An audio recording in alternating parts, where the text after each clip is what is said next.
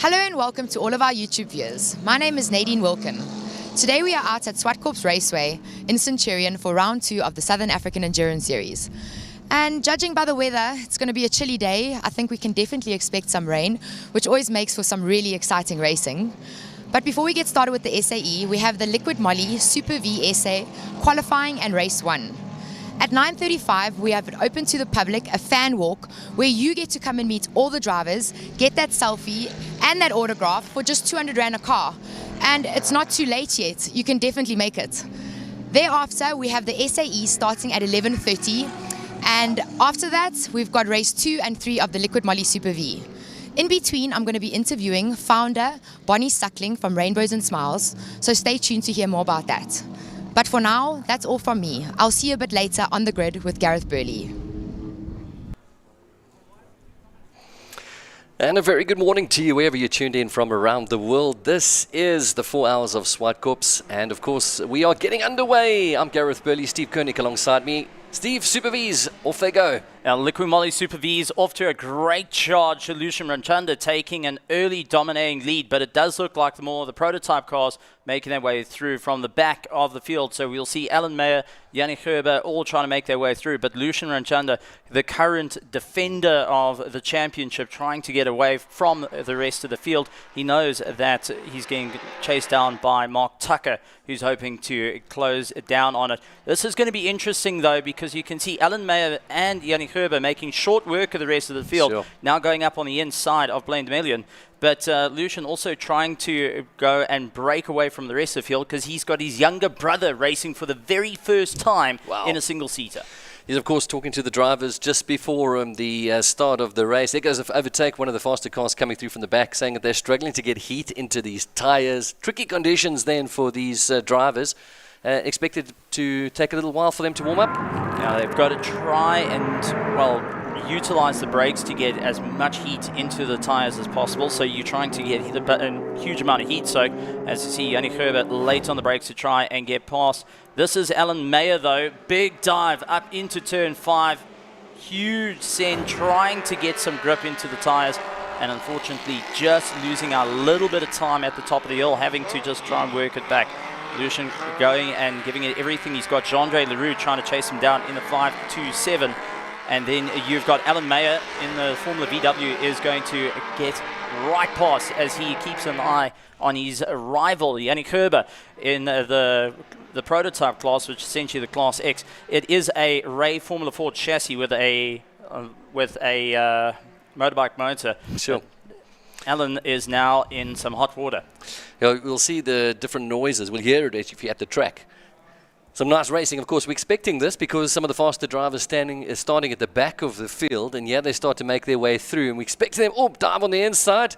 It's a tight line. Of course, this is open wheel racing. You don't want to knock those tyres together as we head down towards the end of another lap there. Penultimate corner now. Is this an overtaking spot for these cars? If you can go late on the brakes, which you're expecting Yanni to do. No. Unfortunately, Lucian right across his now. Now, Lucian hasn't got the horsepower to deal with Yanni Gerber, so he is purely relying on Yanni, not able to get the drive. Unfortunately, that didn't work out. Comes side by side with Alan Meyer, who backs out of the pass, now trying to line himself up for turn 2. He can go late on the brakes if he's brave enough, and Lucian's going to give him the apex. No! Lucian comes again across his nose, and Jean-Andre Leroux now onto the back of him as well. Well, expecting close racing here. Of course, this is the Super V's. It's their round 3 with 3 races coming up for us today. And we'll see the faster cars starting to make their way through. Fans are starting to notice that they look all a bit different, not all the same looking car. So a couple of different varieties in the race. So you've got your Super V class, which we're seeing on screen currently. This is your basically a Formula V chassis that's been modified, aerodynamic upgrades, got a 1600 motor in it as well. So it's Beetle suspension, Beetle gearbox, but still having a bit of fun there. The add of aerodynamic upgrades does change things up a little bit in terms of what the cars can do. But you've got also 2 setups on the engines. You've got carburetor and you have got fuel injected. Out in front though, we've got a Formula M A-class car, which is a motorbike motor in the front of it. Then you've got a Formula VW. But those are the prototype classes because they're actually testing whether the wishbones come into play as well. So this is going to be a developing whether it moves across for the next set of racing. All right, and that's why we see this sort of start a little bit mixed up, perhaps from what the qualifying. But yeah, we got a close race here between first and second. Alan Meyer is now starting to warm those tyres up, expecting him to make a charge, of course, on Yanni Gerber's car, perhaps coming up to the top of tabletop. Now, if he can get the drive up the hill and keep within the slipstream, he can get himself a little bit closer. The final corner is going to be the make-up point. The Formula VW is amazing on the brakes. Unfortunately, it's a little bit heavier, and with a shorter wheelbase, does make it a little bit more tricky to deal with, like against the Van Diemen chassis. And in fact, if you watch the gap between the two cars, you'll see Alan actually closes up in this part of the track, and then on the back straight coming up the hill, you'll see then that Yanni actually pulls away a little bit. Yanni's got all the power to work with him, but now they're starting to make their way into the back markers. This is going to change the game as well.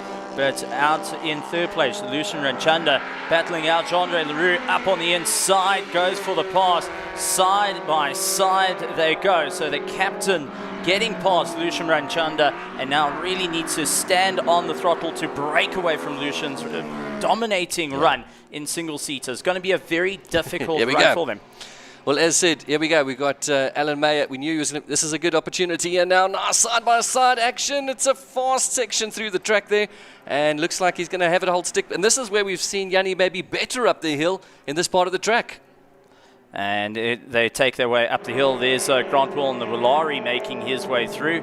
That is the Formula GTI that's got a 1600, also part of the prototype class that is coming into play. But with Jean-Andre Leroux trying to chase down the likes of Lucien Ranchanda, it's going to be an interesting one. But Alan Mayer and Yanni Gerber have got a rivalry that started at Red Star Raceway. It landed up with Alan actually going and nearly rolling his car, trying to catch up to Yanni Gerber. But Yanni with that amazing car, utilizing Formula 4 chassis and really just going and incorporating it into the Formula M classes, and now going into the development class for our Liqui Moly SA Super Vs. Yeah, some close racing there. Looks like Alan maybe made a mistake. In fact, there we go. He locked up, and that's why he's lost a bit of distance now to Yanni, who's sort of, well, he's quickly caught him up, though. Looks like it's going to be a very close race. One of three races, of course, this weekend, or today here at the 4 Hours of Zwartkops.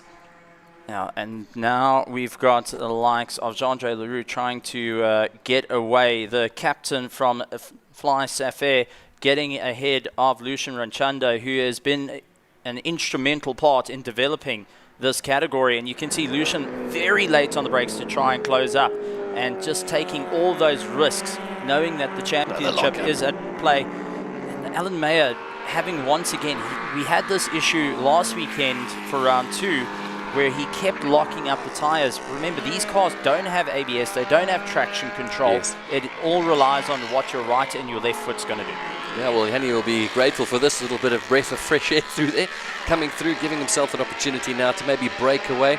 Alan obviously pushing really hard, which is why we're seeing him lock up as they come down on the back straight. We'll see now fans starting to pour into those grandstands as we go through the day. Of course, the big 4 Hours of Zwartkops coming up for us at 11 o'clock. Super excited to see it, and so much to talk about in the 4 Hours of Zwartkops, and the championship is going to be a very interesting Yellow flags waved there. Have we got someone gone off track perhaps? We're taking a look around, trying to see. I'm not seeing any car just as yet, but yellow flags means no overtaking in that sector, so it allows you to close up on the car ahead of you. But unfortunately, no passing will be done. But Alan Mayer, once again, looks for an inside pass. Lunge, safety car comes out. So this is going to be interesting. That's the 530 car that is beached in the brand new gravel trap. Unfortunately, that is Kiva Ramchanda in his debut race in single-seaters. Unfortunately, beached and bringing out the red flag. Not much can be done there. His first time out in a single-seater was yesterday in practice, and unfortunately it's his first excursion into the dirt for main circuit racing. So we're still under safety car at the moment. Will they be able to get that car out now? We've probably run most of the race already. We've got 3 laps left, so I do think this might be the finishing order at this point. Yeah. They have to snap strap that car out of the kitty litter, and it does look like we've got another one. The Formula M's gone and broken down in the distance there. Just trying to see what. And that was, of course, on the main straight coming out the final corner. So what if he's pulled up there or actually lost it coming out of the last corner? So Yannick Herbert just running out a little bit wide. One thing you want to try and do is just make sure you keep in a little bit of fresh air to keep these cars cool. They don't have fans going and cooling down the radiator. It's all airflow coming through. They're water cooled, but you want to try and keep them running. You want to keep circulating, get airflow through them. If you go stationary, unfortunately, you can go and cook these motors quite quickly, and to restart them is a bit of a problem as well. Lucien Ranchanda and Jean-Andre Leroux, though, will be closing up onto the back of our front runner and safety car, the motor coming out of it. Right, so they'll have to go around once again. As mentioned, just 10 laps is the distance here, so we're probably going to finish in the safety car conditions here if they're not going to red flag the race then. So, well, an exciting start to the race. Of course, it's one of 3 coming up for us here at the Super V's. The other 2 races coming up a little bit later on for us today after the 4 hours of Zwartkops. So there is the young Ramchanda climbing out of the car, and marshals will be moving the vehicle that is beached firmly into that. Look, may have been turn 2. Or might get a replay here now. No, this is still under the safety car conditions. So Yanni Herbert out in front will look to take the check flag with Alan Mayer in second place. And after a hard-fought fight they've had, Alan just wants to have a good go at Yanni Herbert. The rivalry, I promise you, is amazing down there. You go and have a chat to them, and they just want to beat each other through and through. They've so far been 1 versus 1 on each other for the last 2 rounds. This is round 3 of 24 for the Liqui Super V's as they look to try and keep going, but also one of the longest championships that are happening. 24 rounds is never an easy thing to do. You've raced this kind of car around this track. You know how challenging it can be. It's very demanding on the driver. Certainly the weather in this cooler conditions perhaps not best suited for this car. So give us an idea about the conditions these drivers are having to face in these today. So it's going to be a little bit windy out there, so the drivers will have to keep that in mind. They weigh about 400 to 300 kilograms, so very, very light. Wind affects it. It throws you around the circuit quite a bit. So you've got to bear that in mind when you're going through the fast sweeps of turn 1, turn 4, and turn 3. But you've also got to keep in mind that with the cooler conditions, the engines are going to work a little bit better. You're not straining them as much, but as well, you want to ensure that you keep as close as you can to the competition to try and knock out the headwind that is going to come at you. As you said, not the best thing to go wheel-to-wheel racing. Unfortunately, you clip wheels in these, you're going to learn how to become a pilot in 3 seconds flat. And unfortunately, they will also land up breaking the cross. There we go. Confirmation. Red flag. Well, we've had 15 cars join us at the track. Some of them, unfortunately, having some troubles this morning. One pulled up with a clutch problem today. But great to have them here with us. And this is going to then be the official result then. That's going to be then, of course, Yanni Herbert taking the victory ahead of Alan Mayer, who started a bit further back in the group, the 2 of them, to enjoy a little bit of slide through the field. And Jean-Ray Leroux, the pilot, finishing on 3rd place. Getting ahead of Lucien Ranchanda. Mark Tucker, 2nd in the championship, again 5th place. So walking away some valuable points. Blaine Demelian, and then we've also got Frankos Jacobs in 7th place. Straight from Benelundas, coming and having a bit of fun with us. Grant Will in his Willari in 8th. 9th place is Antoinette Johnson, also making her debut run in single-seater racing, but unfortunately getting towed out after was doing so well, but unfortunately low ground effects and low ride height. And dirt doesn't go so well for Kiva Ranchanda, who will now try and improve come Heat 2. Right, well, that's a little bit later on for us. Of course, the focus turns now to the 4 hours of Zwartkops. I'm going to pop out the studio and see if we can chat to some of the drivers after the opening of 3 races here this weekend at Zwartkops. And of course, we'll be going live on Supersport from 11 o'clock today. So, yeah, well done to our race winner there. That's Jannie Gerber. We'll see if we can chat to him in a few moments. I'll leave you with Steve, and we'll be back with you in a short while. Going to be absolutely awesome, and I can't wait to listen to some of the chats there, especially from Jannie Gerber and Alamea as they had to carve through the Super V's. Jean-Andre Leroux getting one ahead before Lucian Ranchanda. Unfortunately, safety car came out, but that goes and plays into the hands of Jean-Andre Leroux, who's been having a bit of a difficult race at the start of the season. Very, very close to Lucian Ranchanda, and unfortunately just couldn't get the run for him. As our cars make their way into the pits, Andre Leroux going and directing traffic. He is the main man piloting the whole SA Super V's. So he's hoping to just get everyone organized as we see Alamea and also Jean-Andre Leroux coming by, stopping in a line and just directing all the traffic back to their pits. Mark Tucker also coming through, and you'll see Gareth Burley going and getting himself ready to have a chat to all the drivers and give us a bit of an insight into the race for Heat 1. And absolutely awesome stuff. So, our Liquid Moly Super Vee SA Race 1, and we've taken a look at who finished where. Unfortunately, that is our SAES. So, to go through, we have got Jannie Gerber is out in first place, followed by Alan Mayer, Jean-Andre Leroux in third place, followed by Lucian Rotunda, Mark Tucker, Blaine Dominion, Francois Jacobs, along with Grant Will, Antoinette Johnson in ninth place. 10th would be Kiva Ranchanda. Unfortunately, that is the reason for our red flag, as we look forward to having a bit of fun later today. As said, we've got the SA Endurance Series going and having a bit of fun. 4 hours of Zwartkops for some incredible racing. So let's head to Gareth Burley for some interviews.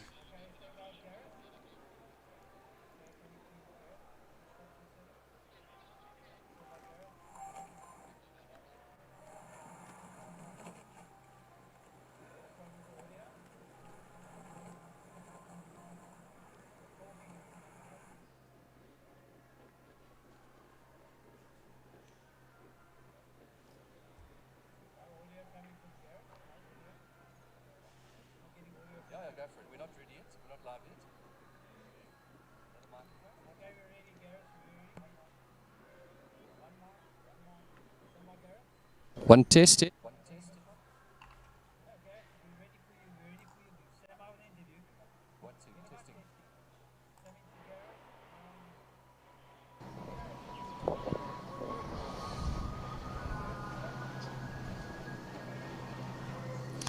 Right, we're here from race 1 with the Super V's at the 4 hours of Zwartkops. Alan Mayer, not taking the race victory, but you enjoyed yourself out there. Yeah, no, unfortunately not. Jannie beat us, but it's fine.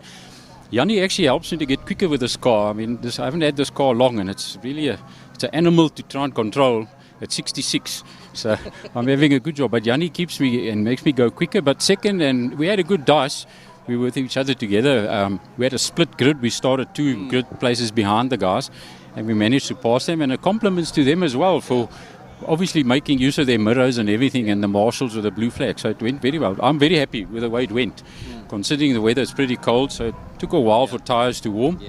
But yeah, we got there. It's all in one piece. We're ready for race 2. Yeah, listen, race 2 coming a little bit later. Conditions might be very different. We saw you locking up quite a bit. Is that just part of the conditions? Yeah, as well as I get obviously it's got a sequential gearbox, so I get a little bit mixed up with when it's back in second gear. And by then you check the corner and your eyes go like saucers, and I'm harder on the brakes, which causes... Yeah. I actually blistered a tyre once in practice here, so I try and be casual on the brakes. But yeah, it comes to that point where you better stop now. You know what I mean? Just quickly, we saw 2 cars going off. Is that part of the conditions? Is it just maybe a bit rusty, track a bit green? I think maybe part of the conditions, too cold, and maybe too too eager too soon. Yeah. You know what I mean? It's you practice these things, and then once you get in the race, there's always that little bit of extra that you try. And unfortunately, hopefully the driver's okay, and hopefully we can repair the car. Yeah. Get it back in the second race. Yeah, and just lastly, I mean, fantastic to be a part of the 4 Hours of Zwartkops. Look like we're going to see more of you guys this year. I hope so. I'm actually big thank you to Andre Leroux, Super V, and Wayne Riddell and that for hosting us on the program. It's actually magic to be us. It's wonderful. Great stuff. Listen, well done, Alan. Thank you. We'll see you a little bit later. Let's try and chat to Jeandre. Jeandre finishing in third. Jeandre, come join us here. Finishing in third position. Tell us how the race went. I started from the back basically in 8th position, and you know, sometimes luck doesn't go your way in qualifying, went into the kitty litter, but otherwise from that got a good comeback, did some good times. I caught Lucian. Lucian's tires are a bit shot. He understeered quite a lot. My car was on rails. I must say I didn't understeer at all, but yeah, I did well, and happy with the first in the Super V's. Yeah. Listen, it's been exciting to see you guys joining us. There seems to be quite a lot of fanfare around the race. I mean, this is really what it's all about. Hopefully having a bit more focus on single-seater racing, introducing more people to the sport as well. Yeah, definitely. The class is growing enormously, quite quickly as well. And I must say, with Likumoli, with our sponsors and joining you as SAES, I mean, you guys are phenomenal. I mean, all the coverage you're getting, all the sponsorships that's involved. Thanks for you guys to letting us in as a class and a group. And you're really a nice bunch of guys. So thanks for all you guys and all the sponsorships and everybody that's involved. Yeah, thank you. Well done, hey? Right, there we go. Race 1, Super V's, of course. We're now focused on the 4 Hours of Zwartkops up next. Super V's will be back this afternoon with 2 more rounds to come. Come and join us down here at Zwartkops. We're in for a cracking day of racing. So I've been marching up and down the pits in this overall for a couple races now. I'm in the capable hands of Dan Hirsch, who's going to be taking me on a couple hot laps around Zwartkops racetrack today. And I'm going to be in a V8 Roadster backdraft. Let's see how this goes. Let's do this.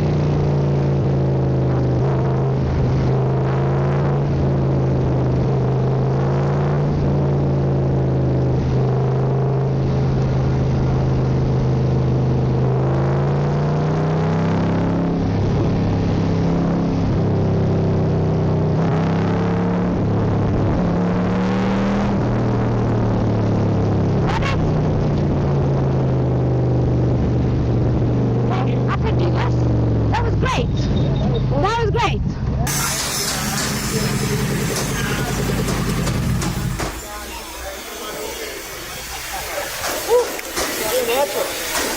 This is great.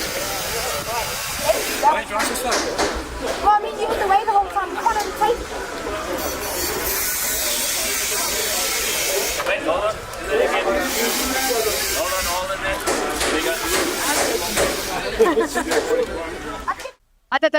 That's all I'm going to say, but that was absolutely incredible. And I'm so grateful Dan was my driver. He was exceptional, except for the last 2 laps. I felt like he was really trying to test my limits there.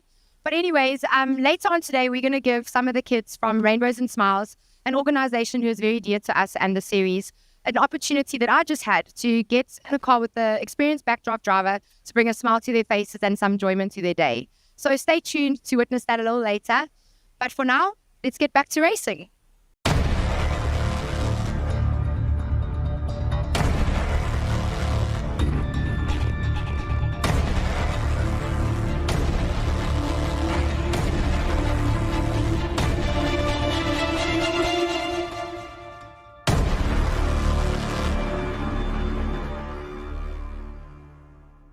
Hello and welcome to the pre-race show of the Southern African Endurance Series. My name is Nadine Wilkin. We are going into round 2 of the SAE taking place at Zwartkops Raceway on the 27th of April 2024.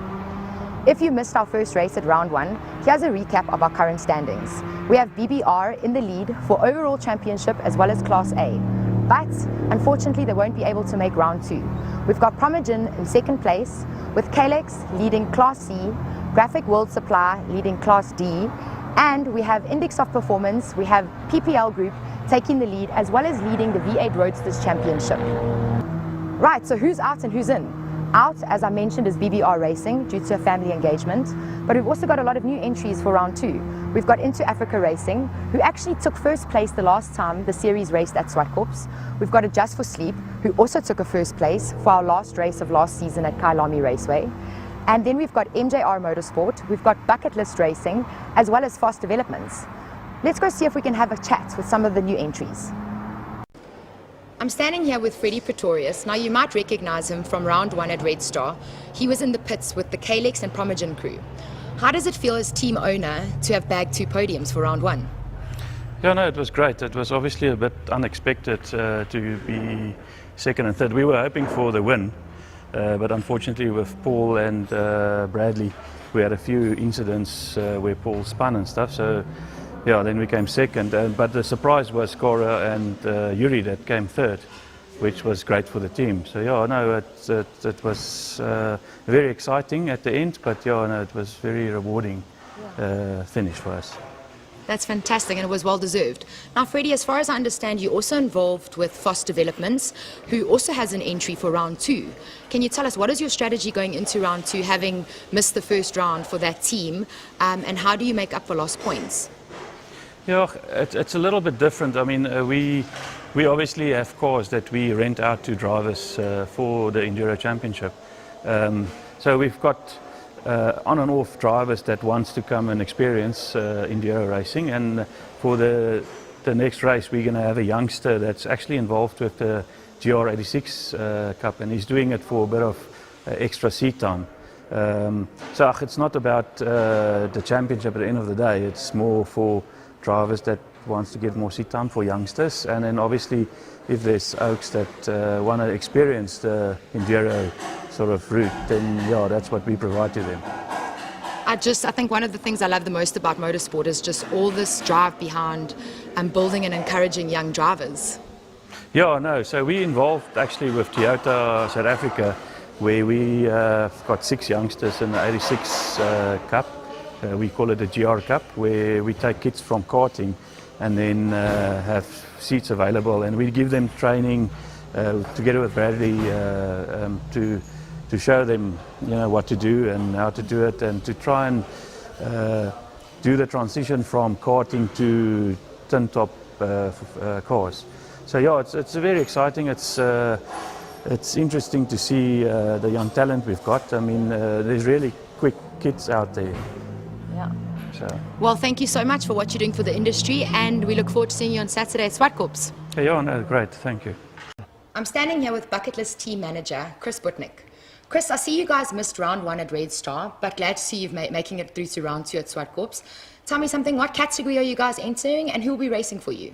So we've got 2 drivers joining us. They're participating in the GR Cup with us, and they're looking for a little bit more seat time in preparation for the rest of the championship. So we've got Ken Swartz and Dylan Praji joining us on the weekend. Hopefully they'll be doing well in Class D. So that's the class we want to enter the BMW in. It should be quite a nice competitive field, and even though the car looks big, it's actually fairly comparable with some of the other cars that are in the class. So I think we should have a good race. Awesome. And tell me, can you tell us a bit about this BMW that's going to be racing in the category D class?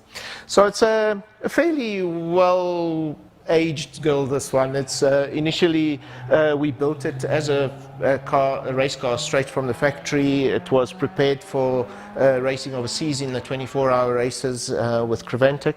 So it went with us in 2017 to Dubai. We did almost a full 24 hours. Unfortunately, we crashed out in the last really hour of the race. And then since then we've been using it on and off as an arrive and drive experience for anybody who wants to participate in endurance. So it's a well-prepared car. It's built from the ground up to be an endurance car. And other than being relatively standard, it's got a few upgrades on it. So it's got a race ABS on it to make it safe. It's got a very large fuel cell for the long stint times. It's got big brakes so that we don't have to worry about running out of brakes throughout the endurance event. So it should be a very nice car to drive. I've driven it myself in Dubai, so I know should be a very good car to use. So she's an international, honey. She's been around the block a bit. A little bit, yes. We were hoping to do some more overseas events, but the categories there have just become much more competitive and really no longer a home for these type of cars. So we're looking forward to SA Endurance, where we can at least still be using it to full effect. Yeah. Well, we are thrilled that you are still taking part in South African motorsports. I mean, we obviously need all the drivers we can get. So thank you, and we look forward to seeing you on Saturday. Thank you. I'm sitting here with JP Breiner, the championship leader for 2023 for the Index of Performance. So he's actually part of a team of 3, but unfortunately the rest of his team weren't able to complete all the rounds, so he took the championship on his own. Currently, they are sitting in 3rd place for the Index of Performance and 2nd place for the National V8 Roadster Championship. JP, tell me, will the rest of your team be on the podium with you this year for Index of Performance? So as it stands at the moment, it looks like we can all attend each race, so hopefully that continues. Last year we had a couple of unexpected incidents that came out, so unfortunately CJ and Ant couldn't make 1 or 2 of the races. So yeah, this year everything looks good. We should all be there, so hopefully we can lift the trophy with all 3 of us. Well, I'm rooting for you guys, and I look forward to seeing you guys on Saturday. Thank you. So that's all taking place on the 27th of April 2024 at Zwartkops Raceway. Grab your ticket on our website for just 200 Rand per car and come and join in on the fun. There are food and beverage facilities available on site, but if you want to do it right, pack your camping chair, your gazebo and bring the whole family and come and enjoy the fun and support some local motorsports. And you can also enjoy a public grid walk to meet some of the drivers and see some of the cars before they start their racing. A quick shout out to all of our sponsors, which is a Motor Centurion, Dunlop Tires, Creative Inc., Worth and ATS Motorsports. If you can't join us on the day, please join us on SuperSport Live as well as on our YouTube channel for a full day of live streaming. That's all from myself, Nadine Wilkin, and the entire SAES team, and we look forward to seeing you. Ciao for now.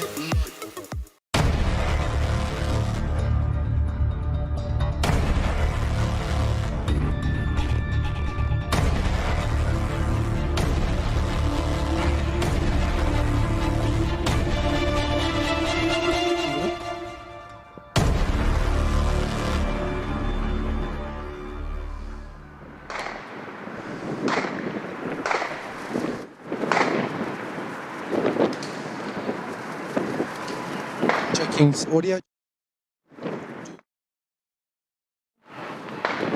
Hello. My TV's in that room there. The TV. Take it to them by that van. They need to set it up in the pits. Find one of the technicians. Tell them we need to set this up. Well, you gave me a new one already, but it was working on my phone.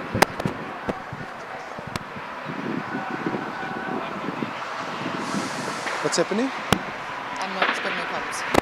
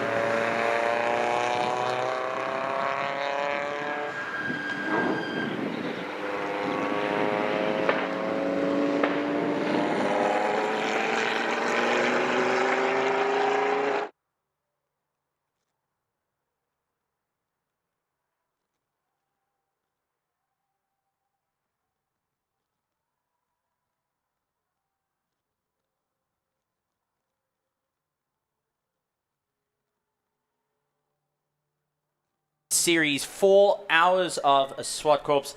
And we are going to be having our fan walk at the moment. If you're in the Centurion area, please pop in to Zwartkops Raceway. It's 200 Rand a car to come and enjoy. So make sure you get all your friends and family, get them into the car, come and enjoy the racing as we're going to go live with our 4-hour come 11 o'clock. And it's going to be absolutely monstrous of a race. Championship going to be on the line for many of the drivers, and we have also got such as like the BBR Racing 992 Porsche out of action, so that does open it up for the rest of our field. We also got the Slingshot 2.0 returning like a phoenix from the ashes, was set ablaze at Red Star Raceway. They've come back with some new modifications, some new upgrades, and it is going to be an incredible time. We also got a couple of cars on the circuit for our fan walk. We've got our Likumoli Super Vs that are making their way around, and they will be stopping onto the back straight. And we do have our Saes going and also getting themselves ready for the fan walk. Looking forward to seeing how all the races are going on, taking forward. Yeah, Stevie, just want to jump in, and I've been out there last night and this morning doing a track review. Seems to be holding together quite nicely, I must say. Obviously the crew vehicles and the chase vehicles and the pace cars have gone out there to make sure that we're in good shape. And sorry, I'm a little bit out of breath. Been running up and down the pit lane, making sure that we're in good form. And at the moment, we are looking in great shape, going forward to a great day of racing. The clouds are just starting to part upstairs, so it looks like we're going to have a nice, clean run this time around. It's going to be incredible. We'd also had the Rainbow and Smiles kids come through and have a lot of fun out on the track, going for those track rides. Got to say, extremely jealous going, also seeing Nadine having a run in the backdraft Roadster. I won't lie, I felt like also I wanted to jump in the seat, but enjoying just a bit of time in the commentary box here with Gareth Burley, who is going to be taking us through the 4 hour, also getting some interesting interviews with all our different sponsors being a part of it. A big welcome to everyone out on YouTube. We also will be going to Super Sport. Let's go to Gareth Burley down in the pits.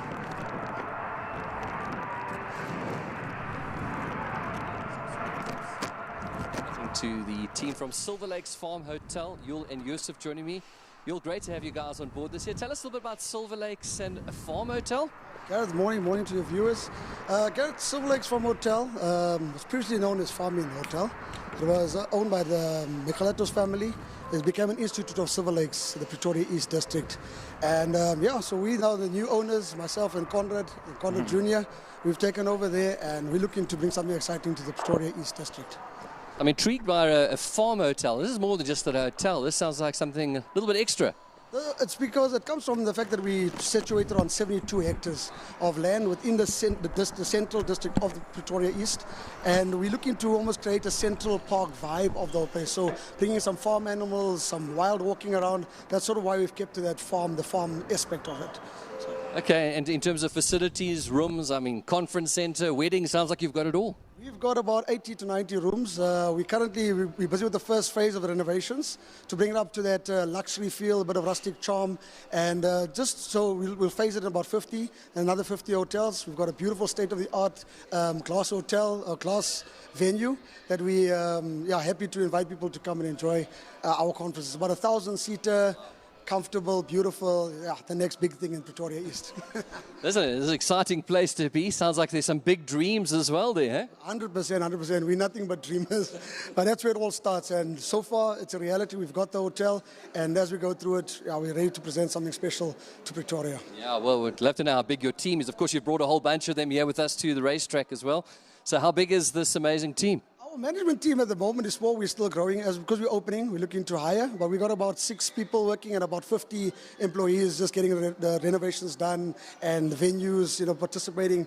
But about 50 to 60 people altogether, yeah. Sounds like a job offer here available at Zwartkops Raceway, eh? 100%. If you want to silverlakesfarmhotel.com, send your CV. We're looking for all sorts. Hotel managers, guys who are involved in event menus. We're ready to go. Okay. All right, Yusuf or Conrad, tell us about the connection to motorsport and how you guys have joined us here. We've all been car enthusiasts for like most of our lives, and I've had the privilege of attending a few motorsport events of my own, including spinning and drifting events. And we just feel that the Southern African Endurance Series is a good stepping stone for the Silver Lakes Farm Hotel as a whole. Yeah. All right, so no racing per se, but just a real passion and love for it. Yeah, no, definitely. I mean, the V8's passing here send a I'm sorry, right? Shiver down my spine. Yeah. Okay, so a bit of a love for motorsport, an interest, of course, in it, and of course, what a venue! Stunning community coming out today to support. Have you got your eye on any of the drivers? I'm looking out at Mr. Litlaka. Yeah, he's definitely going to be I'm backing him all day. All right, Yeah. well, I think we're in for some exciting racing. This is wonderful to have you guys on board. So for more information, maybe where can we find out about details about Silver Lakes? SilverLakesFarmHotel.com. 100%. All right, guys, thanks so much. We'll see you a bit later in the day. Huh? Thank you. Bless you guys. Cheers. Well, big welcome to Silver Lakes Farm Hotel for joining us here at the SAES. And I've got to say, absolutely fantastic to have them on board, being a part of the show, also bringing some magnificent food today. And I can tell you, when the wind picked up, well, I started getting more and more hungry. That is for certain. Yeah, Stevie, we don't have 5D TV at the moment, but if you guys at home could smell what we are smelling, it's going to be a fantastic day. As you can see, some of the shots out there on the course as well. The greens are getting greener and the blues are getting bluer, which means the sky is opening up nicely for us and we're in for an absolute treat. The good thing about endurance racing is, of course, we've got all of the facilities on hand to make sure we can keep the wheels rolling at all times. Zwartkops race circuit, this place is amazing. The amount of development and maintenance and upgrades they've done on this place over the last 15 years is absolutely phenomenal, and this event and this series really starts to showcase that as well. The Super V's a fantastic initiative, nice development on these vehicles, and did you notice that one of the cars is running that 1290 Super Enduro version? It is absolutely fantastic to see what these cars are able to do. But right now we're getting ourselves to build up for the rest of the day. Yesterday there's a lot of shakedown, a lot of testing, body parts going flying left, right and center, but that's why we go out early on a Friday to make sure the cars are locked and loaded and all solid. Same for the Live X crew. They've been out there making sure that everything's wired and perfect so that when we go to Supersport this afternoon, or late this morning and into this afternoon for the feature race for the 4-hour, we are in great shape. Stevie, you've been out there on the tour the whole year. There's been a lot of noise about this tour last year and the early part of this year, and we've started to see a ton of competition coming in. But it sounds like there's even more happening down in the pits. So fantastic to have our crew down there, getting all the stories, talking about the tech and talking about the new crews. On the course, it is fantastic to see. Right, I've got Mike here from ATS Motorsport, very much involved with Dunlop and motorsport in South Africa. Mike, great to have you with us. Tell us a little bit about your operations in South Africa. Well, at the moment, we obviously one of the tyre suppliers for the SAES. There's a whole lot of other race series that we are involved with as well. Obviously just supplying all racewear, all that kind of stuff for motorsport in South Africa. Yeah. And how big the operations? I mean, Dunlop everywhere. Yeah, pretty much. Dunlop is at the moment pretty much everywhere. Our two directors, Heinz and Mandy, have done a fantastic job getting us involved in all the different race series around the country. Yeah. As a competitive industry, of course, tyres, interesting times you're in the country as well. What's the sort of vision and dream for the company? Well, yeah, it's just to keep growing, keep getting out there, keep getting bigger and bigger. That's really where we're at the moment. Just got to obviously help motorsport grow at the same time. Yeah, we certainly have the talent. We've got the tracks, beautiful track here at Zwartkops. So, I mean, it's a great platform as well for it. 100%. Yeah, it's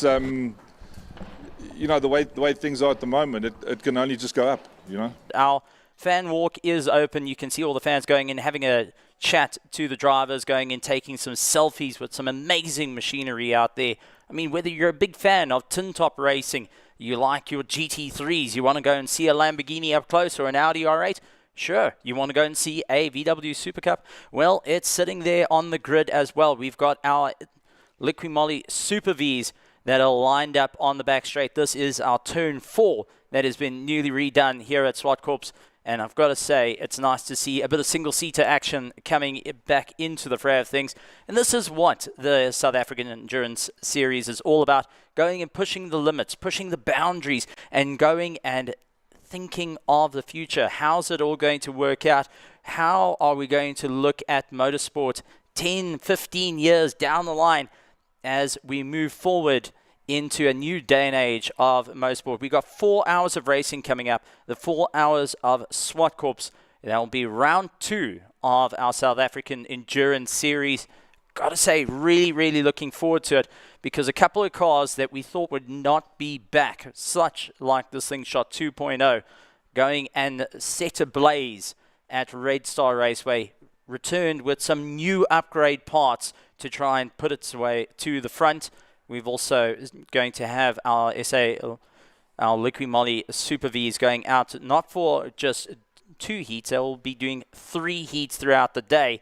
So that's going to be a bit of a challenging one. And we'll see how they last with the wind conditions now picking up a little bit of a chill in the air here at Zwartkops Raceway. But this is not a unfamiliar sight to the circuit, where it does provide its own challenges. It's a very high-speed circuit, but when wind comes into the fray of things, Matt, you've been around this track in all sorts of vehicles and bikes.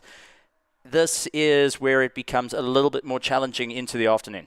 Yeah, more so for the crews as well, because they're obviously going to be having to deal with a lot of issues, fuel spillages and things like that. Obviously, everyone's got their fast fillers and super fast fillers down there in the pits, so we'll be keeping an eye on that, especially during the feature race. But we think that the temperature is going to come up and the wind will start to drop as we build up to the feature race. But for now, I think we're in really, really, really good shape. The marshals, I've been on comms with the marshals throughout the circuit as well, and everyone's reporting there's no standing water on the runoffs, which I think keeps things nice and safe as well. They did a deep rake. You can see the shot here. Perfect cut from our directors there. We set a deep rake on some of the runoff spots, and we know if you go off on the outside of turn number 1, it's a big, big, big mission.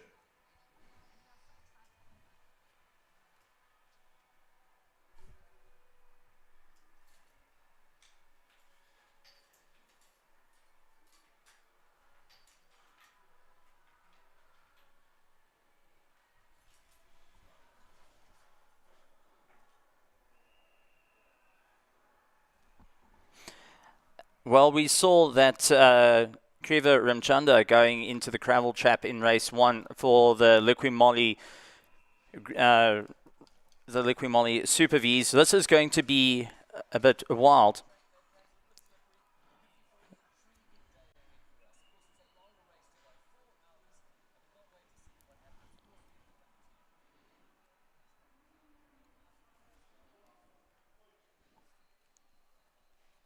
As our grid now being cleared out and the fans being told time to move off, we will be moving our cars off the grid and back into their boxes as we line up, getting ready for some amazing racing right here at Zwartkops Raceway. So if you are in the Centurion area, definitely come through. Tickets cost 200 Rand a car, so if you get creative and if you wish to go and get a little bit of squeezed up with your buddies, feel free to jump into a car, come through, come and enjoy the live action. But over with all our virtual grandstands out on YouTube and Supersport, it's good to have you guys here, and we're looking forward to a brilliant day of racing for the South African Endurance Series. 4 hours of Zwartkops. It's round 2 of it, and we're going to see drivers really pushing the boundaries. We have got a couple of usual contenders around to go and really launch their way to the top, like Just for Sleep in their Nova prototype. But then we've also haven't got the BBR Racing 992 Porsche Cup car that won round 1.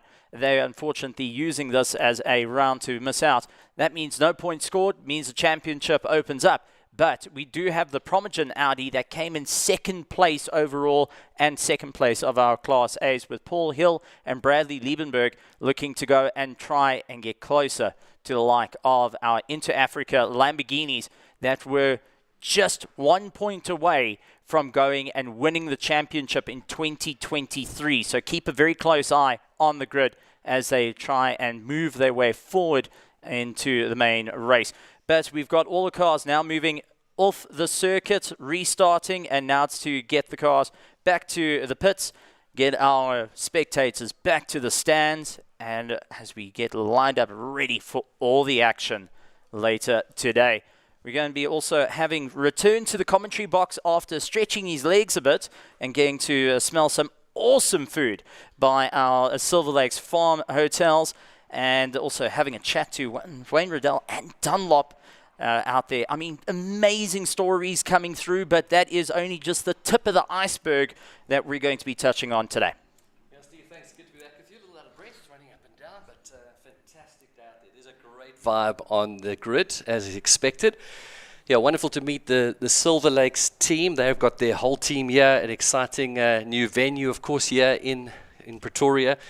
And what's really interesting is I thought I was expecting to hear they've been involved with motorsport for years. No, they just love motorsport. They're here just because they love the idea of motorsport and endurance racing. And what a place to showcase your brand. So it's incredible.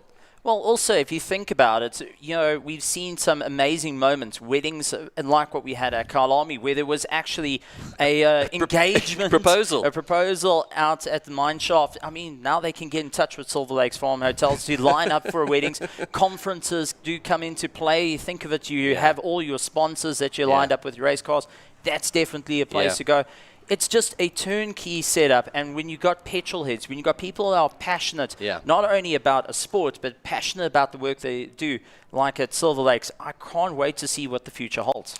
Yeah, and more to come, no doubt. It's a farm hotel. Go check it out there. They're on board, of course. The other one, of course, ATS Motorsport, who've been an amazing ambassador, and they particularly are thrilled about the amount of young people. Just looking at the ages of those that are on the grid, the amount of people who are under 20 years of age that are on our starting grid today is just phenomenal. It just shows you, which is what their heart is about, is ATS Motorsport, passing on to the next generation, these young people coming through. And that's what's happening. And I mean, we've got a youngster on pole position in the 4 hour who just set a new lap record. Well, that's it. And with ATS is also where you can go and start your racing career, and you can also keep it going all the way through. I mean, majority of these cars, they go and get all their parts from ATS. You go and get all your safety gear from ATS. And even having Dunlop tires on just to get that extra bit of grip, especially out here today with a very green circuit, is going to push your way forward. Yeah, I was standing on the grid there. Track's looking, not much rubber on it. It's looking like it's thirsty for some rubber, so I'm expecting to be a little bit slippery, perhaps, at first.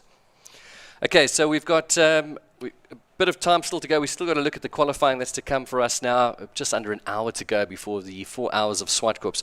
I just wanted to mention on the starting grid, one of the fan favorites was not a green Lamborghini from Into Africa, but a blue one. What's that? So that's one of the new cars that have been brought into the fray by Mr. Lateka, going and purchasing. It's a little bit of an older chassis, but still goes like the wind, and it's looking to just pair up for the 1 hour dash. But Stuart White is going to see what he can do in the car, considering that hasn't done a lot of racing. Well, in fact, so the news from Stuart, I spoke to him on the grid, is that they're not going to race the blue Lamborghini. It's just here to have a look. It's to come. They're focusing on the green one. So they'll be in the 4 hours of Zwartkops. That's the focus for them. So we won't see the blue one out. But it certainly was a fan favorite on the grid. No, that's absolutely interesting, because I thought they were going to go for the 1 hour, but it does make sense because they're aiming for the championship at the moment. And at round 1 at Red Star, unfortunately, they missed out due to a car breaking down. So they scored 0 points there. They're looking to make it up. And considering the stiff competition that's around, such as the Just for Sleep Nova that's lurking around, you've also got the Promogen Audi R8 that's going to be battling a way out, plus the newly rebuilt Backdraft Slingshot 2.0. It's also, its name in the factory is actually called the Carbon Car. They called it the Carbon Car because it really doesn't have a name to it, but the new modifications has got the grid a little bit unsettled, wondering what is it going to do, because its qualifying pace isn't its true pace, because that was just a shakedown. What's to come with the new modifications? Well, of course, we'll have a look at the qualifying in a moment, but they qualified without a rear wing. They didn't actually have time because they arrived an hour before qualifying got underway. This is now the Slingshot 2.0.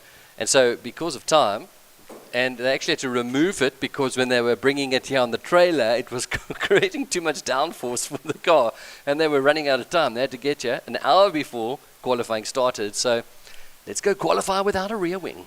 And makes life rather interesting because that also changes the handling characteristics as well. So you've got to try and set the car up.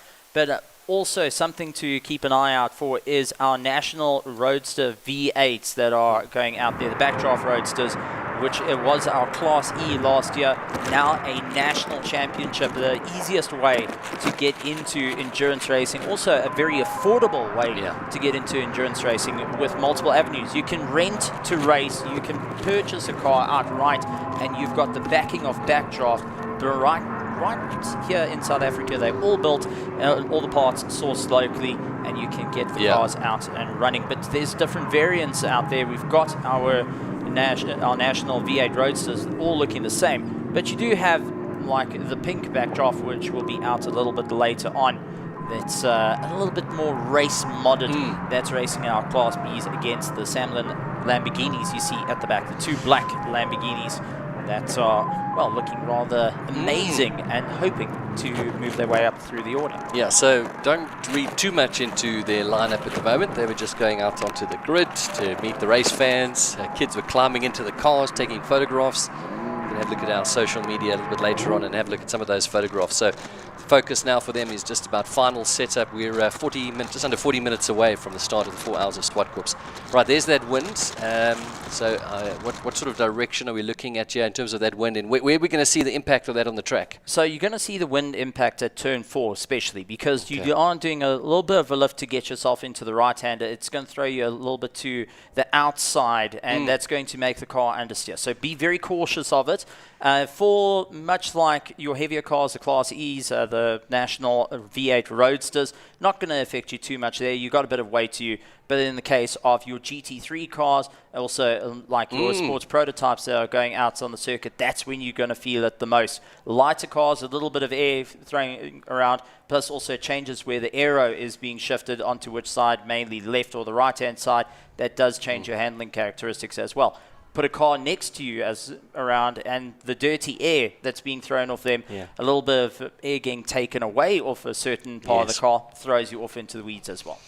All right, there's many stories developing here. Of course, we've got a couple of cars that have not made it to the grid. We'll get to that as the race gets underway, but perhaps the real story here of the 4 Hours of Zwartkops has been the young people that are taking over, the under-20s, and of course, we've got the driver on pole position who's now set a new lap record. All right, so those are going to be the stories. We've got lots to tell you about. We're going to see where the championship leaders currently stand. We're going to see where the reigning champions are standing as well as we get things underway.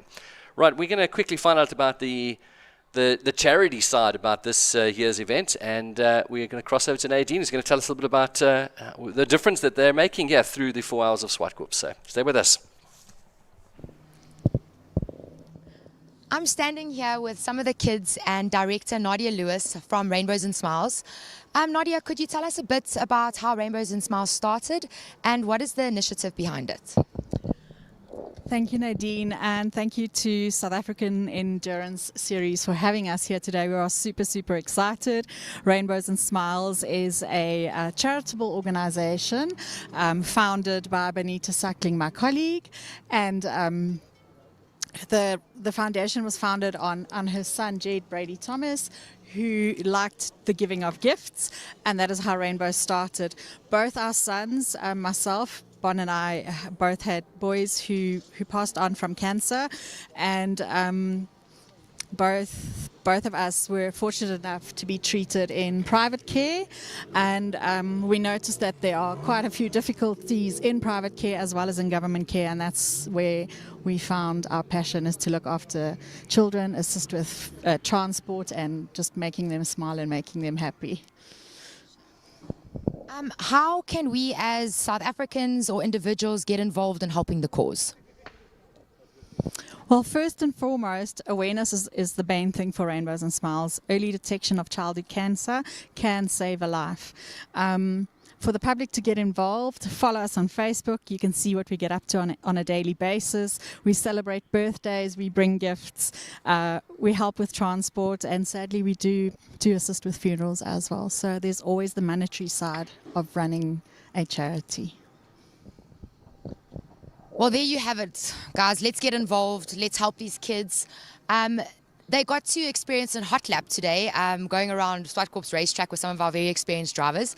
So let's hear what they thought. So what is your name? Danielle. Danielle, how was that hot lap for you? It was fast and amazing. I would really like to go on it again because it's my first time in a race lap, so I really would like to go again. That's wonderful. I'm glad you enjoyed it. And what is your name? My name is Caleb, and honestly I can say I loved it, especially as someone that loves cars.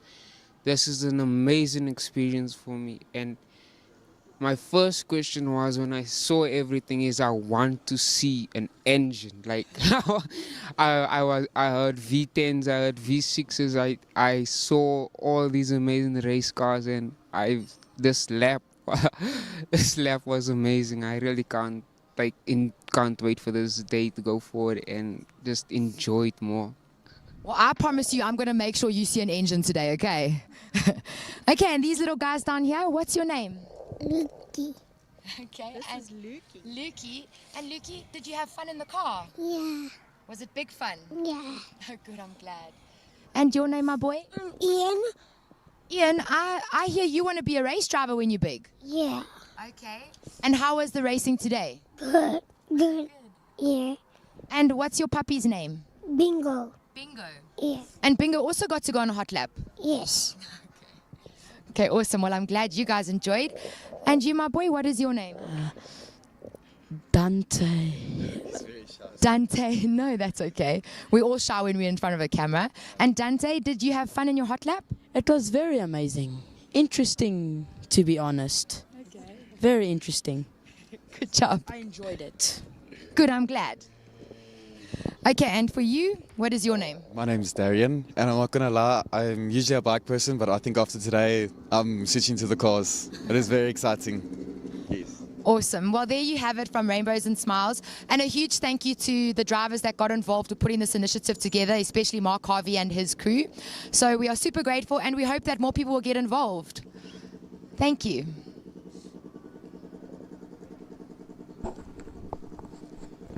Let's all go, woo!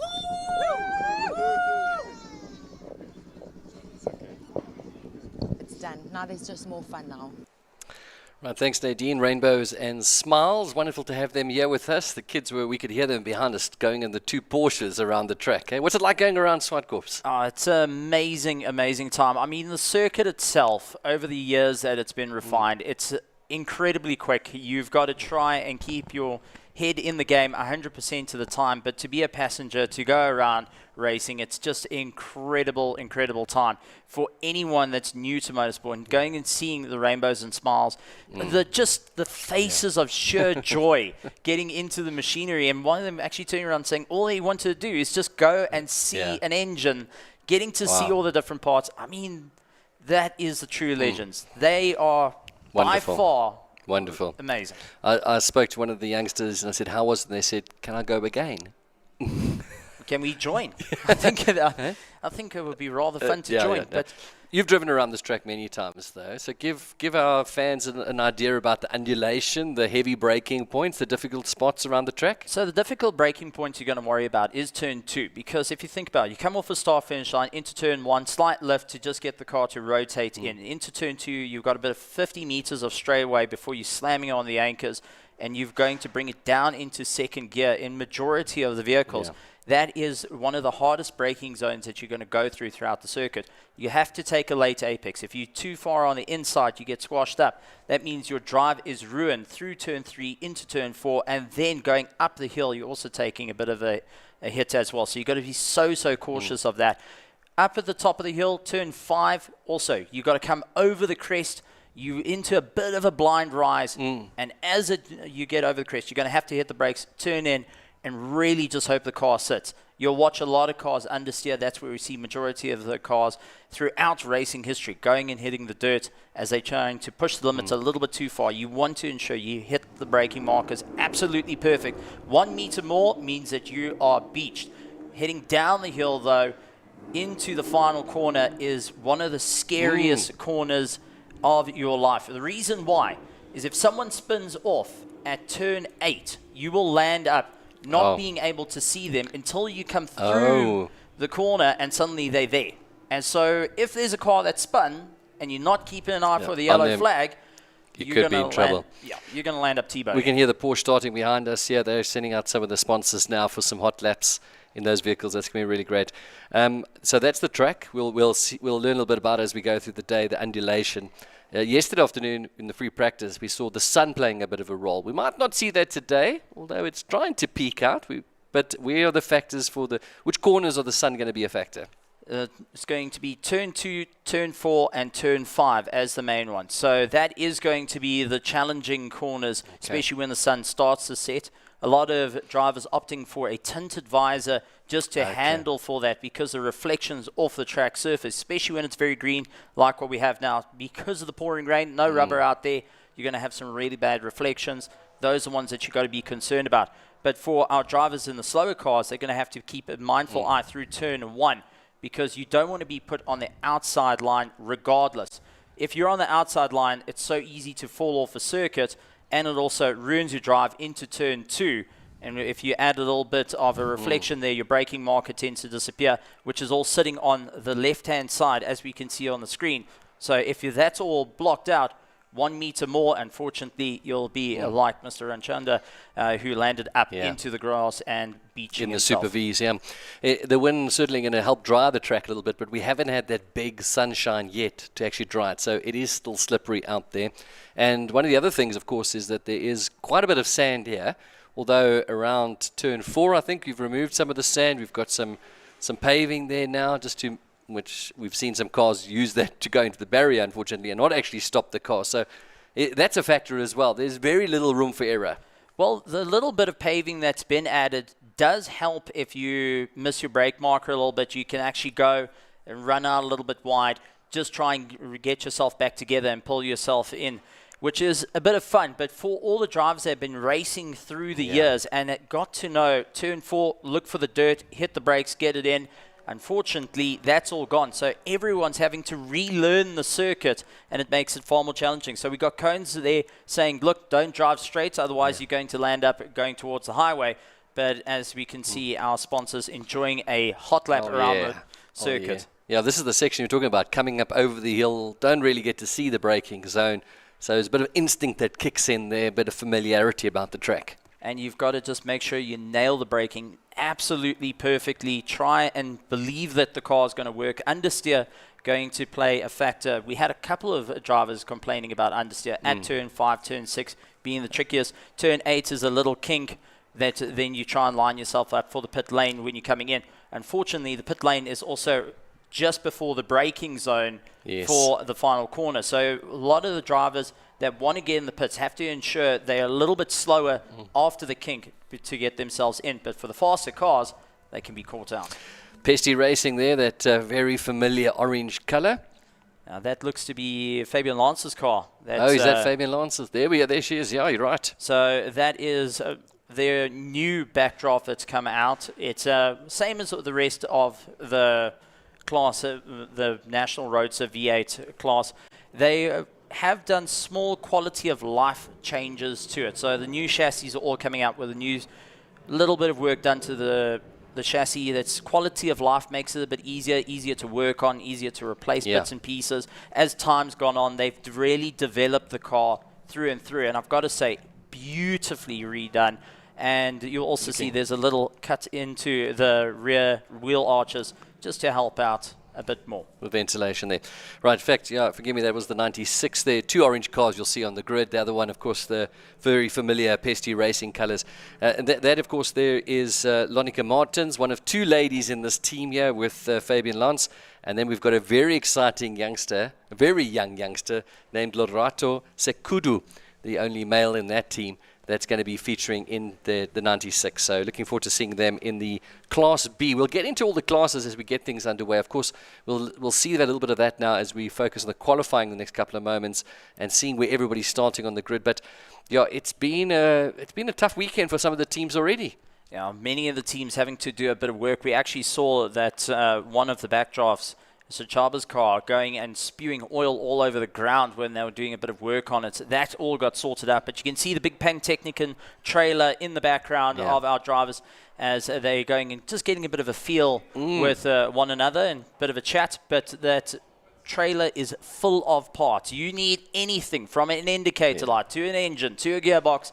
It's all sitting in the back, and that's what makes this class so welcoming for endurance racing, because you can just get bits and pieces. The customer service to just keep racing is amazing. The only time that you won't be able to get out back on the track is if you write off a chassis. It's the only thing they don't have, Even then, I wouldn't count it out. The backdraft mechanics are wizards behind the spanners. Yeah, there was around there a pink backdrop with a roof on it, and that's been a bit of a talking point, a fan favorite as well. Tell us a bit about that car. So that's the new generation that's been built up for Patumba, and I've got to say, really, really amazing little car. But it's also got an interesting story. The roof was designed out of cardboard by Tony Martin, who went and just put the shape together. He said, look, does this look okay? And then they ran aero testing over it to see if it all works. But it's a coupe look. It's actually very similar to what Tony Martin and Mike McLaughlin campaigned overseas at Daytona when they went and took one of the backdraft cars. Nice. So good to see it out there. A bit of a working car and a bit closer to your GT4 specs of it. So good to see it out there. If you have a bit of extra change, I would really go for one of those. But ultimately, the National V8 Roadsters are going to be the best ones. But there it is, absolutely saying, I do feel that the roof finishes it off, the rear wing, everything comes into play. It just blends in so well. It's got a 5 liter V8 in it that's looking to try and get a little bit more of around a Ford Coyote motor that is seriously powerful underneath it. Actually, the same engine that is sitting in the Nova. This car a little bit heavier than the Nova, but is looking to really put in a dominating factor and can go toe-to-toe against Lamborghini Hurricanes in its same class. Of course, the Nova on pole position. We'll get to that a bit later. But three drivers here, and there's Gavin Grenier. We haven't seen him up to this point, so wonderful to have him here. A familiar name in South African motorsport. Gavin racing tracks, racing for years. Mark, his brother, of course, a multiple South African champion. So, there we see Kishore Patanda, Dad Patumba there. But it was Devin Robertson who actually qualified for that car yesterday. So there's actually 3-driver lineup for this stunning vehicle. I just love the side view on the track. Feels Bondish. Right, we're going to go through the qualification now. And yesterday, of course, we saw the drivers in action. So let's go through and see where everybody's starting today. After all of the drama that took place yesterday for some of the cars, they'll be at the back of the field. We're going to run through now where everybody is lining up for today's race. We are just 22 minutes away from the start of the 4 Hours of Zwartkops, round 2 of the South African Endurance Series. And it's all to play for. Big story, of course, the current championship leader, not yet. Going and missing out, unfortunately, but does open the door for many others to go and take it down to the wire, as we saw for 2023. What a season.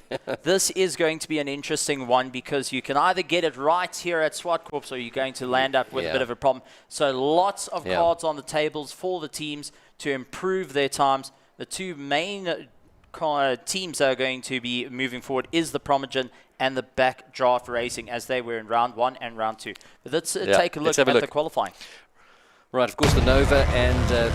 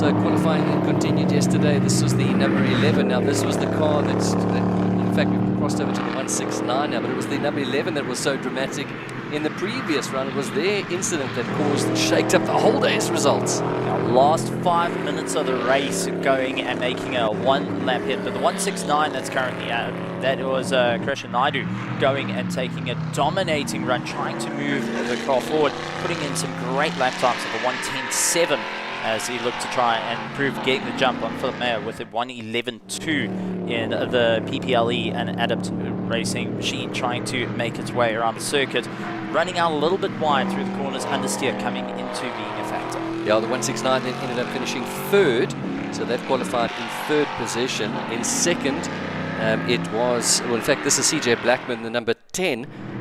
They didn't quite have it their way. They are the defending champions, CJ Blackman, Jean-Paul Brunner and Anthony Hoare, the Trade Core Racing. They're the current champions, of course not an official championship, but the championship in their series. This one, the first National V8 Roadster Championship that we'll have.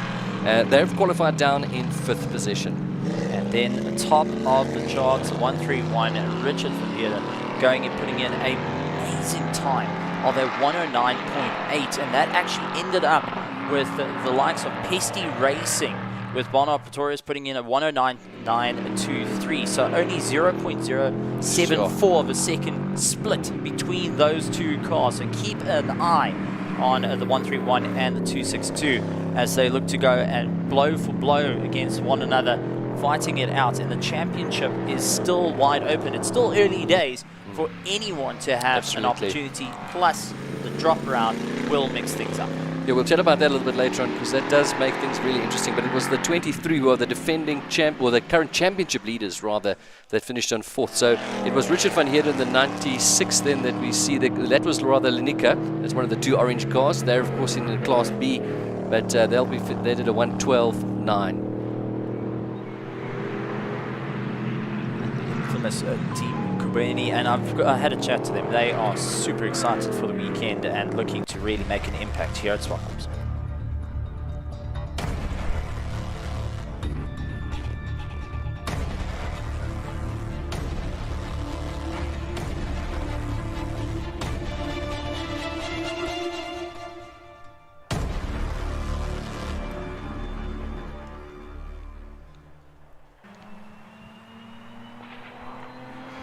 Right, so that was the first section. That was the Class E predominantly. And then we moved across to the sort of the mid pack, and look at that fighter pilot there. Hey, through turn 2. Dr. Mike Verrier in the Shelby Can-Am. He actually came up with the livery design purely on the fact that the car is well over 26 years old. The early Gen 3 of the Shelby Can-Ams, a series that used to be a national running sports car championship. Still an amazing vehicle to go and see around. Also going and detuned this time around just to have it in the 1 hour. But Dr. Mike Verrier coming in, enjoying it. But he did not put in a absolutely staggering time that he wanted to do, only managing to get a 110.2, which is actually slower than our top of our National V8 Roadster Championship cars. Yeah, we'll only see them for an hour out there. Of course, this is a fan favorite here, the Alfa Romeo Giulietta. And this is now in Class C. They're very much up against the BMW that you'll see out there from the Bucket List Racing BMW. This is the Aquadacia Alfa Romeo, and of course it's the Calyx that's the 3rd car in that class. It's going to be very close between the 3. We'll see the Calyx in a moment. This was one of the 2 Samlin Lamborghinis then. This was the 95 that was in this qualifying session. And there we could see just on the side the Calyx pulled up. That was coming out of turn 2, and unfortunately they didn't get in at qualifying time. Yeah, Yuri Swart going and sitting and having to watch all the cars fly by and do their lap times while he sits there trying to figure out what on earth just went on with the car. But I just want to correct myself. This is a Lamborghini Gallardo, not a Hurricane. That's it, making its way around the track. The Samlin bringing 2 Gallardos to the track. Beautiful. And then we also had our backdrop Here we coupe go. going and campaigning it around the circuit. Absolutely blistering lap times to move forward and looking to try and really make an impact and show the Class A's and B's that it's one to be keeping a very close eye on. Every time I see that car, just hear James Bond music. Can we get it for the next Bond movie, please? That's the car. But James Bond was always an Aston Martin, the villains. Yeah. All right, so in the end, in the classes, David Franco then coming out with a 106.7, Anthony Pretorius in a 107.4, and Dylan Prudgy in a 109.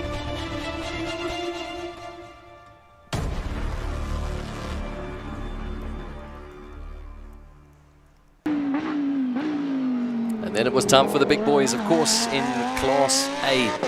Now this was the Into Africa Lamborghini. Stuart White behind the wheel there.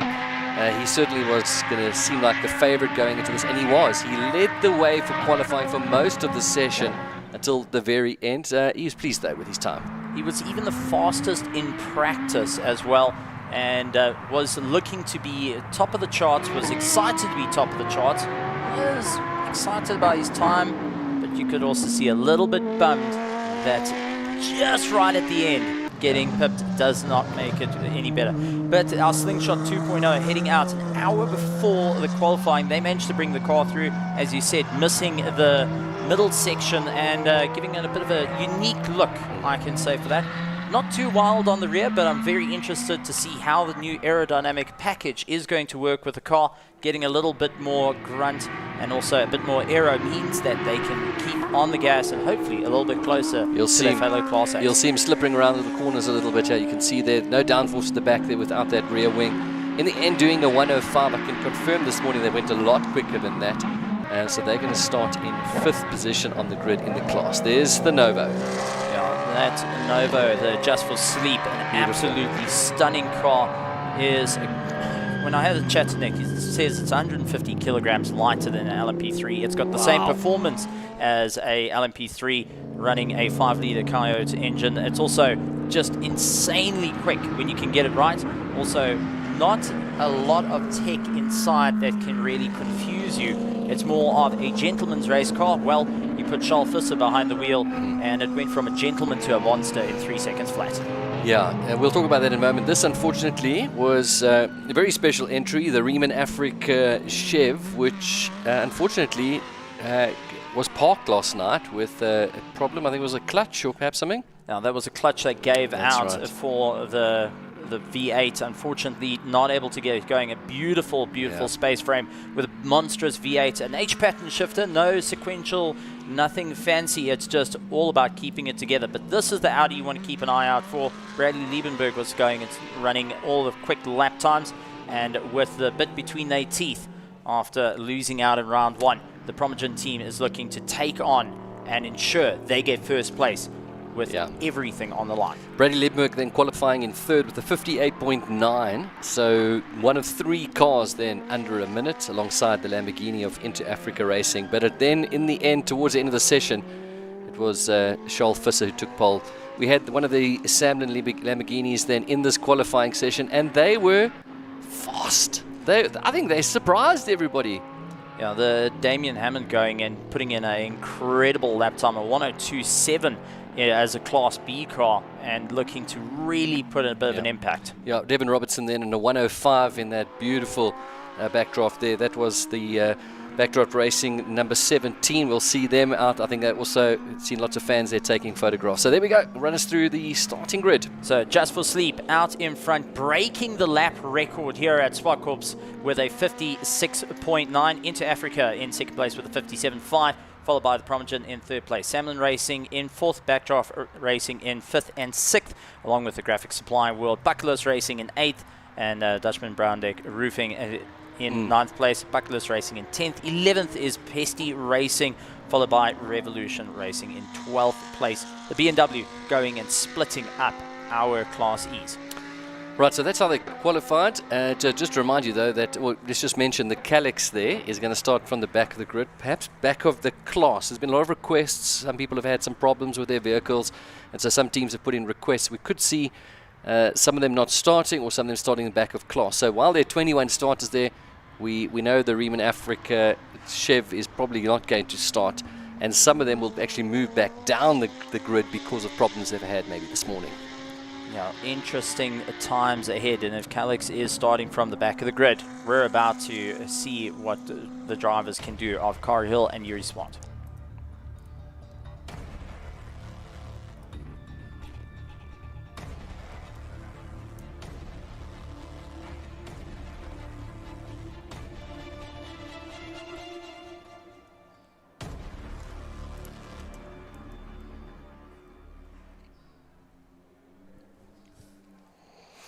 Right, we're just 10 minutes away then from the 4 hours of Zwartkops. The wind really picking up now, drying the track, but also making for some interesting racing out there.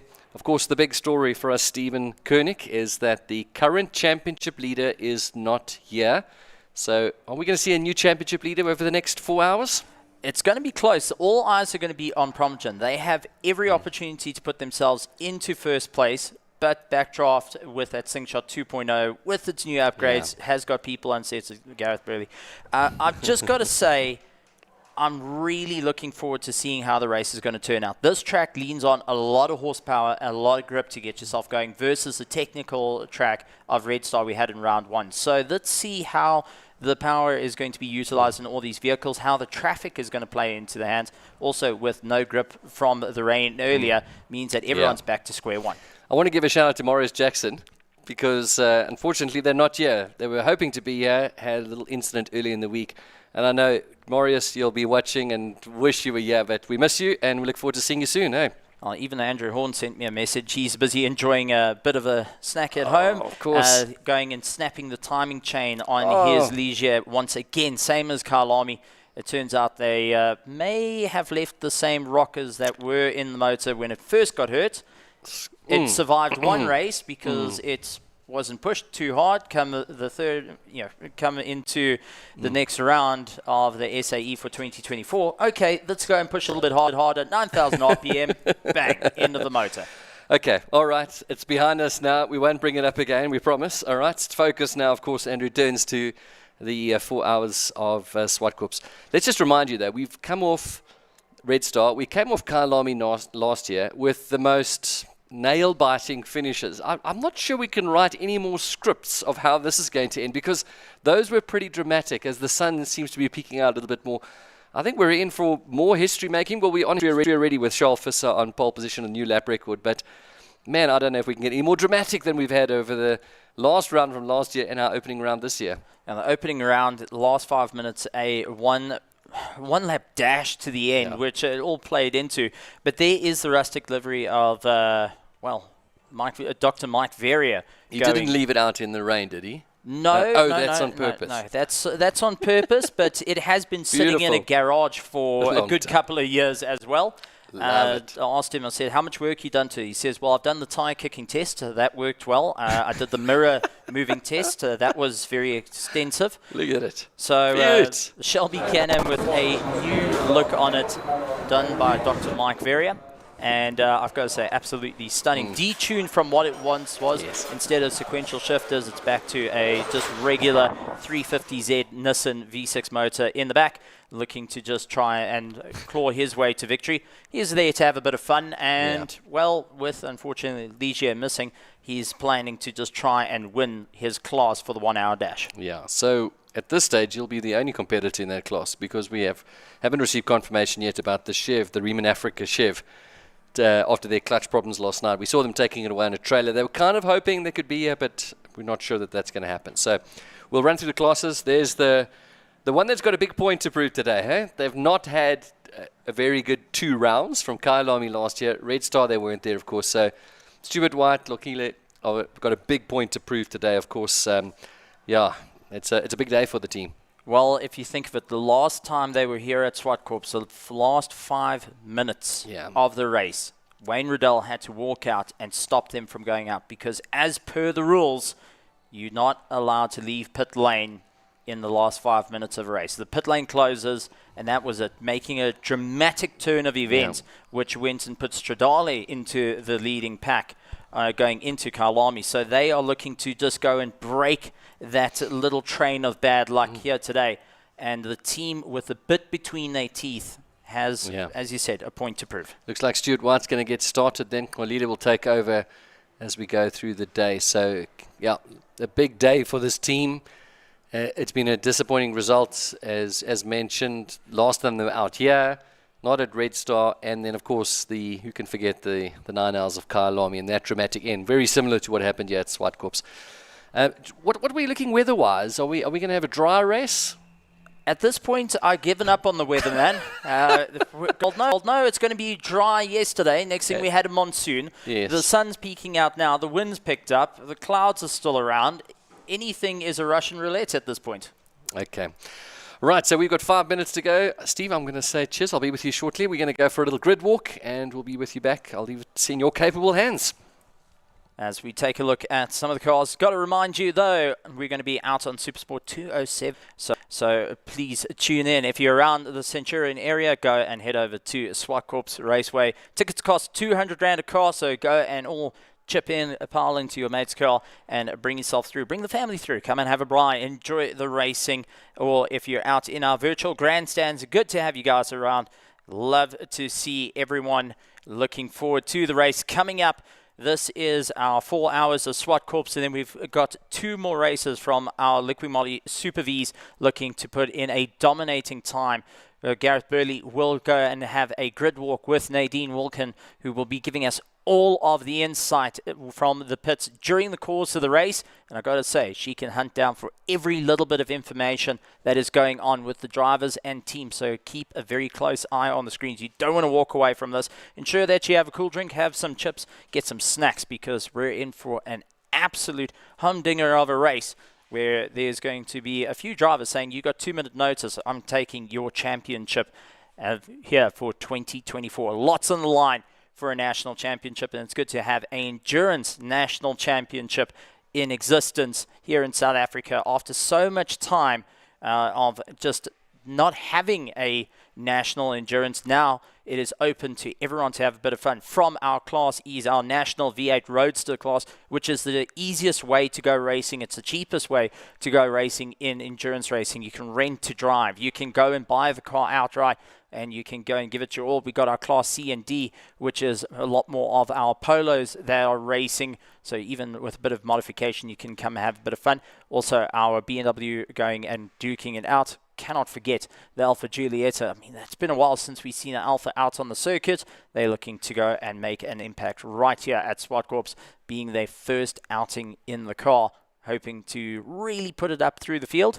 So really looking forward to seeing that. The Promogen Audi R8 still bearing some battle scars from Red Star, hoping to really get their way into the championship, narrowly missing it, and now having their championship rival missing out the second round after winning the first round. Well, it means that everything's going to be an even playing field heading into round 3 later this year. So keep an eye on all our social media, out on Facebook, Twitter, Instagram, and all the social platforms. Also right here on YouTube. Make sure you hit the subscribe button along with the bell notification icon for everything that comes through with our pre-notifications. So we're going to be enjoying, but we're also going to go out on Supersport 207. So please go and tune in on there as we bring South African motorsport back to the TVs.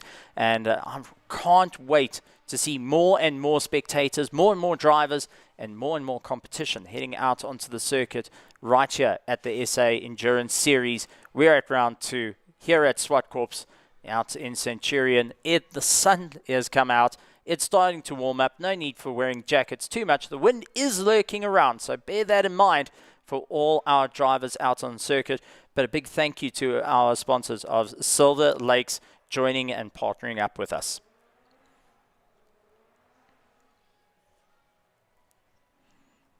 All right, as we're going to take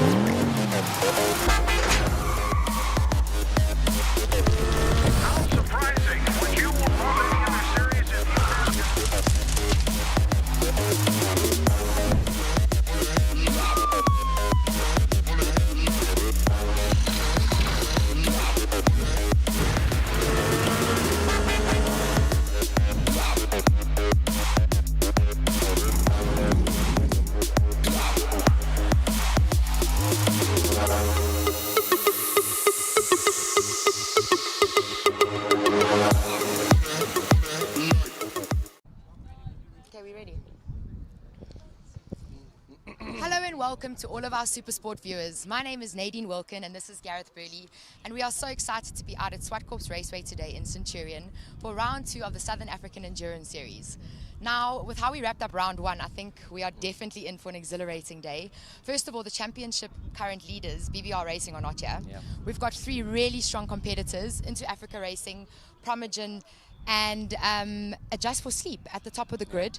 Only seconds apart in qualifying. So I think it makes for a really exhilarating day of racing. Gareth, what do you think? Yeah, absolutely. It's been an amazing build-up, of course, to this round 2 of the South African Endurance Series. And as you can see, conditions are a little overcast, which is making the track perhaps a little bit slippery.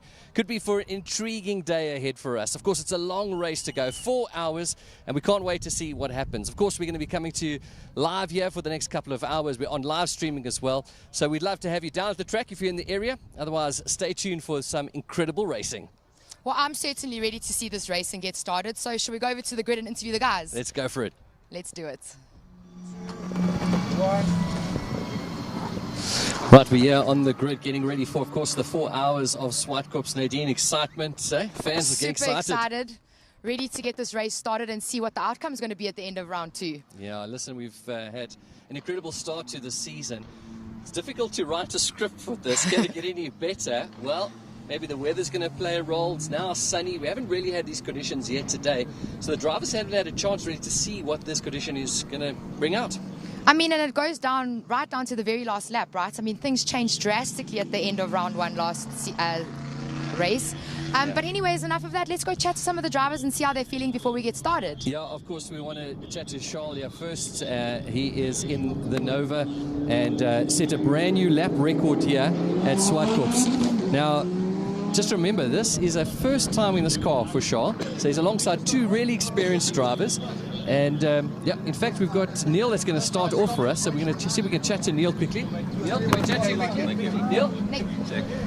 Nick, yeah, Nick Adcock, yeah. How's it, Nick? Listen, just quick word on Charles. What a start yesterday, hey, for you guys. No, we were very pleased with what he did. You know, it was his first time on a prototype, and he really got the best out of the car. I mean, we're so proud of him. Yeah. Listen, a big day for you guys, of course, missing the opening round. So what's the target today? A win. Obviously. A win. Look, we've got stiff competition for the Lamborghini. Stuart's a great driver, Zolly too. But I think we can probably run a little bit more on fuel.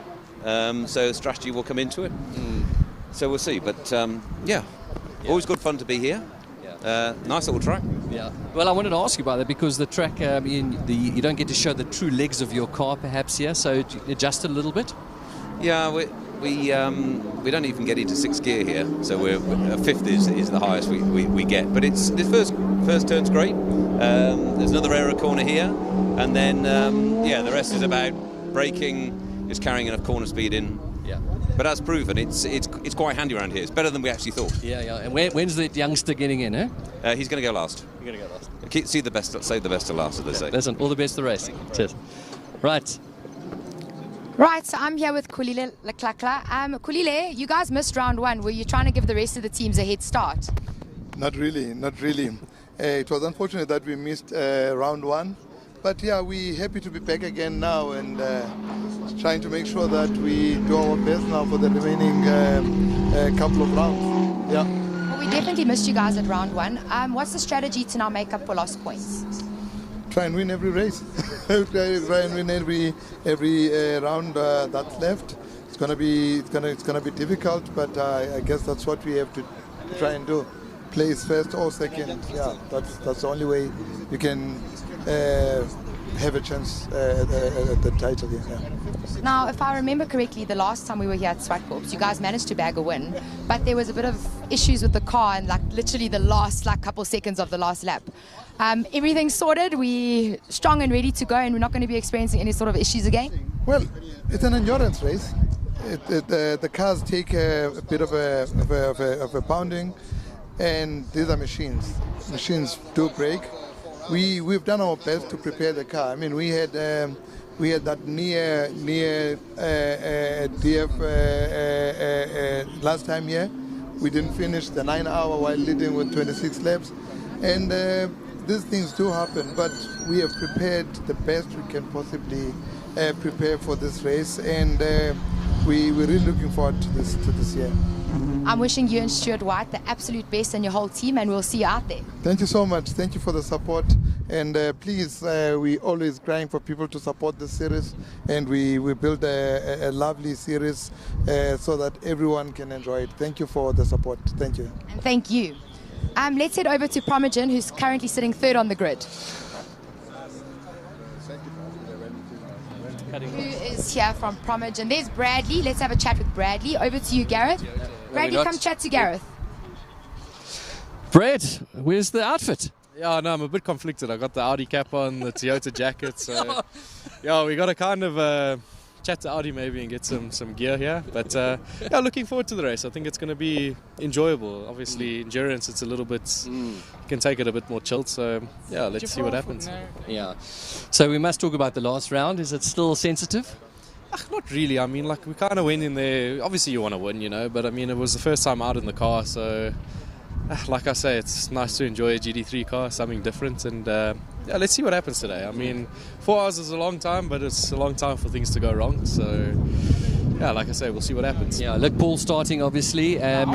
Track conditions changing a little bit. Are you keeping an eye on it?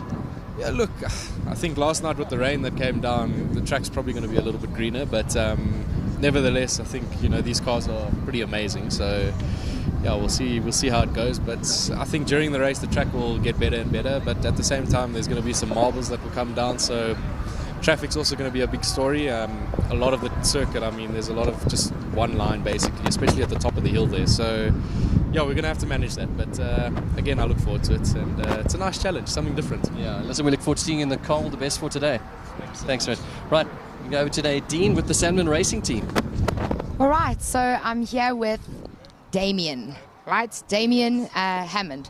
Damien, so it's your guys' first time in the series racing endurance, and I think we learned quite a bit at the first round. What sort of lessons are you guys taking with you into round 2? There's a lot of lessons what we learned into round 1 going into Red Star. A couple of stuff gave way and everything, so to the cars back, stripped them, did maintenance, came out, did a bunch of testing with the cars. Cars look bulletproof and everything, so we're going to look and see if Zwartkops won't be a better result for us. Car was pretty strong during qualifying and everything, so we're going to have a look and see what we can do during the race. Good, we'll keep it nice and steady and we'll see you out there. Yeah, it's going to be quite fun fighting it out with the GT3 cars, but we know pace-wise they just have a little bit more than us, so we're going to have a look and see if we can't beat them with strategy. So yeah. Well, we wish you the best of luck. Thank you, guys. Right, let's head over to the guys whose car caught a light in the last couple minutes at Red Star. Over to Mike and Steve from Slingshot Backdraft 72. Maybe Gareth can quickly have a word with them.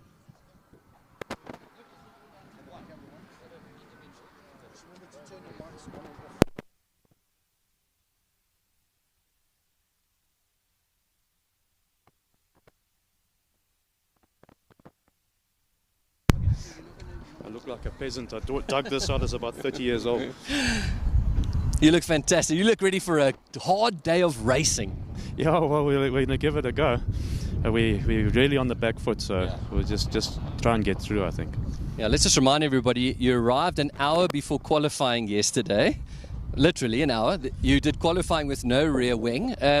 Anything else can go wrong? Well, hopefully not. You know, hopefully that's the end of it. Yeah. So tell us about your plans and tactics for today. I mean, you look quick, a little bit quicker this morning, and have a couple of laps around the track. So looks like the car's got the pace. Yes, the car feels good, and you know we can run pace. I think we've made a decision just to take it easy and try and do it do the whole race on the one set of tires. So we try and eliminate a tire change, which will help, you know, time wise, and just look after the car. We're going to nurse it. Look, 3 very fast cars in front of you, but you've stayed with them because you've been consistent. We've had 1 or 2 dramas in the past, but I mean, that's really been your game plan, is being there consistent. Yes, and we'll have to go back and work harder. Yeah. Okay, listen, all the best for today. Just, are you keeping an eye on the conditions? Yes, definitely. Is it good or not? Well, I think for us it's good. As you know, rather stays a bit cool and we can get through on the one set of tires. Yeah. Listen, all the best, eh? See you out there on the podium, hopefully. Cheers. Right, let's move along. We've got, one of my favourite cars on the grid, Nadine. I'm going to chat to Kishore Pitamba now, who's in this pink Cobra. Kishore, are you ready for me? So at Red Star, you guys had a broken diff and you had to be towed off. And as far as I understand, the first time you were able to test this car was yesterday at practice. Yes, absolutely. The team did quite a good job. We unfortunately had to wait for a diff for the car, but it did arrive in the car now. I'm in the car this time, not with my son, but together with Gavin and Devin Robertson. We qualified pretty good, I think a bit better than we expected for the car. Yeah. So we've got high hopes. Let's actually see how it goes today.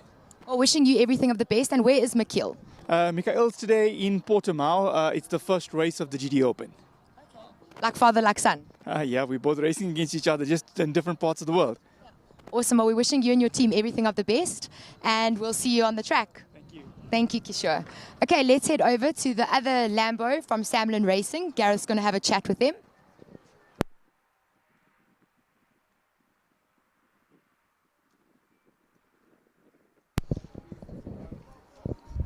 Right. Davy, how are you feeling going into today's race? Bit nervous, I must say. First time, in a SAES in a car like this. So, looking forward. I think it's going to be a hell of a day. Feel good so far. The car has been outstanding this whole weekend. Samlin has done an amazing job with the car. And, let's see if we can get it in front. Yeah, listen, are you surprised by the pace? Absolutely. I mean, Stewie and them in front is just insane what pace. And even Damien in qualifying yesterday. For this car, it's quite a lap time to put on. So I think it's gonna be close. I think we're just gonna keep ourselves out of trouble and then just push from there. Yeah, I mean, what's it like driving this Lamborghini around this little track? It's insane. I've turned 3 usually in a Polo Cup car, so it was an easy flat, and this thing you think twice. So, but it's just a joy. We really enjoy it. Yeah, look, it's a long race. I mean, you're fairly new into the series, so you have to tell yourself to just slow down a bit and pace yourself, knowing it's a long day ahead. Yeah, if you put your helmet on your head, it's a different story. But we're not going to push the car too hard. We're just going to see if we can finish this weekend. If the car is doing as it's doing now, I think we'll definitely finish. Yeah, listen, all the best for today. Appreciate it. Thanks very much. Right, let's go and have a look at some of our Class BC. We've got a bit of work happening here on the car, Nadine, behind you. Well, actually, the Francos are Class D, and they've landed 8th on the grid. Roberto, can we have a quick chat with you or David? There's David. David, come chat to me here. Dad's busy prepping the car. So you guys had a pretty good practice round yesterday, no issues. You guys said that the power was going great. You were happy with the consistency of the car. What sort of strategy were you going in with today to keep ahead in your class? Yeah, so yesterday we actually arrived with a few challenges. The car was understeering a bit too much, so we managed to come right, sort that all out. Had a decent quali. As you can see, we're quite far up in the pack. And I just want to kind of finish somewhere around here, keep the car in one piece. That's kind of the plan for today, and that'll be a good day out. And also keep yourself in one piece. I mean, the last time I saw you were in a moon boot. Yeah, exactly. Yeah, at least I'm on 2 legs again and ready for the challenge. Okay, cool. So no brakes this time. We're going to go full force. Not quite. Yeah.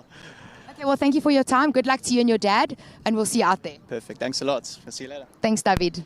Right, over to Gareth. He's going to go and chat to some of the guys in this Yeah, of course, that was 8th position. 9th position, we've got this stunning Alfa Romeo Giulietta. We'll see if we can quickly chat to the driver. He's put his helmet on already because we're getting down towards the business end. Can we have a quick chat there, guys? We'll just quickly grab you through your helmet. Just quickly, don't worry. Just quickly, your main title contender's right behind you. Are you ready for the day? Yes, I am. Hopefully things go well. I've also got my partner here, Anthony, which he'll also say a few words quickly. Yeah, thank you for that. Anthony, just quickly, how are you guys feeling about the day? Your competitors right behind you? Yeah, feeling good. We've put it in a good position for quali, so we'll see what we can do in the race and push forward. Yeah. Just quickly, what's the car like to drive around this awesome track? Yeah, no, the car's quite awesome actually. It's very, very stable, and I think we can be quite competitive today. Yeah. All the best, eh? Keep an eye behind you, eh? They're coming. All right. Let's move along to Class E there, Nadine. So this is some of our stunning backdraft roadsters. Love that noise around this track. And the car 131 leading the pack for us. Yeah, we've got Gavin Rook and Richard van der Heerde. Rich, can I have a quick chat with you, please? I think it's easier if he comes to me. Yeah. Hi. Hi, how are you? Good, you? Good, thanks. So, third year racing together, you guys are pretty consistent. What sort of strategy are we going in with today? Go as fast as hell. No, take it easy, eh? First half, as we'll see, the first half sets up the race. It's a 4-hour, not a 9-hour like Killarney, so it's a different race completely. It was basically like a sprint race. So you've got to see the cars are very close to each other. There's 1 second in timing at qualification. So the chances, if there's no mechanical failures, of 4 or 5 cars being on the same lap at the end of the day is very high. So it's going to be a tight race. Yeah, I do think it's going to be a very tight race. I must say, though, you guys have a really great pit crew at the Backdraft team. I mean, no matter what problems you guys encounter, they always manage to get you guys back out there again. No, they're sterling, eh? They're worth every cent. So anybody who doesn't have the ability to race and mechanic, that's the way to go. It's I don't work well with these and spanners, so it suits me fine. Awesome. Well, we look forward to seeing you guys out there, wishing you everything of the best, and we'll chat a little bit later in the pits. Look forward to it. Hopefully it's at the winner's circle. Yeah, hope so. Fingers crossed. Shot. Thanks. Right, who are we heading over to next? Well, many of the drivers, of course, now are in the cars already, so we're going to probably not be able to chat to them. But, of course, here's the class that we're keeping an eye out for. We saw the Alfa Romeo ahead of the BMW, and there's the Calix. They had a bit of a problem yesterday, so didn't actually get a qualifying time in. They're going to be starting in this little trio here. So the 3 cars, definitely one to keep an eye out for. Just behind the 131 Roadster, of course, is the 262. These are the 2 that are leading the field in the Class E. But look behind at that stunning vehicle there, hey? The 45 with its special livery. Dr. Verrier, yeah, of course, doing just the 1-hour dash. So he won't be competing for the 4 hours, just taking part in the 1 hour. And looks like he'll be the sole car. Unfortunately, others having a bit of problems yesterday. And so he'll be the sole 1-hour car. Some more Roadsters, of course, further back there. We want one more Class E at the back. And it's all to play for, yeah, hey? We're in for an incredible day racing. Of course, we're going to be crossing back to our commentary team shortly. And all set to go for the start of the race, Nadine. Excitement building, eh? Oh, excitement is here. I'm ready to see some action, to be honest. I think the drivers are all ready and almost ready to get going. Yeah. How many minutes do we have off till kickoff? Well, of course, 11:30 start. The big story, of course, is all the youngsters. We've actually got one of the youngsters here next to us, Dylan Prudgie. Why don't we have a word with him? We're going to quickly see if we can chat to Dylan. Yeah. Dylan, give me a quick chat. How are you feeling? Feeling good, ready for the race, excited, but going to see how it goes. Of course, you're racing in front of you, the Giulietta, behind you, the Calix, so eyes on them? Definitely, but it's an endurance race at the end of the day, so we're going to see how we finish. And what's it like driving this Beamer around this stunning track? It's been an awesome thing to do, being on the left-hand drive for the first time. It's been an experience. Yeah, that must make it interesting, but of course you've got the Tiptronic here, so you're familiar with that. But it took a while to get used to this, the change of pedal and the sides? Took me a few laps, but I've got it now. And a seasoned pro. Listen, all the best for the race, Dylan. Thanks, man. Let's actually have a quick word here with Pesty Racing. Strange thing happened last round. They lost a bonnet in practice. I think it was practice or qualifying. But let's just make sure everything's attached and ready to go. Who's starting? We've got Barron. Barron, how are you feeling? No, I'm feeling good. I think it's going to be a good race. So super excited for the day. 4 hours is long, so check what we can do. Yes, and how did practice go yesterday? Yesterday went well. Qualifying was very close at the end. But yeah, we'll check how it goes now. Car's running well, so you should be fast and got a good race car for the race. Yes, you do, and an incredible team with your dad and your uncle over there. Well, wishing you guys everything of the best, and we'll see you guys in the pits later, hopefully with only good news. Yeah. Hopefully. Yeah, all the best, guys. All right, let's come and have a look at this rusty old bucket here, hey, Mike? I think she's kind of cute, actually. I climbed in her yesterday. I actually couldn't reach the bottom. Mike, wow, this is stunning. You must be really pleased to be here on the grid, eh? Yeah, it's fun. I mean, it's not competitive. It's the first time I've been in a Shelby in a few years, and I'm used to what a Shelby should feel like, which is 5-6 seconds a lap faster than this. But it's been standing in a shed for a couple of years, and we thought, let's just give it a try. So we're just having fun. The race fans want to know about this livery. What's the quick story there for us before we get going? It's 34 years old, so I thought, let's just make it look 34 years old. Right, all the best, Mike. Thank you. All right, guys, we're going to cross back over to Steve. As you can hear, they're chasing us off the grid. We're all set to go. Nadine? All set to go. Well, I'm going to go put my overall on, and I can't wait to see these guys in the pits a little later. Yeah. Stay tuned, guys. We'll bring you all the stories right here, live on SuperSport and, of course, the SAES YouTube channel. Enjoy the show in the motorsport. Yeah. Oh, absolutely incredible to go and listen to all the different interviews right here at Zwartkops Raceway for the South African Endurance Series Round 2. And we're going for 4 hours of Zwartkops, where we're going to see some of the fastest machinery in South Africa go door to door in an endurance race that's going to test teams, drivers, cars, and even test our nerves as spectators as we look to go and enjoy ourselves. My name is Stephen Koenig, and a big welcome to everyone out on Supersport. Good to have everyone enjoying the racing, not only here at the circuit, but also in our virtual grandstands, and we can't wait to see the racing. Round 1 was exhilarating, having a one-lap dash to the end.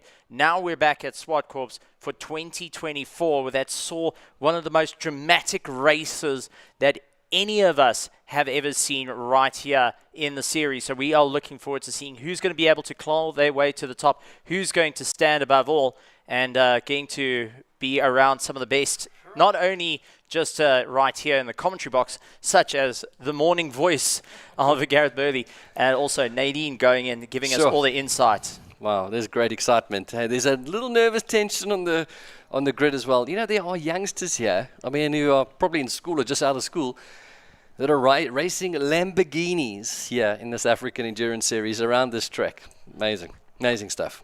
Are you a little bit jealous? Because I totally am. We're live on TV. I don't want to say anything. But incredible stuff. And we're going to see who's going to be able to outlast the competition. This is down to strategy. It's not about checkered green flag, go racing 10 laps, and then you get the checkered flag. This is 4 hours of racing. This comes down to strategy, comes down to planning. It also comes down to consistency.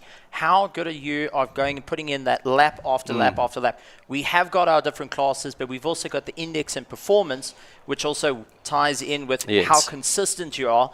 And unfortunately, it seems like our much bigger machinery that's out at the front can't quite get that.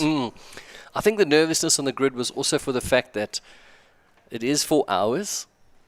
I mean, remember, we've had 9 hours, we've had long races, but there's a nervousness about enduring the whole 4 hours for the team. So, yeah, we're looking forward to a great day. There we go. What a sight, eh? The Nova, the Lamborghini on the front row. We all set to go. This is the starting grid. Run through for us, Steve. So Nick Adcock in the pole position for the Just for Sleep Into Africa Racing in second place, along with the Promogen team in third place. Bradley Liebenberg and Paul Hill will be going door to door, trying to push their way through. Samlin Racing in fourth, first of our Class Bs, looking to take their Lamborghini Gallardo. Backdraft Racing, Mike McLaughlin and Steve Clark with the newly developed car after Phoenix risen from the ashes. Gavin Crenier and Kishore Patamba in the backdraft coupe, looking to try and get a bit closer to the Gallardo ahead of them. Darby van der Merwe, Nathan Hammond also taking their car out, hoping that they can also make a bit of an impact after both Samlin racing cars weren't able to get across the line. Yeah, it was really exciting to see the 3 cars that are contesting in, of course, Class C, the Calyx, the Bucket List Racing BMW, and then the Ecuadorian Alfa Romeo. All 3 lined up, in the Alfa leading the way ahead of the BM and the Calyx then. All lined up, ready to go, keeping an eye on each other. It's going to be a close battle, and that's what we're going to see throughout the day, of course. The Calyx leading the championship in their class. We're going to keep an eye on then the B class, which I think is also going to be extremely close between the Lamborghinis as well. So keep an eye on. This is the back end of the grid there. Run through it there, Steve. So we've got Bucket List Racing in 11th place with Dylan Project and Ken Swartz, a newcomer to the series, one of the young guns looking to power their way through. Then we've got the Calyx machine starting in 12th, and they're starting back of class and not at the back of the field because for safety concerns, we don't want to put them right at the back. So Car Hill and Yuri Swartz have got a lot of work on their hands. Pesci Racing in 13th, Revolution Racing in 14th, Backdraft Racing in 15th. 16th is the PPLE Group and Adept Signage, who are leading the championship for our national V8 championship. Roadster Championship. Trade Call Racing in 17th. 18th is Team Kobani, looking to make a monster impact and looking to shake off Red Star.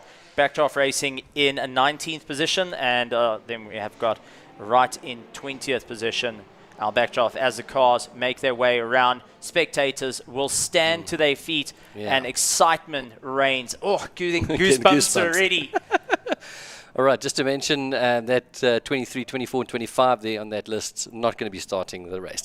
Right, how many laps are we doing here behind the safety car or in the starting sequence? So we've got 2 formation laps to try and get a bit of heat into the tires and brakes. Since it's a short circuit, we're giving 2 formation laps. This is where you're going to start doing a little bit of brake drag, starting to build up a bit of heat into the rims from the brakes. That will then heat up the tires, allow it to work a little bit better. Then you'll see the side-to-side motion that the cars are going. That's not because they're checking their steering. That is actually because they're trying to warm up the tires and also get the tires ready for the circuit, getting used to the undulations and start shaping the tires to the track. So think of it like messing around with Play-Doh. If you have Play-Doh that's super, super hard, you can't work with it. So even with press stick, you got to go and heat it up. So generally you start molding it. You start moving creating a bit of friction, and then going and moving across your hand left to right starts taking the shape of your palms. And that's exactly what these tires are going through right now, putting them through a heat cycle to get everything ready. You want to warm up the brakes, especially around this track. Turn 2 it will be tricky. If you're on the inside line, you're going to be standing on the anchors pretty hard. Yeah, it looks, you can see a bit of a racing line, and you might be wondering, was it raining earlier? No, it wasn't.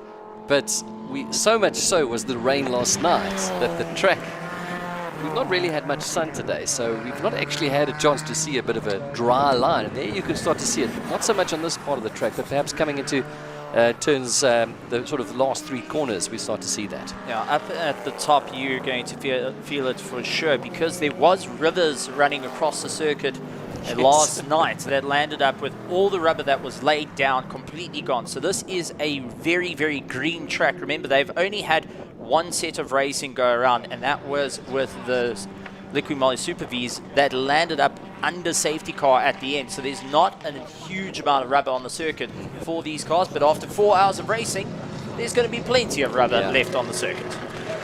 All right, they're going to start to come into formation now and come and get things underway. We are just seconds away now from the start of round 2 of the 2024 South African Endurance Championships. It's the 4 Hours of Zwartkops.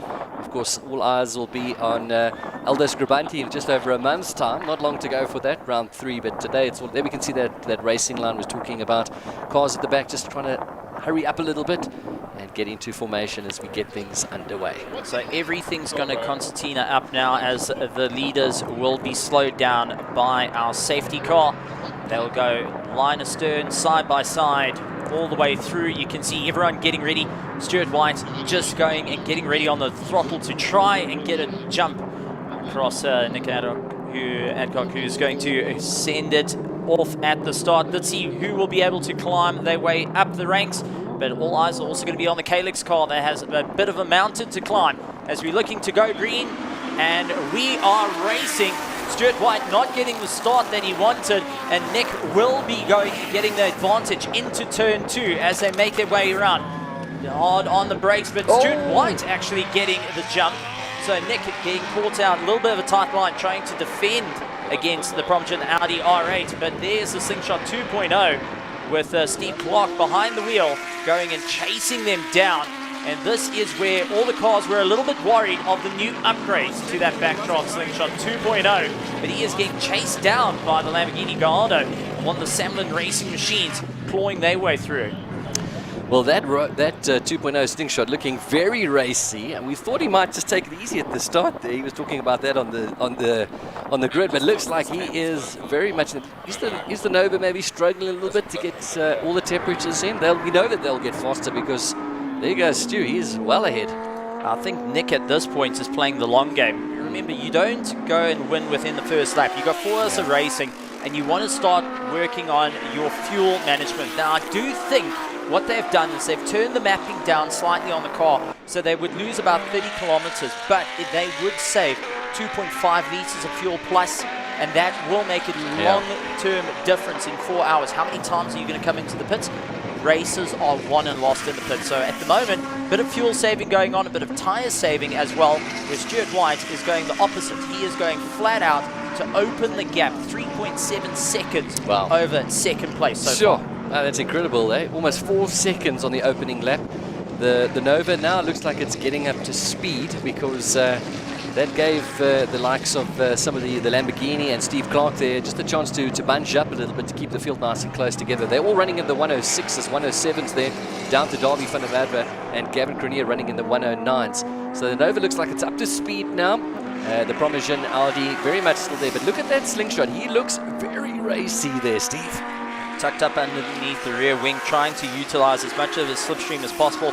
Remember, the Audi has got more straight line speed over the backdraft Slingshot 2.0. Well, I can call it 2.5 now with its recent upgrades, and it's really making a monstrous effort in a straight line, but is closing up under braking. It is substantially lighter than the Audi R8 just ahead of it, so he needs to just keep in the toe, pull himself along, and that also allows you to save a bit of fuel as well, because you can now lift slightly off the gas, which means not as much fuel is being used.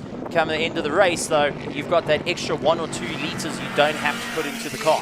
And then we go straight away, Nick Adcock now into the 101s, Paul Hill then sitting in the 103. Steve Clark, in fact, a little bit faster, and that we can see on track there. He certainly does look like he's the fastest car outside of Stuart White. He's now for the first time under a minute, doing a 59.7 on lap number 2. It's going to be a close one. So this is where the main championship fight is going to be right at the moment. The first 3, well, sitting with Stuart White, Paul Hill and Steve Clark at the moment will be scoring points, but the main points are going to sit between Paul Hill and the like of Steve Clark, because they have yet to miss a round. They scored points. And how the championship works is you take the best 5 rounds of maximum points and you drop your worst round. Now, if you think about this, the Just for Sleep Nova has missed round 1. You've got the Tekker's car, the Into Africa, going and missing round 1. It did not start. So the only way that you're going to score points is by maximizing it here for round 2, so it doesn't affect you down the line.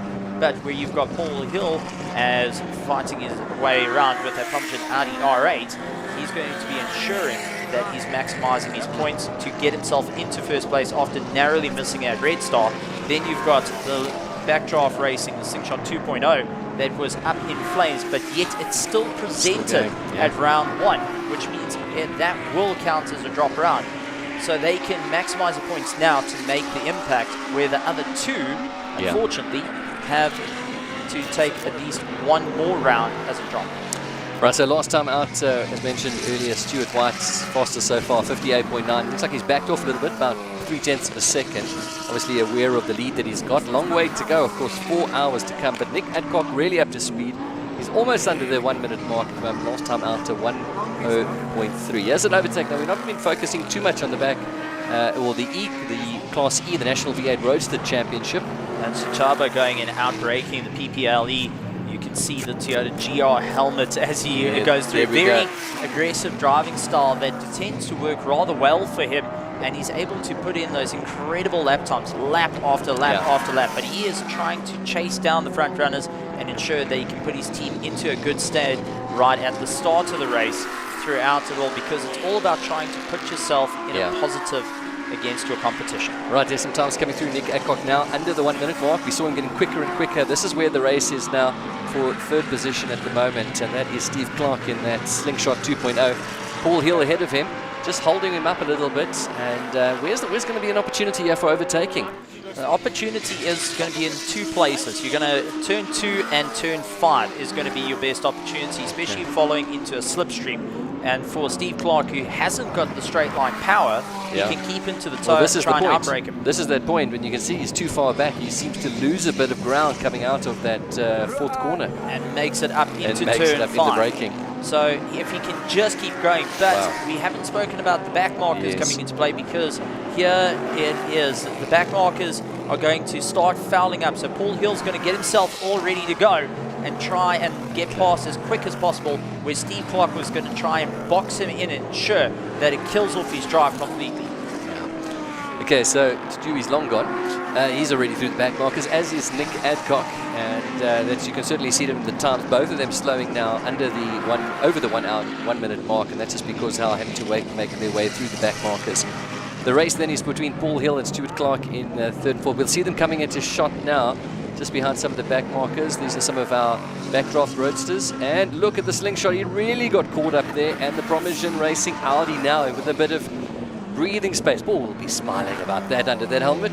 CJ Blackman getting overtaken and was stuck on the outside through turn 4, and that just worked out in his favour. But a good side-by-side battle, as it looked like that was like Martin said, was trying to make a way through. But Steve Clark will be a little bit wordy in the helmet. Got the two roadsters there coming into the shot there. Here comes the roadster now. He's going to have to close up a little bit now, the Slingshot 2.0. But you feel that with the race pace he's had so far, he's probably going to close up quite quickly. Has to clear the traffic. He has managed to clear a majority of it. Lonica actually moving off the racing line, compromising her own race, but not wanting to get, cause the manufacturing team of your car any hurt. So it's just, I'm going to move out my way. It's a long race, and I've got a bit of room to my competitor. You close up on what you need to do, and I'll focus on what I need to do. We'll see the marshals waving blue flags on the side. Of course, that's to remind the cars in front that there's a faster car coming. I feel that the marshals might be doing that for 4 hours. Take my hats off to all the marshals. Whether it's rain, shine, sun or snow, they are out there giving it the absolute all. A very thankless job, but it's just a very, very special job. And without them, we won't be able to go racing. Yeah. But Paul Hill getting felled up not only at turn 4 and turn 3, but he's now having to lose a lot of time where Steve Clark closed it up heading towards turn 5 as he caught the back markers on a straightaway. So that worked out in his favour. But Paul Hill, though, unfortunately losing about 20 kilometres before he gets to the top of turn 5, just by falling short of not getting around any of our back markers. Yeah, so we've been focusing a lot on Class A. Just give us some updates as to where we are. Richard van Heerden, of course, started as the first of the Class E's, but he's no longer leading that class. Yeah, that's Bono Pretorius. Pesci Racing is up at the top in the top 10. So the 262 going and making some good tracks over Richard van Heerden, the 131. Hoping to try and extend a little bit of a lead as we see our front runners starting to catch up to them and make their way through. But we're starting to see a really good fight between Chitaba and Mark Harvey, going toe-to-toe with one another. And these two are not backing off at all. No, in fact, that PPL group roadster there with the Panda on it. And there he goes. There goes the move on the inside. That's what you called it, the best, one of the best opportunity for overtaking. Of course, he's not going to fight too much. He is the championship leader, so he's not going to fight that one too much. Long way to go. There's still a lot of racing, but you don't want to lose sight of your competition. You want to keep onto it, but just take a look at Chitaba. He's very confident at braking into turn 5. He does let the car move over just a little bit to try and kill off the drive from Mark Harvey. They're not finished yet. He's coming back at him now into the first corner. Not a place that we thought we'd see overtaking. Run to the fringes. But there we go. Look what's coming out the pits. What's going on here? Okay, so Slingshot 2.0 comes out of the pits, and Mark Harvey having to hit the brakes a little bit earlier than planned. And Chitaba going and running him to the fringes. But this is a bit of a turn of events of why did the pit starts come out so early. Yeah, that is strange. All right, so we're going to see Steve Clark drop down to 6th position now. That's going to free up Paul Hill. He has that incident there. This is one of the difficult things about the track, is the entrance from the pits, exit from the pits rather, onto the race. He's pretty much onto the racing line. It's as you get into the braking zone, so it does make life a little bit more worrisome. Chitaba trying to hold the inside line. He's going to go confident on the brakes, runs to the fringes of the circuit, trying to force Mark Harvey out wide. Mark tries to go for the cutback, couldn't get it all sorted out. Maybe into turn 7. No, it just taps off a little bit. Down to turn 8. It's going to be a very interesting run. So turn 7, turn 8 is going to be the next hard braking zone. He can line up on the inside, chooses not to. He's going to rather follow it through, knowing that Chitaba is going to try and walk him a little bit closer to the wall once again. You can see middle of the circuit, making life rather difficult, and has to back off for turn 1. Chitaba will have a compromised line on the exit, and that will ruin the drive into turn 2. Once again, walking Mark Harvey into the fringes. That is spatial awareness of note of Chitaba at the moment, trying to ensure that he keeps the likes of Mark Harvey at bay. But Mark having to just dip the brakes a little bit as our leader, Stuart White, comes past. And take a look, Mark Harvey going and utilizing the door that was opened by our leader to try and get around. Chitaba sliding the car through turn 4. Backed off a little bit, but he is, of course, compromised now. The 169 coming into this opportunity for overtaking. You mentioned turn 2, you mentioned turn 5. What about the final corner? That's if you're brave. That is if you're really brave. Oh no, this is a Slingshot 2.0. They are looking at the top. There's something getting rather warm. They're trying to work on some of the pipes, just get it all sorted out. So a bit of a heating issue coming into play. They're working on the car frantically to try and get it back out, but now that does bring into play what has been going on with the car, and I'm sure Nadine will go and give us a bit of a breakdown. But I also see the Patumba car lying in the pits as well. The pink coupe is in the pits as well.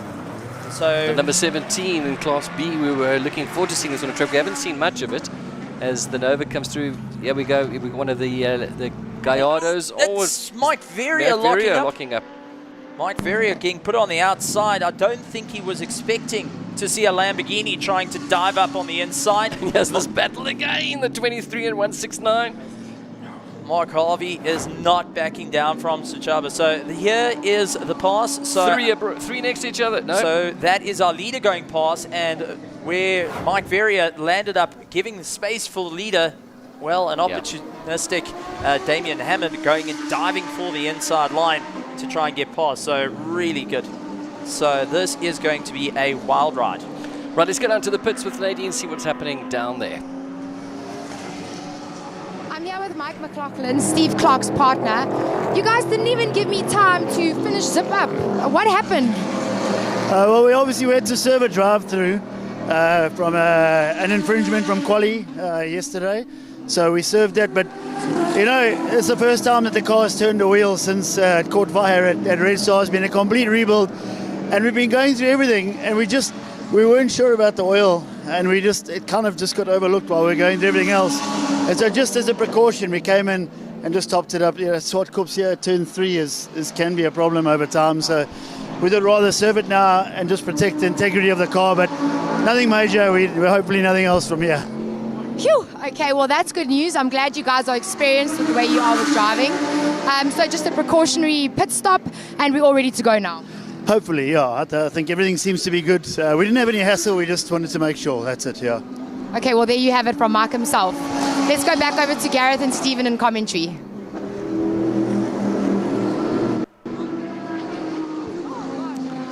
Well, thank you, Nadine, and we are continuing here. We've got the Slingshot 2.0 now back on the track. So it looks like just maybe a heating problem or something, waiting to get some feedback on that. Yeah, that comes through now.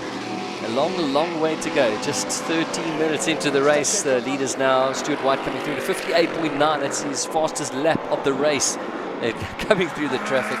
And for Steve Clark, he dropped down to 13th position at the moment, but still a long way to go there, Steve. It's definitely a climb, and that's going to be a gremlin that's going to sit in the back of your head for a long time. All the drivers and the team will bear it in mind, maybe lifting off the throttle a little bit more, but our Class E battle raging on as Chaba and Mark Harvey are doing a fantastic job going door to door with one another, but unfortunately that is also killing a lot of their drive in the race as they start to lose a bit of time on their fellow cars ahead. So let's see what they'll be able to do. Mark Harvey thrown out to the fringes of the circuit. That allows the 96 of Lonica to get past, who is going and seesawing at that steering wheel, trying to bring it back.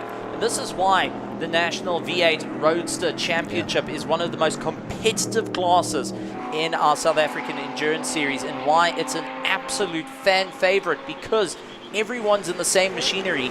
It comes down to how you set your car up and what your driver lineup is that can make it all work.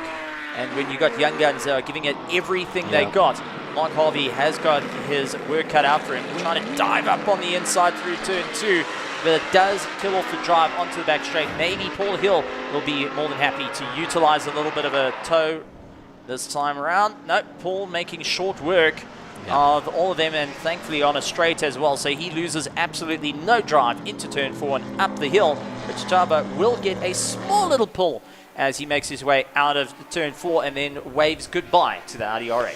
So the 169 there leading this little trio. Of course, the car that's in second there, the orange livery, that is actually the 96 in a different class. Maybe you could tell us, Steve, a little bit about Why is the 96 not in the E-Class? What's the difference there? So Lonica Martin's car is a new generation of vehicle. So that's gone some quality of life changes, a little bit of bodywork changes, just newer developments to it.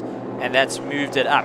But still reasonably underneath is the same as the rest of our Class E's, as we do see the number 17 backdraft coupe is back out on circuit, passing 2 before turn 4 and taking a deep breath in the process. So 2 relatively new cars being made as Lonica Martins gets past and now looks to try and break away from Suchaba, who lost a little bit of drive, and that has allowed the likes of our PPL Adept a team to get into the toe, pull himself along, will look to go around the outside, gets pushed to the fringes, cuts back to the inside, looks to tuck in right behind Stuart White, and gets it done. Yeah, the championship leader, of course, after the opening round at Red Star. What a dramatic couple of corners they've had. Of course, 2 cars in different classes getting in the mix and having a say in, looks like a bit of a slipstream in assistance, but I think we're going to see some more action, yeah. What is this doing to their tires and fuel, though? This changes how your race strategy goes, because yes, as a race driver, it's fantastic. Door-to-door racing is what you come for. It's what you want to see. But as a strategist, this is the worst case scenario, because now your drivers are pushing the limits of what the tires can do. They're also going and taking your fuel calculations and throwing it out the door. So you're sitting there frantically with a fuel calculator.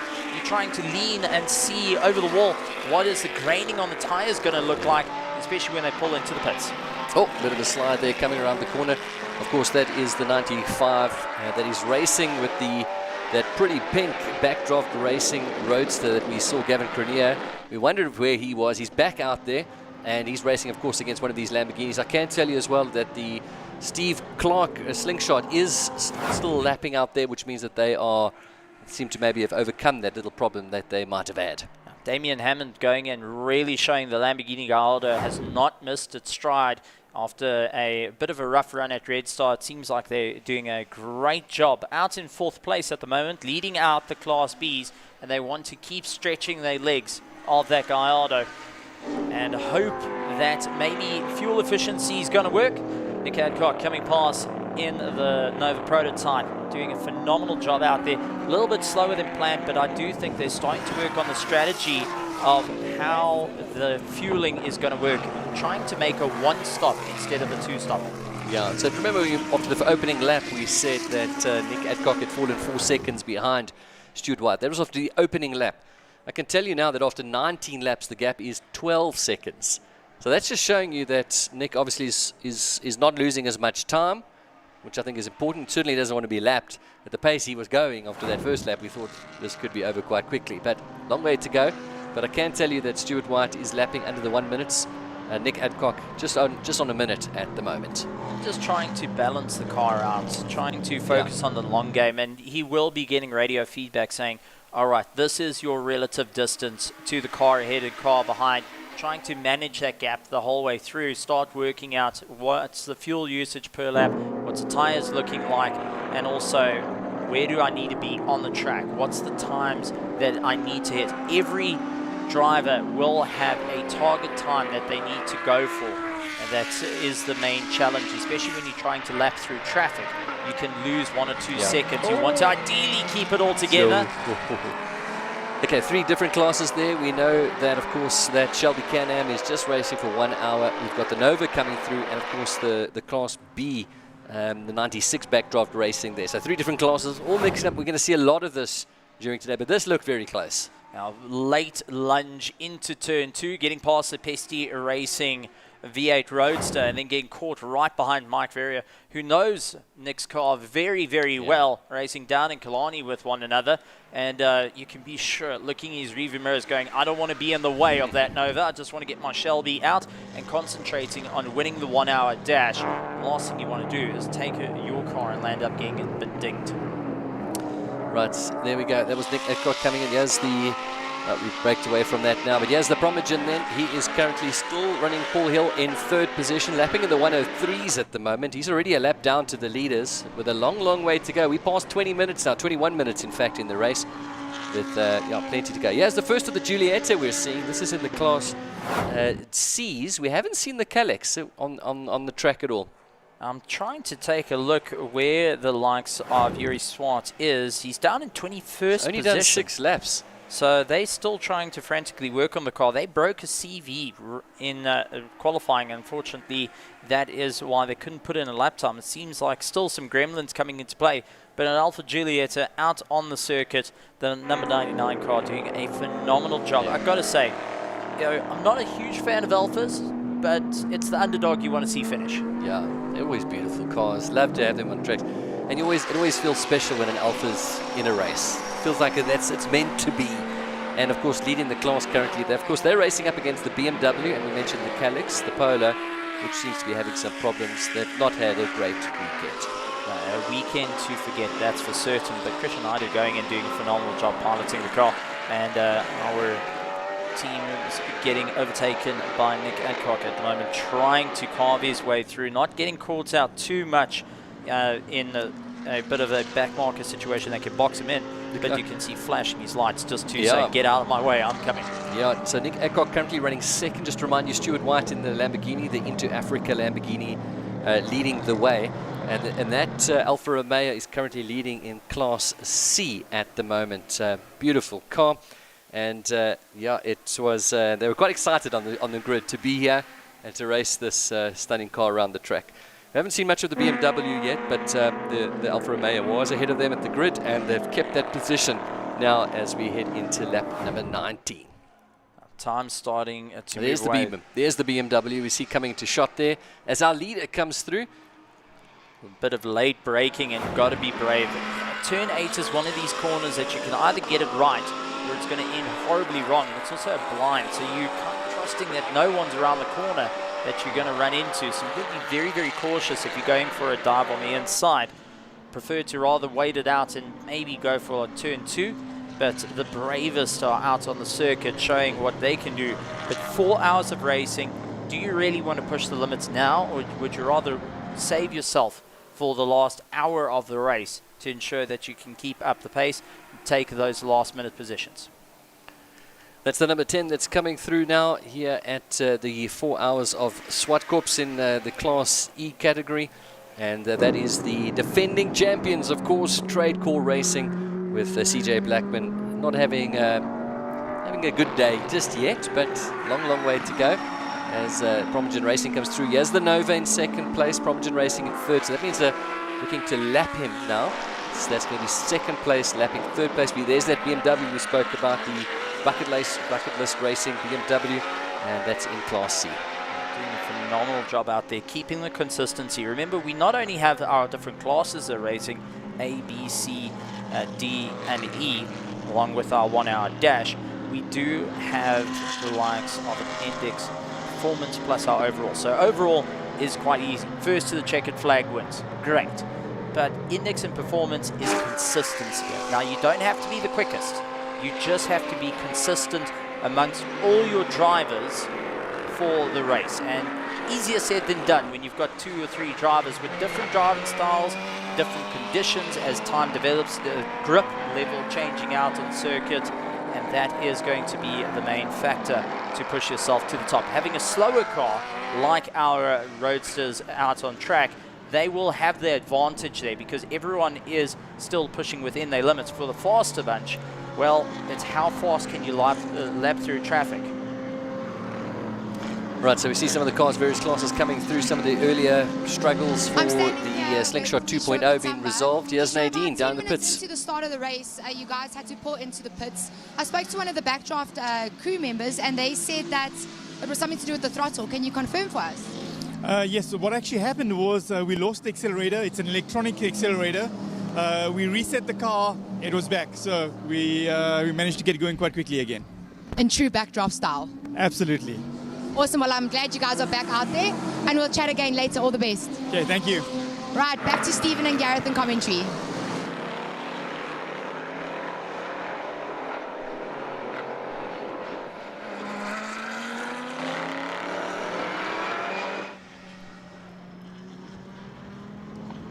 Right, that was Dad Batumba, of course. They had some early incidents. Looks like they've resolved that now. Now going and getting Gavin in the car, trying to push a little bit harder. They landed up having a differential breakdown at round 1, so they're trying to get this car to work absolutely faultlessly.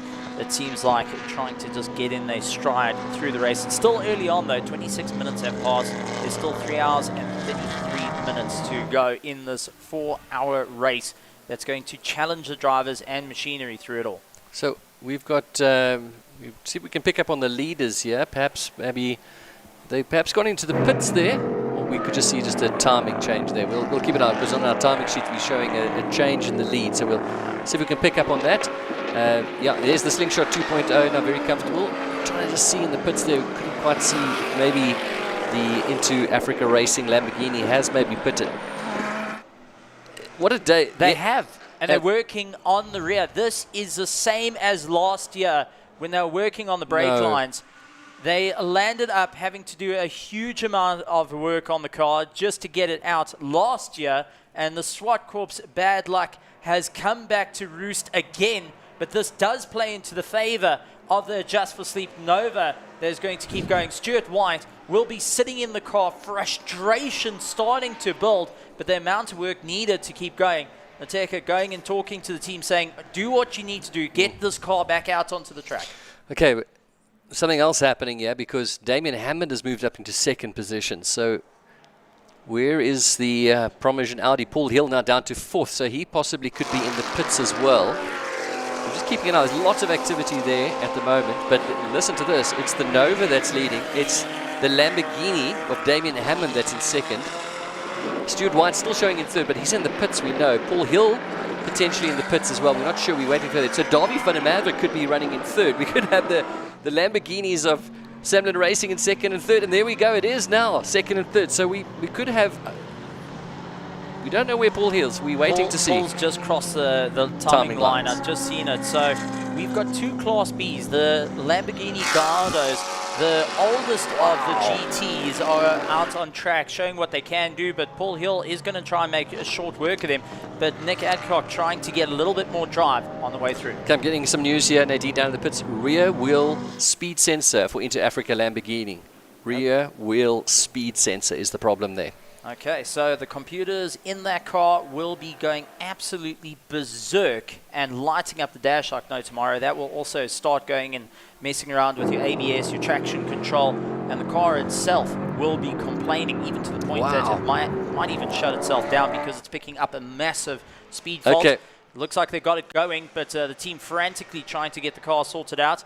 They will be doing a little bit of a pit stop, going in, earthing the car so there isn't going to be any sparks flying out and setting the car ablaze.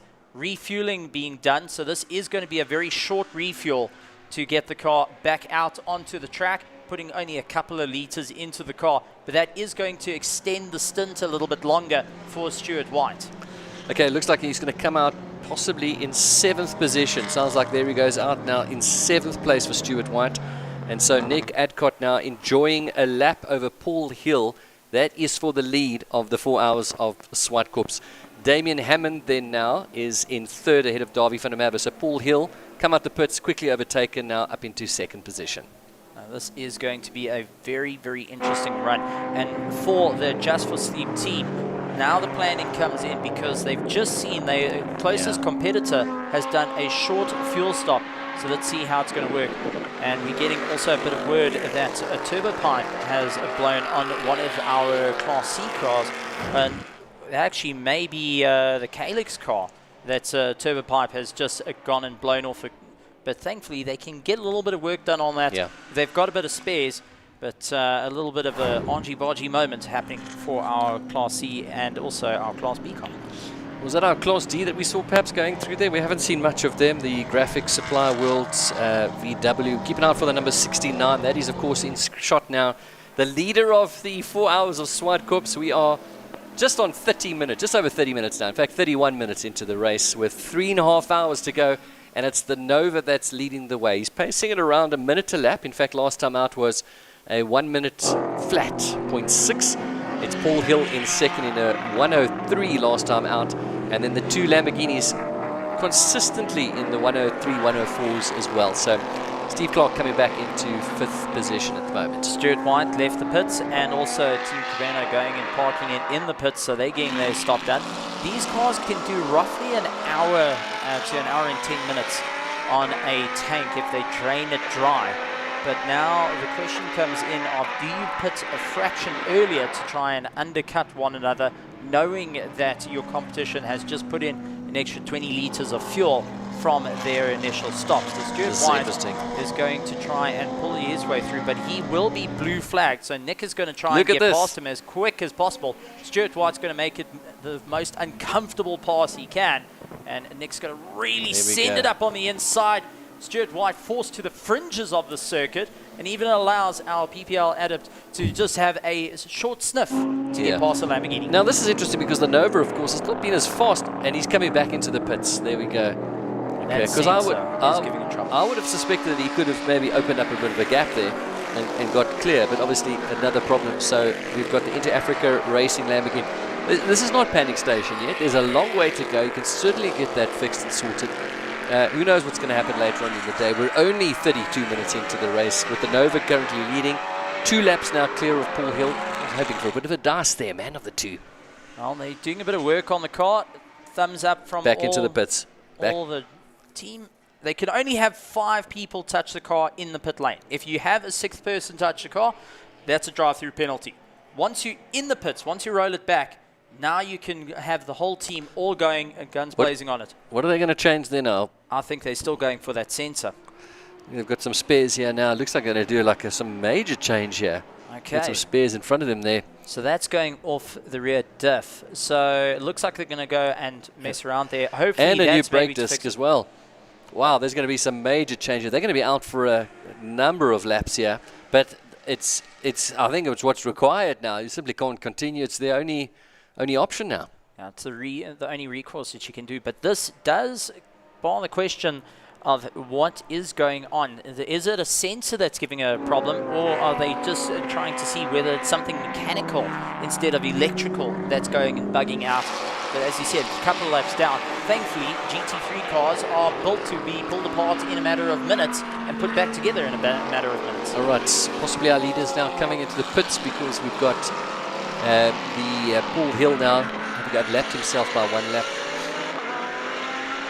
Okay, so we've got the number 11 back into the pits, misfiring. All right, so they're busy working on that now, the number 11 coming through there. That's the Team Kobani who were instrumental in the outcome of race result at Red Star. So they've had a problem. They were looking for a trouble-free run today. Not going to be an easy run. Let's see how they're going to keep it going. Who's going to be able to claw their way to the front? But this is bringing in a little bit of an interesting situation for the likes of Paul Hill, because their car is in the point scoring to move up in the championship, and now they're seeing if the Inter-Africa team has 2 bad runs in the championship, that means to go and catch up in the championship is fleeting very, very quickly. Okay, so we saw Paul Hill. There he goes through now in that Bromogen Audi, sitting in 2nd position. Keeping an eye out for that Nova, though. Haven't seen it on the track for a while. They're going past one of our Class C. That's the Bucket List Racing BMW. Having a fantastic day out there. We're full of smiles on the grid. Just delighted to be here. We can see some major work being done on that Lamborghini. That's not a quick job there. That's going to be taking a number of laps still. At the moment, they've dropped down. In fact, they're off our timing sheet, of our top 15 at the moment, so really back down. But we know that car's fast under the hands of Stu. There comes the Nova now. Getting a little bit close into turn 1. 2 wide is a little bit brave, and 3 wide is just getting overzealous. But Nick going and getting the jump, gets past Steve Clark, who had to come across the front of his nose, otherwise he wasn't going to make turn 1. And something he's all too familiar with is turn 1, with the original slingshot getting written off in turn 1. Now that number 72 has got a bit of a history of the track. Have already had some problems. They've been in the pits already today. I'm interested to see now, because they're lapping in the 102s there, Steve Clark, up into 5th place at the moment. Interesting to see how close he can stay with the Nova, who's also lapping in the 102s. We know there's traffic. It's capable of a 59. In fact, it's capable of a 56 we saw in qualifying as well. So interesting to see if the slingshot can stay with there a little bit. And yeah, just really settle down now. So we are now 35 laps already for our race leader. Here comes lap number 36. 36 minutes into the race. So we're in for a hefty, long stint here for Nick Adcock and the Nova. Now, Kabani is going and working on the car. You can see Brian Martin heading up with the backdraft team, trying to get that car going, and misfire, unfortunately, putting it way down the order, and that is going to hurt them in the long run. Of course, they had the fire out at Red Star that caused the dramatic finish to the first round of the SAES for 2024. Yeah, so they've got some more problems here, but not likely to have an outcome on the race at this stage. No, this is going to be a long waiting game for them. It's going to see who can keep the pace and who can keep the cars going the longest. Yeah, this is what I love about endurance racing, is because it doesn't matter how much you've prepped the car, how well you've prepped the car, anything can happen. As we do see the Inter-Africa Lamborghini does look to be moving a little bit more forward. I just saw that Ardens was the Inter-Africa Lamborghini, or was the Primogen that went down towards turn 8. And making its way just ahead of our Just for Sleep. That is a Lamborghini, so that's Stuart White back out on the circuit after doing a quite extensive repair there, trying to save themselves to get them back up to the front. That was quick. That was quick. Right, let's get on to Nadine in the pits. She's got some news for us.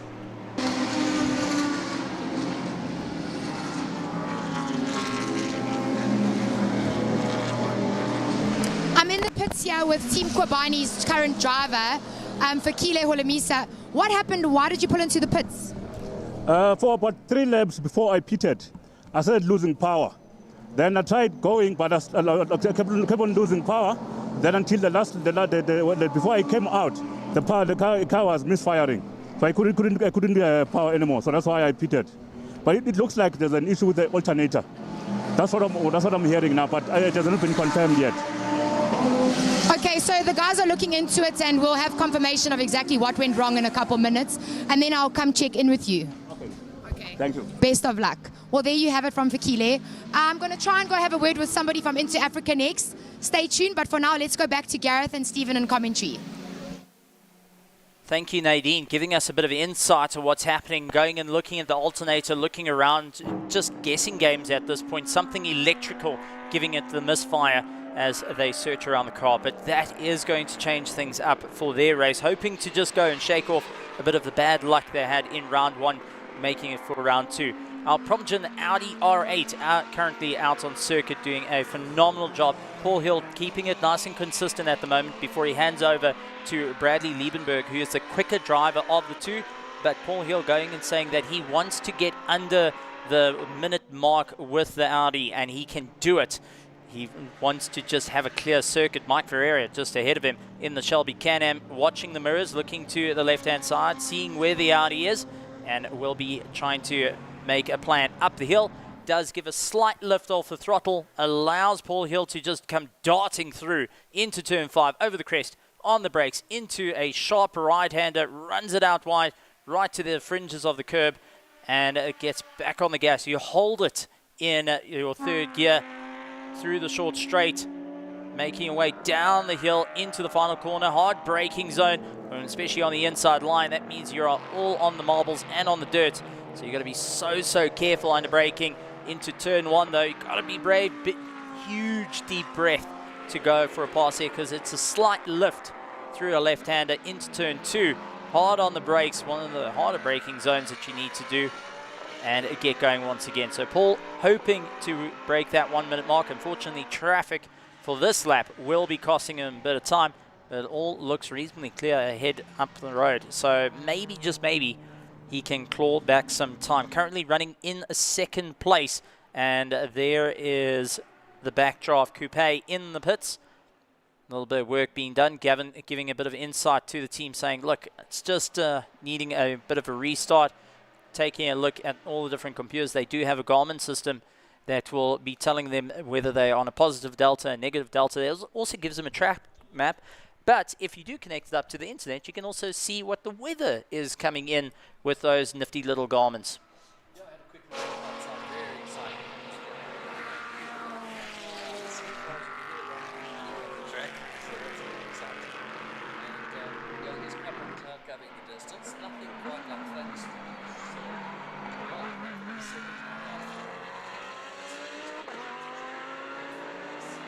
I think all the drivers are just going to be settling into their groove now. All the fast lap times we'll see drop off, and now it's you start working on consistency. You start working on your calculators.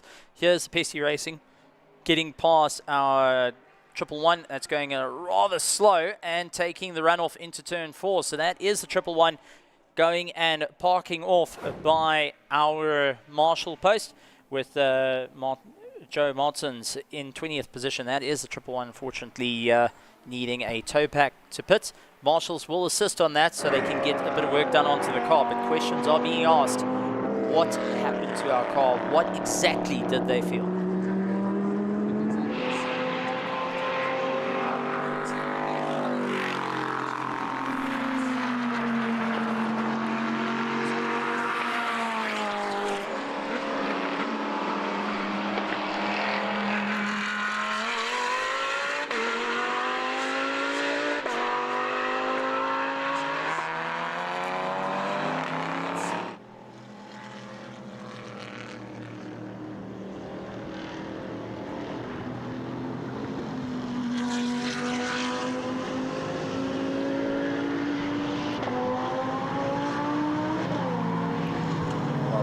We're still trying to get audio from Nadine, and she said she was going to investigate the Inter-Africa pits and try and find out what exactly has been going on, because it also was a guessing game down in the pits, thinking it was a speed sensor, but it could be anything else, considering they had to do a mechanical part change on it, changing everything and making it get back out on circuit. You can see the 111 stranded on the sidelines. Our marshals will be working through, but Nadine will be giving us a bit of insight in the pits. I'm here with Brian Martin, team owner of Backdraft Group. Brian, what was that stop all about in the Pink Cobra? We're unsure of the fuel consumption of that car. It's got quite a big engine, and it's really the first real race that it's had. It ran at Red Star, but that was just a feeler, and it was an unscheduled pit stop for fuel. So we just filled it up and it's gone again. There's no problems, the car's good. Just using a bit more fuel than we thought. Okay, well, that's good news. Yeah, very good news, yeah. Okay, awesome. So thanks for the feedback and the update. Right, we're going to go back to Gareth in commentary, and we'll be back later. Thanks, Nadine. Of course, the big news here, as we just broke away, you'll see the signboards there. Safety car is out, and is that because of the stricken car, the 111? That would be because of the 111 parked off on the sideline. So to be cautious and allow our marshals to recover the car safely and get it back to pits, they will have the safety car out. That now allows the field to bunch up. You're not allowed passing. You can go and make up a bit of time. You're not, to try and catch up to the safety car.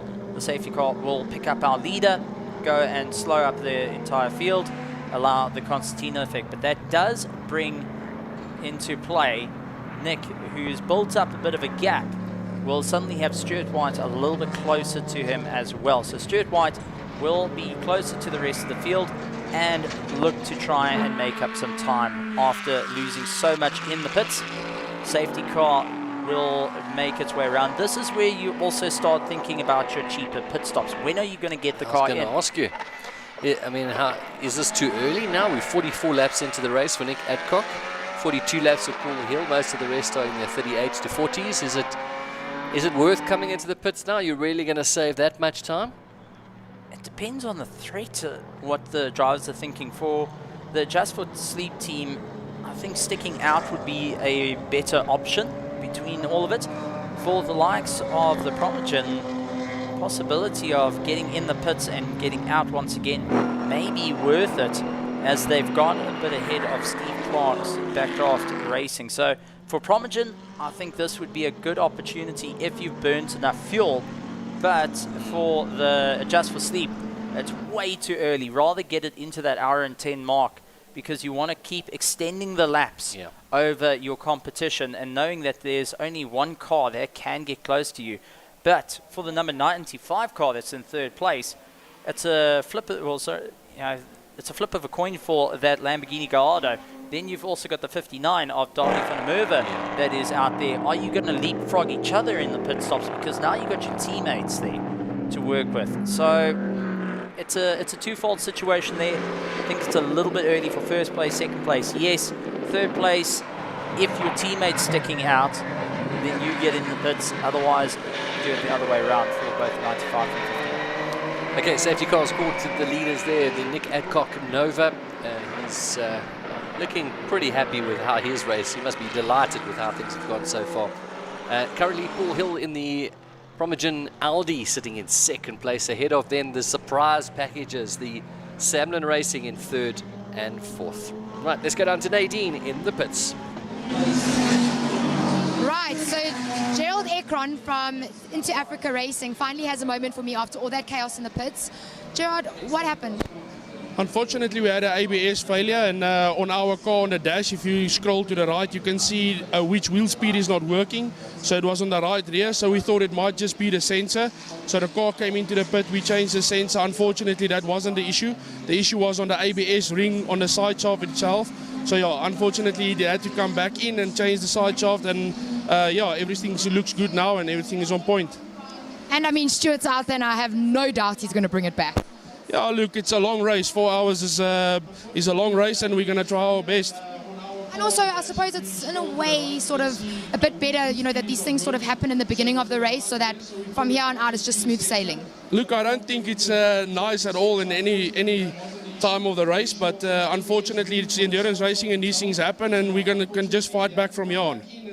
Well, I'm wishing you guys everything of the best, and I'm sure I'll chat to you again later. Thank you so much. Appreciate it. Thanks, Gerald. Okay, well, let's go back to Stephen and Gareth in commentary. Okay, so in fact, Stuart down to 17th position at the moment, so 17th place. And yeah, he's lapping in the 108 last time out. That was his last competitive lap. Of course, we're behind the safety car at the moment. All right, so a bit of work going on there, but it's always good to hear that number 17 car more than happy with the car. Unfortunately, fueling becoming a bit of an issue, so they got it out there, feeling it all, and as they make their way through. So let's see how our drivers will make their way around the circuit. Hearing an ABS failure, though, coming into play, that is going to be a little bit disconcerting for the first couple of laps, but Stuart White, a very accomplished GT3 driver, looking to keep moving forward. Okay, so there we go. The field will, of course, now bunch up behind the safety car, and they're going to be in all sorts of order. You can see Mike Verrier there, who's just doing a 1 hour race. He's only got 10 minutes left to go. He'll be quite pleased to be out here, and will be the victor of the 1 hour dash. We'll see various classes here all together. Not many people, though. We thought we might see a few more cars into the pits, not really doing it. No, not taking that cheap pit stop, trying to run it to the hour mark as well. So let's see how our drivers make their way through. Going to be a bit of a run for the front pack, safety car in, which means we're going for a restart. And Mike Verrier, the doctor, will be looking to take the MSA flag, which will be stationary for him in the next couple of minutes to go and take the win. But for no way of waiting around, Nick Adcock going and really stomping on the gas, blasting away from the field. He knows the threats behind him, and they're now a little bit closer than planned. Right, so give us an idea who in the classes, who's close together. Of course, Damien and Darby are right next to each other now, and they are on the same lap. We know that Damien in the 95 Lamborghini has been a lot quicker. Of course, there's a few cars between them, but Steve Clark, of course, he's down a few more laps. Yeah, well, in fact, he's on that same lap as Darby. So we could see Steve Clark. There we go. That is for a position, and we could see them actually get a little bit closer together on the track as well. Now, Steve Clark is going to be hunting them down. That Lamborghini Gallardo will be fighting it out to try and maintain, but it didn't quite have the same power. Steve Clark making very short work of him. What's going on there? That is an end plate that seems to have come adrift off the back of Dr. Mike Verrier's car, going and waving around like no tomorrow. So Mike Verrier will see that in his mirror and going, well, that should be a little bit more attached to my car. A bit of transport needed, maybe a tegaderm. Well, he's only got, what's he got? 8 minutes left to go, so I'm sure he'll be all right with that. Look at this bunching up here. We've got the Promosian Audi. There's Stuart White in the Lamborghini as well. He'll be desperate for some clean air just to get ahead and to claw his way back. I do think that Here they come. And Van der Merwe will be working with one another. Stuart White, though, getting caught into the pack and losing drive through turn 4, and knows that Paul Hill's going to make that Audi a little bit wider than planned. Remember, Stuart White is a blue flag, essentially, against the likes of Paul Hill in the Audi R8. But Stuart White is a lot quicker. All right, so he's just sitting on 16th position, lapping. We'll see what his lap time comes around this time. Of course, he's had to make his way through some back markers, but he'll have a bit of free air now. Just ahead of him, we'll have probably the 2 Lamborghinis up ahead. So now we'll see the pace they're coming through. So a bit of work being done on the 111. That was the turbo pipe getting repaired for it. So they are going to be frantically getting that together, plus a driver swap as well coming into play for them. So getting the whole pit stop done and dusted, fuel, refuel, driver swap, get back out there and try and continue on the race. And this is what you've got to do in an endurance race. Try and figure out what's going to work, what's the long run, what's your plan, and even when it gets changed in a matter of seconds. All right, Darby van der Merwe there up behind Damien Hammond. So they are, of course, battling it out in Class B at the moment with the beautiful number 17 backdraft racing roadster, that beautiful pink car. And, of course, the Fabian Lance and Lanika Martins, Loreto Sakuda in the 96. That's where that race is in Class B. But wonderful to see the Samlin Racing Lamborghinis here mixing it up amongst our A-class cars. We'll touch base with that a little bit later, because some fans wondering why aren't those 2 Gallardos racing against this Lamborghini here? It's now overtaken them. Why aren't they in the same class there, Steve? Well, 2 completely different vehicles. The Gallardos are actually road spec vehicles, turned race cars. They're stripped out, so they haven't got the same amount of power. They haven't got the same amount of aerodynamic upgrades done to it. They were road cars in one part of life. Here is a little bit of a pass as Gavin Grenier diving up on the inside and really hammering on the brakes as late as he can, runs out to the fringes, and you can see how close they are to one another, both having understeer coming into play. And that was for position, by the way, on the track. The 2 cars, though they're in separate classes, that was for position on the track as well. Now, overall coming into play. But as said, the Gallardos are once a road car that you would see on the N1 turned race car, where Stuart White's GT3 car rolled off the factory floor as a complete race car Lamborghini, giving it the whole treatment. Right, so Stuart White we just saw coming through ahead of these 2 Lamborghinis there. He just did a 59.9, so back up to pace. The leader on a 58.8. What's happening with the BM? This is the bucket list trying to restart the car, backfiring, so definitely overfueling. And they're just trying to get the car re-fired up. Unfortunately, not working to plan there. Marshall's just taking a look, but that is just backfiring as it's overfueled. So and the Promosian is off. That's Paul Hill. He's trying to get it going again.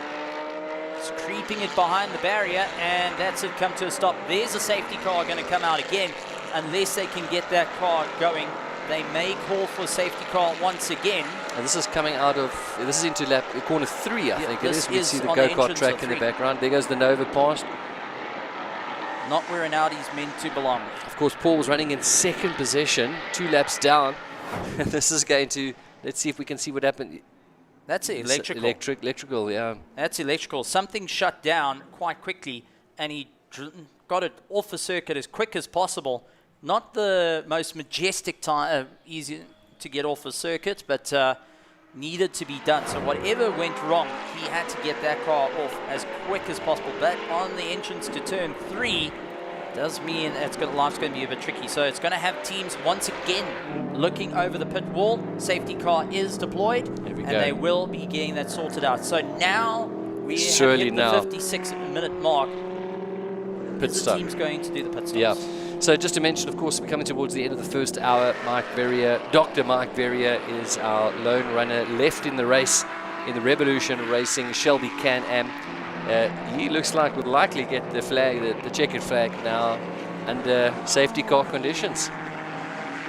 absolutely incredible stuff. But you can be sure Paul Hill will be going and chomping at the bit, trying to figure out what happened to his car. So they'll be able to get that car then back to the pits and hopefully restart. Quick, there's Mike Verrier. Just some words about this car. This last time we're probably going to see it on track then, because he's going to come into the pits then at the end of the first hour of the 4 hours of Zwartkops. Yeah, one of the very few running Shelby Can-Ams in the country at the moment. And the Gen 3 bodywork they were going around. I mean, the Shelby Can-Ams overseas, before they came to South Africa, raced on oval and raced on long circuit. If you look at the chassis, it's actually a square tubing all the way through because it's meant to take a few argy-bargy moments on a short oval. They got their car going in because I see they were going to tow, but it looks like they're going to tow. They're going to tow. Just using a bit of a ratchet strap to try and pull through. So the tow strap going to try and pull it along. Everyone having to take a bit of caution, but not what the Audi wants to be looking at.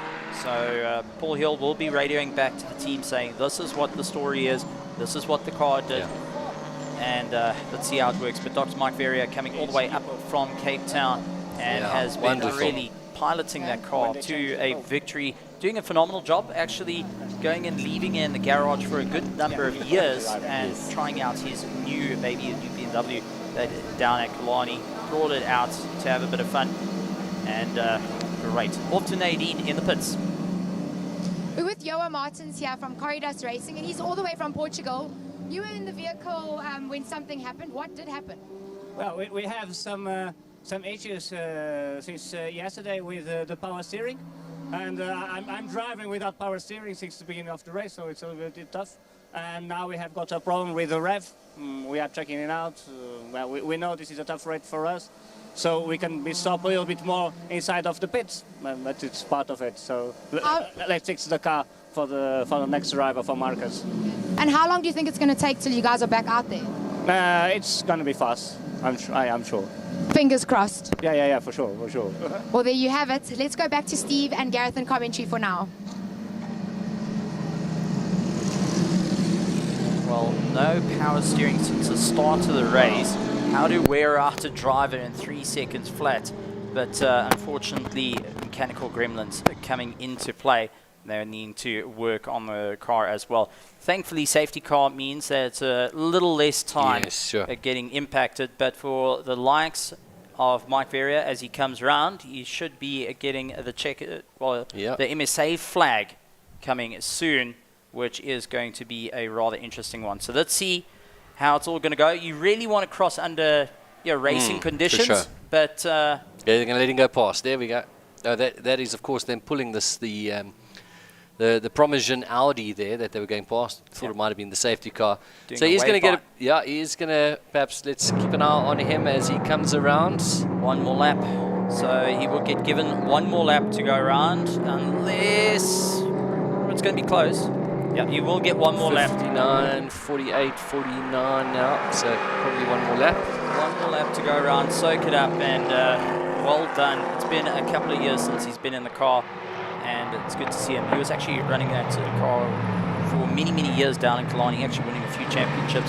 Raced in the Shelby Can-Am series in the early 2000s with it, done really, really well. And now detuning it, coming back in for the racing, with maybe the hopes of racing a little bit more in the 1 hour dashes and bringing a couple more of his friends out of the woodwork. Well, just to mention, of course, he wasn't the only car competing in the 1 hour dash. As what's happening now? That's Team Kobani trying to just move themselves out of the way. This is now at the end of the pits, and what are they? It's going for a restart. Is a battery? It's putting a battery there to try and restart the car. So he actually got to the end of the pit lane and then cut out. Just to mention, of course, there was one of 3 cars, Mike Verrier, in the Shelby Can-Am. Unfortunately, we lost the Xena Chemicals, Andrew Horns, unfortunately breaking a timing chain in, was it yesterday? It was yesterday within first practice, did 4 laps, unfortunately going and having the timing chain break, which means the valves met the pistons, which is never what you want to do, and unfortunately, very expensive engine later. And of course, then the Chev of Riemann Africa, they lost a clutch and they were out last night, unfortunately. So here we go. Are they going to let him come past? I think they're just trying to avoid the concertina at the moment, and Mike Verrier not wanting to get caught out, a little bit too slow. And are they actually going racing? Are they? They are going racing, and he's going to come across. Are we going to see the South African? The MSA flag. The MSA flag. So I think they just let it restart, giving him an extra lap. Okay. And now trying to get going. But you can see how tightly packed they are. And unfortunately for Stuart White, stuck on the inside behind the back markers with Steve Clark around the outside, going and making life a little bit more difficult, going and boxing him in. But for Nick Adcock, it's clear track all the way. Look at this. As they make their way through. This is going to be tricky into turn 4. 3 wide. And in fact, what's happened in the midst of all of that is that the Slingshot 2.0, Steve Clark, has got up into second place. Of course, Paul Hill had problems. Davy van der Merwe is not really competing against the A-class cars, although he's doing exceptionally well. And look who's in 4th position. Can you believe it? An Alfa Romeo in 4th position. Is that right? Am I reading it right? That is. The Alfa Romeo of the Aquadacian Alfa Romeo, I've got it in 4th position at the moment. That is unbelievable. Kashanika. I'm just surprised that an Alfa Romeo is up that high. I mean, the Alphas, we always talk about, there's the MSA flag coming out. That will be the end of the 1 hour dash. But we always talk about reliability and Alphas never go together. Well, that's getting proven wrong. Yeah. Eat your words there, Steve. Eat your words. The Alpha owners are coming for you. Listen, well done to Mike Verrier. As I mentioned, one of 3 cars that were competing here this weekend. He won't be slowing down, of course, because there's a race taking place. He's going to be driving around to the pits. Oh, he's going to be giving absolutely everything you've got. I mean, you've got a couple of meters to go. Why not just hang it out a little bit? All right, there's that Alpha that we spoke about. He's going through. Yes, Mike Verrier. Then he is now taken the checkered flag in the 1 hour dash. But as to stay up to speed, of course, there is a race continuing. And he will be going at full speed all the way around. No overtaking, please, Mike. Best behavior. And bringing it home. Wonderful to have the Shelby Can-Am here. One of 3 cars that came this weekend. Only 1 finishing, though. It's been a punishing weekend on the cars so far as we move into the 2nd hour here of the 4 hours of Zwartkops. It's the SA Endurance Series, and our 1 hour dash now officially done and dusted. And there is 3 hours to go. Mike Verrier, all the way from Killarney. Been a while since he's been here at Zwartkops. And he's going to be smiling ear to ear on that one. Time to kick back, relax with the Silver Lake and go and enjoy. But it does look like one of the Lamborghinis in the pits getting a refuel, so not really the cheapest pit stop for them. Well, Damien Hammond really dropping down now, down to 14th place overall. And it just shows you these safety cars having concertinaed everybody up. You now have a bit of a problem in this. You really drop down. We're still looking for Stuart White. He's up into 9th, but the big story, of course, Steve Clark, who dropped down with the earlier problem, up into 2nd place ahead of Davy van der Merwe, the 55 Lamborghini Gallardo.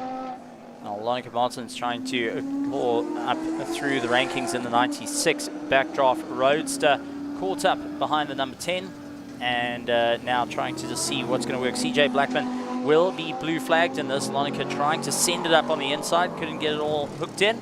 Will have to sit behind, wait it out, and try and get going. Once again, these 2 cars are very similar in their builds, with one being a new gen curl. That's why it's into the Class B, but unfortunately not having the same amount of grunt as the rest of its Class B counterparts. And look what's coming out the pits. The Calex is resurrected.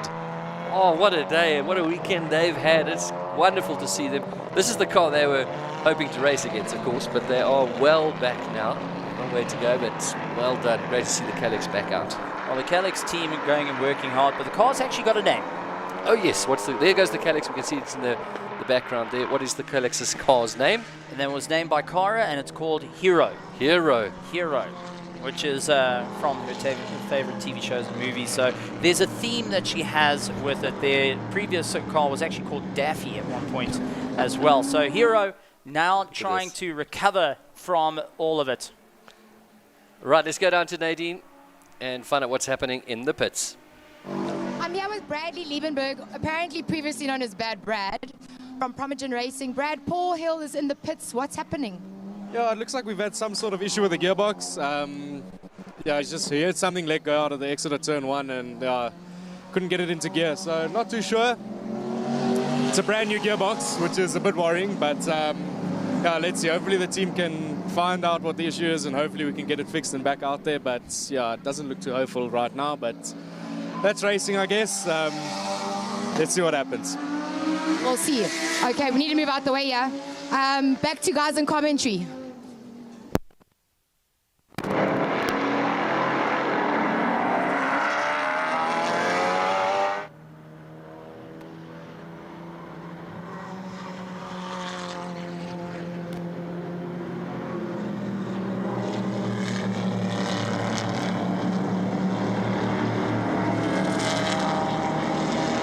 Continuing with their close battle.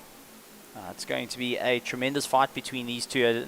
Chaba once again defensive into turn 5, trying to lock down that inside line. Lonica Martin sending it up on the inside of Mark Harvey.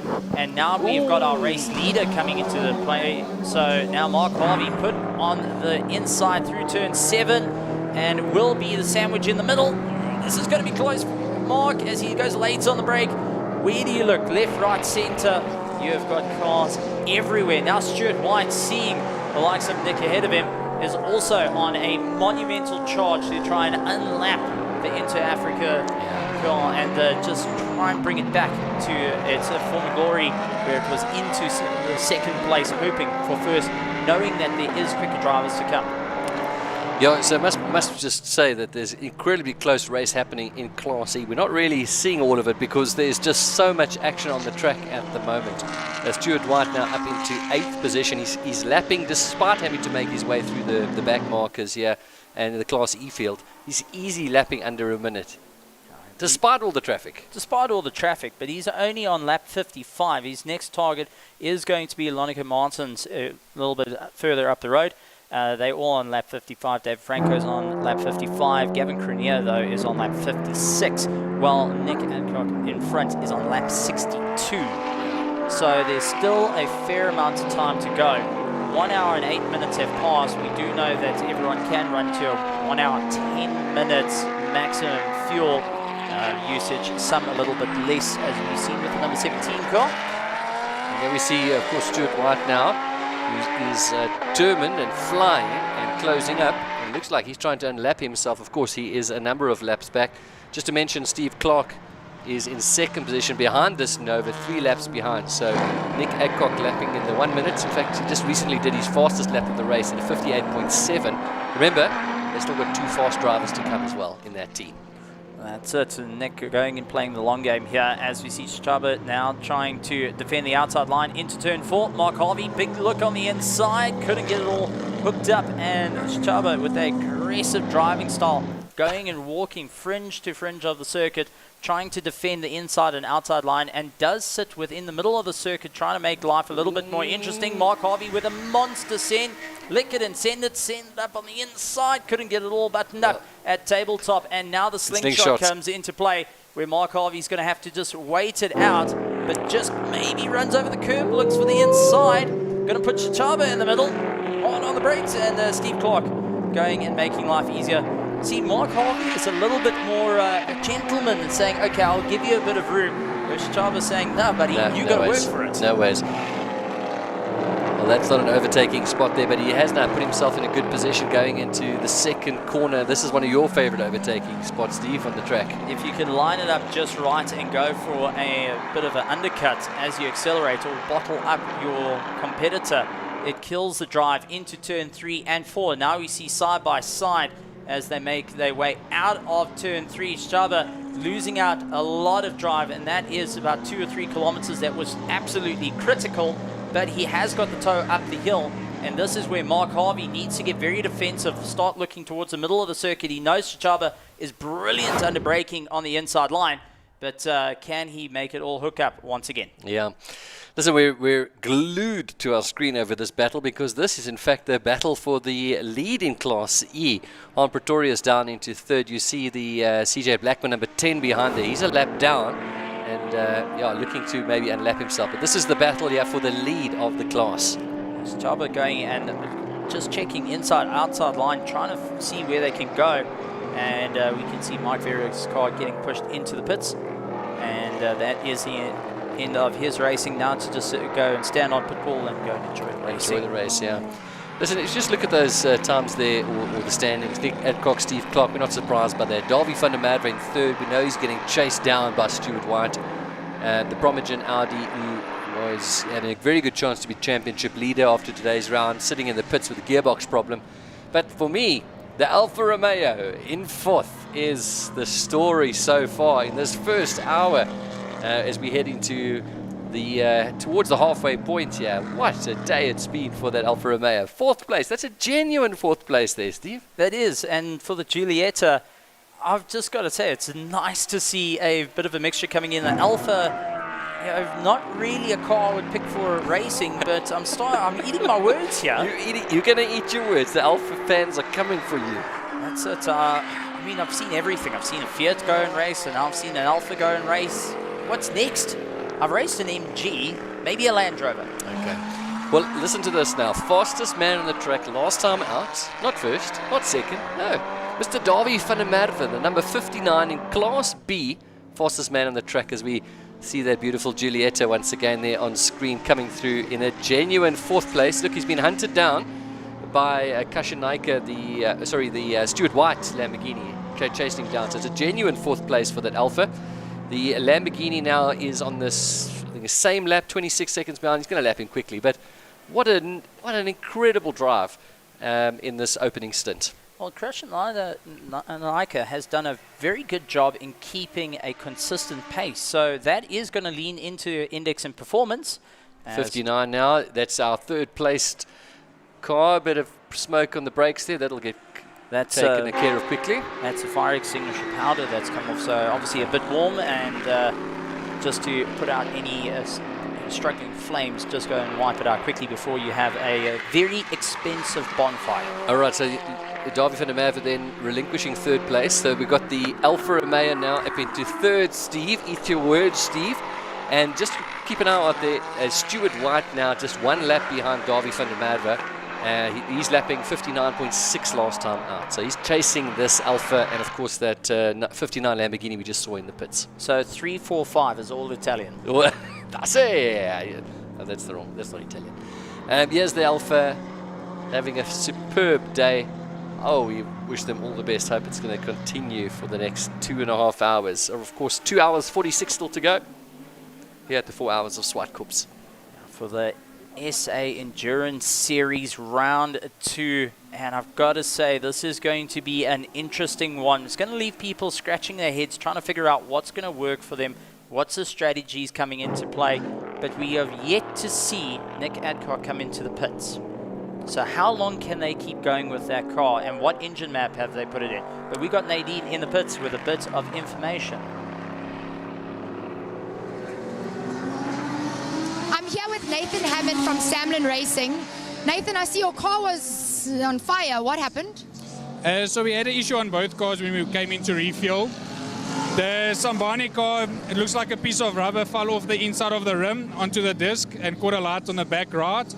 And now when Davy came in the Trinity car, we had the same issue on the front. So we're just going to have to put the fans on to ventilate the cars coming in for fuel stops. And keep them a bit cool. Well, hopefully it'll cool down as well, because, yo, boy, oh boy, there's been a lot of action in this first hour. A lot of action, so I'm just hoping it cools down and our cars can stay together and that we don't have another incident in the pit stops. You and me both, and also so that you can get in the car and race a bit. That's the biggest part. I would also like to drive a bit today. Well, may it all go well. Perfect. Thank you. Thanks, Nathan, for your time. Right, back to Gareth and Stephen in commentary. Okay, the 95 then sitting now 10th place overall. The sister car, Samlin Racing 59. Having come in the pits, so you picked that up there, a little bit of problems there. And that is the Davy van der Merwe. He's dropped down to 6th place. Listen to this now.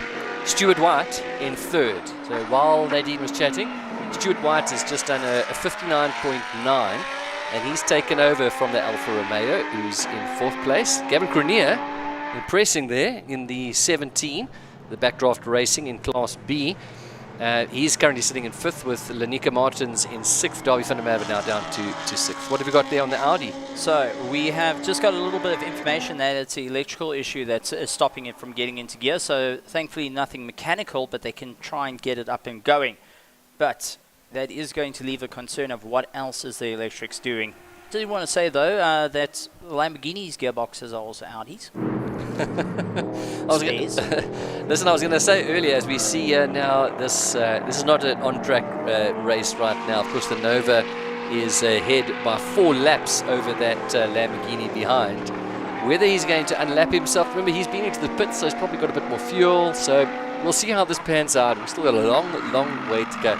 But I just wanted to mention, we saw Brad Liebenberg chatting to Nadine a bit earlier with was it an Audi hat, a Toyota jacket? No, it wasn't an Audi hat. It was a different brand. No, it was an Audi hat and the Toyota jacket from what I saw. Okay, yeah. But just confused. You know, he wasn't even in his racing outfit. Maybe he was driving Lamborghini just to really switch it up, having all 3 different brands. But Bad Brad going and thinking, all right, I need to get in this car. And when's he putting his racing overalls on?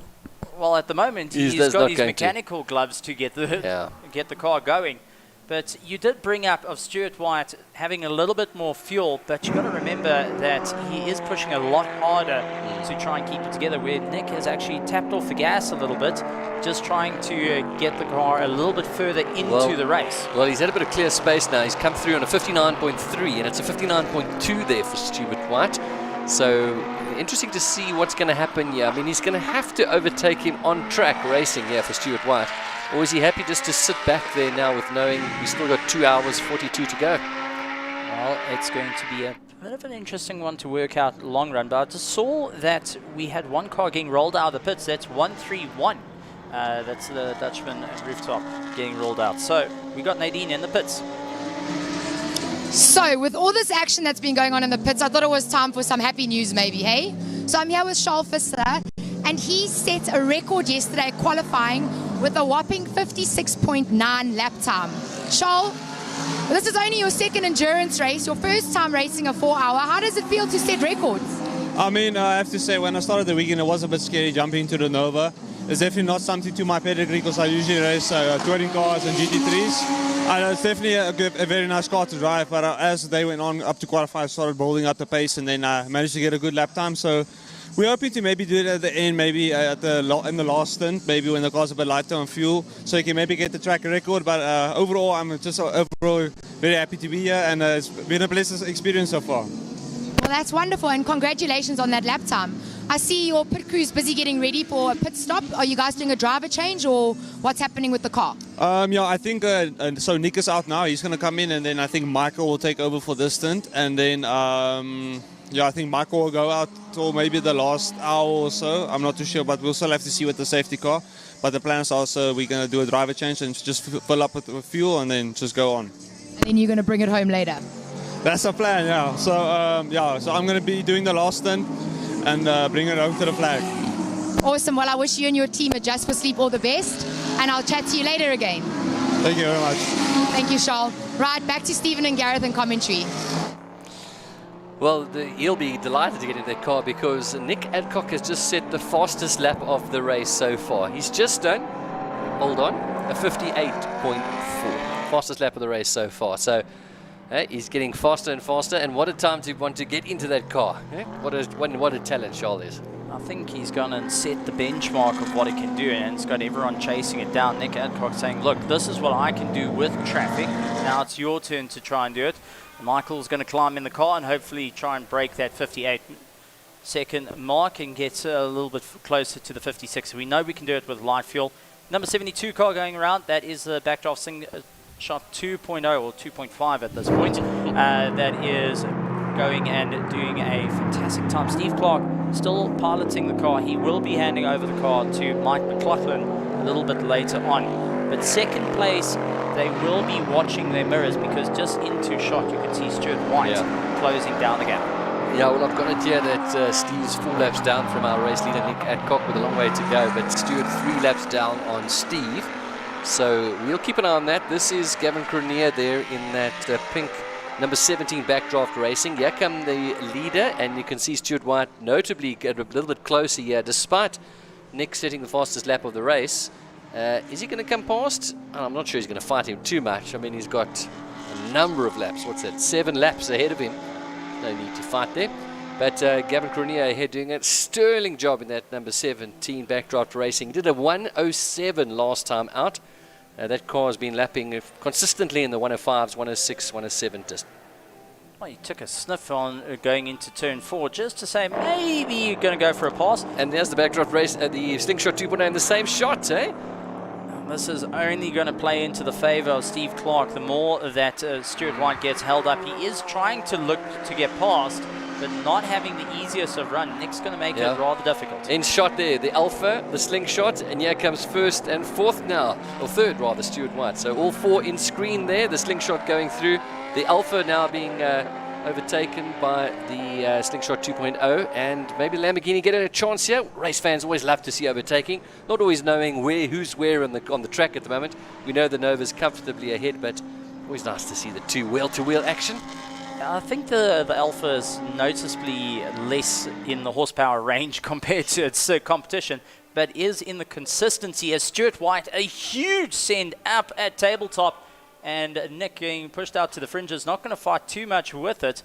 And now we'll be considering where for the stop. But do want to note to all our fans out there in Supersport going and watching on, our teams are also watching the broadcast as well. And the more info we give, the more info they get, and without even walking down the pit lane. So here we can see 1, 2, 3 in the shot. There goes the Slingshot, second place for Steve Clark. There goes third place Stuart White now, who's 3 laps down. And of course our race leader, the Nova, with Mr. Nick Adcock, desperate for a pit stop soon. He's been out there 77 laps, 1 hour 22 in the hot seat. That car has done a fantastic job in terms of fuel management and tyre management, and considering it's going to be a pit stop with driver change and full refuel, they're not looking at a tyre change. That is going to be a bit of an interesting one of how much life have they got in those tyres, and if it's going to be a one-stop, it's going to be cutting it rather fine. Yeah, absolutely. Well, in fact, we've been hearing from a few of the drivers that it's the tyre wear is fairly manageable at this track, like maybe some of the other tracks around the country where they're a lot more abrasive. Yeah, we can see now Stuart White, who's 3 laps down on Steve Clark in front of him, looking to unlap himself by 1 lap. So no blue flag actually required there for that instance. This is full-on racing here. Yes. Corner number 2, one of your spots. And there he goes. Hard under braking, you hook it on the inside, you can get the pass. If you on the outside try and do an undercut, but Steve Clark not putting in a fight with Stuart White, actually just leaving the door a little bit open and letting him go by, not to affect his race. He wants to work on the consistency. Remember, they were recovering after being in the pits for a little bit of time as well. The only car of these 3 that has not been in the pits during the course of this race is the Just for Sleep Nova, that is launching its way past up on the inside of Steve Clark. Gets an easy pass there and now guns it away. But Nick is still keeping the legs on that car. They've got 3 drivers to change, so let's see how it's going to work. Right, let's get on into the pits with Nadine.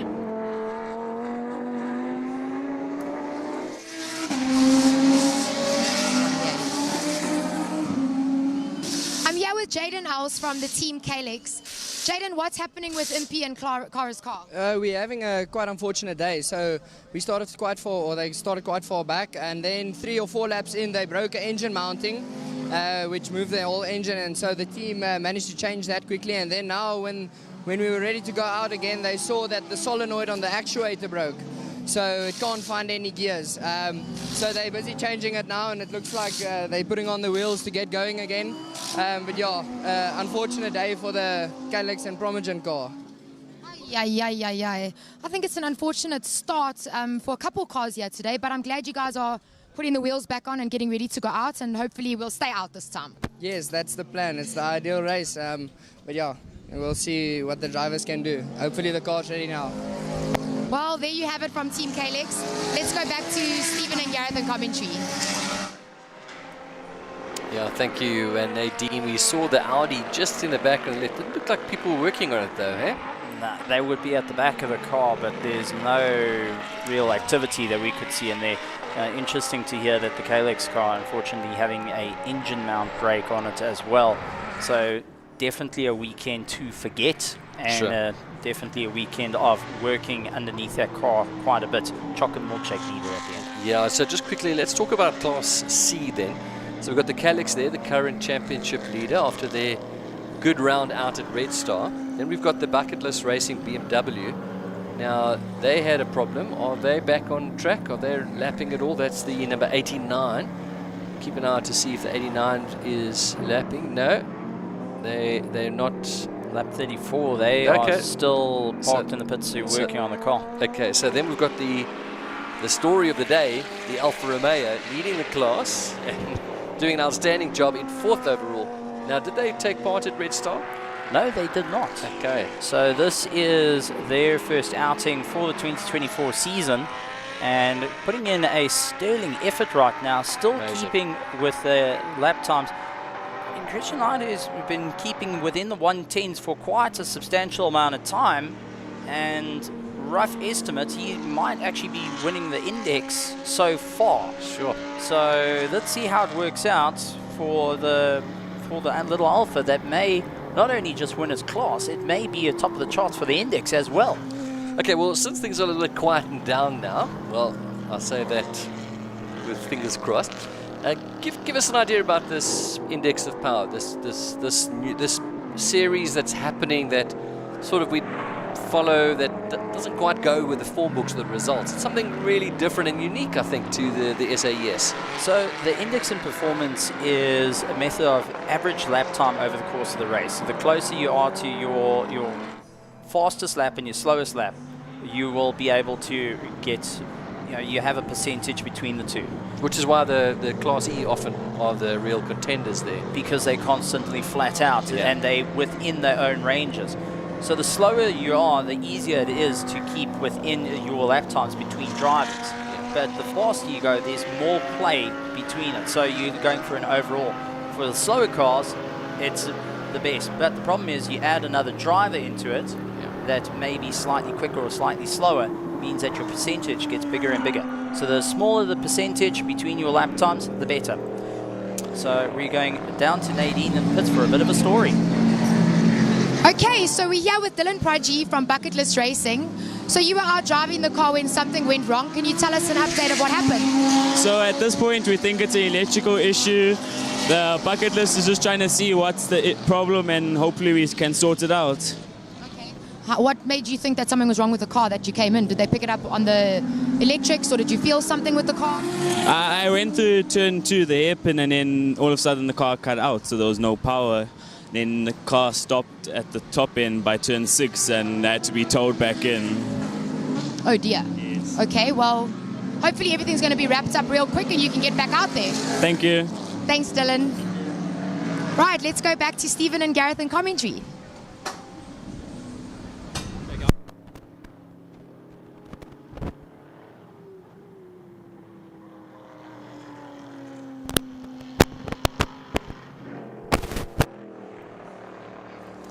So confirmation there from the BMW, the Bucket List Racing BMW with a problem. Then we know the Calyx has had a problem, the championship leader at the moment in Class C. So the Alfa Romeo really just plain sailing, if they can keep it as it is. And so it's just it's a story of attrition here. We saw this coming into the race, that this track was going to be tough on the cars, a lot of gear changes. Many thought, no, but that can't be. It's a shortened track. And it has been brutal for some of these cars. Now, definitely going and testing what each and everyone can do. A couple of also bits of information coming in. The car number 59 came into the pits for a routine fluid check. It's closer to half of the race. And interesting that they're going and doing a bit of work on the car. Then you have then you've got the Audi of the Primogen. They've actually pulled the entire drive shaft out to get it going. So just work up and down through the pits, and happening with the more powerful cars having more of the issues versus the likes of our V8 Roadsters that are out on circuit. They're not having too much of a rough run, but definitely the more power that you add seems to be the more problems that come with it. So no confirmation, will the Audi be able to get out again? Doesn't look like it. Well, if they can put a drive shaft in, they should be okay, but this is going to be a bit of a challenging time nonetheless as they fight their way through. So let's see how it's all going to turn out here at Zwartkops before the fallout. There is go. Nick. And this is going to be a driver change as well now. So he's done 1 hour 30 of the 4 hours. So we'll probably see now We'll have Michael Jensen coming in now. We know that Charles Visser, who set the new lap record and was qualified on pole, will finish it off. So they're just doing the fuel first. There goes now Mike into the car for the second stint. They've got a comfortable lead of 3 laps over the Slingshot 2.0. The Backdraft Racing number 72. Not too concerned about that. And you'll see there's actually 2 lines that's happening there. And the reason for that is because one is an inlet for the fuel to come in. The other one is to allow any pressure to come out. And that also helps in refueling the tank quicker. Because now you think of like holding a Coke bottle. You go and get a little bit of air inside, it pours a little bit slower. But if you put all the air towards the back of the Coke bottle, everything comes rushing out. So it's trying to get rid of that little pocket, try and get as much fuel in as fast as possible so you can get the car out. And that's going and putting in 100 litres into that car quite easily. Okay, so Nick Adcock now coming out of the car, Michael Jensen going in. They are 2 laps ahead of Steve Clark, who've had some earlier troubles. Just think about the early issues they had. I mean, they could potentially be comfortably leading the race. Okay, here comes the 59 out that had that routine little change. Yeah, had a fluid check on it, and they will be going back out onto the circuit. Originally, they were working on the brakes yesterday, going and trying to get it all going. So now it's all checked out. The Samlin team looking like they want to try and get both those Lamborghini Gallardos out towards the top end of the field. Both are currently leading or going and fighting for the Class B, as they're hoping that it will be enough to keep ahead of the number 17 car of Kusho Patumba, who's currently in chasing them down. So Wayne Roach in number 95, Samlin Racing currently leading our Class B, then our Backdraft Racing Kusho Patumba, number 17 in the coupe, trying to chase him down. But then we've also got Hiram Pretorius leading out our Class E's. So our Class E's is being led out by 262 Pesty Racing. Wow, that's been a change. We didn't see that happen. But the other Backdraft race I want to pick up on is the number who's currently running in 8th place at the moment, the number 96. We had Lorato Sakudo coming into that, one of the very young drivers here today with us. Not even 20 years of age, now running in 8th position at the moment. So what a day for this young man. Well, going and making his debut outing in a BMW just the other weekend, and now going and jumping into an endurance race. He's come from a world of karting, now really new into the world of long circuit racing. So what's the next best challenge? You've gone for a sprint race, why not give a 4-hour try and line yourself up against with 2 of the young guns that are leading out motorsport with Lonica Martins and Fabian Lance. So tell us about Michael Jensen. He's got into this car now. It's done an hour and a half. It's done 80 laps. His tires, of course, are nicely warmed. The car nicely tuned in. What's it like getting into a car at this kind of stage? You've got to try and pick up your stride. Yeah. That's the problem. You're now not used to the circuit. You're not used to the competition. You've got to try and start working out, get your rhythm, pull yourself towards yourself. He did get radio communications from Nick Adcock, even in the pits, just Nick giving him a bit of a heads up of what the car's doing, under braking, under acceleration, trying to give a bit of insight. But he has to be in that car for at least 80 minutes. So it's going to be 80 minutes of driving for Michael at this point, and he's just got to try and pick up the stride to ensure it. So the 1 minute mark is what he has to go for on his second lap out. So this is going to be a bit of a challenge for him if he wants to maintain a good bit of pace. But with a warm car, tires are going to be a bit of an interesting one, because Nick has gone and been on the same set of tires. They did not change it. So Michael's got a little bit less fuel, but in hoping that Nick protected the tires enough that there's no flat spots, there's plenty of grip still underneath him, and has to get used to a completely fueled up car, which he only had in practice yesterday. Right, this is to mention that we're seeing Stuart White's Lamborghini in the background here. You can see getting close now to the Nova there. Now, not too long ago we said 7 laps. It's now 5 laps. So lap 88 for Mike, 83 for Stuart. So they're 5 laps apart now. So obviously it was in the pits as well. That made a difference there. But lap time wise, Stuart's lapping in the 1 minute. Michael, if you can get up to speed there, he just did a 102.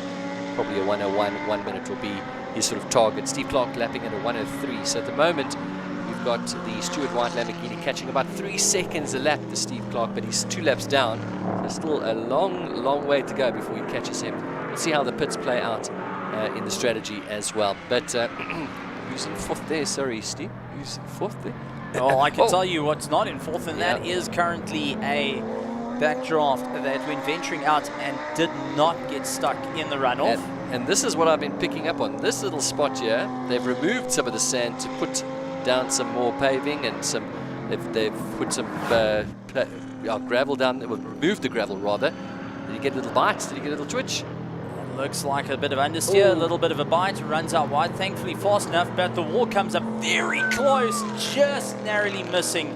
Now, what corner is this? That is turn 4. That is a very high-speed corner. Thankfully, the runoff going and slowing the car down just in time without going and smacking the side of the car. But if you want to get a monstrous fright, that's the way to do it. Falling off at 180 k's an hour, or 150 to 180 kilometers an hour, is not the easiest thing, and that wall comes up a little bit closer than planned. So that sand that we saw, there's more towards the end of the corner. The first part of the corner is actually where you've got the paving. In fact, here it is. Here's the corner. You can see there it's nicely tarred and some paving a little bit further back. So he's actually further around the corner where the sand actually assisted. It's just as he got on the power, it seemed like it snapped underneath him. So under acceleration, it squatted down and unfortunately just pulled the car off into the dirt. He had to try and pull it back. Yeah, that was the number 10. That's the defending champion we saw there. This is the slingshot Steve Clark in 2nd. He's had a long first stint. Expecting to be in the car probably for another 20 minutes or so before changing over to Mike McLaughlin for pretty much a shared sort of 2 hours each kind of stint in that one. You can go half and half on it, or you can give. Well, Steve Clark really has to be in the car for 80 minutes, or even Mike McLaughlin has to be in for 80 minutes, roughly, for the race. So they can shorten it to about an hour and a half for Mike McLaughlin, but I don't see them doing that. I think the half and half is a safe bet between them. Right, we've got about 20 minutes to go before we hit the halfway mark. That's the Lamborghini of Davy van der Merwe down in 13th place. He's not going to fight the slingshot who's in 2nd place. We go through Davy van der Merwe. In fact, the 2 Samlin Racing Lamborghinis were racing 3rd and 4th at one stage earlier on before they had just a little bit of trouble, and we've seen the faster cars coming through. So Steve Clark now will be delighted after, remember, being in the pits earlier on. Had to open up the bonnet to sort out that some overheating. That seems all to be well behind them now, and pacing nicely now in the 102s. Stuart White still under the 1 minute mark in terms of lap time 59s. This for Michael Jensen. He's now settling in a 101.7 there, completing lap number 92. Which tells me their target lap time is 101. A 101. A 101 with traffic is their target lap time to go for, and they know that they can stint it.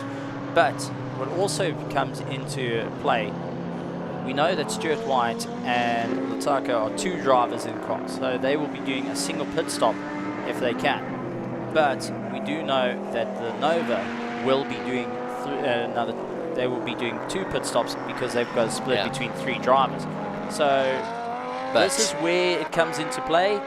Is 2 drivers better than 3? Well, 2 drivers means you can shorten your stops, you longer your stints, but in turn you get your drivers nice and tired, and that wears out, the time start tumbling down.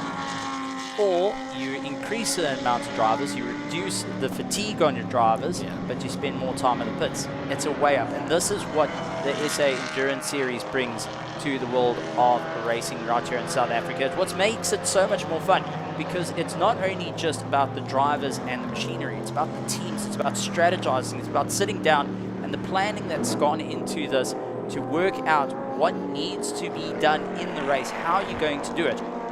Also, that plan that you made for the last 2 months of going, okay, this is the entire 30 page, throw it away.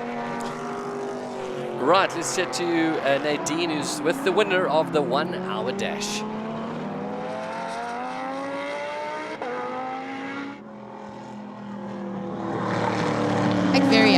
Not bad for a 34-year-old car. Thanks very much. No, it was lots of fun. I mean, they were always very reliable cars in their day and lots of fun to drive, but unfortunately when they stopped as a one-make series, most of them were just sitting around not being raced. So it was nice to bring one of them out and give it a run again, and it shows that it's still a reliable, fairly quick car. Now we've got something to work on for the rest of the year. And I mean, that definitely puts you at a tie with Andrew Horn, who won the previous round, so that's great. And yesterday I remember you telling me in the pits when I interviewed you, I came and chatted to you, that you slowed the car down. Yeah, no, it's not nearly as quick as the Shelby's used to be back in the day. It's got basically a motor, crate motor from a sort of a donor car, and it doesn't have individual throttle bodies, and it doesn't have good tires. It's not as quick as it was back in the day, but we'll work on that. We'll try and get it back to where it used to be. It's probably about 5 seconds a lap off where it should be. Awesome. Well, a huge congratulations to you. Jenny, can we please get the trophy? Here we go, Mike. Congratulations. Let me shake your hand. Winner, man. And of course, you get to spray all the... Unfortunately, it already popped. I won't be spraying it, but thank you. I don't want to cut you. No, don't spray me. Spray someone else, though, definitely. Give it a go. That's what winners do. Spray them? No, these young chaps here, maybe. They look like they're a bit quiet. They Those spray. guys. Yeah, spray them. Okay, let's do it. He says it was wet. Okay, let's go. Woo! Let's give Mike a round of applause for first place. Thanks, guys. Thank you. Thank you, Mike. This is for you. Thank you so much. Right, that's it for our first podium. We'll see you later. Back to the guys in commentary.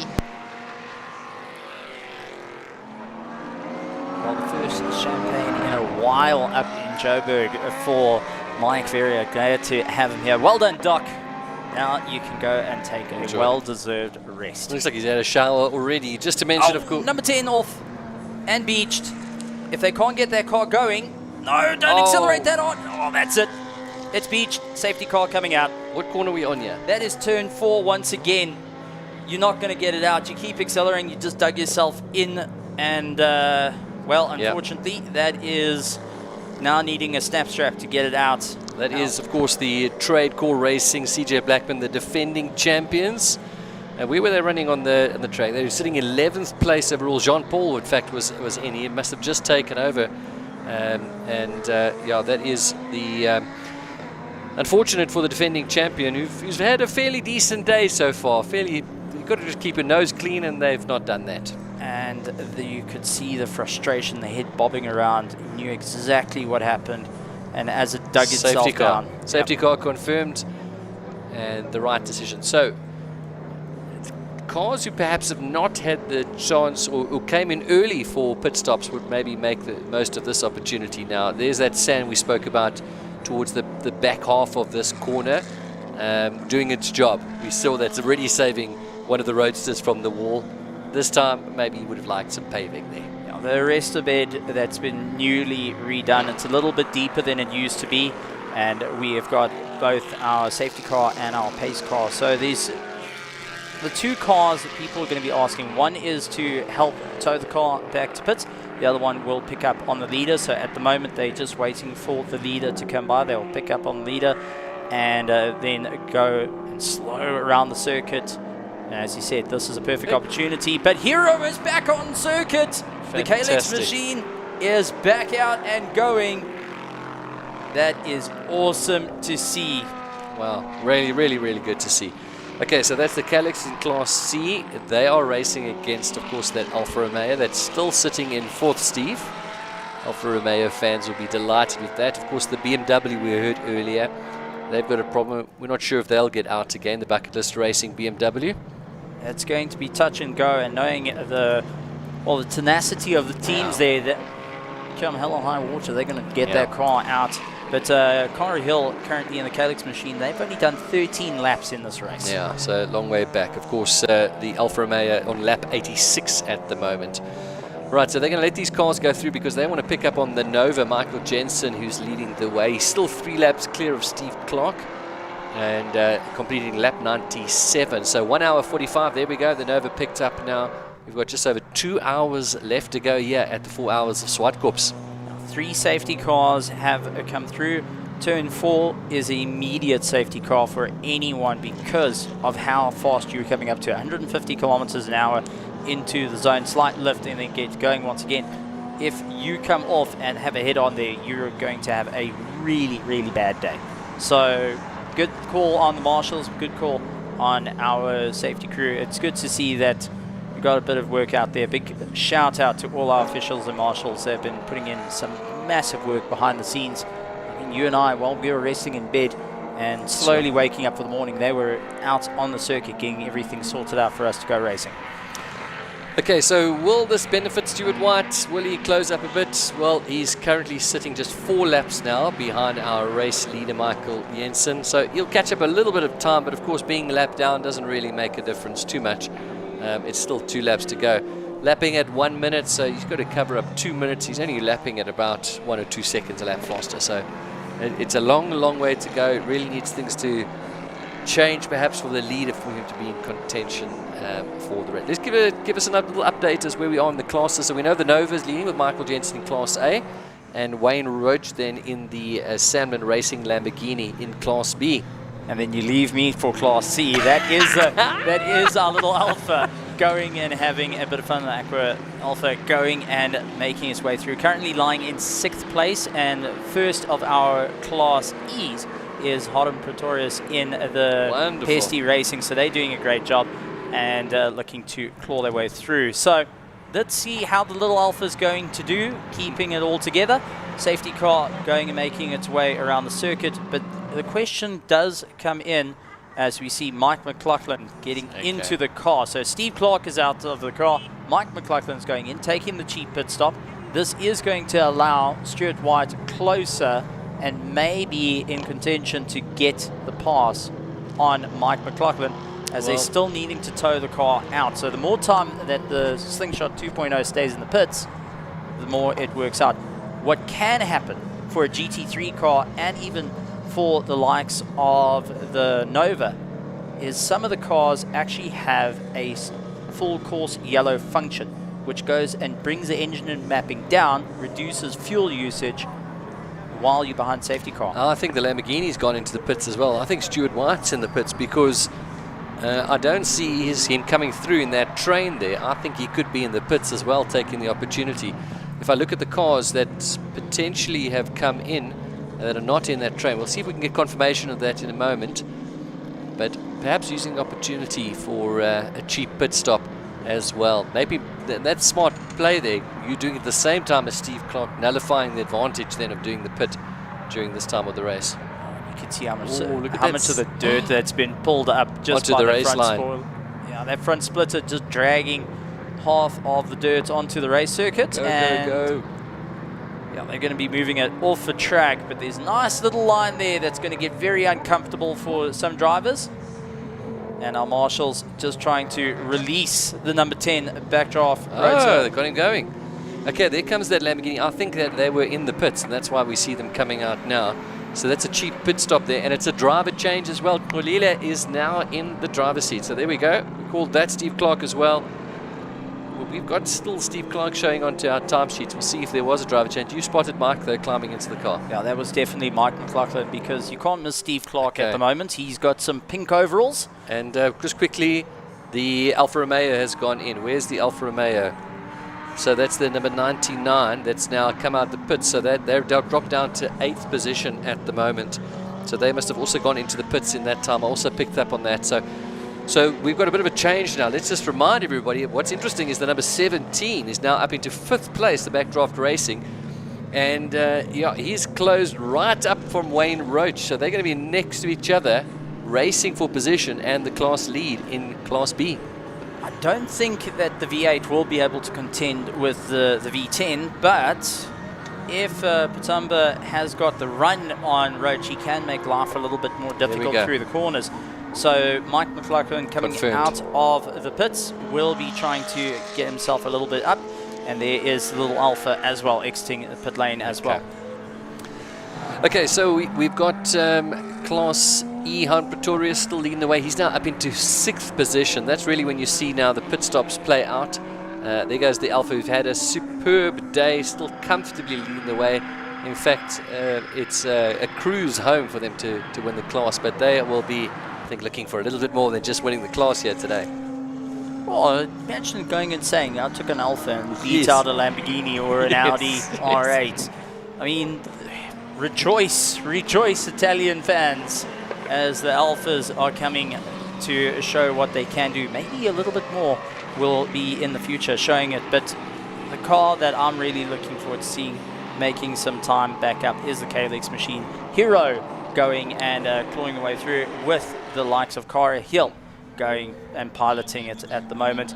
A little bit of fun fact for anyone that doesn't know, that Paul Hill's Audi R8 wasn't originally meant to be an Audi R8.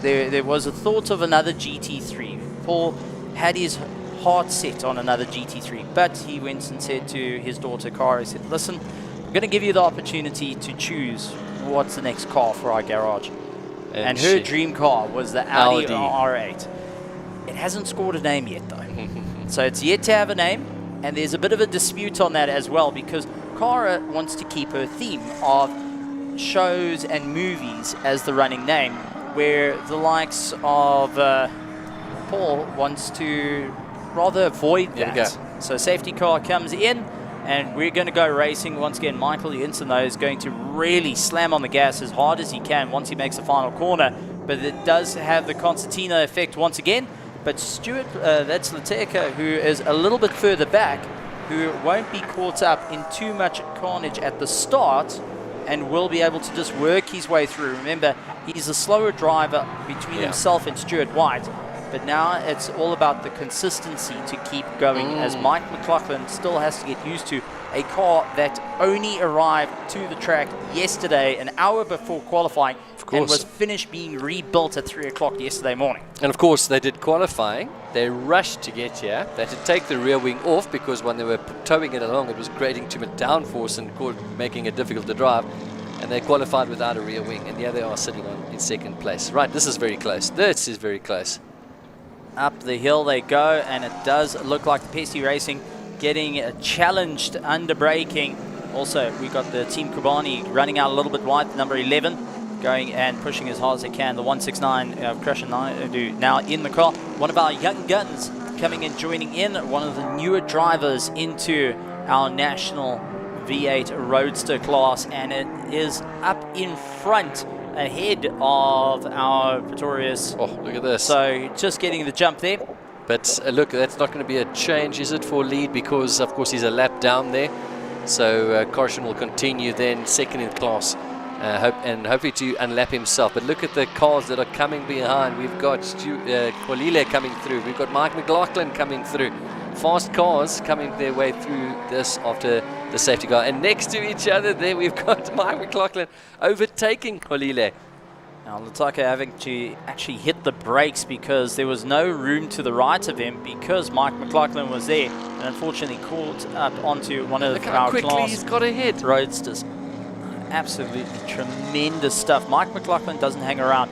He's one of the quicker drivers between himself and Steve Clark, and he's starting to show it off. Wow. Under braking though, he's going to try and lock it on the inside, trying to go for two positions. Understeers out, forces one of our Lambos to go wide. Pesty Racing getting all out of shape. Now going side by side with Mr. Naidu. Naidu getting thrown out to the fringes of the circuit. Life getting a little bit too interesting at tabletop. Not ideal for anyone, but Lataka now caught and unfortunately cannot get past just as yet, as Cara Hill managing to get around Naidu.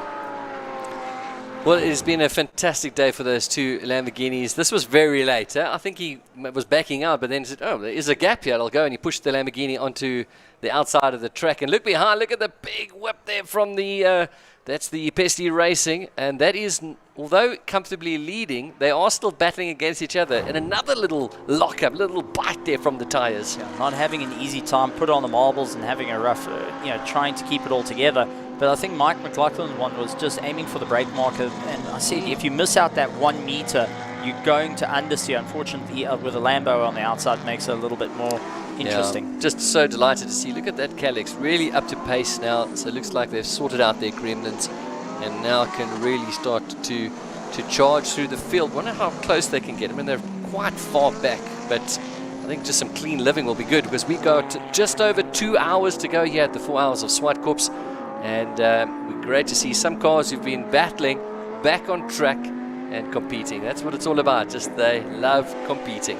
That's all. you know, this is why I love the South African Endurance Series, because you can come out, you can see a variety of vehicles all taking it to the front, and there's no idea who's going to win it. You can have some of the slowest of cars go and duke it out at the front. I mean, we had an Alfa Giulietta up in 3rd place ahead of 2 Lamborghinis at one point. Brilliant. Where in the world can you find that? Yeah, it's been an amazing day for the 99, who's down in 11th position at the moment.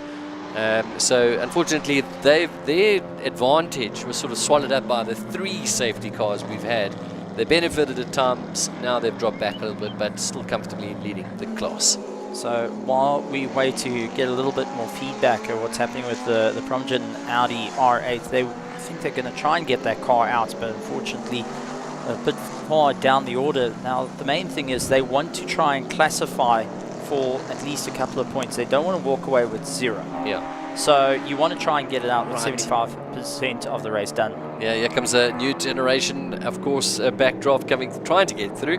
That number 131 though is Gavin Rook. He's had an up and down day, looking to sort of bring himself back. He's on lap number 83. Just to remind you, the leader's on 93, so he's 10 laps down at the moment, but showing some good pace around here as the number 17 backdraft racing, the new generation with that stunning hardtop comes through and looking to get past these boys.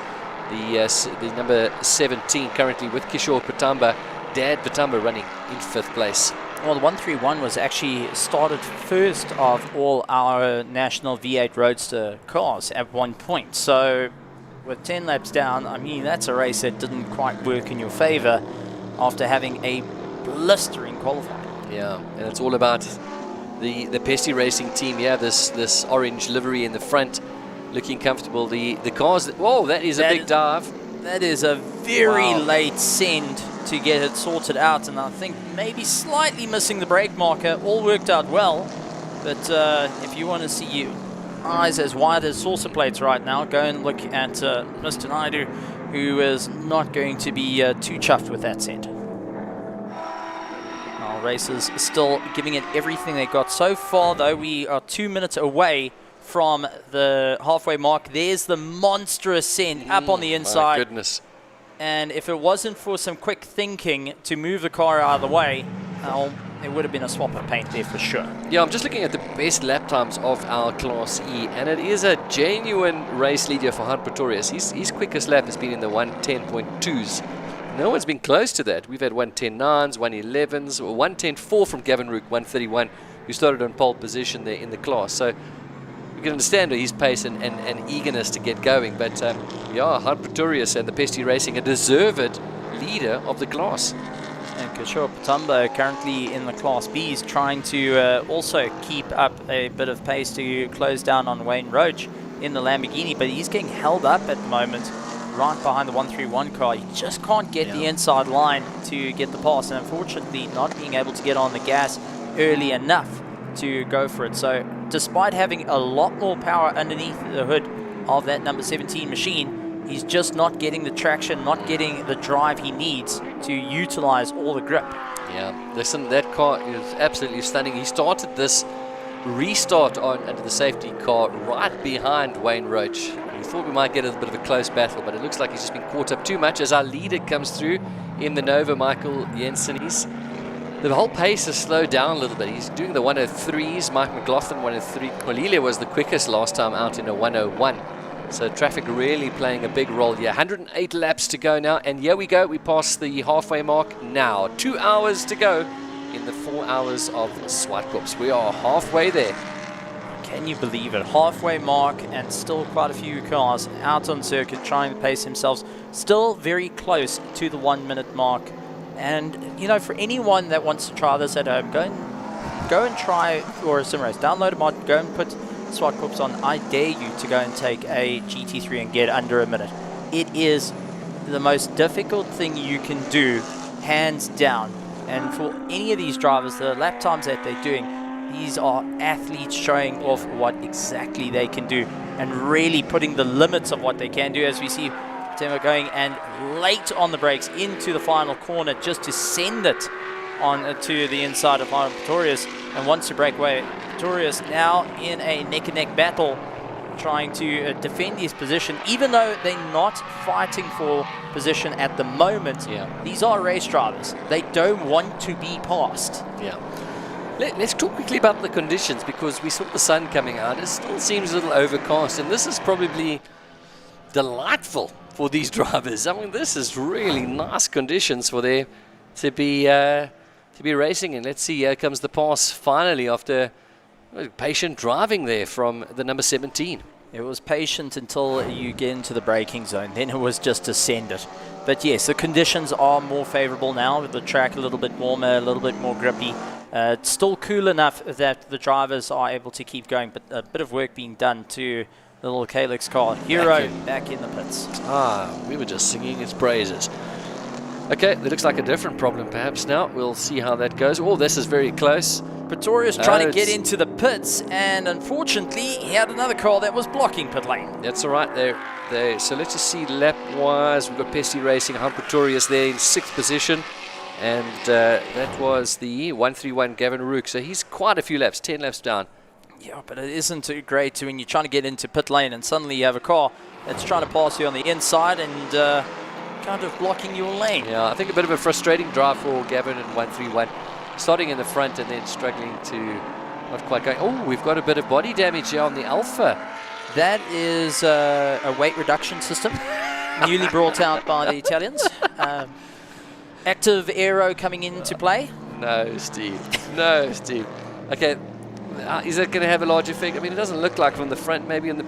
It's not going to have a major effect. I'm sure that... No, it's not going to be a major effect, but he will be shown a flag saying, listen, you got to get in because you cannot have pieces of body hanging off during a race, because if that had to come adrift and it go, you're going to have essentially something that weighs, well, let's say 200 grams, suddenly turn into about 3 kilograms with the speed differences. So you want to be rather cautious, rather get it in, but a fair amount of damage to that car.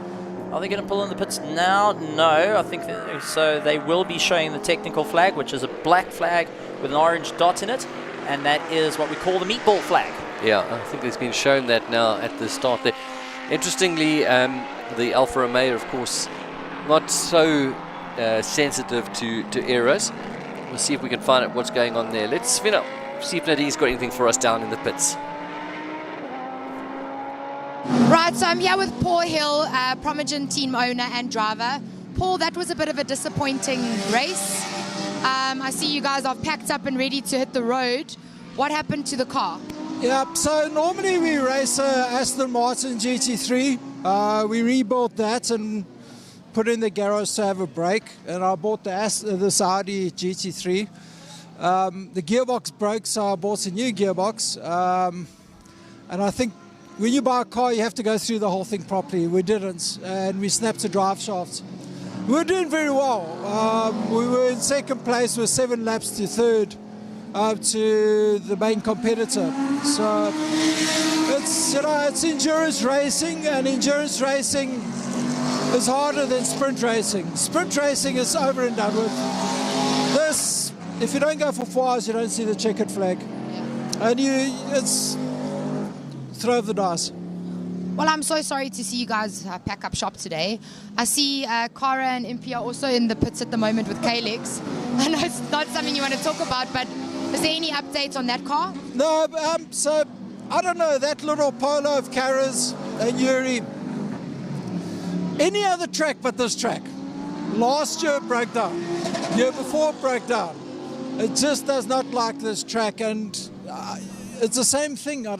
Yesterday we had drive shaft issues. Same with the Audi today. Drive shaft just snapped in half. I don't know what it is about this track and Calyx and my cars. It just, we don't get on. Any other track we find.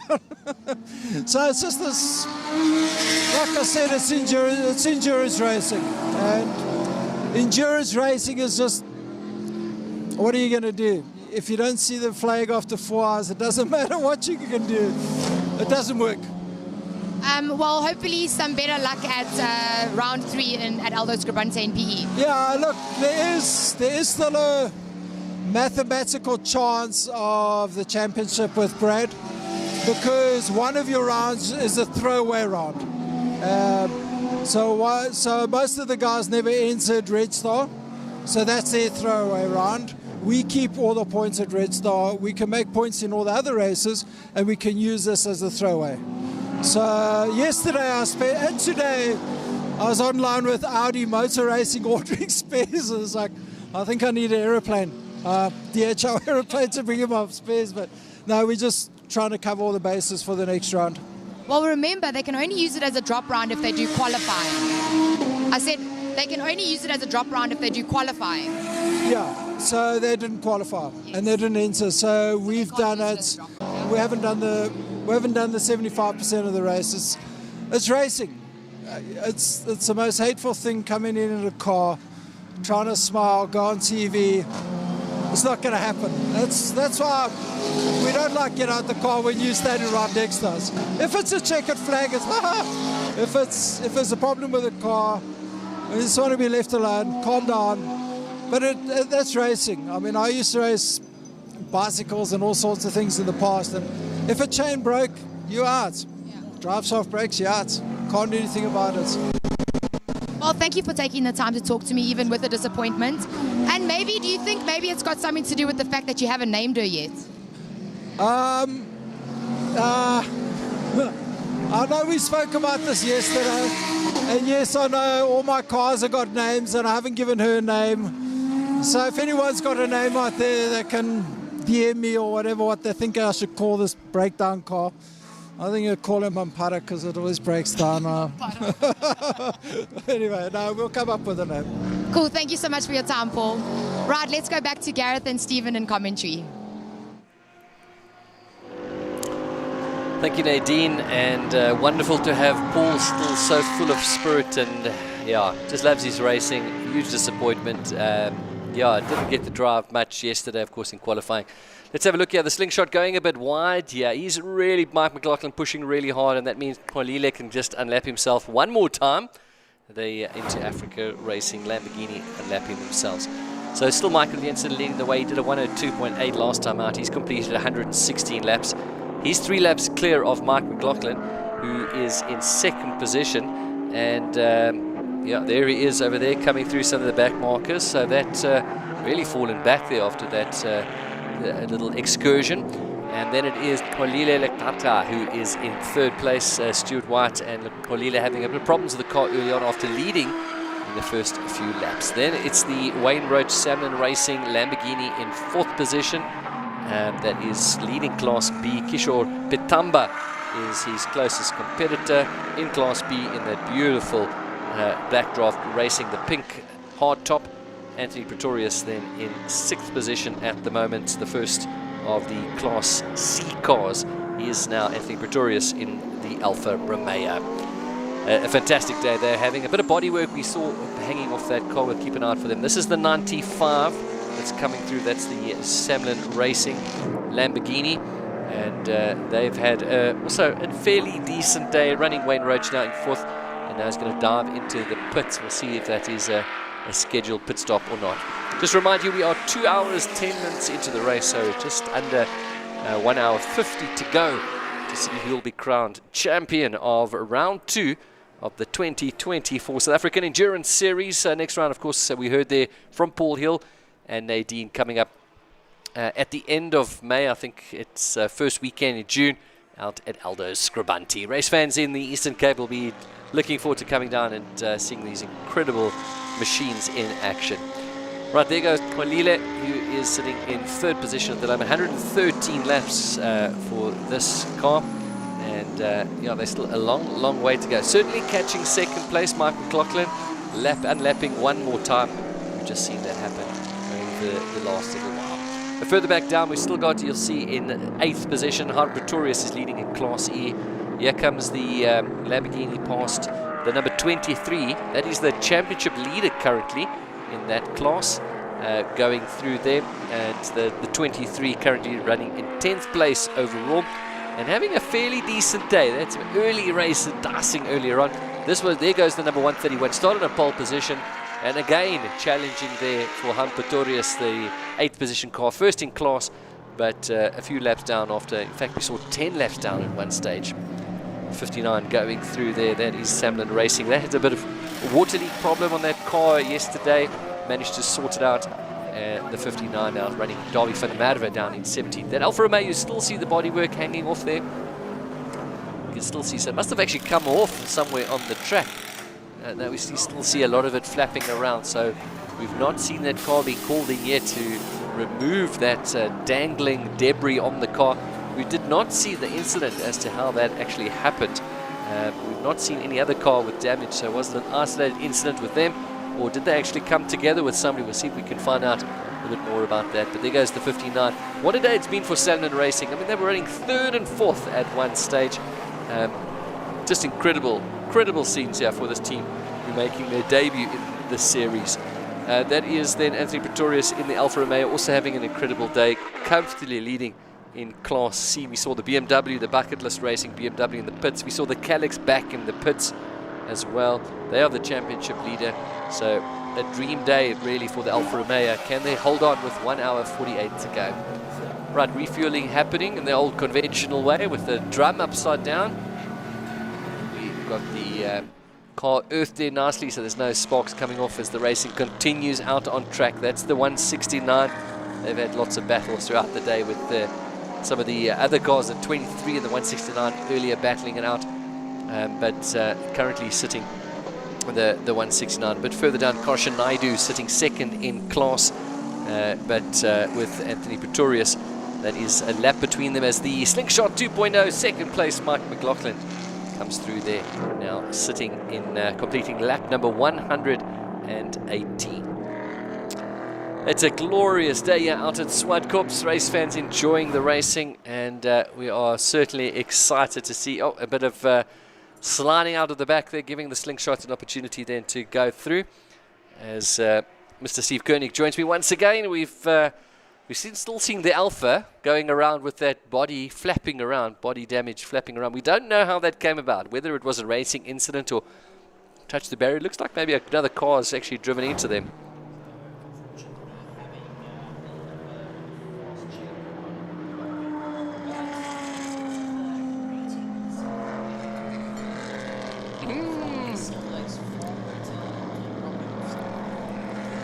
Wow. Spitbright. Sure. I mean, give us your thoughts on what Silver Lakes bringing out their own recipes that you can get at all the, well, you can only call them resorts, but what do you think? Absolutely stunning. I hope this is all for me. Oh, yes. Oh, yes. No, don't worry. I'm getting mine just now. Rest assured. Right. Because it smells all so good. But the racing action still underway. Yeah, so there's the 262, the Pesty Racing now. Right behind them is 2nd place in class, but a lap down. So just keep an eye on. It's going to be very close racing here between these teams. The 169 going through there. And they are very close on the race. We're getting confirmation. So unfortunately, the Calyx car, unfortunately, out. And that brings an end to Hero for today.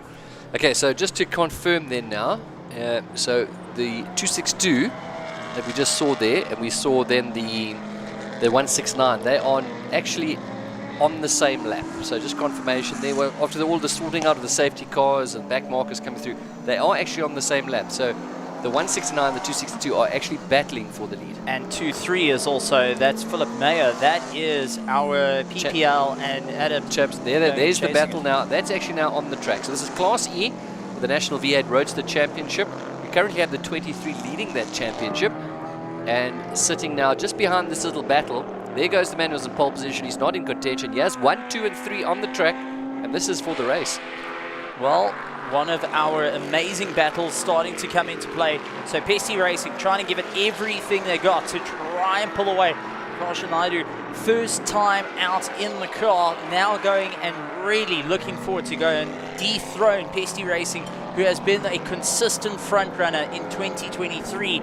Now having to watch the review mirror, seeing the young guns getting closer and closer. Small mistakes starting to come out. We're running out a little bit wide out of turn 2. And that slows him up a bit. But we cannot forget that right behind them, Philip Mayer will be trying to close down the distance as well. Soon as these two cars get into a bit of a scuffle, they will slow down half a second to a 0.7 of a second easily. and that will allow Philip Miller to get right into it. So Philip Mayer hoping to make a charge and really show what they can do. Well, the three teams have had very different weekends. I mean, Pesty Racing has pretty much kept their nose clean. They've stayed out of trouble. The Panda, the 23, the championship leader, had a couple of early races, but also have kept fairly quiet. So it really just shows it's the consistency. It's the, you know, not necessarily the fastest pace out there and setting quick lap times, which we saw from the pole man, who's going through shot now. It's really about keeping things nice and easy. They're 10 laps down there, the pole sitter, on this battle.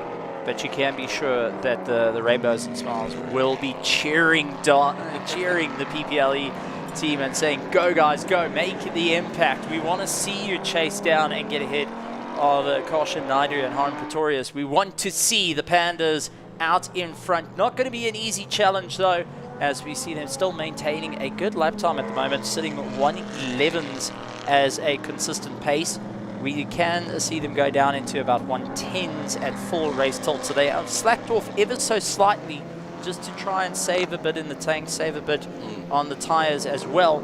But as the sun starts moving around the circuit, it's getting a bit brighter in some parts, others you're starting to get the sun hitting you in the corners of your eyes.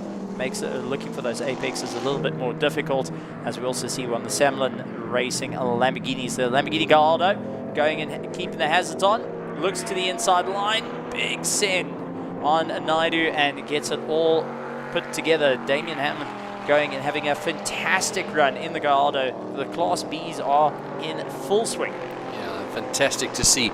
Okay, so Class B looking really, really good. The number 17, we haven't seen a shot for a while. They've dropped back a little bit from this 95. And they're currently leading. They're leading our Class Bs. Where did that happen? How did that happen? Okay, so let's get this one right. The backdraft, the number 17 backdraft is currently leading. Kishore Patamba got a phone call from his son saying, listen, I'm doing well in Portimao. Come on. You best go and shape up, Dad. And, well, that's what they had to do. But we do know that's a three-driver lineup. So let's see how that's going to play into it.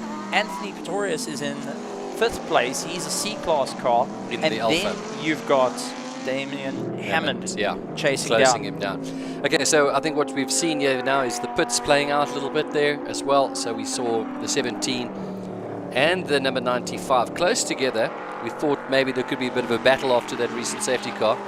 And yeah, we've got the BMW coming out. Wow, that's been a long wait for them to get that sorted. That's the only other car challenge the Alfa Romeo in the Class C, and they are coming out the pits. That's a delightful sight to see.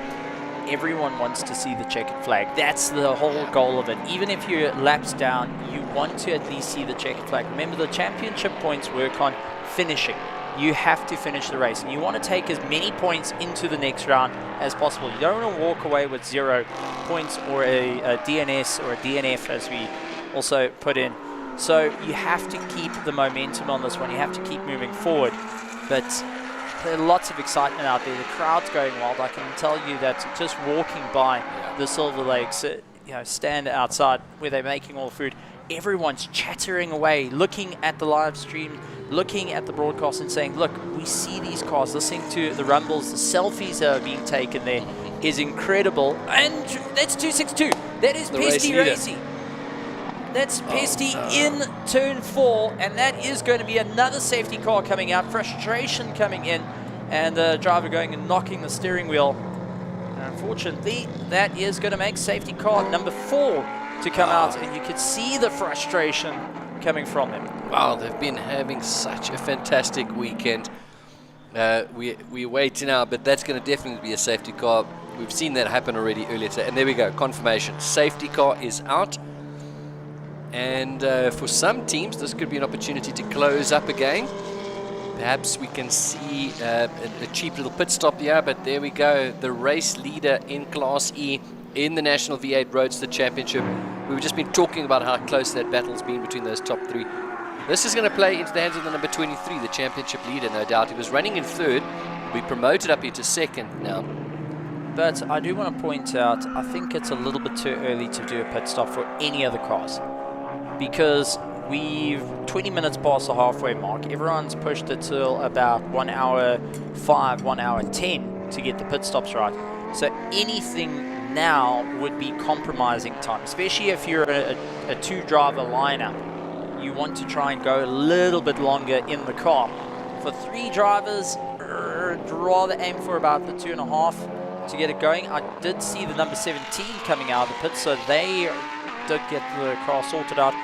We also do know that they're a little bit confused on how much the car is swallowing fuel, and that's because it's a newly built race car. There's still the guessing game, there's still the testing out. This is its full flight racing after it's, well, getting it put together for the very first time. So they are looking to make a monster of an impact, and we're yet to see Devin Robertson to climb into that car. So there's Class A leader and Class B leader next to each other. In Class C, it is the Alfa Romeo. Interested to see what they're going to do about the damage on the car. And in Class D, it's going to be David Franco, the number 69. Very quiet race. Of course, the 111 had some problems earlier. Managed to get back out there. And in Class E, we've just seen our leaders crash out. They're in the kitty litter. They'll get that car back on there, but they'll be very disappointed. Which promotes then, who's now currently leading in Class E. That's going to be Korshan Naidu in the 169. In his debut outing, he's currently leading the Class E's. Now, I've got a question to go and challenge you, Mr. Burley. Go for it. All right. What looks better? Nova, the backdraft coupe, or your Alfa Romeo? Well, Choose your words. That's wisely. not fair. That's not fair.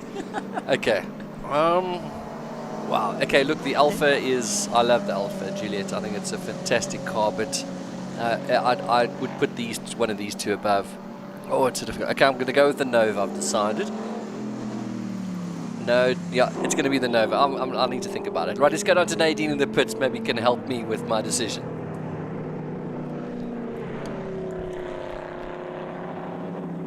And Stephen, I'm standing here with Stuart White from Inter Africa Racing. He's finished his first stint and we're 2.5 hours in. Stu, what are the chances of you guys taking this race? Yeah, it's very difficult. There's been a lot of safety cars, so we're trying to use that to our advantage. Obviously, it's a bit disappointing that we had a very good start, pulled a bit of a gap, and then had a problem on the right. We're not exactly sure what was wrong. We changed what it could have been and was still an issue, so we knew the only other problem can be the complete side shaft. So well done to the team. I mean, they did an incredible job to change the side shaft in basically 3 laps. So yeah, all of the hard work in the workshop paid off, and to keep practicing these things, you never know when it's going to happen in a race. So yeah, kudos to the team. We'll keep pushing. Kulila's doing a very good job now. Still a long race to go. We'll give our best and see if we can catch them. Awesome. And tell me, are you going to go back in for the final stint? Well, it all depends on safety cars. Obviously, the strategy changed a lot because we came in quite early, and then my first stint was very long. So it all depends on safety cars, but we'll have to see what happens. Well, we're always rooting for you guys. Thank you for your time, Stuart. Cheers. Thank you very much. Thank you so much. Right, let's go back to Stephen and Gareth in studio. Changing a side shaft, that is over 90 degrees Celsius that you are busy changing mid-race and getting a car out in 3 laps. That is skill behind the spanner work, and that's where you have to just rely on the team. As a driver, you strapped in, you've got nothing to do other than just wait for the time and trust in your team to do what they need to do. And well, every single one of the teams have been putting in a huge amount of effort. But kudos to the Inter Africa team. Yeah. 3 laps, which is 3 minutes of racing at full flight, to go and change the entire side shaft of the Lamborghini. Incredible. It's amazing. Okay, I've thought about it. I'm going to go with the Nova. No, wait. No, I'm going to go with the Roadster. No, wait, I'm going to go back to the Nova. Okay, no, it's too close, man. They're just too... I just love them both. Well, in fact, we saw the Nova, in fact, going to the pit, sorry. So during that break, yeah. So did that make your decision? yeah, that was it. Okay, I'm taking the number 70. I think that's the prettiest car. I think you go and stand next to that. It is small, petite, special. It's just got such a presence about it. Look at it. Okay, it's pink. Not my favorite color, but it's a stunning car. I like it in that color, to be honest. I've got to say, it stands out from the rest. If you think about it, it's not the usual silver that you have. But yes, the coupe being a small, petite car compared to a lot of its counterparts. But one thing it does have is a serious amount of power underneath it. A very, very interesting car built closer to your GT4 spec, built right here in Durban. And, you know, for a car that you can go and purchase to go racing and have a full flight Class B race car to race in the SA Endurance Series, it's definitely one that I would personally go for. And is, if I had to compare it to the Slingshot 2.0, I actually prefer the look of it because of the coupe. I just feel that it finishes the shape, but also the clever little tech in it does make it, well, a bit of fun. That's as close as I'm going to get to a GT3 car, that's for certain. But we are now seeing Pesty coming in. Look at the sand. Yep. Look at the sand on the tray there, the kitty litter. Can make a sandcastle. Make a sandcastle. Okay, let's give you a quick update then on our championship leaders. We've had round 1 at Red Star. So in Class A, we know the championship leader is not here, the BBR Porsche. They're putting all that kitty litter now into the pits. Anyway, using the opportunity to refuel. We can have a driver change as well. Looks like we've had a driver change, putting the seatbelts on. So in Class A, just to mention, we currently have, of course, the Nova leading with Michael Jensen. The championship leader is the BBR Porsche. They're not here. We'll see them at Scribanti next month. Class B, we don't have anyone leading the way because all the cars didn't finish at the moment. It's very interesting between that stunning number 17, pink backdraft racer, and of course the 2 Lamborghinis. In Class C, the Calyx, what a day they've had, but it's the Alfa Romeo that's currently leading the way, but the Calyx that came in as the championship leader. We'll see how that plays out towards the end of the day. Class D, as the Pesty Racing gets out.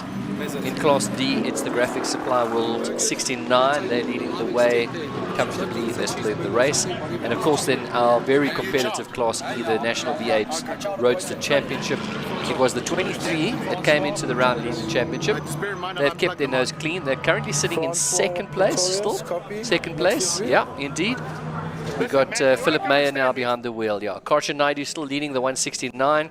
So the championship leader looking very good and healthy in first position there. So that's where we stand currently with the championship leaders. This round 2, of course, of the 2024 South African Endurance Series. Well, Karshan Naidu should have a bigger problem because Philip Mayer is right on his bumper. So the safety car has brought the two together, and Philip Mayer has every opportunity to give the young gun a run for his money. So we got a generational battle that's going to happen out on circuit for first place in our National Roadster Championship as we go underway. Green flag, and it looks like no problem for the number 17 backdraft coupe going and launching out of the box. But we are going to take a look right behind the BMW. We're going to see all the massive battles, but our Graphics Supply World going and making its way around the circuit. They have had a very, very interesting race, but they will be being a bit cautious with the Alpha. That rear bumper looking to be a little bit worse for wear at the moment. It'll be interesting to see that the Alpha is staying with the backdraft racing number 17. No surprise seeing the Cornelia coming through in the Lamborghini, but look at that Alpha's pace alongside that number 17. Cornelia will get some free air now to come forward, but you know, just so impressed by the Alpha. Even having a little, and he's going to dive in to take that. Remember, they're not even in the same race here. They're in completely different classes, but just showing the confidence that they've got in that car. Unbelievable stuff there from Anthony Pretorius at the wheel. Anthony Pretorius with a racing pedigree of note, going and pedaling all sorts of vehicles, front-wheel drives, rear-wheel drives, sports cars, into GT racing, and now going and really showing off what the Alpha can do as he launches his way through, which is always great to see. Mike McLaughlin still going out in the Slingshot 2.0, trying to make his way around, but take a look at the gap that's actually being pulled by the number 99. Anthony Pretorius is not hanging around, and now you have got the Graphics Supply World that's going to give our coupe a run for its money, as it looks to try and defend a little bit against the Lamborghini Gallardo. Not going to win. V10's going to really stomp out its power and its dominance here. You can't hold back the bulls when you're chasing with AVW. Yes, you may be built in a similar factory, but not quite under the same spec. Watch the speed now of that Slingshot 2.0, and of course the Nova coming up quickly behind there. We can see them into shot now. And that 95 Lamborghini running in 6th with Damien Hammond at the wheel. He's going to have the Slingshot probably taking him on that final corner as the Alpha continues to impress. So that was for position. Damien Hammond was actually trying to get past Kishore Patamba to go for Class B position. So that's going to move him up. So now Nadine is down in the pits with a bit more info. I'm here with Francois Pretorius from Pesty Racing. Francois, can you tell us and all of the viewers how half of the gravel ended up in the pits here? Well, what appears to have happened was one of the cars lapping us, one of the Lamborghinis, pushed Aram off or caused him to go off into the kitty litter. So he parked in the kitty litter, and then the car wouldn't start, which was a problem. So I got the car towed in here, and we did a driver change, refueled it, and when he hit the sorry, Barron's just talking to me. So we did a refuel and then whatever, and then when we put the slave battery onto it, it started immediately. So it's all under control. Well, I'm so glad to hear that. Glad you guys are back out there, and we can put the gravel back into the kitty litter. Thanks very much. Thanks, Francois. Thanks, guys. Cheers. Right, back to Stephen and Gareth in commentary. That's very inconvenient that your driver talks to you while you're having a bit of a chat. We've got to change the lead in the Class E. All right, so Philip Meyer, there we go. We didn't see that now, but there we go. While the leader was sorting out his kitty litter, we've got a change in the lead. That's the championship leader. Into first, so that's going to back up the points and work well. As we see Mike McLaughlin going door to door with the likes of Michael Jensen. These two have a bit of history in racing against one another here in South Africa, and unfortunately the Nova is going to be able to get past. But Mike McLaughlin didn't make that any easier for him, that's for certain. So we've got, looks like a change as well, as the Alfa Romeo has gone down to 5th place now. Damien Hammond moving up into 4th. The Kishore Patamba 6th place now. 2nd in class, number 17 down to 6th overall. And then that was that 23 coming up into 7th position. Right, this of course is Mike Jensen. He's lapping in the 103s. By the way, Olile is in the 101s, who's now just 3 laps behind the race lead. 1 lap behind Mike McLaughlin. So slowly but surely reeling him in, but I do want to point out there's an Alpha that's ahead of a V8. How often can you say that? But amazing racing going on. Damien Hammond trying to really push as hard as he can to keep things going. Yeah. But let's see how it's all going to work. Anthony Pretorius needs to keep the car going, but with the concern of the rear bumper starting to come adrift, the drivers will have to just take a very close look. The worse it becomes, unfortunately, the meatball flag will come out. We call it the meatball flag. It's actually a technical flag. It's a black flag with an orange dot that sits on it. And you've got to be, when that comes out, you pull into the bits and you have to do a bit of work on duct tape, cable ties, get it done. Get it done. Yeah, absolutely. But look, he's not racing. He's only really racing the BMW. The Calyx is out. The BMW is back on track, very far behind. So at this stage, I mean, it doesn't look like he's taking it easy, but he could. He could take it easy.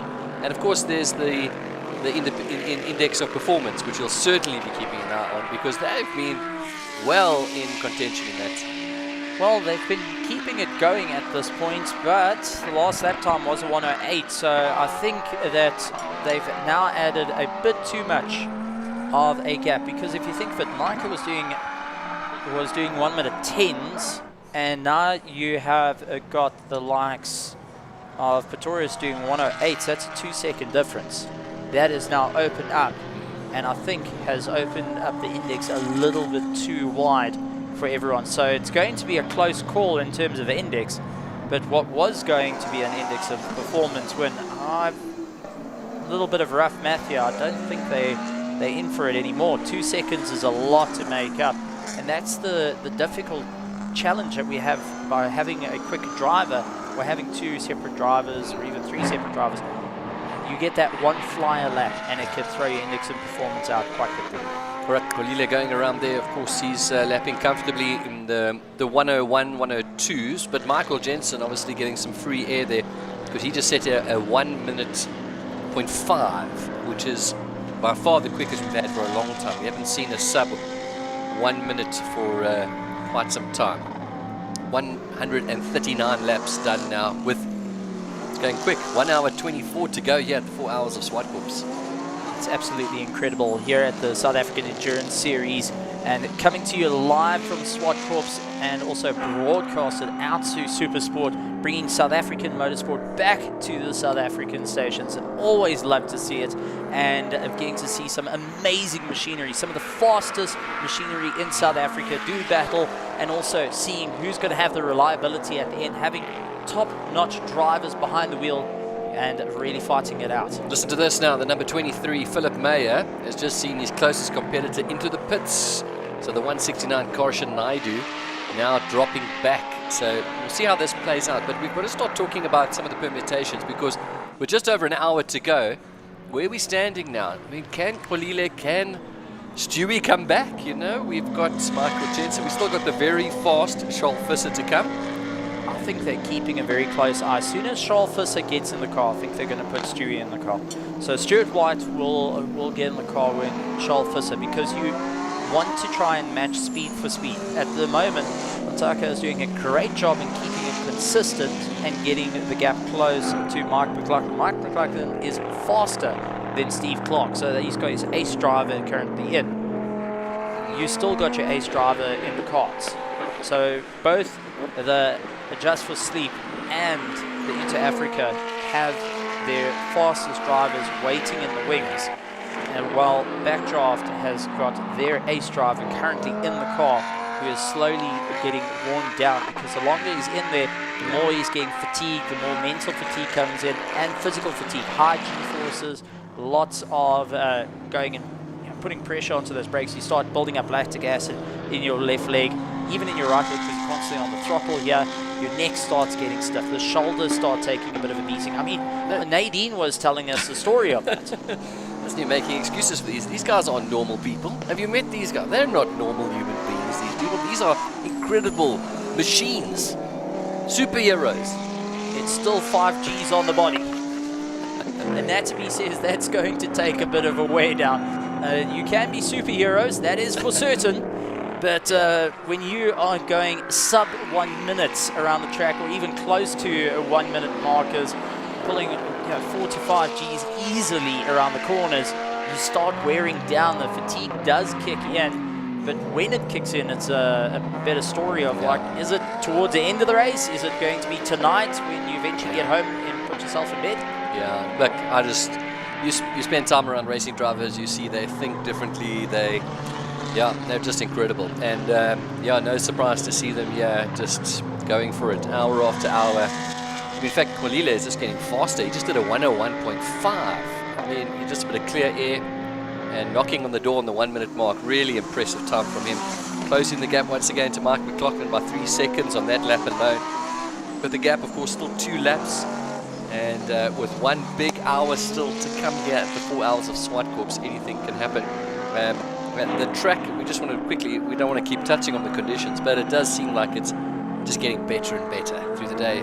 It's very hot out there, which is great. It helps out with a bit of getting grip onto it. The rubber, it's a bit more rubbered in compared to when they started. Now, of course, that does come into a bit of a work, but unfortunately, if you go offline, there's lots of dirt, there's lots of marbles, especially turn 4 at this point is a bit of a danger zone, especially as you get on the throttle, so watch out for that.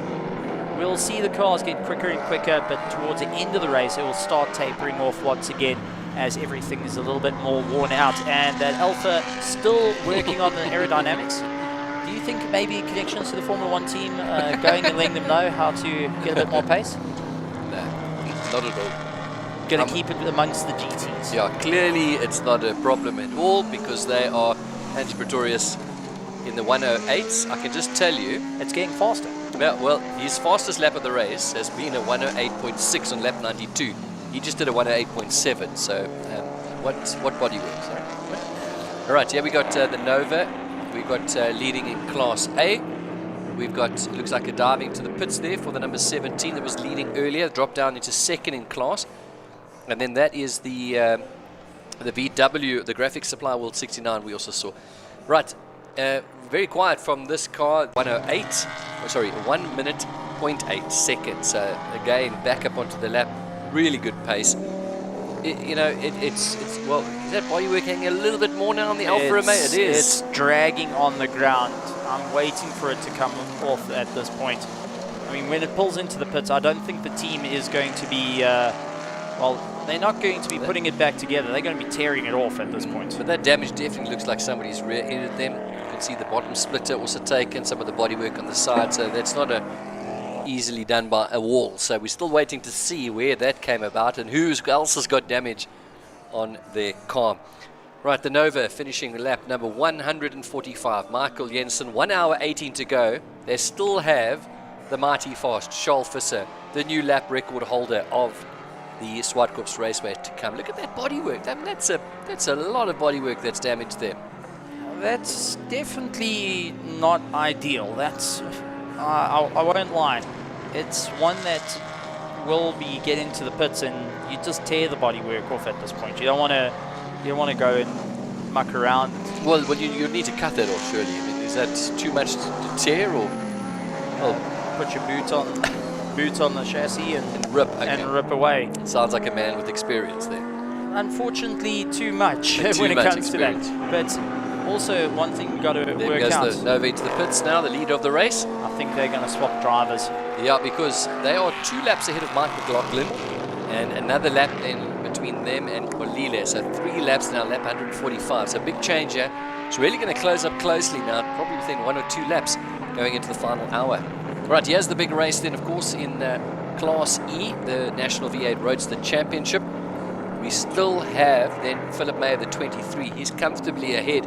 He's got quite a big gap to the 169 Karshan Naidu. And then it's going to be, looks like Trevor Graham in the 42, who's been, haven't spurred much from the 42.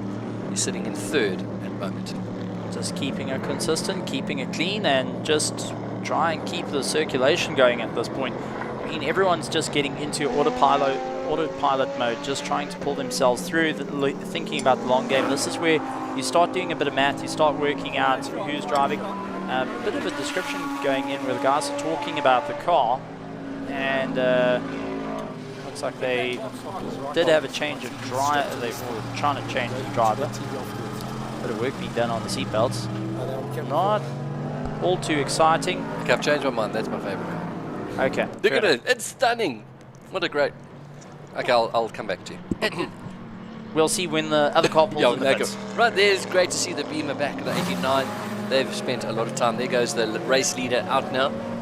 We'll get confirmation now. Looks like they're going to be 1 lap ahead of Mike McLaughlin, who will likely need to be... Did we see a driver change? We didn't.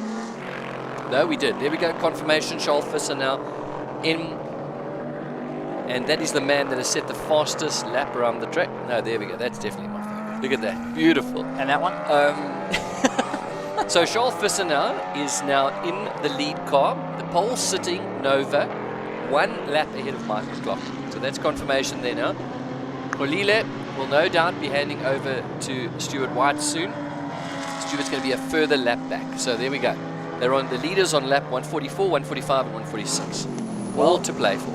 Well, just to give you an idea, Charles Visser climbing into the car with a set of tyres there has done 348 kilometers of racing, 145 laps. And that's a testament of what the car can do and the drivers to keep it going for that long. It didn't see much of a fuel stop there, so they seem to be pretty happy with the fuel at the moment, going for just a driver change and get it out. But now let's see what Charles Visser can do. Being the quickest of all the drivers this weekend, can he open up the gap to the like of Mike McLaughlin? And how will Inter Africa go and respond? Will they keep Tucker out, or will they start getting Stuart Wright ready to go out? Yeah, so just a couple of other things there. In 7th position, you'll see Devin Robertson's name coming up. He's the man who he qualified in that beautiful pink backdraft racing. So they are now 2nd in class behind the 4th place Damien Hammond Lamborghini. But we can see now, number 1, 2, 3 on your timing there is number 1, 2, 3 in the race in Class A. In 4th position is 1st in Class B. In 5th position is 1st in Class C.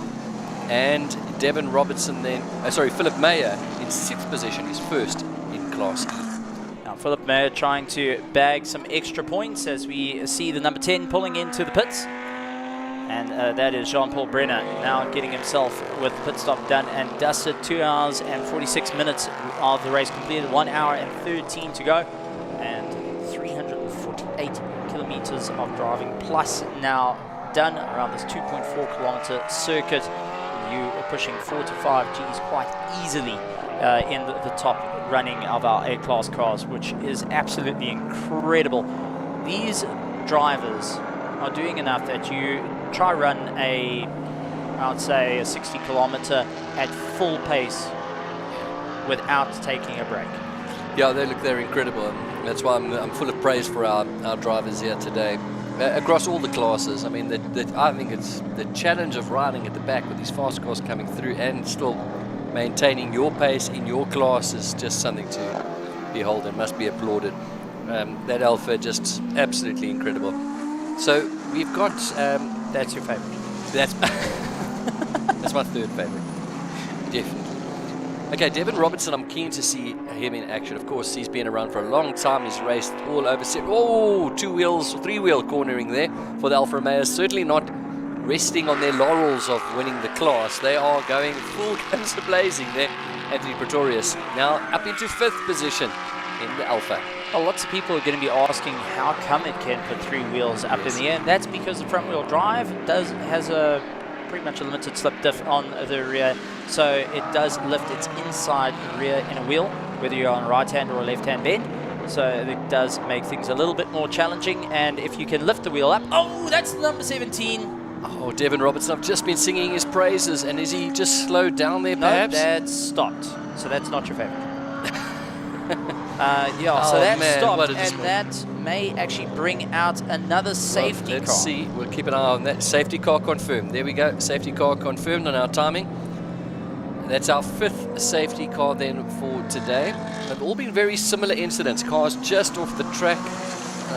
That's going to be 2nd in class. So where's 3rd in class now? Is that going to be the 2nd of the Samlin Racing Lamborghinis? Or are we going to see Fabian Lance now moving up into 3rd position in class?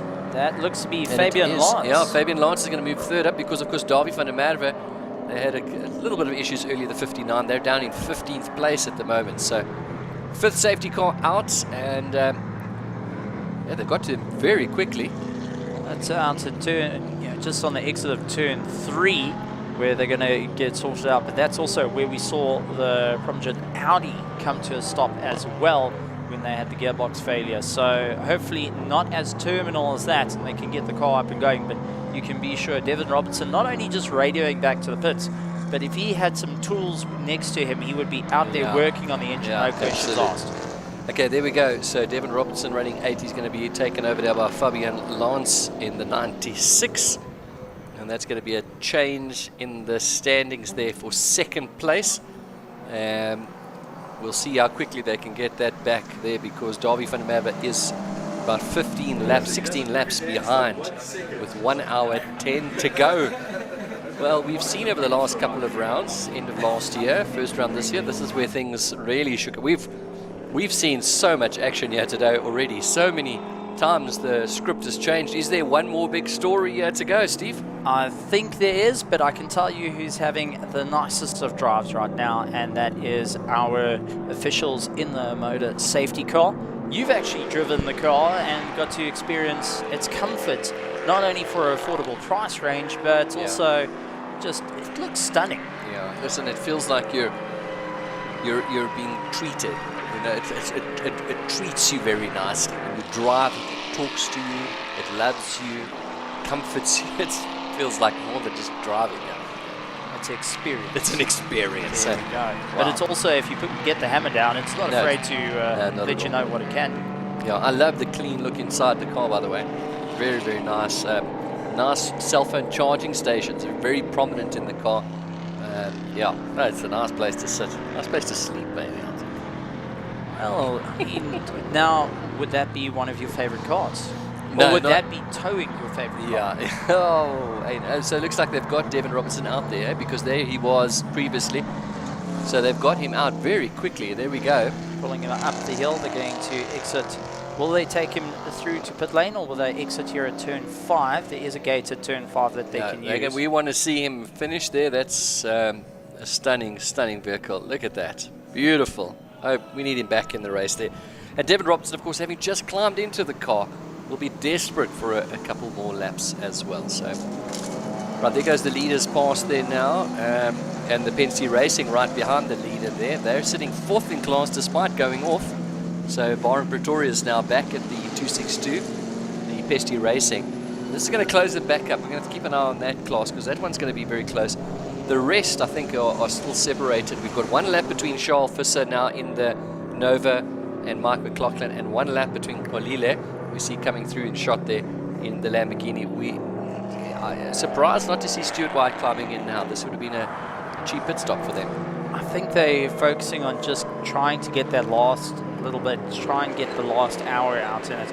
Maybe just trying to run the clock down. Remember, they have to do at least 80 minutes in the car for likes of Lataka. So maybe they're just trying to stretch it out a little bit, hit the 80 minutes, and then get Stuart back into the car as a last-minute dash. Maybe just to try and outpace the competition, because Schalfus is going to be a bit more worn out. While he goes around, Mike McLaughlin will be worn out. So what best to go and put in some of your top drivers. We'll see if we can get Nadine down there to find out what's happened there.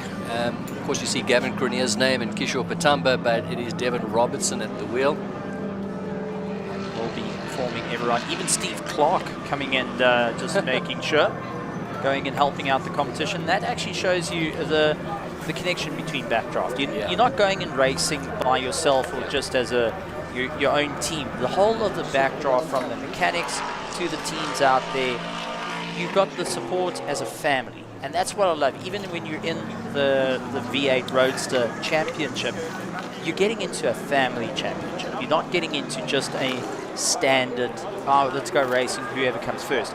As we see our safety car now pulling in, and it is all eyes on Charles Visser going for the restart. Quickly, Devin Robertson, looks like that roof can come off on the vehicle, perhaps? Not 100%. Let's find out. It looks like it possibly could. Stunning car. Interesting to learn more about it. Right, the Nova's got some free, clean air ahead and will quickly run away. And the slingshot that is 1 lap behind is there in shot. And there is the Lamborghini of Kolile Nakaka, who are going to be quickly with these front 2. And that's going to be our front 3, all separated 1 lap apart, with 1 hour 6 minutes to go.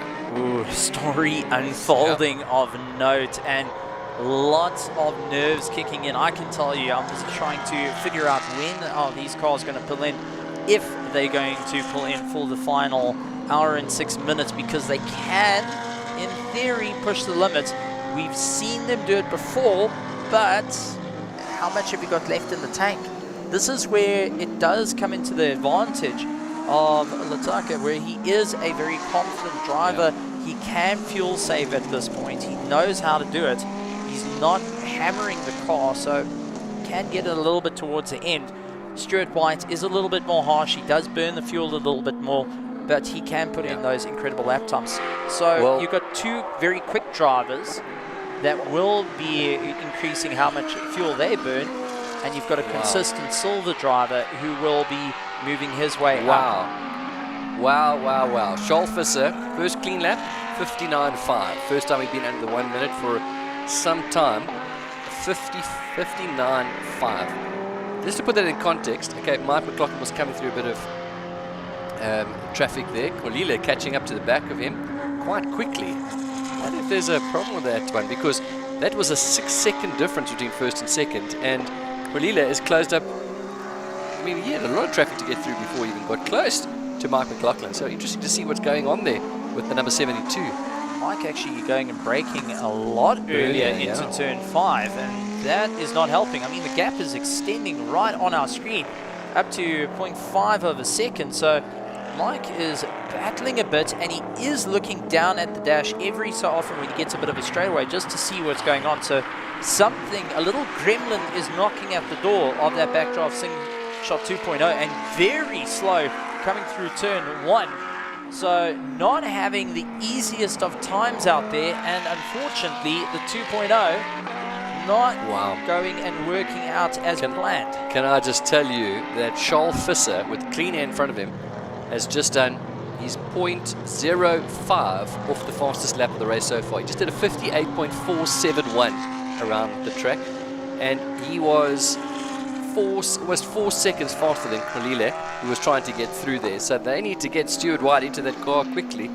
I think it's going to be too late, yeah, unless something else happens. But Charles Visser is absolutely flying with 1 hour 3 minutes to go. I mean, if you think about Charles Visser, the first time he joined us, he was in the Volkswagen Motorsport Super Cup. Unfortunately, that landed up with a bit of a breakdown, and he wasn't able to finish his first race with the South African Endurance Series last year in 2023. This year, he was given the opportunity to jump into an absolutely amazing machine where he says it's completely different to what he drives, and he is making a proper name for himself. And I think there's quite a few international competitors that are raising an eyebrow at the moment, going, here's a young gun that may give us a proper run for our money. Well, I think Nick and Mike must have had a word in his ear and said, listen, just slow down a bit, because he's dropped down to the 1 minute mark now. About 2 seconds slower now on this lap with free space in front of him. You can see him not hitting the apex and the edge of the track as much. So I think he got the message. Okay, we get it. You're quick. Just bring it home now. I think we're quite comfortable there now. So Charles coming through the straight there now, doing another 1 minute flat, 1 minute 0.3, about 2 seconds lap off the pace that he did just a few minutes ago. You know what? I'm gonna say something here, and I believe it's going to come true. We're going to see Charles Visser enter into the Asian Le Mans Series. We're going to see him in the WEC. We're going to see him joining the realm of international racing and showing off what the South Africans can do, because what he is doing in this prototype is absolutely amazing. Yeah, so he just went past the number 23 there, which is now Dean Wilson. Dean's now stepping into the lead car, the current championship leader in the class. So that's Dean Wilson now, the 23, leading Class E. Karshan Naidoo, the 169, is behind him, and he is a lap down. So yeah, Karshan Naidoo just behind, a lap down. So Dean Wilson is the third driver. So in theory, that car does not need to pit. Pit again, yeah. So Dean can take it to the line, which, if that's the case, well, they can take another win, opening up the championship a little bit more. I just feel, man, I think that Kolile and the Lamborghini have just missed the chance, man. I think with 1 hour to go, look, anything can happen, but you feel that at least the challenge for second should have been done during that pit stop, during that safety car window. Now he's on the same lap as Mike. He is lapping very quick, but yeah, he's about 4 seconds a lap, so there's definitely a problem with that Slingshot 2.0.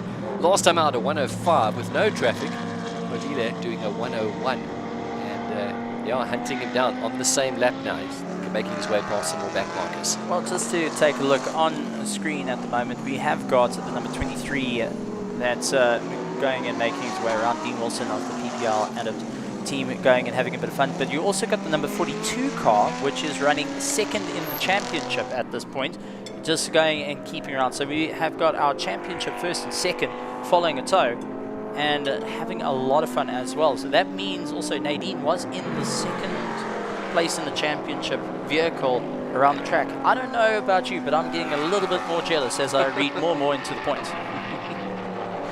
We've also got our number 10 getting overtaken, and that is Anthony Hall that's behind the wheel. He's in 11th position and just minding the gap as we see a little bit of side-by-side action as Dan having to go into the dirt to try and bring it all back together. Not quite ideal that you want to go for, and having to back off the throttle, compromise his drive into turn 3, heading towards turn 4.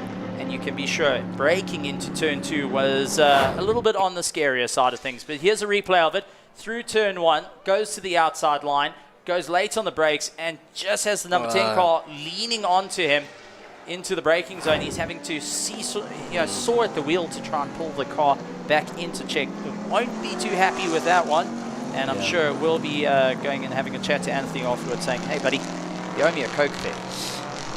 I don't think it'll be a Coke, but number 10, of course, the defending champions, the Trade Core Racing Number 10 is the current championship, or the current champion rather, from last season. This year, of course, the first National V8 Roadster Championship officially. And yeah, they'll be really pleased to wear that race number as the champions. But will be disappointed with how their season has gone so far. Yeah, they find themselves now in the number 10. Just outside even a car that's was recently off Bar Pretorius, the 262s, running in 4th place. So yeah, it hasn't been quite their way. We're interested to hear from them after the race. What's happening now? Oh no, that is unfortunately one of our Samlin Lamborghinis that is pulled into the pits and getting pushed back, so they're going to be doing a bit of work on it. Not ideal circumstances. The Samlin racing team have been on a proper charge, but it seems like the Gremlins are knocking at their door. Unfortunately, getting it rolled back in to the pits this late into the race is not ideal circumstances. Hopefully they can get that car up and going. Fabian Lanzo in the number 96, going and really showing off what she can do right behind Team Kobani. The number 11 that has been keeping it easy at this point, so well done to Bapu, who has been just enjoying the drive at this point. But now with Fabian looking left and right, trying to see where she can get past, with the new gen having a good go at more of the older models, but still keeping within spec. So there's only quality of life changes really done to that car. A little bit of bodywork changes, but that drops it out of the class contention. Side by side once again for the number 10 and 42, and it looks like the trade call not backing down from the fight. And this is going to be a little bit interesting for Mike McLaughlin, as he has to hit the brakes as hard as possible to just avoid running into the back. The closing speed, unfortunately, is not working into his favor. He has to be very, very cautious when going through the traffic. But our number 42, second in the championship team, trying to push it a little bit harder to get past number 10, which is actually being blue flagged at the moment. Yeah, the number 10, of course, we mentioned the current champions. The number 11 is the car. Just straighten the wheel out a little bit. Just go and returning the favor from turn 2. Well, there's the 95 Lamborghini, so that's confirmation then that it's the 59 that went into the pits. We couldn't quite see there, Davy van der Merwe. They've not had a great day. In fact, they had a fantastic start. They were in the top 4 at one stage, but yeah, unfortunately fallen off now. The 42 going through there, backdraft racing. They've had a fairly decent day, not where they would like to have been. They would like to be challenged a bit more, but sitting 3rd in class at the moment. They are keeping a consistent 3rd in class and trying to make up a bit of time, but the trade core did take a little bit of a cheeky look on the inside into the final corner, just seeing what they can do. Maybe go and try and unlap themselves, wanting to still have a bit of a race. You got drivers here, they don't want to be passed, they want to keep going. Yes, the right thing is to let the guys go, focus on your own race, utilize the toe, yada yada yada, fish paste. But as racing drivers, it's a bit of a pride of, hey, Absolutely. I got to the finish line before you, buddy. Right, so while all that action was happening off the track, we passed, of course, the 3-hour mark. So we've got 55 minutes to go here at the 4 Hours of Zwartkops. I tell you what, it's been incredibly entertaining. Now, if you've watched our last 2 rounds, opening round from this season and the last round from last year, you'll know that this is the time that you do not want to go away. You want to now watch, because this is where the drama has really unfolded in the last 2 rounds. At the moment, Charles Visser looking really comfortable ahead of Mike McLaughlin, who's still lapping in the 105s, 106s, and Kwalila is catching him about 5 seconds a lap. But we know that Kwalila is still going to hand over to Stuart White one more time. So, you know, it's interesting. I'm not quite understanding the tactics here. I would have thought that that would have been done already with 55 minutes to go. Trade core going very wide out of turn 2.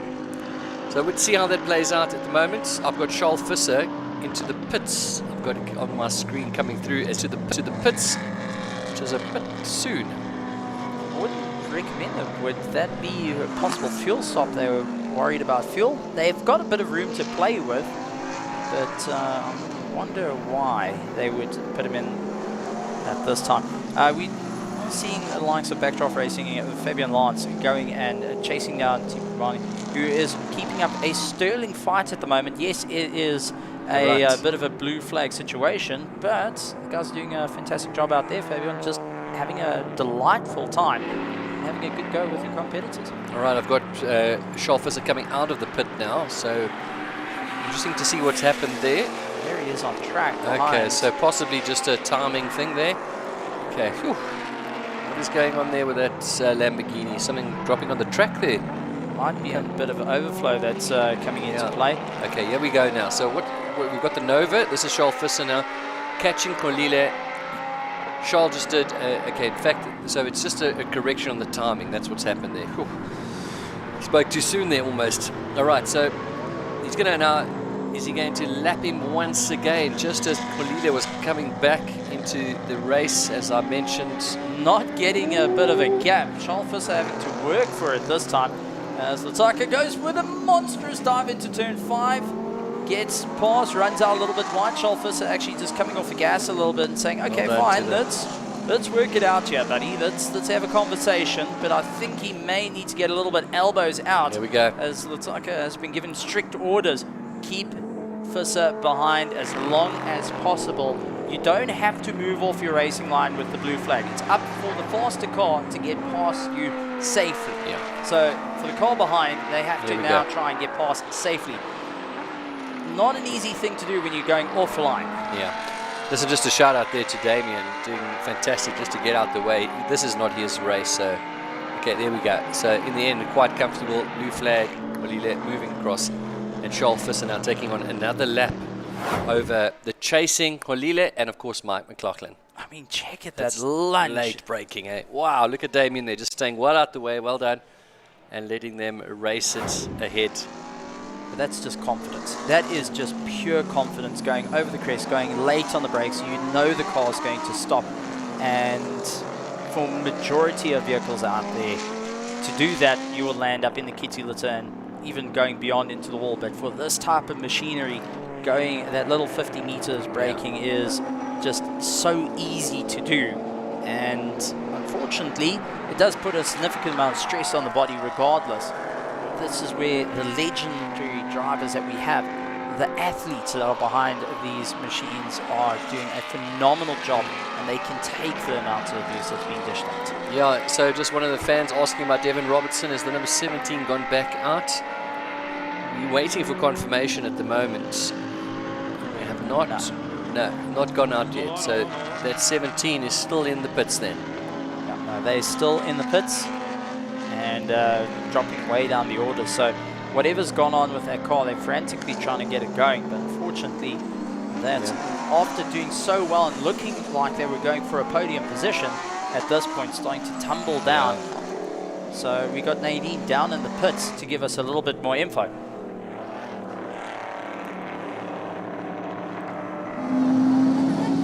I'm here with our gentleman driver, Wayne Rhodes from Samlin Racing for Car 95. How does it feel to be leading your class? That's my car. That's my car. Sorry, he's got to go do a driver change, but they are leading their class in Class B, so we're super thrilled for them. Or something might be wrong. We'll get back to you, but let's go back to the guys in commentary in the meantime. Well, that's always a good question of how do you feel? Well, that's my car over there, so I've got to go. Wow. Yeah, so whether that, I think it's more of an unplanned stop, as that is the number 95 pulling into the pits.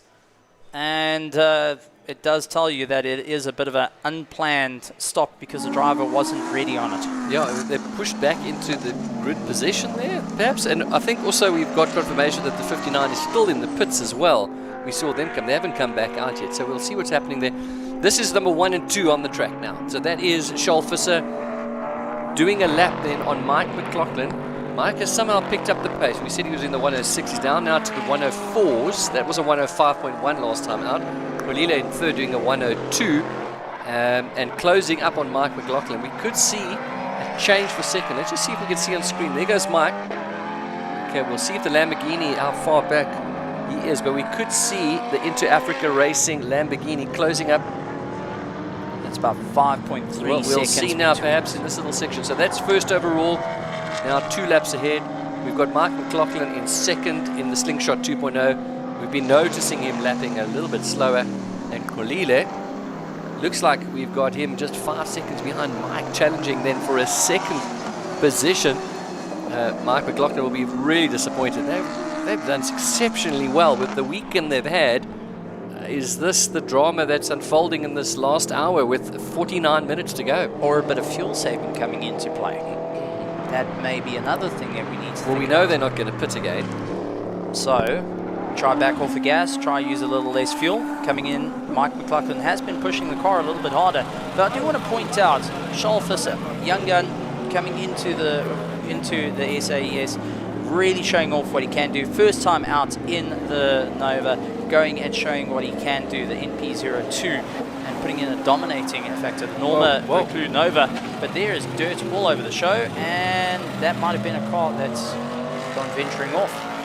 But that is quite a lot of dirt that's on the track there. We'll see if we can see what's going on there. Keep an eye out there. We've got Mike McLaughlin coming, being caught very quickly by Kolile. And remember, we're still expecting one more driver change. Is this the vehicle, the number 10, perhaps, that went off? Still going around. Don't see any dirt on the car. Let's see a replay, though.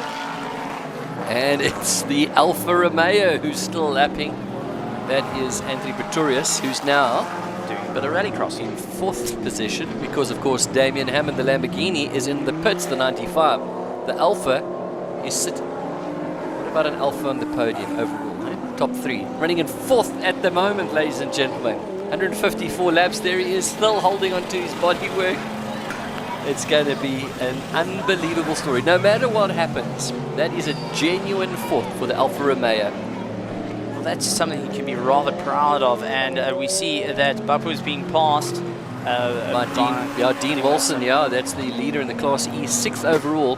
Wayne Roach is now in the pits. We know the Lamborghini there, so Dean 2 laps behind, closing up there. Just an incredible, sliding a bit there, Sharp pushing really hard. He's doing still flat out 1 minute as Stuart White steps into the car with 47 minutes to go. Let's see if we can get an idea about how far he is behind Mike McLaughlin. Expect a very fast stint coming out. Some very quick times for Stuart White, hungry for finishing in 2nd. Well, that's it, and unfortunately there's confirmation of our number 95 getting wheeled back into the pits. So unfortunately that is going to have the Samlin team scratching their heads, but that does work in the favour for our number 96 B-Class car, Fabian Lance, who's lying in 8th place. And will then essentially inherit the lead now, because the other 3 cars in the class, Devin Robertson still in the pits, and both Lamborghinis are in the pits at the moment. So Fabian Lance, lap 150, 4 laps behind. Let's see how this plays out. Well, at the moment we've got what's playing out as an Alpha giving our V8 Roadster a run for their money. I mean, where in the world are you going to see this? But I see a double wave yellow going into turn 5, though. That is not ideal circumstances. And that is because there's a number 10 parked off. Does that mean we're going to have another safety car? Defending champion is stuck on the side of the road, and that is not a driver error. That looks like there's something else, and they've parked up alongside the road. As safety car. Safety car That's confirmed. 6. Oh, Stuart White, just 1 minute later, we've got a free pit stop there. Okay, 45 minutes to go, ladies and gentlemen. Let's just let it all play out, chat. Then we're going to give you an update as to where we stand. Of course, Charles Visser is leading the way, 2 laps clear of Mike McLaughlin. Stuart White's just coming the pits, but he's a further 2 laps back.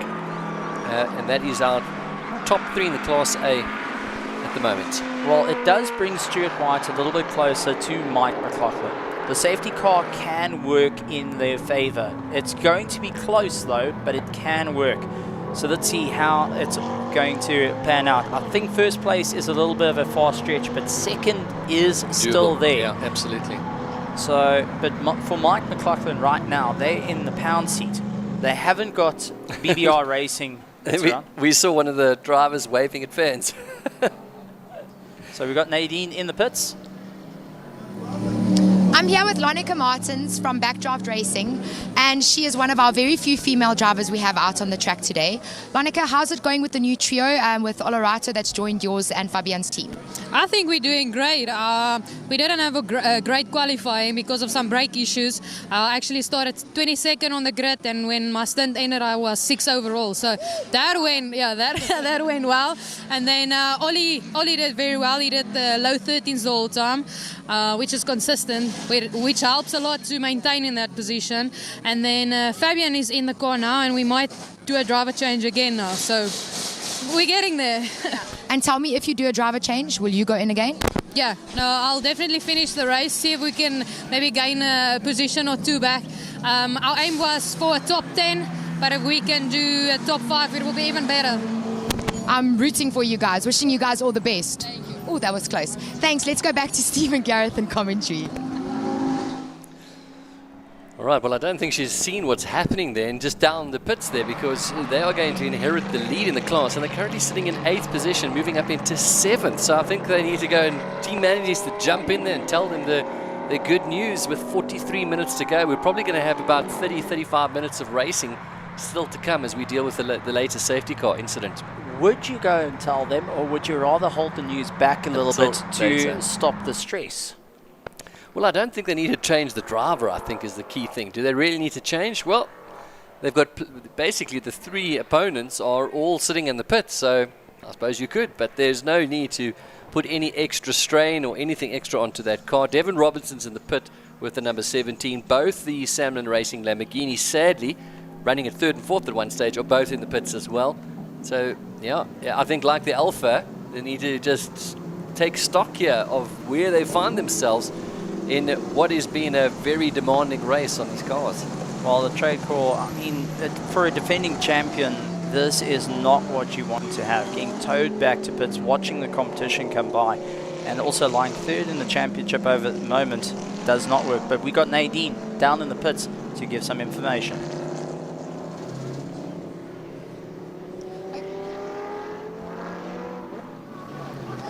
I'm here with People Group Adapt Signage with Mark Harvey and Philip Mayer. Mark, can you tell us, I mean, you guys are currently leading the championship with Index of Performance. How do you think you're tracking? I think if it carries on like this today, we might be in the lead for this one as well. We've had a very consistent race, a very minor problem after the first stint, but it's kept us in good stead. Our lap times have been very consistent all day. Good job. And Philip, do you want to tell us, you guys are currently leading the class of the V8 Roadsters. Anything you can tell us on that? Yeah, look, it's been a close race. The V8 Roadsters are always a close dice. And we currently have about half a lap on our second place competitor. So we hope to at least maintain that, or maybe do a little bit better by the end of the race. We got, 45 minutes left. So let's see how this pans out. Well, as we know with motorsport, anything can happen right up to the last minute. So fingers crossed for you guys that I'll see you on the podium again. Awesome. Thank you. Thank you, guys. Back to Stephen and Gareth and commentary. They're certainly having a wonderful day. There's going to be 2 outstanding rounds then for the number 23. Well, that's one way to go and enjoy the celebrations, especially here on Freedom Day in South Africa. And definitely going to be one that's to be remembered. But we're now into the final stages of the race, the dying minutes.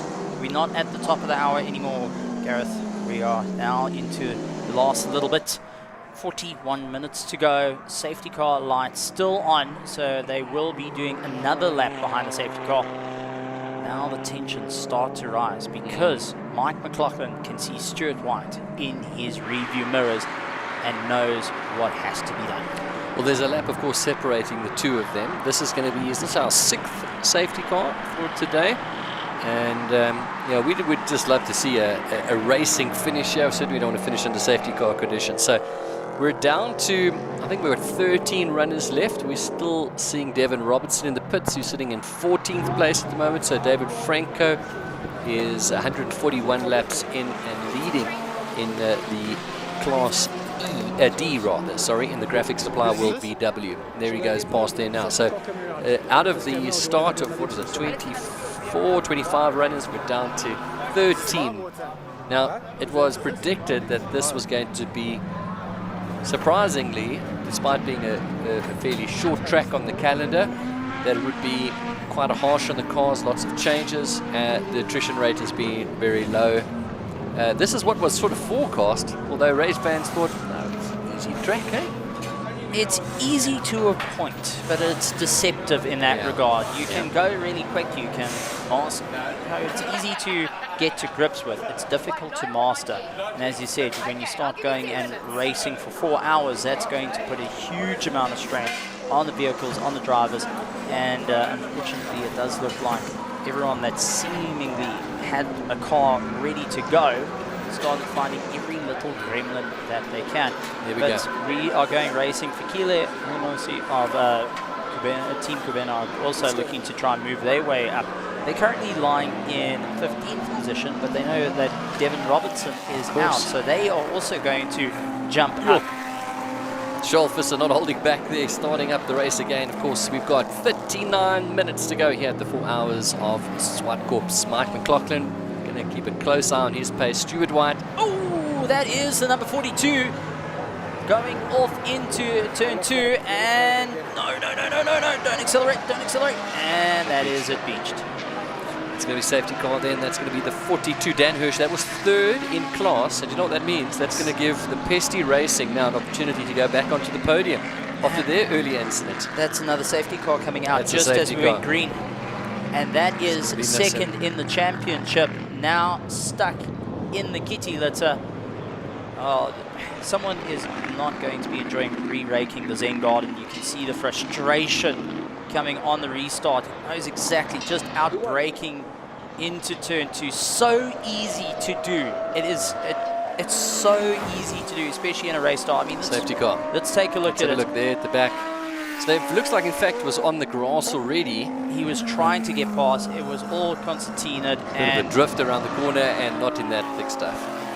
Well, it's an interesting debate this happening in world motorsport about, we've seen this with Formula 1 tracks and all these tracks removing kitty litter and sand and rather putting out some paving and stuff just so that you can keep the cars going. So what's your feeling about it? What's your thoughts on removing the sand, which we're seeing in many tracks around the world?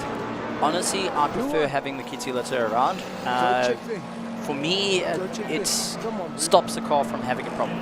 On a track like this where it's high-speed corners, late braking, the last thing you want to do is go into a wall. We've seen cars go launching off. I'd rather have a bit of sand in my boots versus having a tire landing on the wrong side of a fence. And this is where it comes into play. Honestly, I feel that going and putting more runoff does change the ball game a little bit. It does turn the tracks into more of a parking lot. But for a safety concern, I would much prefer to have kitty litter stopping me when, in the case of a problem, then rather the slight chance I can save the car and not get it racing once again. So I'd rather have, in this case, the car stopping, because otherwise you're going to be saying hello to the marshals on the end of that post. Yeah, I guess you're seeing lots of international tracks just allowing for. So there they've and he's putting plenty of sand and dust and dirt and stones onto the track. On the racing line. On the racing line. Of course, you would like to see racing happening, but you also want, what happens a lot of these days with these new modern tracks is you don't really get penalized for going off track. So it's great for racing, but you don't really pay a penalty. I think this idea of wider chicanes and maybe a little bit next to the track, turn 2 is a bit harsh. You're just off there and you're in the kitty litter. So, yeah, we're seeing the tracks of the world being very aware of spectator friendliness and making sure that it's exciting racing, right? We've got a marshal on the inside who's got some sweeping to do there. And there's the Lamborghini. One of the Lamborghinis are back out now. So that is, we're going to see now how this is going to impact Fabian Lance now. And that is going to be, we're not sure yet. We'll get confirmation in a moment. That is Wayne Roach that I've got on the track.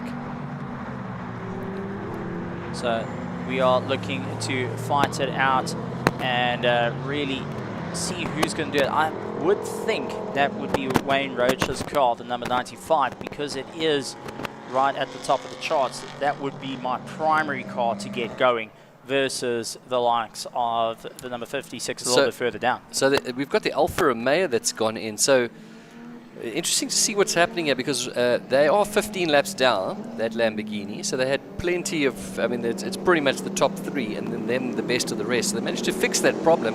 And there they are out there now. And we've got them running in 4th position with the Alfa Romeo now in the pits. And Anthony Pretorius at the wheel there, the number 99. Maybe they're taking the opportunity to sort out that bodywork. Safety car going to go through for another lap as we pass now. Just over 30 minutes to go here at the 4 Hours of Zwartkops.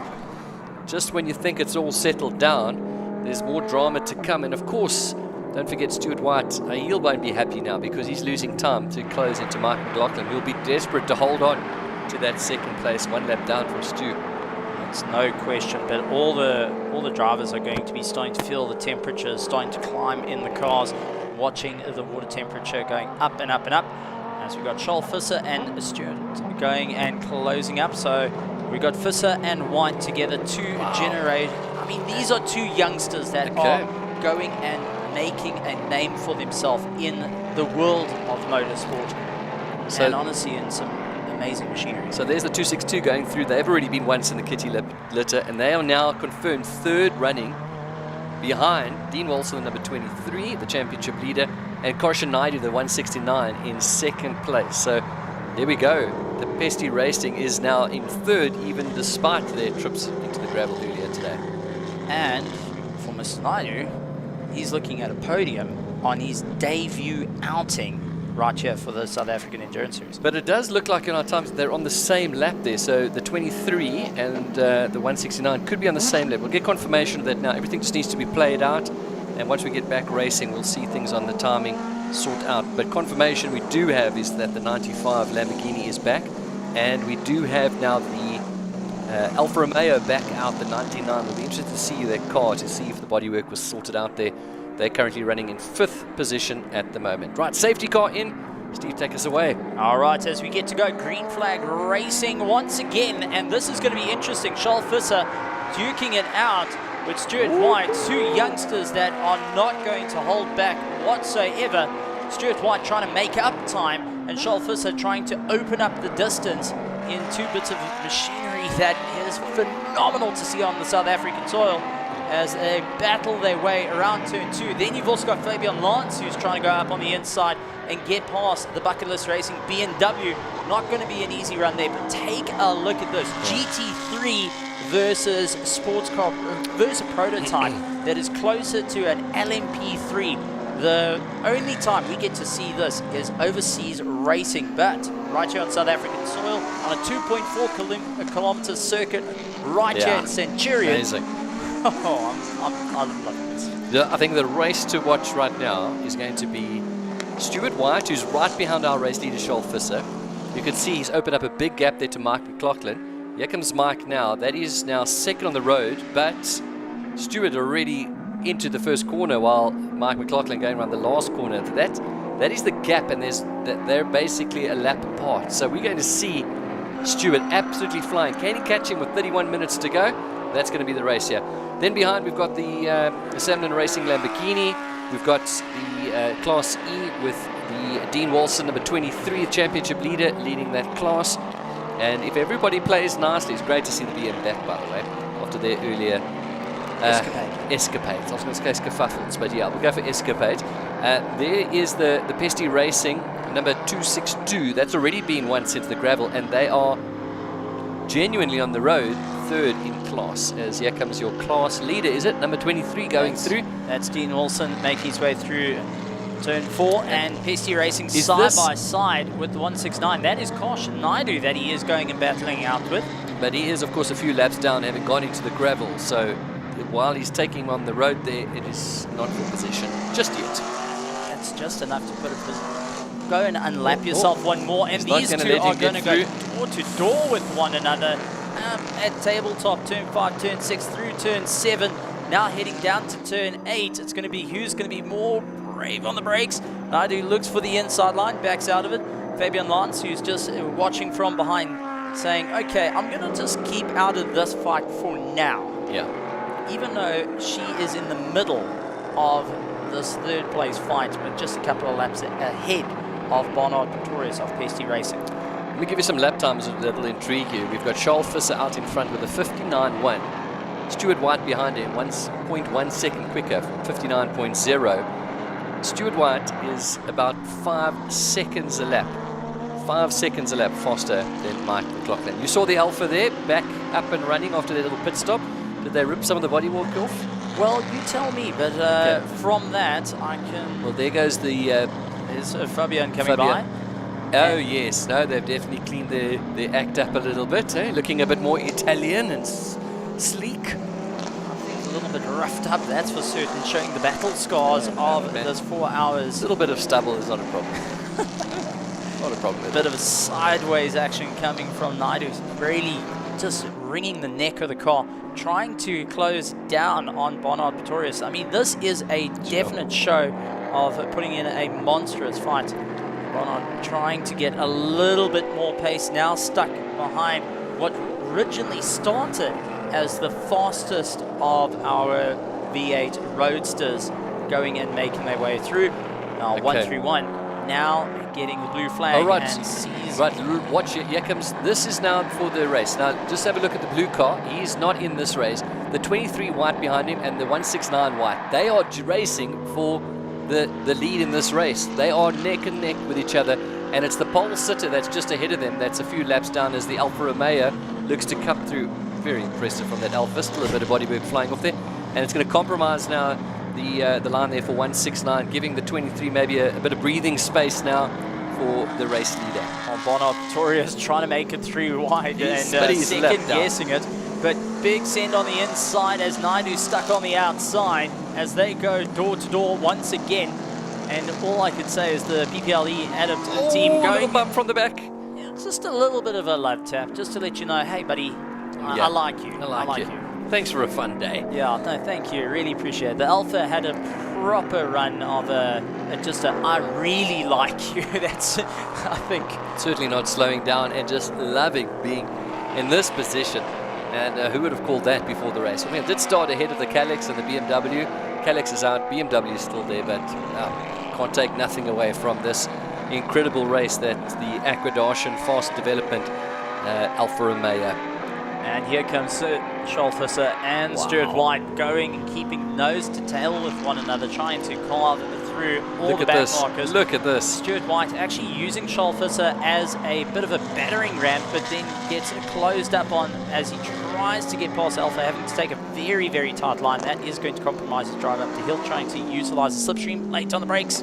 Absolutely sends it more and more confident, actually turning the traction control down a little bit just to get a bit more rotation into turn 5, hoping that will push him through, but it does look like a bit of spillage coming from our 89 Bucket List Racing BMW at the top of tabletop. Not going and hurting it too much there, but our first place, Philip Mayer, now, sorry, that is our PPLE Adept, who is now Dean down. Wilson, yeah. He's down into second place because Gosh and is ahead of him. We didn't see that now happen on track there, but that was through turn 6-7 they went and did it. Okay, so it's been close there with as some of the leaders had come through as well, moving out of the way. So there's a change in the lead now of Class E.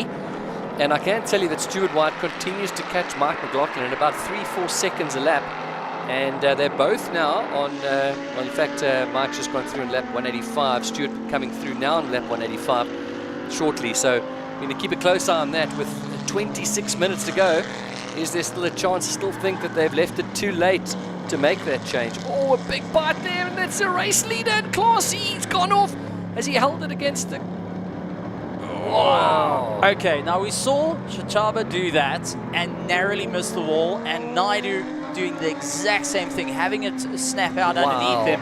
He is able to keep it going, but if you want to get a monster of a fright, that's the way to do it through turn 4. He's going to have to be very, very careful on his drive, just try and get all the dirt off the tires. But what a save. And that is the race lead that he's given up there, but the car does seem like it's twitching a little bit. Remember, for many of these teams, they'll be on the same tires that they started with as the Slingshot 2.0 comes through in the background there. We've still got Scholfus and Stuart White lapping in the 59s. It's a 103 for Mike as we see a change in the lead then. Dean Wilson goes back to the lead of the Class E in the number 23. 6th overall at the moment, just behind that Alfa Romeo. Fabian Lance going door to door with our number 42. And Dan Hirsch going and really putting his nose in. But here is that monster slide that came in. Counter steering, unfortunately, a little bit on the dirt. Had to straighten out and just getting it to the wall. But if that was paved runoff, he would have put it sideways into the wall. The kitty litter doing exactly what it needs to do. The arrestor beds are there to slow a vehicle down or bring it to a gentle stop without breaking the car.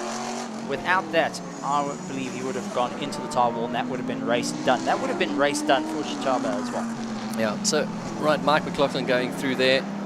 He's doing 103.9s at the moment. Look, that car has had a dramatic weekend.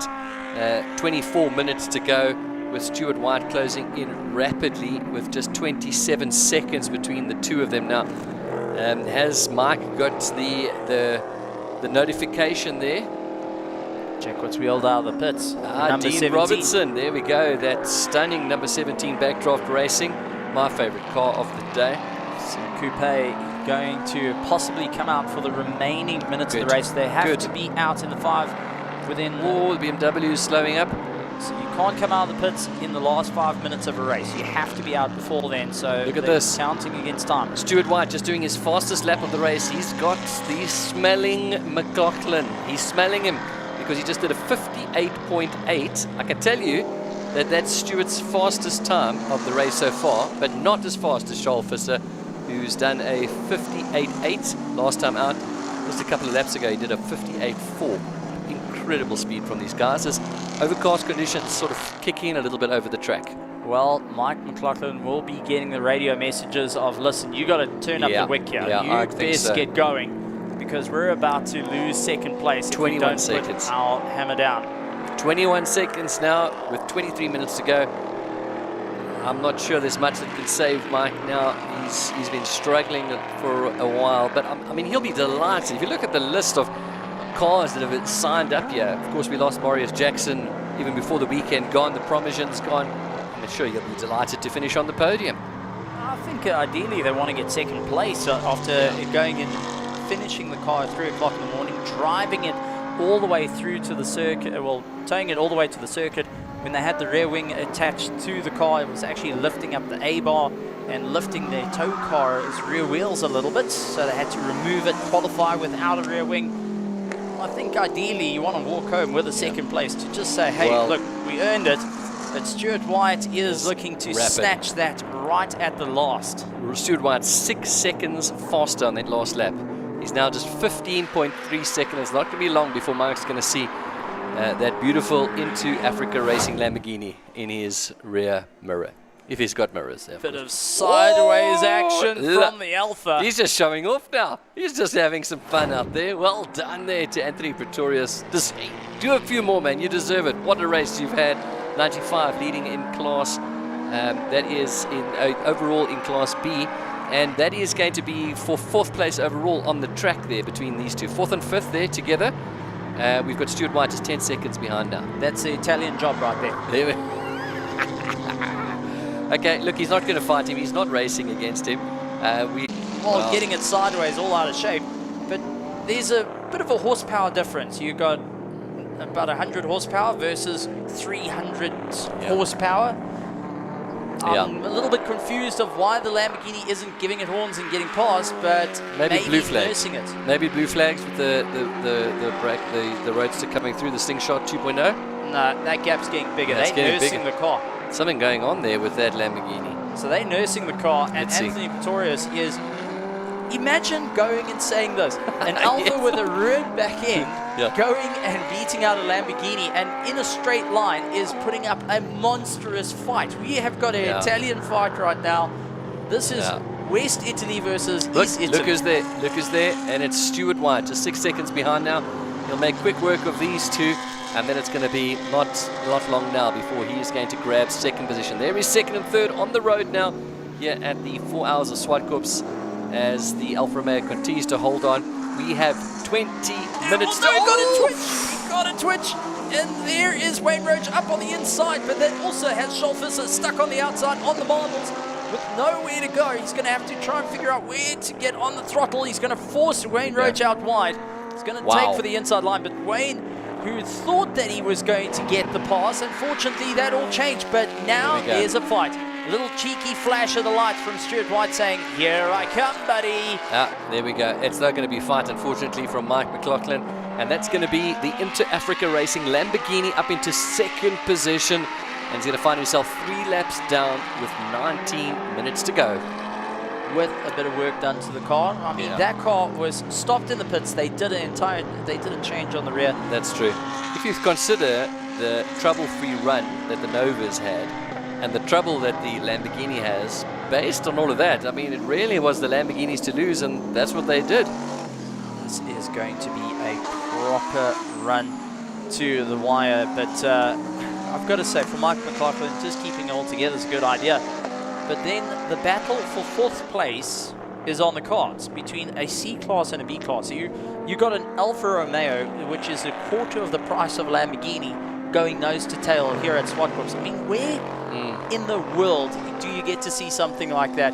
And I've got to say, it's because it's proudly South Africa. We get to see some of the best machinery go duke it out. And we got the 17 back out. Wow, that is amazing to see. Devin Robertson, there he is, back out now.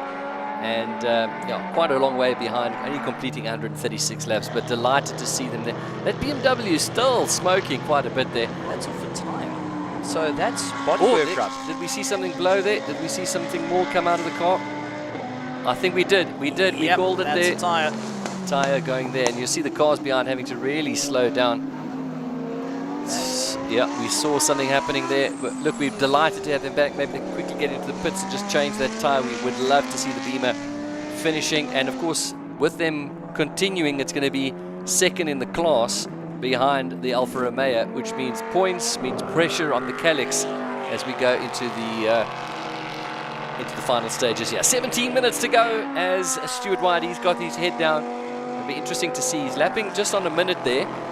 There's no doubt a bit of back markers as well. Charles Visser, 3 laps on him as we now hold our breath a little bit. This is where we've seen drama happen in the last 2 rounds, the opening round of this year and the last round of 2023 out at Kyalami. And the round before that as well here at Zwartkops. I mean, every round has been a bit of a story with the South African Endurance Series, but moments being made. And this is the one thing you can say. All the drivers, all the teams, all have a moment that they can put in a picture frame and hang it on the wall. You see that? It looks like the rubber from the window perhaps is coming apart there. So there's something on that window there flapping about on this on Devin Robertson. Let's see if we can pick it up here. There, look, there we go. It looks like it's the rubber from the window that's actually come out in the front windscreens. Rubber. Just look closely here. You can see the rubber. There we go. On the top. There we go. It is. It is. It's the. Wow, that's unusual. Not often you get to. Oh, big tank slapper moment for Naidu as he tries to bring it back. So late braking into turn 2, not working out as well as planned, but the little bit of work being done. Fabian Lance now stuck behind Team Coverny once again, and our graphics supply, you know, having a monumental run, and someone also having a braai off to the side. Yeah, I see there. I can smell it from here.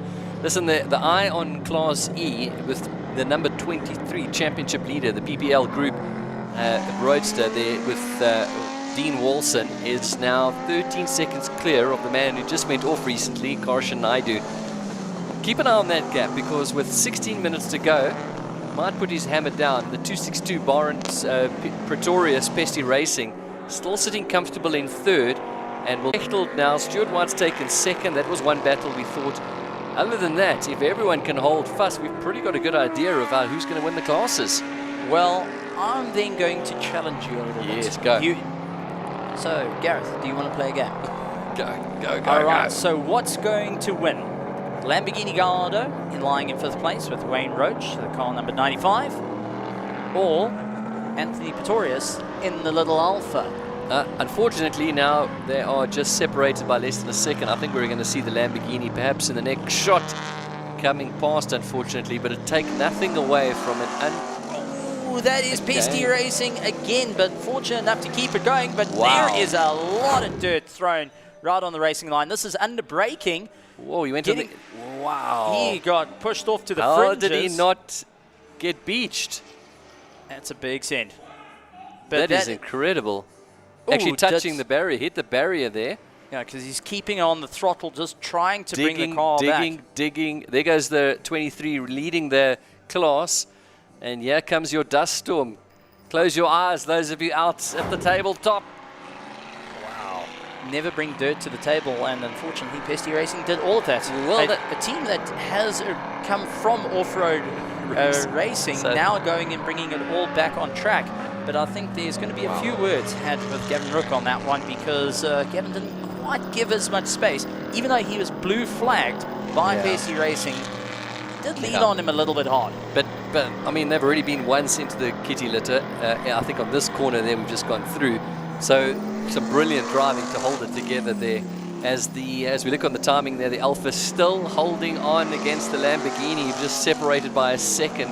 Well, he's skidding, maybe just trying to cling the tires a little bit. Let's go past. Oh, look at the dirt on that corner that he's put down from the previous lap with 13 minutes to go.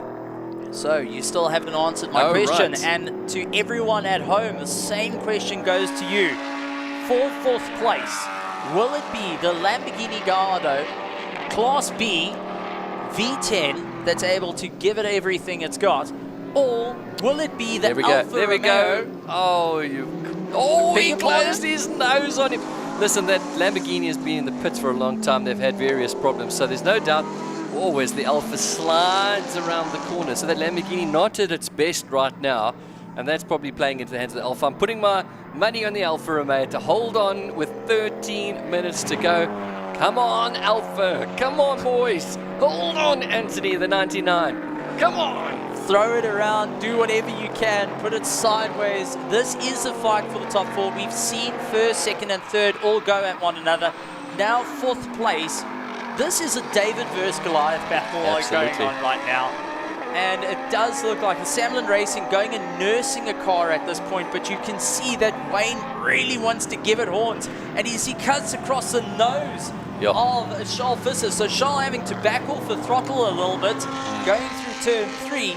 But I think Wayne at this point really wants to give it everything he's got. He doesn't want to see the Alpha beat him, but if he pushes it any harder, the car might let go. So it's kind of a way of be patient, let's take the points at the, let's work on this. Absolutely. And at the same time, it's overall position, it's right there, and the guy's sliding. I mean, Come on, Alpha. 12 minutes to go. By the way, Charles Visser just on a flying lap there, 58.7. Stewie's on a 59.9 into the Into Africa Racing Lamborghini. Right, we are down just to the last 10 minutes. The track's looking a little bit dirty out there.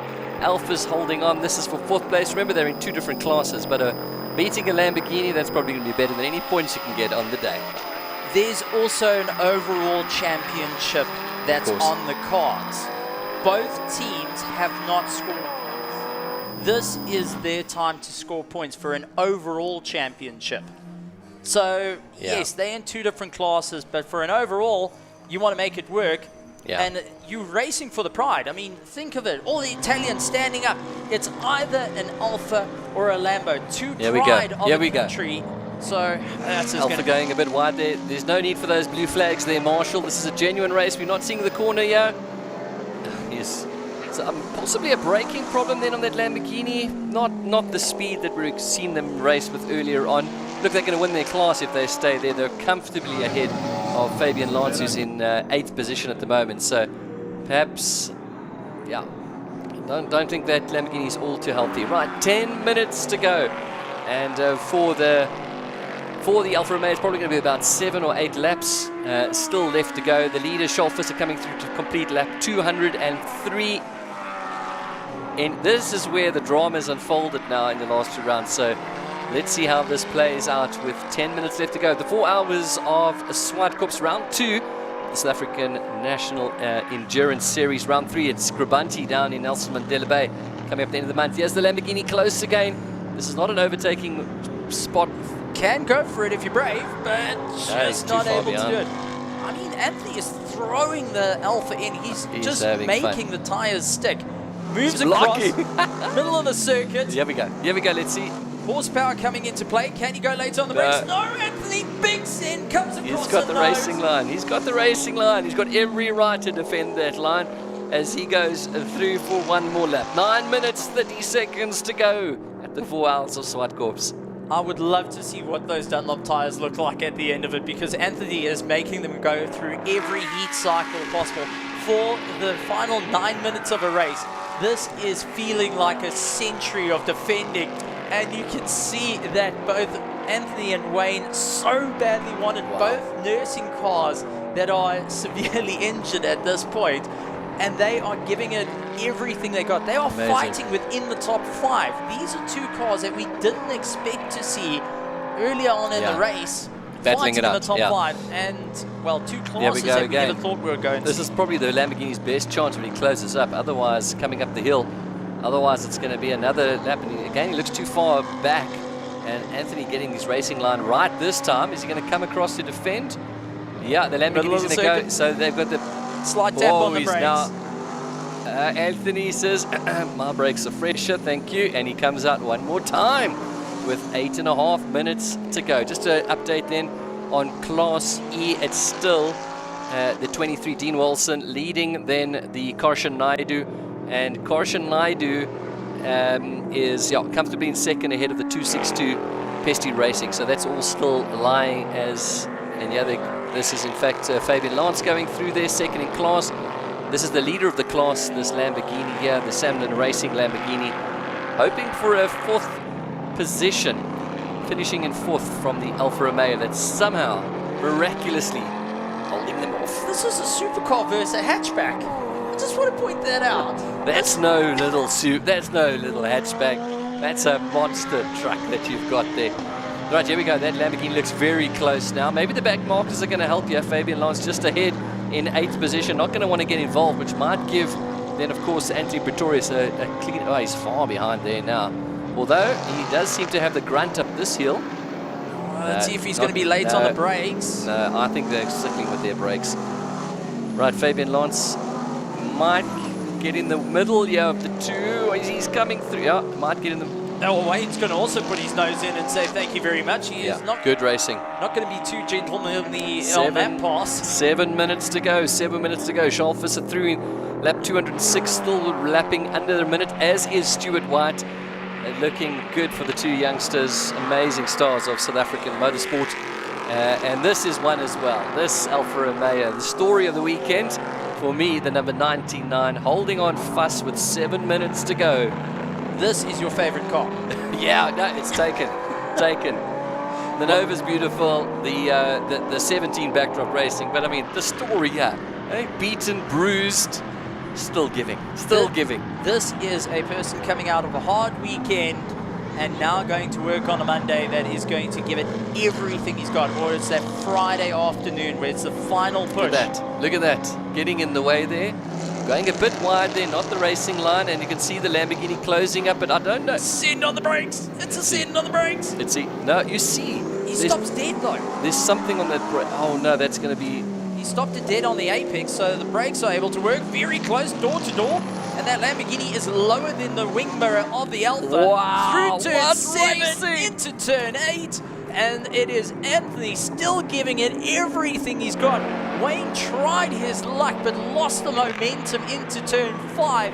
Anthony on the, just literally on the rough stuff, is hanging it out as hard as he can. This is turning into a monumental fight. Slight touch of the brakes in through turn 2, turn 1.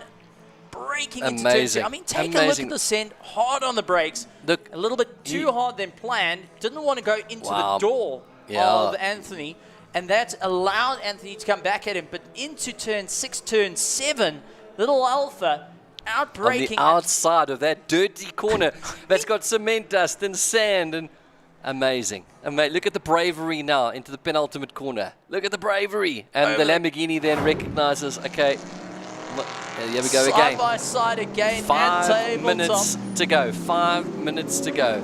Charles Visser comfortably 3 laps ahead of Stuart White. Mike McLaughlin nursing the Slingshot 2.0 into 3rd position. This is the race at the moment.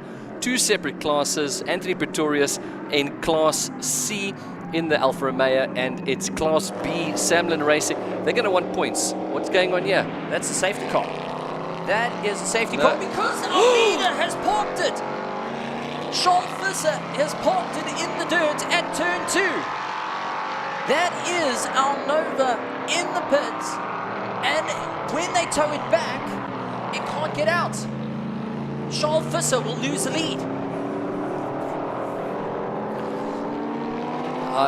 Adjust for Sleep has lost the lead, which means Stuart White will be able to take it because pit lane is closed. They cannot get that car out. I am absolutely speechless. This is going to gift 4th place. What's the implication here for Charles Visser now? What is the implication? Because we've got 4 minutes left in the race. The safety car is going to be out. They're going to have to tow that. If they can get the Nova working, like we've seen with some of the... They've got to get it out of the dirt. They've got to get out of the dirt. But, oh, and there goes the Alpha locking up. But there's no need to be pushing so hard. We are under safety car conditions. So while we're singing the praises of the 99, with less than 10 minutes, with 5 minutes to go, it's happened again. How is this always happening in the SAES? I can't believe it, but it is again. Here's a tank slapper. This is the tank slapper there. Under safety but car. Under safety car. Please, Anthony. Our hearts can't take it. While we were watching this battle, the race leader and the pole sitter, now I want to know if his car is running, what they're going to do. If they can fire it up and get it going, he can carry on. But if it stalls out, if he cannot restart the car, then that's them out of the race. So lights on, let's ignition. See. No way. Come on. Fire up. You've gotten this far. He's got to let them go past. And that is 1 lap down now. Is it? It's Stuart White. 2:08. So Stuart White. He's going. Could this be the strangest end to a race as he throws dirt on there, but we're likely to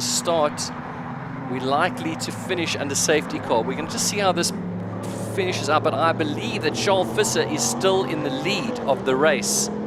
It's not finished under safety car. It's not finished under safety car. There he comes. That is not smoke. That is not anything wrong. That is sand. That is a lot of sand. And our BMW still going with a bit of tyre rub on the right rear. So he's going. So we've got sand and smoke currently out on track. But if we go racing once again, and Charles Visser is not able to clear the dirt off the car, Stuart White will make things rather interesting. 1 minute and 48 seconds to go. But wow, look at the dirt still coming off the car. That is all the way through the diffuser. That is a problem, and he's not getting enough pace, enough momentum to start clearing those tires. Ladies and gentlemen, don't take your eyes off your screens. We have 1 minute 30 to go, and that safety car is going to go around again. And that is going to be the race, I'm afraid, because that safety car is not going to do a 1 minute 20 lap. And so next time out, are they going to do one more lap?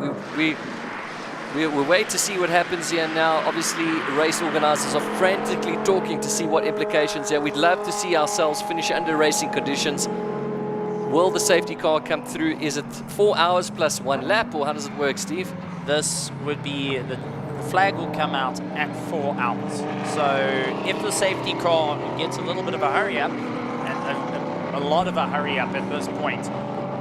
Wow, look at the sand still coming off the car from the Nova. Charles Visser. Wow, he would be so cross with himself. We've got a very few amount of cars behind the safety car, so that could be the reason. We're waiting for all the cars to catch up. They're trying to go a little bit quicker, but I do think the checker flag will come out. Wow. With what looked to be Charles Visser going and putting the Just for Sleep car into turn 2 and getting it beached. A car that has been running faultlessly the entire race. And, well... Just in terms of lap time, just out of interest, Charles Visser going off, his time there was a 4:45 on that lap and a 1:47 for Stuart and behind the safety car. So 3 minutes there. Hey, I mean, a little hesitation from a safety car, just 1 more minute or 1 more time for the safety car to come past, and he would have lost the lead. But as it stands, ladies and gentlemen, Charles Visser, who started, they're coming into the... They're going to take the checkered flag. They're going to take the checkered flag. Yeah, they're going to race to it. But Stuart White... Talk us through it. Here we go. So Stuart White coming around the corner, finishing, but Charles Visser going and taking the race win. Just for Sleep. Unbelievable. Until the second last lap. Going and getting it. Unbelievable scenes, ladies and gentlemen. Who could have written this script? Unbelievable to see Stuart White. He'll be disappointed because he would have seen Charles Visser in the gravel and thought, that man is a very relieved man in the car, in the Nova. That is it. So let's go through this. A Just for Sleep out in first place. Wow. Second is Into Africa. A car that caught fire, got rebuilt 3 o'clock in the morning, drove all the way up from the Durban area all the way to Joburg. Finishing in third, Mike McLaughlin and Steve Clark. But finishing in fourth place, it is David beating Goliath. Alpha beat Lamborghini. The 99, Anthony Pretorius. Unbelievable. Cashin Naika take a bow in the Aquadashan Fast Development Alfa Romeo. Fourth place. Think about who they've beaten to get to fourth place. Not only that Lamborghini behind them, Wayne Roach winning Class B, but some of the other big names that we've seen fall out through the day. We'll talk about all that in a moment. Just want to say well done to Dean Walson, the 23. He's going to pick up the win in Class E. Unbelievable scenes. And yeah, a few of these cars have gone off today because it's Karshan Naidu in second, who went off at one point. And it's going to be Baron Pretorius in ninth, the Bestie Racing, who's been off in the gravel, brought out one of the 8 safety cars, is it now? 8 safety cars. And it's going to finish on the podium. Wow, wow, wow. Just David Franco, very quiet from the 12th position man. He wins Class D. Had a fairly quiet day out there. Wow. Wow. Wow, wow. What a story. I mean, we said that there will be moments in this race that will pull on their heartstrings, and we saw that. We saw that. Not often you can say commentators become speechless, but when you go when you put one of the most dominating cars into the dirt, and I think even the Just for Sleep went and charged to the wall trying to find out where on earth their car went. Yeah. Oh, and that's the BMW that's gone out. Has he finished the classifications? Can we get confirmation of that? We'll wait to see there, but it's just been the most amazing day of racing. I mean, you can't script this. I mean, you can't script the SAES after what happened in last round, what happened in Kyalami, towards the end of last year, what happens at Zwartkops. In fact, Paul Hill said it. What is it about this track, particularly for his cars, unfortunately? It's just been an incredible, incredible day. Huh? Unbelievable. I'm taken back by this. This is just epic stuff. Let's go down to the pits quickly with Nadine. I'm going to interview you now.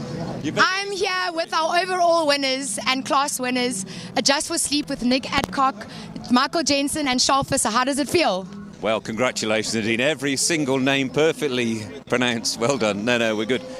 This lad, he drove so well, but he lost it for us at the end by putting in the gravel. Wow, my heart. I'm getting too old for this. I think everybody's heart. Excuse me. No, it was a really good race, actually. Very clean. Our stints are really good. And then, obviously, we had a good cushion there, but I think he was just pushing. You know, the young bull wants to jink it out with Stuart and just push a bit too hard. But I don't think he'll do that again. I even said to your pit crew earlier, I'm like, oh, it must be nice to be bored. Hey, they're like, hey, shh. I was like, okay. Yeah, so your fault then, was it? It's always my fault. No, it was another win for the Nova Proto. Went like a Swiss watch. We're really happy. Thank you very much. Thank you, and congratulations and a great start for you guys to the season. We'll see you guys in PE. Cool. Right, let's find number 2. Stewie. My man. Well done, Stuart White here from Into Africa Racing.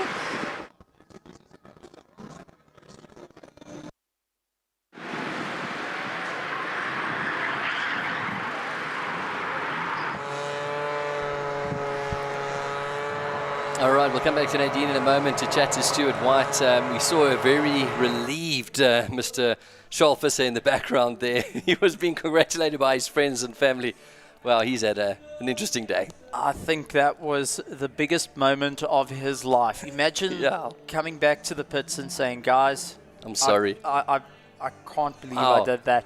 But what a time. I mean, you've broken a track record. You've taken the win. You're first time in the car. Wow. I mean, it just everything worked out. Stuart White, the Inter Africa team, after repairing the car, getting it into second place, we thought they were out of the running. We thought that was them. Yeah. They managed to put themselves into second place, which is great. Mike McLaughlin and Steve Clark, where there was a guess whether they were going to be here around 2 or not. Even on the Friday, everyone asking, is that car coming back? Yeah. And it's coming. We don't know when, but it's coming. Yeah, and of course all the talk was about the Promogen Racing Audi taking the championship lead now because they've completed in the first 2 rounds.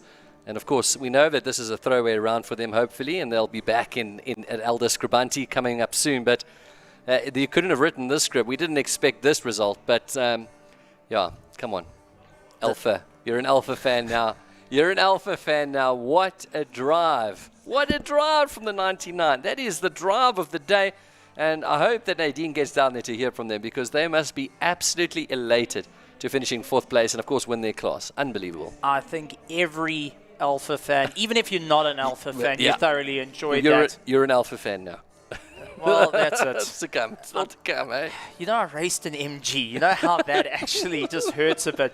But it's just fantastic to see it. And this is what the SAS is all about. This is the type of racing that we love to see, where anything can happen. It doesn't matter. You can roll the dice at this point. But this is just incredible stuff. I mean, mind blown. Right, let's see if Nadine's got the rest of the team.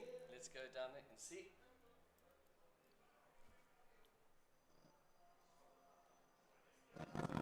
And 2nd place on podium is Into Africa Racing with Kolile Leklakla and Stuart White. Guys, earlier on in the pits, woo, what a comeback. You know, if anything, this race was won. The fight back and coming back from 9 laps down to almost taking the win. Yeah, this was a good one. This makes me happy after Kyalami. This makes me very happy. Thank you, Kolile. Stuart, what a comeback. How does it feel to finish in 2nd place after 9 laps, as Kolile said, behind? Yeah, I don't know if I should be happy or sad. I think we gave it everything today. Well done to Kolile. I was very impressed with his stint. All of our preparations and what we're wanting to do at the end of the year is all coming together now, and we're step by step getting there. Big ups to the whole crew. I mean, they were fantastic in the pit stops, and also with the side shaft change. I mean, doing a side shaft change in 4 minutes doesn't happen every day. So yeah, kudos to the crew, and thanks to Kolile for the opportunity. We gave it our all, but we came 2nd today. But I think that we really showed our fighting spirit and nearly took the win in the end. So congrats to the Nova, the whole crew from Rico Barlow's team. They really did a fantastic job all weekend, and yeah, now it's on to the next one. I think we can definitely fight of them. I think we showed it today. We have some incredible pace in the race. So, yeah, as I said, I was very happy. Well, good. I'm looking forward to seeing what you guys are going to bring to PE. We'll see you there. Thank you so much. Right, and in 3rd place, the men that left the last race on fire, Mike McLaughlin and Steve Clark. Guys, 3rd place after the car. I mean, you only tested yesterday at practice. What a comeback. Yes, we definitely didn't expect to be standing here. So, it was hard, and we got through. Mark did an excellent job limping the car for the last hour and 15 minutes, and we're here. Limping. Yeah. Mike, what do you have to say? Just really, really chuffed that we've got the car on the finish line. Huge kudos to Steve. He's put in a mega job. I mean, Steve's worked long hours to get this car here. And so, yeah, we owe him a huge thank you. And, yeah, we chuffed the car. We were nursing an intermittent misfire for the last hour and a half, which kind of allowed the Lambo to get closer than we'd hoped. But, you know, that's motorsport, and we're here at the finish line. So very chuffed, and well done to Steve.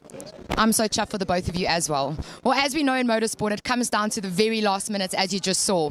So that's it for round 2 at Zwartkops Raceway. We look forward to seeing you in PE at Aldo Scribante at the end of May, and we just want to thank all of our YouTube viewers and all of our Supersport viewers for joining us today, and all the spectators that came out to see the action. It was wonderful spending the day with you guys, and we look forward to seeing you again. Thank you from myself, Nadine Wilkin, and the entire SAS team.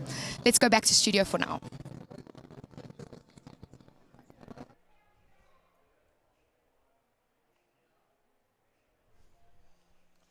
Okay, well done there. That's Mike and Steve, of course, in the Slingshot 2.0. That looks like they're good old racers there in their old vintage clothing there still. Steve said to me on the grid, I need to get a better race outfit here, but it looks amazing. I think it's absolutely epic. Brilliant. And, well, it is vintage, and that was a vintage drive of note. Yeah, wow. But well done to all the drivers. What a race, and all the messages coming through that's being sent to our private phones. Just everyone, amazing. The talk of the town. Alpha beating the Lamborghini, Stuart White pulling it back from the brink, Charles Visser into the dirt. I mean, the discussions at Holmes is going wild right across the world. I think if you think about all of the teams that have finished, maybe barring number 69, David Franco and them, I think maybe they didn't have any incident, but otherwise everybody else has had something happen today. The Nova, of course, they're in the final stages. The Lamborghini, Inter Africa Racing Lamborghini, plenty of problems early on. In fact, on race pace, what we've seen, they probably should have won the race, but they will be pleased with second after all of the trouble they've had lately. And then, of course, our Slingshot 2.0. Then we've got those cars in the Class E that have been off the track, keeping us, our marshals, very busy.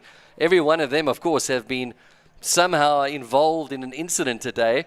Yeah, it's just been a day of attrition and not giving up. I think that's the message. And isn't that a brilliant story for Freedom Day, hey, for South Africa? And this day that we celebrate, never giving up, always fighting back. This is exactly what happened today in the racing. Well, we've had it with everything. We had the rainbows and smiles come through, all the kids there putting, just showing that never give up. Keep going. Yeah. All our drivers keeping that to heart, and every single person working to get their cars out. I mean, this was it. Absolutely. And I think the Alfa Romeo sort of epitomizes what racing is all about, It's not about the best machine sometimes, eh? It's all about making sure that you're still in the fight, keep on going, and despite bodywork, I still want to find out what happened with that car and why they had so much damage on their car, but they somehow kept on going, and that's really why we love this sport so much. Even when you're down and out, you think that, or even when you think you're comfortably ahead, you can't count your chickens something before they. Yeah, well, that's a bit. I got to say, for the South African Endurance Series, this is great. But with the 4 hours of Zwartkops done and dusted, next up, we're going to your part of the works. Yeah, absolutely. Looking forward to Aldo Scribanti. 1 June, Steve. We're there. 1 June. And it's going to be an incredible day. Of course, it's also a fairly short track. But we'll see perhaps the performance of some of the faster cars really enjoying it with of course, the longer straight that there is there. There's some really hard braking zones, overtaking opportunities. So we might see some of the faster cars maybe coming into their own and being a little bit happier there, a little bit less of demanding perhaps on the vehicle. And definitely some more Alpha flags going shown. Yes, come on Alpha fans down in Nelson Mandela Bay. Let's come out and support. Of course, the wind is always a factor down in Nelson Mandela Bay, right on the coast. We'll see how the impact of up inland here versus down the coast. We'll see those kind of impacts on the cars as well. We'll see some of the cars that didn't quite make the race today also coming through and joining us. And of course, we're looking forward to seeing them in action. We'll see. Interesting to see how this all plays out with our championship leaders, remembering that some cars who perhaps fell away today will be able to throw those out. Some weren't there in the first round. There's just so many permutations here, and we've still got a long season ahead of us, Steve. So catch our post-race show that's going to come out as we recap it all. But Gareth Burtley, thank you so much for joining us. It's been absolutely great, but take us out the way you know how. Yeah, well, I want to say a very big thank you to everyone who's come on board. A big shout out to our sponsors, of course, who've come on board as well and making this an unforgettable day. Once again, the South African Endurance Series has shown you that South African motorsport is alive and well. And on this Freedom Day, as we celebrate our great country and the adversity we've come through, perhaps we've seen the greatest reflection of that here in the racing that we've seen. Hey, underdogs coming through, teams who were down and out, who were about to give up, still coming out. We saw teams not giving up to the very last moment. We saw some incredible pit stops. The Lamborghini having massive changes done to it, and still coming out and finishing on the podium. We're looking forward to seeing the playing out of all of these results in the coming days. Of course, we're going to be on live streaming still. We've got 2 more Super V races to come. And we thank you so much for joining us live on Super Sport. Have a blessed Freedom Day, everybody. Cheers, everybody.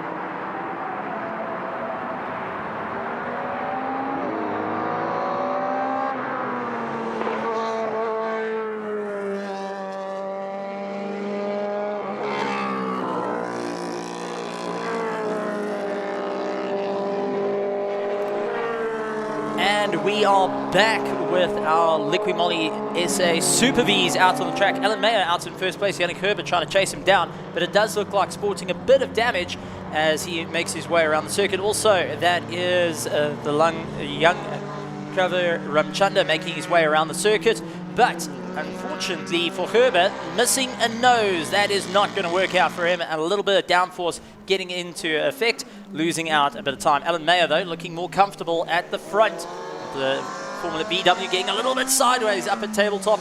We do know it's extremely dirty after our 4 hours of Zwartkops, and the guys are having to really push through it all. The time is starting to run out for them. So Alan Mayer, who's leaped up to the front, needs to keep on the gas. Yannick Herbert, though, with the damage to his front nose, is not having an easy time. It looks like a young driver, that actually might be Arnett that's a little bit slow at the back. We'll just double check when they come across the line. Might be the 505 that is a bit slower. Yes, it is. It's Arnett Johnson who's going a little bit slower than planned, and just watching the rearview mirrors, saying living out the dream of being a race car driver, the first time out racing, and showing off a great time. Lucien Ranchanda got Jean-Andre Leroux right onto the back of him, so let's see how that's going to work out. Carl Lawrence going and recovering after, well, he had a clutch plate failure of note in before race 1, wasn't able to get out on the circuit. And for anyone that doesn't know Carl Lawrence, well, he is a karter that has represented South Africa numerous times, has been an influencer right through the world of karting, and has put on a fantastic show here in the Liqui Moly Super V's. This is standings. Lucien Ranchanda currently in 3rd place, but first of the Super V's with Jean-Andre Leroux right on the back of him. Carl Lawrence trying to chase him down. Blaine the Million up into 6th place. Not often you get to see Blaine into looking for the top 5. And safety car coming out. So there is a car stuck on the circuit. Once again, a safety car coming into play for the Liqui Moly. That's the 503 car. And that, unfortunately, looks to be Mark Tucker, who's lost it up at tabletop. In fact, he had such a fantastic first race. We got to chat to him after his race. He was delighted with his result. So he'll be bitterly disappointed now. You can see that car is not going anywhere. So just talk to us about the impact that damage to the nose there for Yannick Herbert is going to have. I mean, that's obviously not piercing the air nicely. Is there air coming into the cockpit, or what kind of impact is it going to have? Well, first of all, your feet are getting nice airflow over it. That's for certain. Because the nose is literally just hollow, that goes over, protects the master cylinders. What happens now to the car is it disrupts the air balance. So think about going and trying to drive through.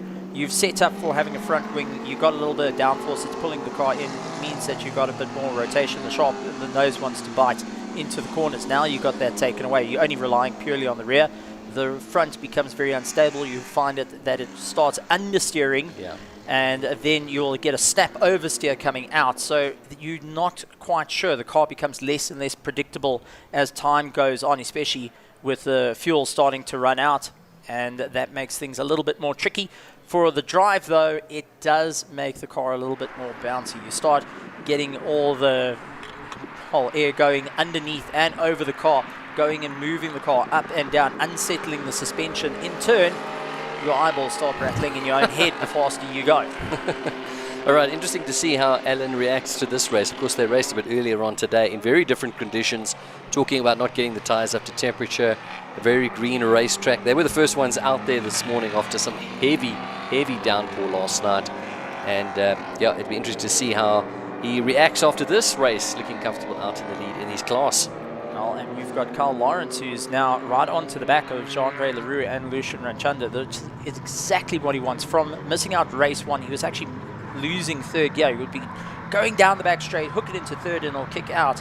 You had to hold it into 3rd to just try and keep it going.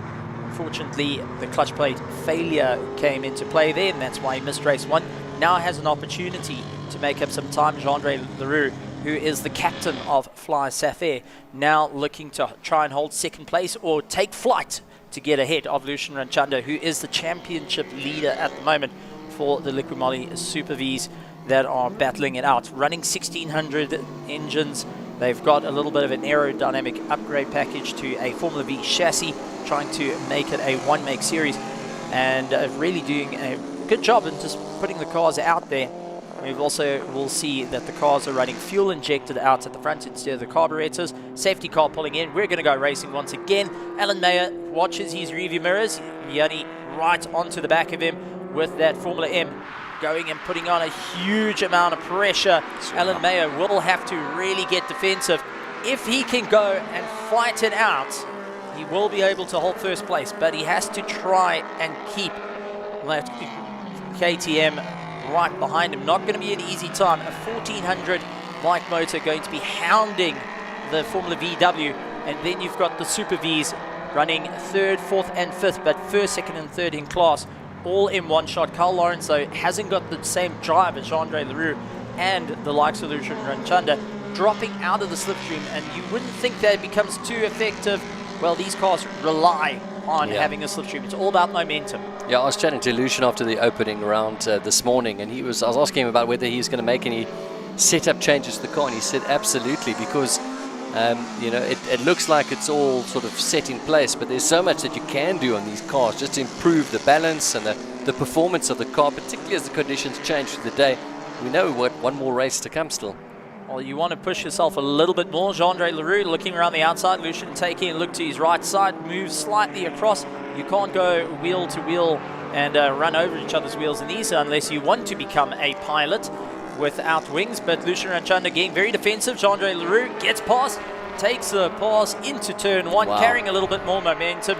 Carl Lawrence, though, trying everything he can to close up, under braking. Lucian Ranchanda going out a little bit wide, takes a late apex and tries to get back onto the throttle, towing himself along.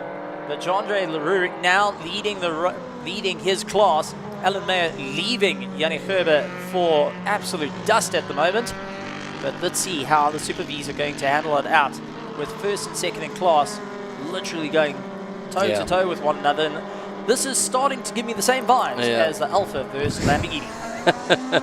What a race. Right, Alan Mayer, a 106.6. Looks like he settled in nicely with Yanni Gerber, who's got a bit of damage to his car in 2nd. But it's 3rd, 4th and 5th we're keeping an eye out for. They are racing in the Super V class at the moment. All lapping in the 1:10.8s. So very, very quick. The rest of the field well off the pace of these front runners. So they're in for an intriguing season, hoping to be with the SAES for most of the rounds this year, which will be fantastic for the series and the growth of the sport as well.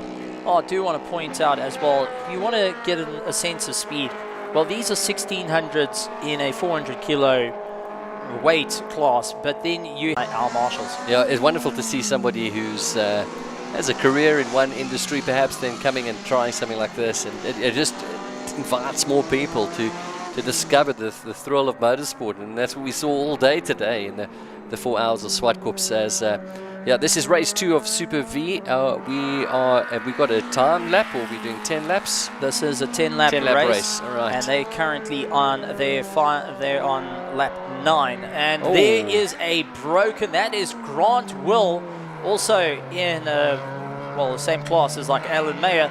Unfortunately, that is a bit problematic for the Willari. Now, unfortunately, not looking so good. Outbraking, just the rear end snapping. Unfortunately, a wishbone giving up the ghost, and that is all she wrote. Wow. For the GTI chassis. Well, that just shows you the forces that are on these cars, perhaps going up there. That is up towards the top there. No, that's turn 2. That's turn 2. He's moved off, but whether that brings out a safety car or not. I think it's fine there with just one more lap to go. But just shows you the forces, on the heavy braking there going into turn number 2. Unfortunately, that brings an end to his race day. I don't think they'll be able to get it out for Heat 3, and that break is terminal. Not what you want to have. But Grant will be giving up his position to Onnet Johnson and Mark Tucker, unfortunately not being able to move forward. Blaine Demelian, though, still going on and having a lot of fun. Really, really interested to see how he's been going. And I do want to let you know that the likes of Blaine Demelian is using a piece of steel at the bottom to hold his wing in, where everyone's got a nice carbon fiber or going and using a bit of wood. He's decided to go and add a little bit of a steel, square steel to hold it all together. Most of the weight is on the rear of that car, but Blaine keeping it all together. And here is the young Mr. Ranchanda doing a fantastic job. Debut outing in main circuit racing. Did a little bit of karting, had to stop racing because he was going and representing in cricket. Sure. Wow. Talented individual, eh? Talented young man. In fact, I was chatting to some of the drivers who've got the checkered flag coming out here. Indeed, we do, and that's going to be Alan Meyer winning in his class ahead of Yanni Garber with a bit of damage to the car. And it's going to be Jean-Ray Leroux who's going to take a race to victory away from Lucian, who won in the opening round. Now, followed by Kyle Lawrence, who was able to get the car going. Kavira and Chanda going and finishing up in 6th place, 4th in class, so that is absolutely well done. Blaine DeMillion in 7th place. Grant Will unfortunately broken on it. Johnson will be getting past. Mark Tucker we saw getting towed off, and unfortunately for Francis Jacobs, he's parked off at turn 5. So a bit of cars needing a bit of repair after that, but what a run for Alan Meyer, getting out into 1st place and taking his 2nd win of the day. That would give him the overall for today. All he needs to do is finish heat 3. Well, of course, there's not much time for the next race. It's set to get underway at 20 minutes to 5. So there's not much time if you've got any problems, which is what we've got now with 1 or 2 of the cars. I remember we had 15 cars arrive here today. We're probably down to 9 or 10 at the moment. Their next race coming up at 20 to 5. Do you know Early B's car is still parked? Maybe just an option? Maybe an option. But we want to go jump in it. Why not?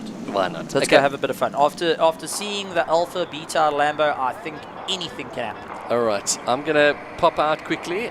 Wayne Riddell, you're going to join us in a moment. I'm going to pop out quickly. I'm going to see if we can catch some interviews with the drivers and be back with you in a short moment. So Alan Meyer taking the win, Yannick Herber in 2nd place, Jean-Ray Leroux taking 3rd and 1st in class, Lucian Ranchanda in 4th, followed by Carl Lawrence, Kavira Ranchanda going and doing a sterling job, finishing up in 6th place. Blaine DeMillion, Grant Will, unfortunately having the rear suspension snap on him, on it, Johnson and Mark Tucker in 10th place. 11th will be Francois Jacobs.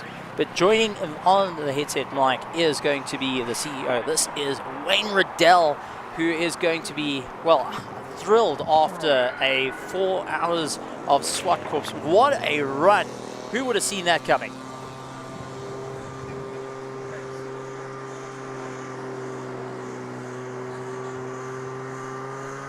Yes, and my blood pressure can't take it.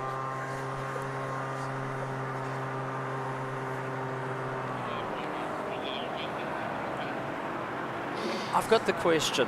How did you feel when you got the call on the radio that the Just for Sleep Nova has parked it into turn 2?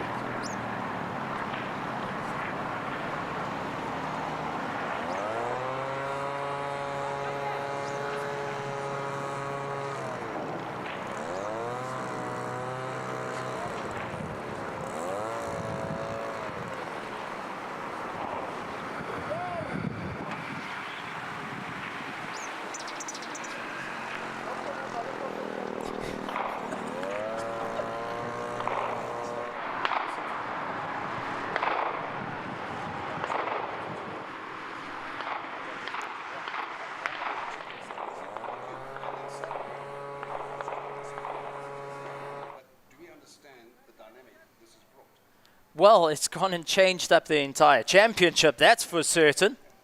Well, let's quickly talk. Promogen didn't finish. 0 points. Felix didn't finish. 0 points. Exactly. So we spoke about the drop rounds after round 1. Okay? And the people who had the ace or the joker in the top was Promogen.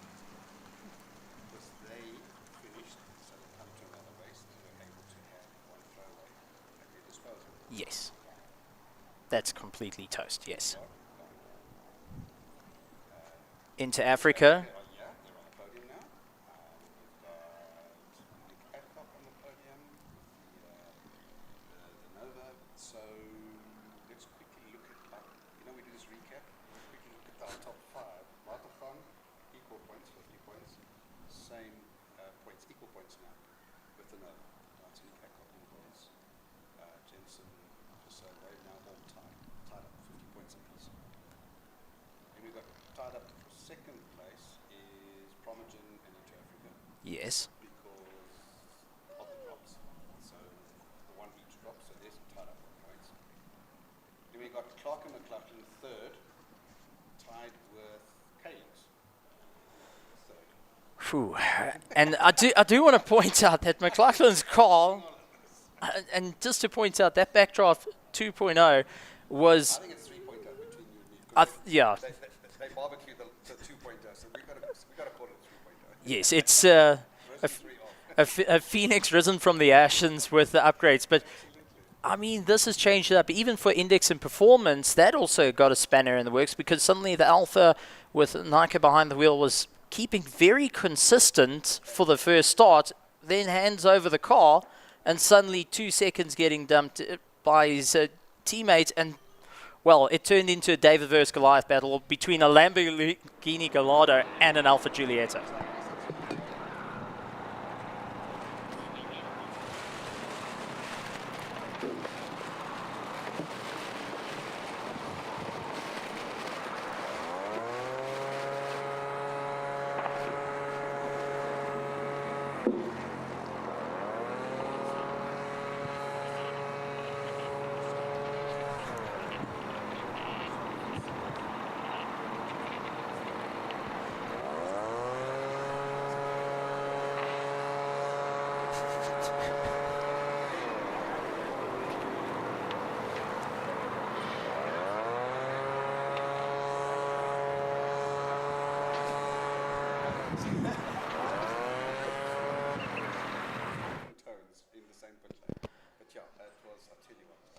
Right, I'm live here with the Super V winner, and it's Jandre Kruger. Jandre, how did race number 2 go? Number 2 went a bit chaos for me. I missed the braking marker, then turn 5 it was. A bit of oil on the track. I missed that on the warm-up lap, so my loss. Luckily for the safety car, Lucian was going well. He's still pushing a bit nose. I think if he sorts out that that steering with the understeer for the last session, I think it's going to be a tough battle. But luckily for the safety car, I got behind him, and then I think I overtook him on the second last lap, so it was touch and go, but off the track, my mistake, into the kitty litter, unfortunately, but some you win, some you lose, but the car is on rails, the mechanic did fantastic work, and I can't fault anything on that. Listen, you're shaking a little bit for a man who's like a pilot. You're handling it quite well? Yeah, I had to push hard to catch up with the pack, especially with Carl Lawrence. I mean, he went to Bahrain with karting. He's got plenty of experience. It seems like his car was a bit off, but I had to get past him just to get. I hope for the safety car again. Normally there's breakages, but I had to push hard to get behind Lucian, and I knew I had the pace to get behind him. But it was a tight battle here at the end, and then we just left off. I saw his car was pushing nose and he was struggling a bit, so I took advantage of that. Yeah. And one more race to go. Not much turnaround time for you guys. No, we must quickly take off the stones, out the stones there in the side pods, and then get the extra couple of weights less, and then we'll go for the last and final heat for the day. Yeah, all the best for the race. Thanks very much. All right. Right, so we got, that was first place in the Formula V, the Super Vs. We've got the rest of the team here. Of course, they don't have much turnaround. It's a 20-5 start here. All right, how was that, eh? That was quite exciting. Yeah, it was a very interesting race. Jandre. Yeah, from the guys coming out. I mean, the guys have had now 4 hours of Zwartkops, so the track's been really, really busy. Was it a little bit more slippery, or was there a bit more grip out there? So I don't really know, because I've been battling with the handling on my car. So I've been trying a few different settings here and there. Some of them worked, some of them didn't. But the track feels very grippy. The track does feel very good. Yeah, listen, one more race to go. Very close race between you and Jandre. You can take the last one, perhaps? Like I said before, we're going to try again. We're going to try. Okay, listen, well done. Thanks very much. Let's hear from Mr. Carl Lawrence. Wow, what a race you had out there. That was good fun, eh? That was proper good. I really enjoyed it. I mean, it's a new class to me, something I've never driven before, single-seaters. I mean, I came from 250 supercars, so it's a big difference to go from a 250 supercar to a 1600 Formula V. But, you know, in terms of a series, it's really nice to see my clutch broke before qualifying. Jandre was in there, Lucian's in there giving me advice, all the competitors, my fellow drivers getting involved to get my car ready. So, you know, in terms of that, it's a great series, and the racing was really good. We need to find a little bit more pace, so I think we need to just get the car right for me. It's only my third outing. But hopefully by the next race we figure it out and I can go fight with him. Listen, you look like you found like a child with a new toy here. You just want more. Come on, I want more. Oh, well, that's how it goes. I mean, you get a taste of it. I came from karting last year, the DD2 into cars now, so you get a taste for it, and all you want is more and more and more. Unfortunately, the next race is only in June though, so we've got a long wait. So we've got one more heat, and then we've got to wait till June. Listen, June's only a month away, bud. All right, well done, Carl. Yeah, bro, I struggle to count. You know? Okay, well, we'll help you. We'll help you. We'll see you in the last race. So, Alan, let's grab you quickly here. Hey, nice to see you again. Nice meeting you. Yeah, funny meeting you again. Another dominant race, eh? Very nice, yeah, thank you. Yeah, no, it's this Yanni. This Yanni puts the fire in me. And managed to get away, got off, was second on the grid this time, managed to get away, get the gap and get through the traffic, which helped a lot. And I mean, you've got to be careful. I mean, these oaks are in their race as well, so you can't just go barging past them. And, I mean, I know I bought the car, I haven't got money for a wing, you know. So, but it was a good race. I enjoyed it. We managed to get away, get going, and Yanni was following at first, and then we caught a slow car, and then he dropped back. Yeah. And then I just thought, hey, just go for it. Just drive your race. And then, shit, here's a safety car. And I thought, what's going on? Now we must do it all over again. Yeah. You know what I mean? But it was actually very nice. Yeah, no, I enjoyed it. It was okay. No, it's really Listen, earlier you spoke about the track, getting your car warmed up and going. Conditions completely different now. Could you feel that in the car? It was a lot warmer. The grip was better, although the lap time was slower. We managed a 5 in the first race. We did a 6 now. But obviously after the endurance race, I mean, you can't expect the marshals to go sweep up everything, and there was oil at 5, and yeah, so you ride as quick as you can in the conditions that you've got. And it was like, no, the tires came in nicely. I think those tires are coming in they were new for the race on last weekend. So this is basically their second race. So I think they're coming in nicely, these MRF tyres. So, yeah, no, we'll see now. Going forward, we'll see now. One more race to go. One more race to go. Thank you. Let's chat to Yanni then quickly. Finally, second place in the class. Where's your nose, Meneer? Where is your nose? Corner 6. Corner 6, lap 2. I just touched Lucian. Okay. Right rear with the left front. I was behind Alan. And he saw John behind him, so it closed up on us a bit. Well, it didn't slow you down too much. Yeah, it's understeering heavily, especially through the sections where I'm quicker than Alan, which is the corners. Yeah. Just understeering so badly in corner 4 and corner 8. So I was just staying behind him. Luckily, he waited for me on the finish line.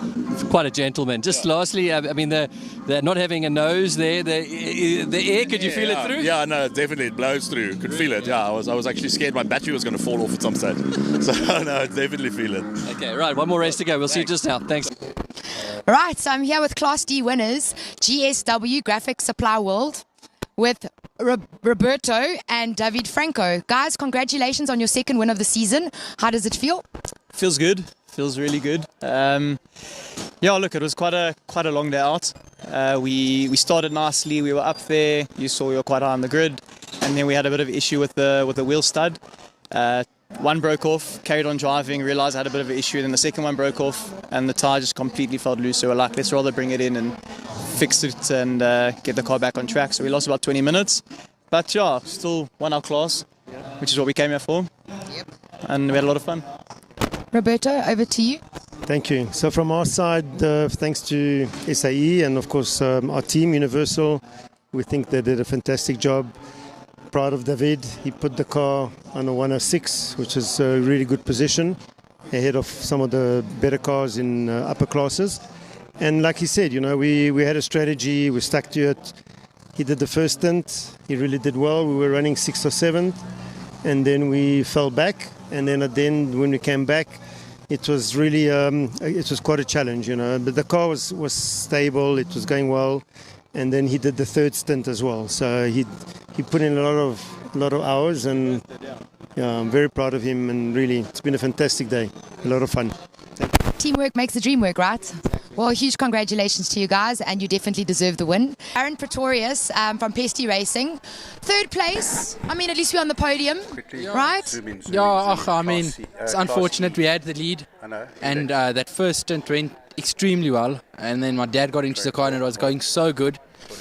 And then unfortunately he just made a bit of an error, and then we lost it, and we lost a few laps, which ultimately cost us a lead, and then we lost too many laps to make it up, but it was still an amazing race. Can't really complain otherwise. Car ran super well. I made a stupid mistake going up the hill, anyways, it is what it is.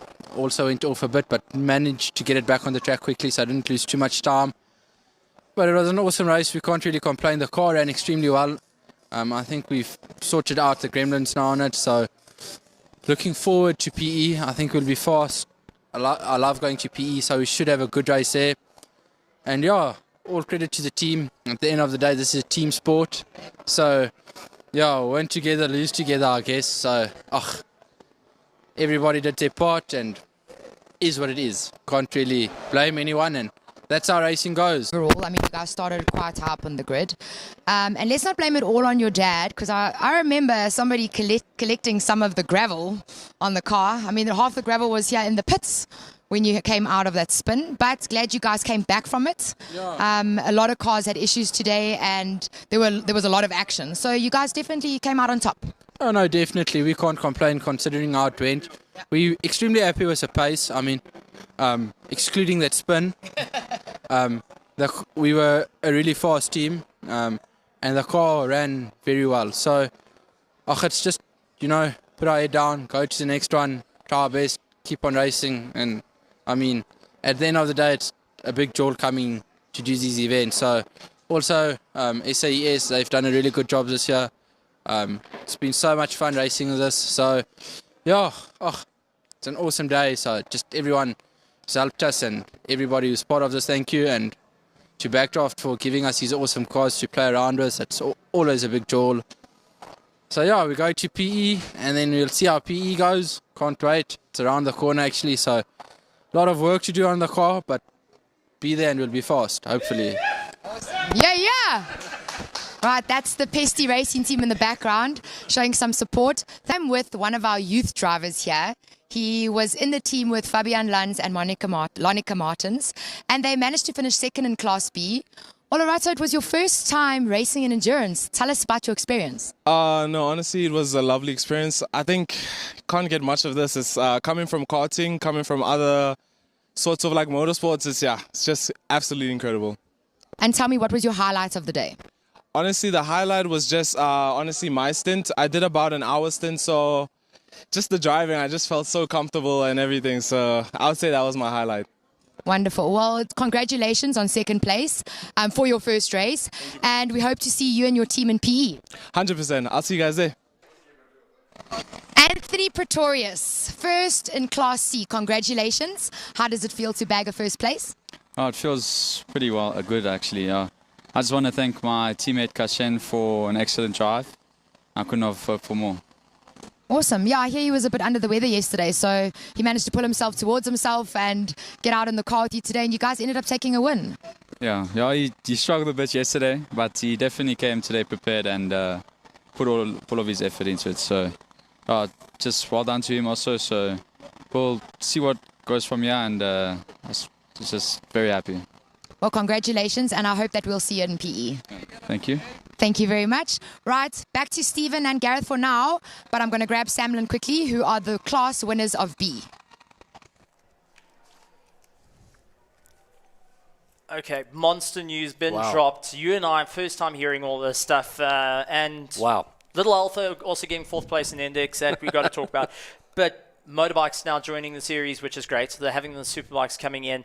We've got the single-seaters. I mean, it's just getting bigger. It's getting faster. It's getting more amazing. We're going to have going in towards night. I mean, from dawn to afternoon, I've just blown away. Incredible, yeah. Just a shout out to the motorbikes. I'm a big motorbike fan. And chatting to some of the fans around the track today, just saying, hey, maybe the small thing that is missing is just having bikes here as well for an absolutely amazing day. So I think it's a great fit. Coming down to Aldous Grabanti into the night race, with a bit of wind right at the ocean. When I say right at the ocean, I mean right at the ocean. Makes it a very interesting dynamic for racing. There's so many permutations, never alone all of the things that are happening here on their own. Now we're going to have an extra element to that. East London is an absolute winning track. I can't wait to go down there. So we're in for an amazing season. And the championship, wow, it's blown wide open. Blown wide open, or blown to pieces, more like it. I mean, everything is opened up. The only thing we know for certain is it's going to be continuing. There's going to be a lot more racing, a lot more fun. And, well, if this is only the second round, you and I are really going to have to get some calming stuff to try and see how it's going to work. This has been incredible, but mind-blowing news coming into play every step of the way. Yeah, it's hard to write the script. I'm trying to put my finger down to what are the things that are making it so dramatic. And I guess it's part of endurance racing. I mean, if you think about, great endurance races around the world, there is these elements where, you've got the machine element, you've got the human element, you've got the decisions, you've got the teamwork that's got to make it all work together, those important decisions at key moments, I still had a feeling, that, unfortunately the Inter-Africa Lamborghini probably should have pitted earlier if you think about all that's played out now, and that could have been the race win, even with all the drama that was unfolded, was to unfold. Anyway, it's hard to say that, but yeah, just amazing. All those dynamics. We're going to go across now to Nadine to some more of our race winners. I'm here with Samlin Racing with Nathan Hammond and Wayne Roach. Guys, after Red Star, not finishing and stuff, what a win. Wayne, we had to cut our interview short earlier because Nathan almost took us out and you had to get back in the car. How was the race? The race was epic. It was just, everything went well. Sam's obviously done a massive amount of work to get these two Lambos running properly. I'm eternally grateful for the team, and then Damien set us up on pole and opened up a large gap for me, so it made my life easy. I'm so sorry, Damien. I've been doing it the whole day, and you and your brother don't even look alike, so please accept my apologies. Damien, how does it feel to take first place? It's a great victory after Red Star and everything. Coming into the second round, knowing the first round wasn't that great. There was a bit of pressure and everything on our side. We were hoping that everything would go well. Pit stops were going brilliantly. Pace, everything was there. There was no fault today. Well, it's still a learning curve for you guys. It's your first time in endurance, and I think you guys did a stellar job. So congratulations to you both. I look forward to seeing you both in PE, and before PE, I'll see you on the podium in a bit. Thanks. Great. Look forward to it. Thanks, guys. Let's go back to Stephen Gareth and commentary. Thanks, Nadine. What we didn't find out there, I thought perhaps they would have had a problem towards the end because the Alpha was sort of keeping them at bay, but it sounds like it was a genuine race that was happening. We thought maybe there might have been a problem, but it wasn't. It was a genuine race there between the two of them. It was the Italian job. The Alpha stole it from the Gallardo. What a run. I've just got to say, today has been exciting, and we still got one more race to come. That is going to be our Liquid Moly Super V race. And as we heard, deal done, signed. They are with us for the rest of the season. A bit of single-seater. You might like bikes, but I like my open wheels, and I don't trust myself on a bike. Well, I've just walked around this iconic racetrack. You see names like Sheridan Mariah and Greg Geldenace's name lit up here on the board. So I can see why the bikes like this track, and it's great to have them with us. Of course, Scribanti, East London. Wayne mentioned the 9 Hours of Kyalami, such an iconic place just down the road. Yeah, amazing to think that this is all still to come, and this is the platform that has set it up now for an amazing 2024 season. It's going to only get bigger, better, faster, and new sponsors jumping on board as well. Yeah. But you also got to let us know on the Silver Lakes food that you had a little bit earlier. Now that you finished it, now it all got to settle. Give us a bit of an insight of personally having an amazing meal. Yeah, listen, just amazing shout out to those people and the amazing team that they have. The food was outstanding, by the way. Just to mention, the Spitbra was going before we got here at 6 a.m. this morning. They'd started already. So it was slow and tender, and I couldn't step away to eat because I just couldn't get my eyes off the action. So I was nibbling as we went. Yeah, really stunning food, and great to have them on board. And it's more than just motorsport sponsors. I'm really grateful for Dunlop and ATS and all those who are involved in motorsport from a practical point of view. But when you have those who are not, maybe even, none of them have even raced, have come in and said, man, we like what you guys are doing. We love this whole vibe, the community. And then jumping on board, it just sort of opens the way to say, hang on, there's more sponsors that could be part of from motorsport. The audience that is here, that is hungry for adrenaline, good news, action. I think of many companies in South Africa that could really benefit from that. Well, just taking a look at all the messages from right around the world, not only just here in our grandstands, but in the virtual grandstands as well. Everyone wanting to be at the next race, wanting to be part of it, and just the support for every single one of the cars, Yeah. even jaw-dropping moments coming in from the race. I can tell you that my phone lit up like no Yeah. tomorrow. Everyone asking what happened to Yeah. first place. It's and as we heard, even Unbelievable. Wayne having a chat to a VIP, and suddenly now hearing on the radio, it's all changed. Yeah, I love one of my favorite moments today was Nadine chatting to the guys from Samlin Racing and saying, as he about to start the interview, he said, "That's my car," and it was in the pits, and he had to quickly get there and sort it out. Yeah, just a shout out. Of course, we go to Scribanti up next. Now, this track, very similar kind of feel about it, fairly short, but it's been generally quite abrasive on tires. So I'm very interested to see how the drivers and the teams approach it. I mean, this track is beautiful. It's well covered. It doesn't seem that abrasive. I think P is going to be a very different story. We might see maybe the slingshot will have to change tires this time. Well, as long as they can keep it all in check. Well, second place was so close there. That maybe the new upgrades to the car, maybe a little bit more tinkering coming into play. Yeah, maybe don't leave it till 1 hour before the race, before you get kind of thing, huh? Well, it's a bit closer to their side of town, so that All right. works. But But looking forward to it. I mean, this is going to be a proper run. Your side of the neck of the woods, so that's where you're going to be saying, this is where you need to go, this is how you need to take the corners. A little bit different to what I know here, because I've actually haven't raced anywhere around Eldo at all, so only seen it from afar. Yeah. Now I'm going to rely on you a little bit more. Yeah, look, I've had the fortune of riding around it quite a few times, and I've had guys like Michael Steven take me around in their cars over the years, so been in a few Ferraris around that track. Let's chat to Nadine, who's down in the pits, as we continue to get reaction from the 4 hours of Zwartkops.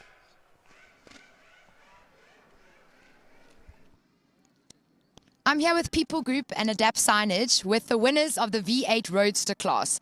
Now, this is your guys' second win in the series for your class. Mark, this year, yes. How does it feel? It feels amazing. We had such a great race today. It was challenging. We lost power steering early in the race, so the car was very difficult to drive. But we had a clean race and kept it on the track. Amazing day. Awesome. Philip, how was your stint? It was great. I got into the car with no power steering, so it was a bit of a challenge. But clean race, lap times were good. We managed to keep it on the black stuff, and I think that consistency paid off in the end. It certainly did. So we haven't got the results yet for Index of Performance. You guys were leading the championship there. Dean, what do you think is going to happen with that Index of Performance tonight? I think we'll do quite well. I think one of our goals is that when the three of us set off for any race, we try and agree on a lap time and a range of times, and we try and stick to that. And I think today we have, so I think we're in with a good shot. I hope we'll do okay. Well, it's only a couple minutes to go until we find out. So I'll see you guys on the podium, definitely. We just don't know how many trophies we're getting yet. Cool. Thank you, guys. Thank you for everything. Thank you. Thank you. Let's go back to Stephen and Gareth in studio. We know something she doesn't. Yeah, we know something that she doesn't just yet, and that is, of course, that the number 23 has won that Index of Performance for today. It's going to be an interesting one, and as you could see, nerves building up as well. Excitement. So this is going to be an interesting one, but moving on to the next rounds, what do you think is going to happen? What's the expectation that's coming through? Yeah. Well, obviously, we're going to have some more cars that are coming to join us. The BBR Porsche is going to be there. We know that Promogen Racing will want to bounce back quickly after the disappointment of today.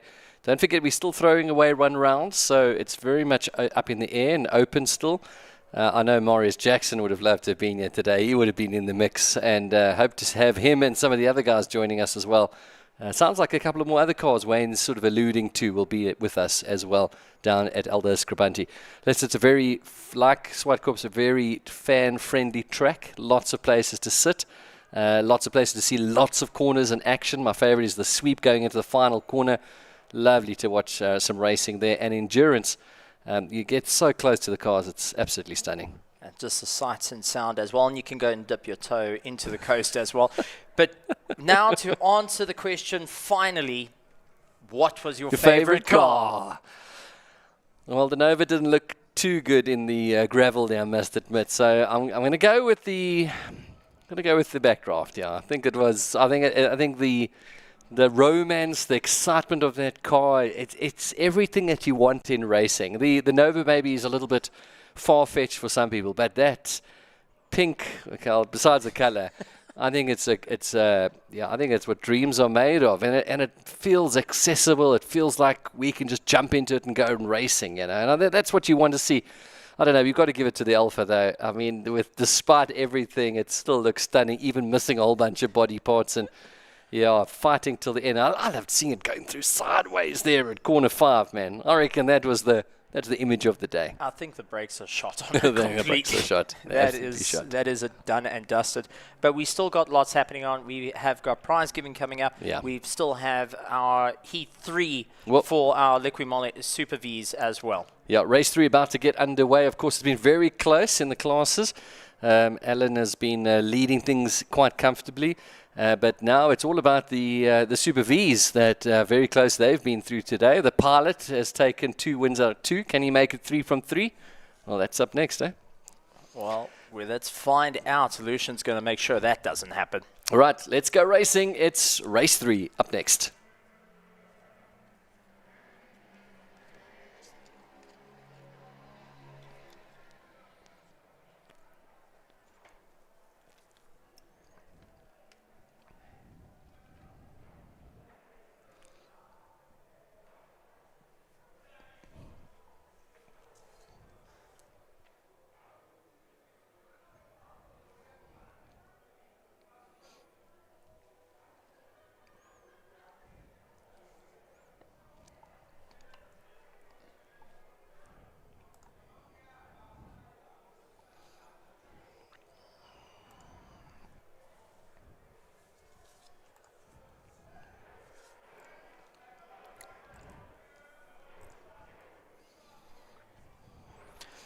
So round 3 then, race 3 of round 3 here at the Super Vs. It's part of the support race of the 4 Hours of Zwartkops. Great news to hear that they'll be with us at the next round, of course, 1 June down at Elders Scribanti. And on the starting grid, it's the man who's won the opening 2 rounds for the Super Vs, Jean-Ray Leroux. But in 10th and 11th on the grid are the 2 faster cars, and that is Alan Meyer and Yanni Gerber. Look out for them coming through quite quickly. In fact, they've not struggled at all to get through the pack in the first 2 races. They've only struggled to get past one another, but Jean-Ray Leroux going to put a dent in Lucian Ranchanda's championship hopes if he can get the win. Carl Lawrence hoping to hang on to 3rd place, maybe go for 2nd, and then you got Kavir Ramchanda lying in 4th place. 5th, Blaine Demelian, followed by Grant Will. Unfortunately, he broke his car. I don't think will be out on the track. On it, Johnson, Mark Tucker, who came to a stop along with Franz Jacobs. This is a standing start. You get your revs right, bring it up to about 4,000 RPM, and you want to feel where the clutch is going to start shuddering. It's going to start for the bite. Make sure you don't get too much wheel spin, and away you go. And it does look like Lucian Ranchanda getting a fantastic start versus the likes of Jean-Ray Leroux. Mark Tucker, unfortunately, doesn't seem to be in the mix there, but it is Carl Lawrence who's a lot quicker right up the rear gearbox of the likes of Jean-Ray Leroux. Yanni Gerber going around the outside and getting forced out very wide, boxed in by Alan Meyer. The wily Fox going and ensuring they can keep ahead of the KTM-powered Ray Formula Ford chassis, and they are going toe-to-toe with one another. Once again, late on the brakes into turn 4. Alan Meyer just boxing him in, ensuring to try and hold his ground. Alan with years and years of experience in a car versus Yanni, but Yanni has got that bite from a youngster that is looking to challenge and move his way to the top. And a green nose looks like this time. Of course, he lost his nose in the last round. In fact, it's not green, it's the duct tape that's green. That they found the nose out on the track and have now duct taped it into place. So up already through the field, but it's the front 3 that are going to be caught quickly by Alan and Yanni. Well, they are fighting in a different class. Take a look further down. Young Ramchanda going onto the back of the likes of Mark Tucker, trying to force a mistake. Remember, this is his debut outing, and now has got the bite to chase Mark Tucker down, who had a bit of a rough run. Whoa. But take a look, a broken wing for the likes of Jean-Ray Leroux, and that is going to impact performance, and everyone's going to be a little bit more cautious, because if that comes at you with an open cockpit car, it's going to hurt. Yeah, wow. Wonder that. So that doesn't look... We didn't see if it was an incident or not, but that is an unusual thing to happen. That's a bolt snap. Looks like a bolt that's just snapped under force, eh? you can see those rear wings are taking a massive strain, but surprising to see that it's not quite impacting him just yet. Perhaps on the braking we'll see the impact. There we go now. Yanni coming through as well. This is in a different class, of course. There goes Alan ahead of him. They're quickly catching the front three. Ideally, that wing actually needs to come off, and then he will have less drag, because now it's just pulling the one side of the car the entire time, and also blocking his right-hand mirror. So that's not going to be the easiest thing to drive with. He's going to still keep it going, though, showing a 0 quit at this point.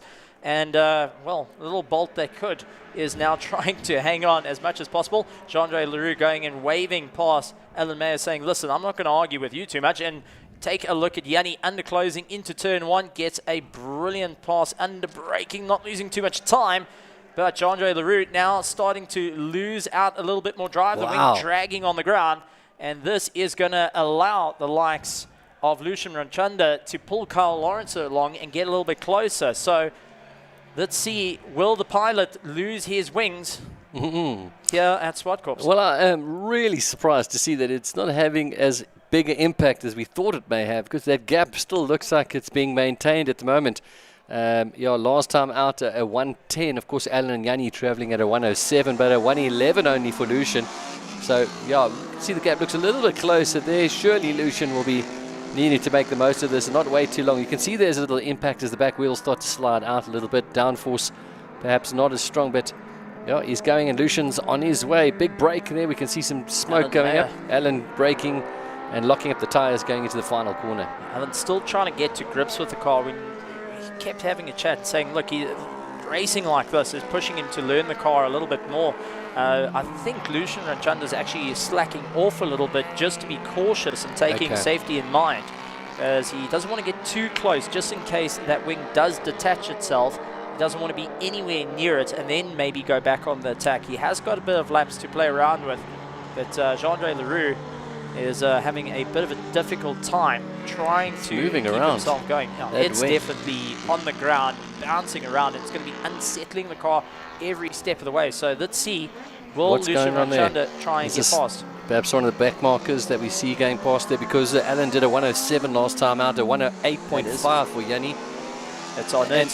Yeah, Jean-Andre doing a 111.5, Lucian a 110, so almost 1.5 seconds faster. You could see it visibly on the track closing up.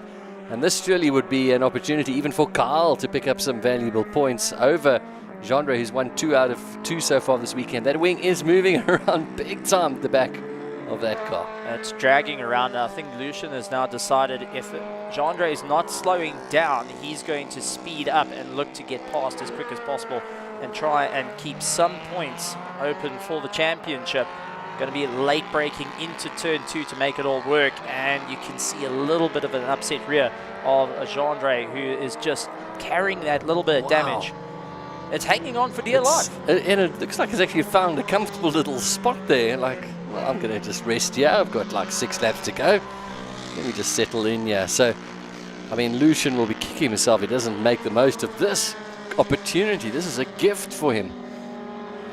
Is that thing staying on there? It's rubbing on the rear wheel, but the problem is that's now blocking the right-hand mirror, so he actually has no visibility on his right-hand side to see if Lucian Ranchanda goes for an attack or not. He's going to have to rely purely on sound to get it right. So if Lucian really wants to put it in, he can make a bit of a move. And this is where it gets a little bit tricky, and the drivers are going to have to figure out one another. But this is also where you start trusting the drivers that you're racing with to make a safe pass on you, or if you're going to go for a defense, you know what you're going to do, and you trust the other driver not to go and bump wheels. But Lucian hoping to close down the gap as much as possible. But I'm waiting for that wing to rub on the rear tire, and that's going to make life very, very uncomfortable if it does, because it can quite easily just lock up the rear and send him into a spin. But it seems like Jean-Andre is going to power through no matter what. Well, despite this, he is doing in the 109. He's lapping in the 109s, even faster than Kyle Lawrence. That's why you don't see Kyle in the background. So, well, there he starts to come through now. But Lucian then closing up a little bit, about 4/10 faster. This is probably his best opportunity now, coming up the hill to corner number 5. Going to have to go for a deep send. Yeah, it's a bit too far back. You want to try and make it up, you're going to have to go for a deep send. As we see Leroux running out wide, takes a look in his mirror just to try and see where it's going. Thankfully, looks like the wing has moved slightly ajar. And you can see Jean-Ray just trying to see over the wing to see where is exactly Lucian Ramchanda, who's on the attack and leaning on the weaker side of Jean-Ray the whole time to keep him guessing. Wow. So that car will be pulling to the side, no doubt about it. You can see just sort of running out of track and obviously no downforce at the back. Certainly just a little few percent making the difference there. And still managing to hold on. Jean-Ray with a 109.8. Lucian now stuck behind him, rotating it around the track at pretty much the same pace. Alan Meyer way ahead at a 106.3 last time out. And Yanni Gerber putting his best lap of a 107. So we've said corner 2, corner 5, those are the best opportunities for these open wheel cars. This could be it now coming up the hill. Could he outbrake him once again? Looks much closer now. Is Lucian going to take the inside line? He does, and he's going to make it stick because he has a rear wing. And outbrakes himself. So Jean-Ray coming in for a bit of a cutback. Tries to put his nose, sends it. Oh, collision with the rear. That has broken the front. And unfortunately, the captain has lost both his wings. But what has that done to the front suspension? Because that wheel is now moving around. He has broken the front. Wow, what a sight. No front wing. Carl, you are about to be gifted second place. And now we're going to get a new name, and that is a young name. A young name, hopefully, to benefit. What's the gap there now? Well, he is, unfortunately, a lap down. So let's see what happens here. Here is the send of note. Unfortunately, not working out. Tried putting his nose in, and there's the contact. There's the brake on the front beam. Has that broken it? Because that's broken the front beam. That's definitely broken it. That's a steering arm that's he's still going. Look at that. He's still going, though, Jean-Ray. He knows that he can get points because he's so far ahead. Carl should be closing up quite quickly with 3 laps to go. And we'll see what kind of impact it's going to have. But that's going to be a victory then for Lucian, barring he keeps his nose clean. He stays out of trouble. Would that have had any impact on his car, that little impact? He would feel it on the rear suspension. Thankfully, it doesn't look like anything is bent. He's lucky in that regard. But for the likes of Jean-Ray Leroux, that means turning left is the most uncomfortable thing he's going to do. His hands are getting shaken to bits. He's hanging onto the steering. Every time he hits the brakes, the car wants to get incredibly unsteady underneath him. That was a monstrous send, and I'm not sure if it was worth the send to go for it. But trying to hang on to those positions as much as he can. But if Kariva Ramchanda can get himself into the running, if Jean-Ray Leroux, for whatever reason, lands in the dirt, and Kariva Ramchanda gets in, it will be the first time that both Ramchandas in the same category will be standing on the podium with one another. Yeah, it's been very much about the front 3 in all 3 races today, but it gives us a chance to have a look at some of the back markers here now. Mark Tucker, we saw him finishing in the top 3.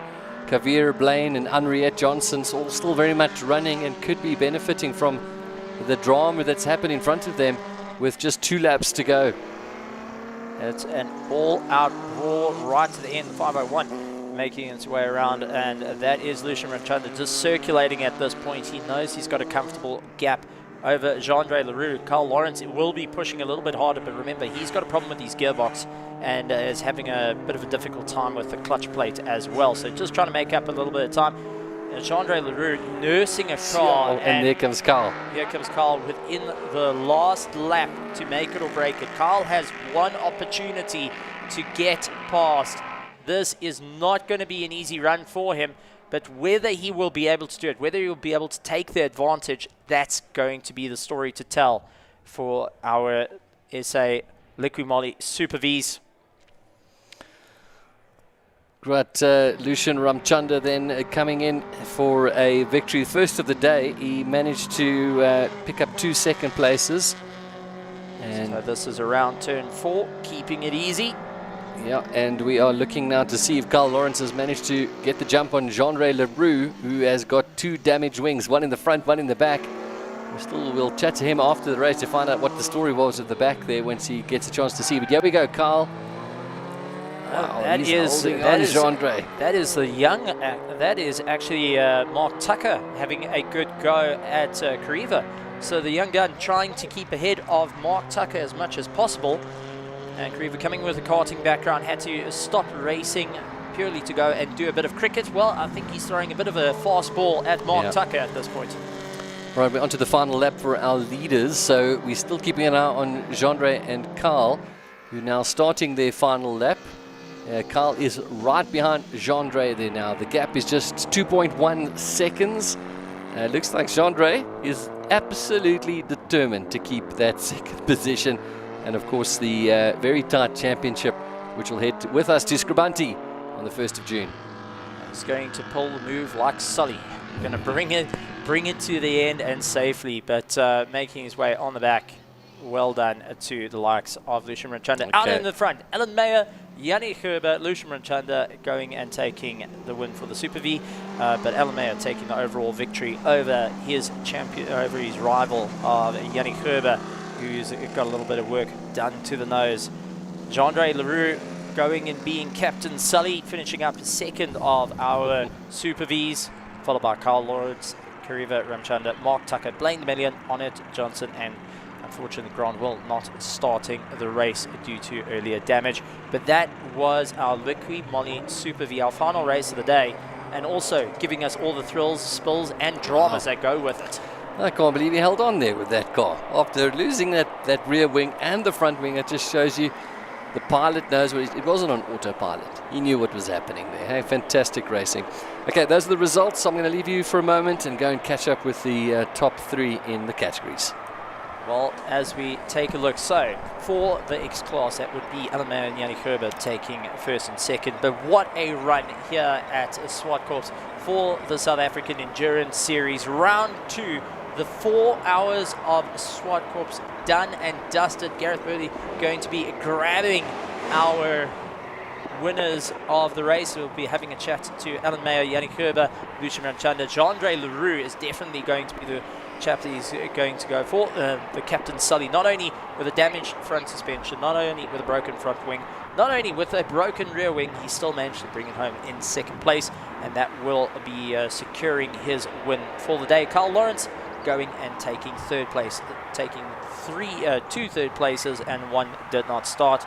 Kariva Ramchanda, for his first time out, has done a phenomenal job, followed by Mark Tucker, Blaine DeMillion, and Johnson, our lady driver, coming in, living her dream of being a race driver right here, thanks to the Super Moly Super V South Africa, race 3 of 3, done and dusted. I can hear the cars in the background, and they are getting brought in. Andre Leroux busy guiding them into place, and we'll be just going and saying, all right, time for everyone to climb out of the cars, time to have a chat, put the smiles on, and get ready to face the morning voice of Gareth Burley one more time here at Zwartkops.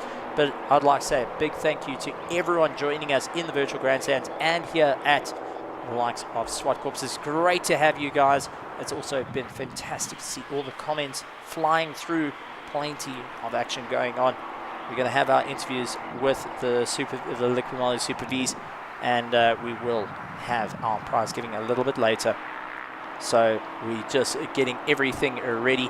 Big shout out to all our officials, our marshals, medical crew, all the admin staff, the teams, the drivers, the spectators, everyone that has been a part of this amazing race day. It has been all the thrills and spills right until the last race. I thought, okay, well, this is a done and dusted. Not much can change. Well, that all got changed up right in the third heat. There's a beautiful shot of Zwartkops, the wind starting to pick up. But clear skies, thankfully no rain. We had monsoon last night that went in and put it all to bed. But there is our scenic shot of the circuit. A track that has made legends, has started careers, and has really shown off what it can do. A big shout out to Zwartkops Raceway. Thank you for having us. We're going to have Gareth Burley to go and chat to all the drivers from the Super Vs. Right, it's race 3 of round 3. Alan, it's 3 out of 3 for you. Good day at the office. Oh, well, 2 out of 3. 2 out of 3. 2 out of 3, but it counts at the end of the day overall, yeah. But yes, absolutely fantastic. This last race, everything just came together. And maybe we were still warm from the second race, but everything just worked. The grip was good, and And yeah, off we went, and there was no silly buggers on the last lap waiting for anybody. I thought, stuff this, must get this race finished. And everything seems to work. I'm gelling nicely with the car as well now. I'm much quicker through turn one with it. And I suppose the more you drive, the better you become with it. But absolutely a fantastic day. I must say, some of the people were still sitting outside there watching us. Wonderful. And it was a really good day. Weather turned out beautiful, good 4-hour race. So thank you very much to the organisers, to Wayne, for letting us be here. Thank you very much. Just quickly, of course, we got confirmation that you guys will be with us the next round. There's news of some bikes joining us later on in the season, so that's fantastic news. This is what you want to hear, eh? Yeah, no, for sure. And here comes the engineer. That brother of mine, that's the engineer. He kept you going. He keeps me going. Listen, well done, Alan. We'll see you at the next round, eh? Yeah, let's get Yanni in here. Right, Yanni, come. Let's have a chat quickly. All right, up and down day. I see you managed to tape the nose on. Did you find it out on the track? Yeah, we found it on the track. Luckily, the marshals brought it for us. Didn't have the wing on, just put the front nose on, so it helped a bit at least. Were you aware of the drama that was happening, all the incidents behind you? For a second, I thought someone had a garden chair on the back of their car. So I was driving behind them, and I thought couldn't figure out what was going on. So no, I missed all of that. Yeah, but it just shows you the resilience of these cars. I mean, yes, Jean-Andre finishing with no front wing, back wing. You had no nose. I mean, they're tougher than they look, eh? Yeah, no, as long as you keep it out of the gravel, you're fine at the end of the day. Okay, this round now completed. PE up next. Looking forward to the rest of the season, eh? Yes, definitely. I hope I can make PE. I can't wait to go there. I've never been there before, so it'll be great. Fantastic. Well done, eh? Thanks very much. Right, let's chat to the Super V class. Carl, coming here first. Let's chat to you. You got a big smile on your face. That was fun, eh? Oh, I had to be. It was a lot of fun watching Lucian and Jean-Andre. I wanted to be closer to watch it a bit more. But the first 2 laps we were there, we were strong. We made a few changes, but we just seemed to be losing towards midway through the race. But we're going to fix it, and definitely for PE, we'll make sure we're there and thereabouts. Yeah, we thought we might be able to close up on him with all these problems he was having. Not quite to be. No, look, I mean, it doesn't sound nice saying all the problems he was having, and I still couldn't catch him. But we got close, but he drove really well that last bit. I mean, he knew where the car was going to struggle, and he made sure that he pushed in places where it wasn't going to. And it was just enough to get me over the line. And look, it's been a great day's racing, and we're all smiling, laughing, having a gas, which is what we want to do here with Lucky Molly Super V, is we want to come enjoy motorsport again. Yeah, absolutely. News that more series, other guys are going to be joining bikes a little bit later on in the year, more races to come. It just feels like it's in a healthy, growthful place. Eh? Yeah, look, if you look at what's happening in motorsport worldwide, the endurance racing is growing massively, and the sprint series guys are starting to realize that and joining them as part of the roadshow. So as a roadshow, it's been spectacular today. I've really enjoyed it, and hopefully it gets a bit busy and we get to see more people. Yeah, and hopefully beat the guy who's got no wings. Eh? All right, 100%. Yeah. Jean-Andre, let's chat to Jean-Andre. Meneer. Okay, listen, I know you're a pilot, but that was taking it a bit too far. Huh? Always on the edge. You can't do nothing about it. It's racing. If we race hard. But unlucky. Lucian did well. I think my back wing came off in the second lap or something, started vibrating loose. I felt the downforce at the rear is there's a bit sliding. I saw Lucian start catching up, and then I saw it was completely off. And then I think in lap 7 in the tabletop, Lucian cut a bit early in, and he took off the front wing and bent my left front rod. But it's okay, it's hard racing. The times were close. We knew it was going to happen. That's what we were looking for in the last heat. It was good for the spectators, and it was good racing. It was fun. Yeah, then people are often critical, saying open wheel cars maybe a little bit too sensitive to wheel racing. I mean, you've got no wings, wheel wracing, bent body parts, and you're still going. Yeah, we have to keep going. It's like it's fun. At least it's a good crowd of people. We don't fight if we come off and we nip each other or so. We laugh about it, we carry on, we fix it, and we go on to the next one. Eh? Yeah. Listen, well done. Good day for you out on the track. Yeah, thanks. Yeah, first and second. So I think it's overall first for today. So that's it's a good result for the conditions and all the stuff. But I think the next one is down to P. Yeah, we'll see you in P 1 June. Look forward to seeing you down there. Yes, thanks, guys. Cheers. All right, one more. Mr. Ramchanda coming through. He'll be delighted to pick up the race victory finally. Hey, what a day you've had. Yeah, it's been an interesting one. Looks like we managed to turn some spanners in the right direction, and it worked out. All right, close battle there with John Ray. You love that. That's what it's all about here. Probably a bit too close than you would have liked. Yeah, everyone says that you look for competition, but I would much rather be running out at the front on my own, to be quite honest. Well, then you got to join Alan and the boys there. They're quite quick. Okay, we also got confirmation, of course, while you're racing. We chatted to Wayne Riddell. You guys are going to be with us in PE in a couple more rounds. We've got bikes joining later on in the season. So looks like it's in a good, healthy place. Yeah, no, we're very excited about joining SAES. Our series is just growing from strength to strength, and I think this partnership with SAES is definitely going to aid in that. Yeah, and just maybe lastly, I mean, we had a lot of young people here today. We had under 20s in the 4 hour. We've got under 20s racing here with you. Seems like the future of South African motorsport in a good place on this Freedom Day. Yeah, definitely. There's so much interest from especially the karting guys wanting to come into single seaters and join the main circuit. And I think this is a perfect place to start. Yeah. See you in PE. Cool. Thank you. Thank you. All right, guys, that's it. 3 races of round 3. We're all done and dusted here at Zwartkops, and looking forward to being down in Port Elizabeth, Aldo Scribanti, on the 1st of June. We'll see you there.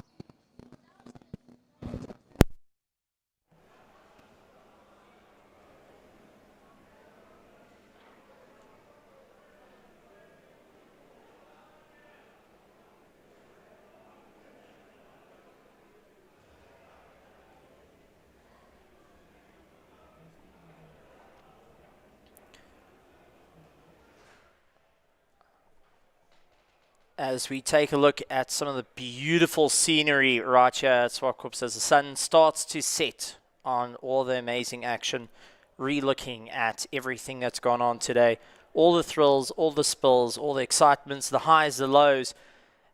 It's just been an incredible time, but also getting to work with some amazing talent like Mr. Burley here. I've got to say, this has been quite a amazing day, and if you had to put it in picture frame moments, if you had to take a moment, hang it on the wall and say, that's my moment, what will it be?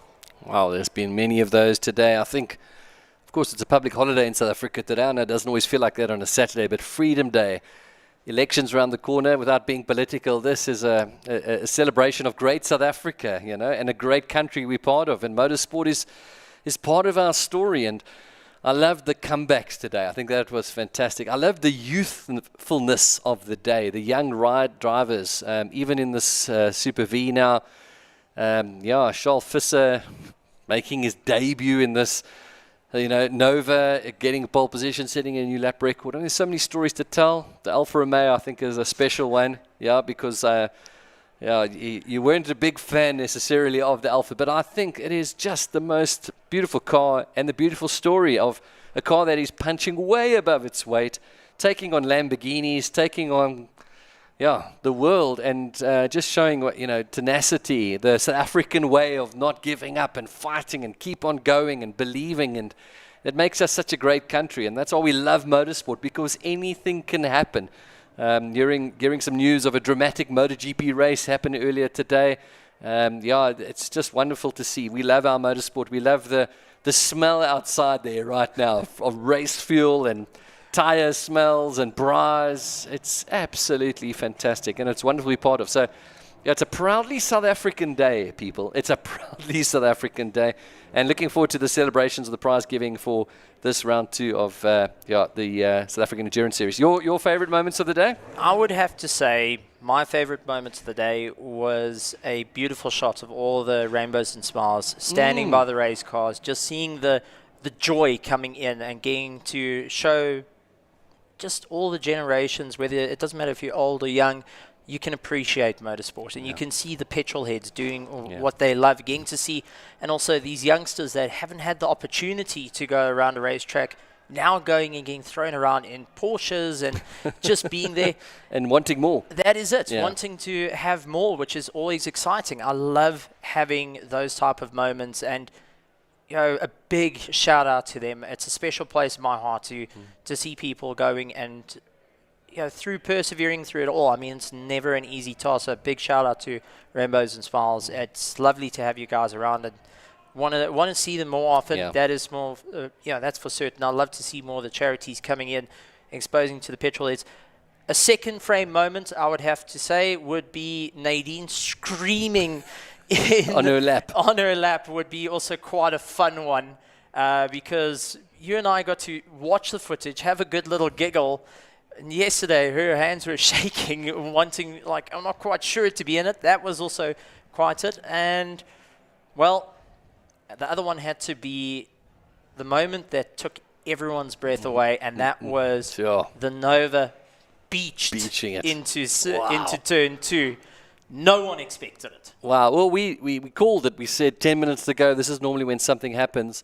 We just didn't expect that, to happen. And, we shouldn't be surprised anymore. But we still are, because we just didn't see that coming. And, that's why it's been such an incredible series, eh? It's great. And to have all the sponsors jumping on board, to have new categories, hearing the breaking news as well of, now we're going to have motorbikes joining us. Now we're going to have new sponsors also jumping on board. It's getting bigger. It's getting faster. We're going out to the different tracks. We're going from dusk to dawn, from afternoon to night. We're going out to the coasts again, which is always fantastic. So I'm really, really looking forward to it. My personal favorite is going to be East London, because that's a very special place to my family.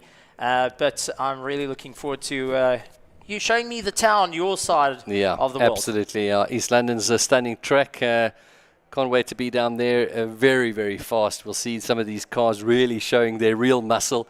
I mean, it's interesting to chat to Mr. Adcock on the starting grid, saying that they don't actually get up to 6th gear in their car at all. So it just shows you that the real potential, the speed of the car, is still to come. Right, we're going to have a look at some of the highlights of what's been an epic day here at Zwartkops.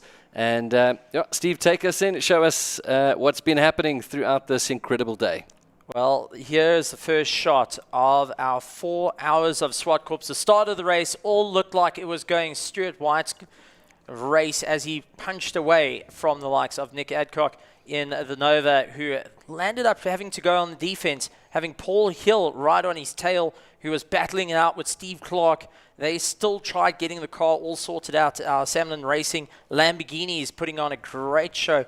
Everyone trying to get their stride on, and still having the field concertina for quite some time. But Stuart White was checked out, gone from the start, wanted to get away from the fight, knowing that it is going to be a tough race against the Adjust for Sleep team. Yeah, look, the Novas struggled at first, perhaps maybe just to get up to race pace. And so, we weren't surprised to see Stewie running away with it at the start there. But we knew things would turn quite quickly and very early on in this race, unlike what we've seen perhaps at Kyalami, where they had drama a little bit later on. Things happened quite early here for them. But there's those 2 Lamborghini Gallardos that were really impressive early on, at one point running 4th and 5th when their front Lamborghini had some problems. Look, it didn't take long for the Nova to get up to speed. At this stage, Prominent Racing's Audi was still with us, with Paul Hill. And then, the drama started to unfold, and it wasn't long into the race. No, we didn't have to wait long, I should say, for the drama to start. Yeah, so safety cars coming into a factor here, and fuel usage coming into play. But we're quite amazed to see the slingshot, well, as Wayne calls it now, the 3.0, going and chasing down Paul Hill's Audi R8, who's looked to try and bag some points. But class, our V8s were the best of it. The Roadsters going nose to tail in the racing, pushing each other along, trying to get everything to the top of the running order, and also having our bucket list racing BMW at the time was busy trucking on, being a fantastic contender for the start. But the battle between the People and Adept Group and Shachaba going and fighting it out, the 169 going and doing some really late braking. Yeah, so the Calyx early on was very much part of the race, and against this Alfa Romeo that was being so consistent, and their problems started quite early on. The V8 National Roadster Championship was looking healthy and strong. There was the Mike Verrier 1 hour dash, the incredible Shelby Can-Am. It was wonderful to have it here with us. Hopefully we'll see more of that. There is the 23 battling it out with the car, in fact, that finished 1-2. Despite even on their early battles, they were separated a little bit later on in the race. There was some nice early dicing between the two of them, particularly up at the top on tabletop. Now, turn 5 seemed to have favoured the 169. Shachaba able to go a little bit later on the brakes versus the likes of Mark Harvey, who kept coming back at him nose to tail. These two did not give each other an inch or a mile at this point. Right, so the Lamborghini was still comfortably in front at this stage. Then we're going to see them soon heading into the pits, so a bit of a surprise, and they actually wrongly diagnosed the problem at first and then had to go back into the pit. So we'll see that sort of happening early on. This was the continued battle between the eventual first and second car in Class E. And what a day they've had. They've probably kept their nose the cleanest out of the rest of the cars because we had the lead change quite a lot in Class E. Well, our lap times for our front runners were sitting at about 1 minute 1 as a target time. And eventually the wick started getting dialed up as the Nova got quicker and quicker. And also a good battle that was raging on was Paul Hill and the like of Steve Clark going in, forcing the Audi to try and figure out how it's going to improve its braking markers, where they're going to get the advantage, because he was able to close up under braking but not get away on the straights. But back markers did come into play and split them up quite a bit. Yeah, we see this corner that was infamous today, coming out there, corner 4, before heading up towards the hill. It took a lot of victims today into that gravel, as we see Paul Hill there going through. This was in the early stages. They did run into problems as the race went on. And yeah, there's that battle that continued between the 169 and the eventual winner, the 23, the championship leader. And winner of the index as well, despite this. They don't know that yet. They'll find out in prize giving in a couple of minutes. At this stage, we're still a little overcast. The wind had picked up, but the conditions really changed throughout the day. It just got warmer, less wind, better for racing. More and more grip started coming down, the challenging times, and you can see how Chaba was working through. We also noticed that the Slingshot 2.0, well 3.0, came out of the pits and also put a wrench into it as well, making it nearly 3 wide into turn 1.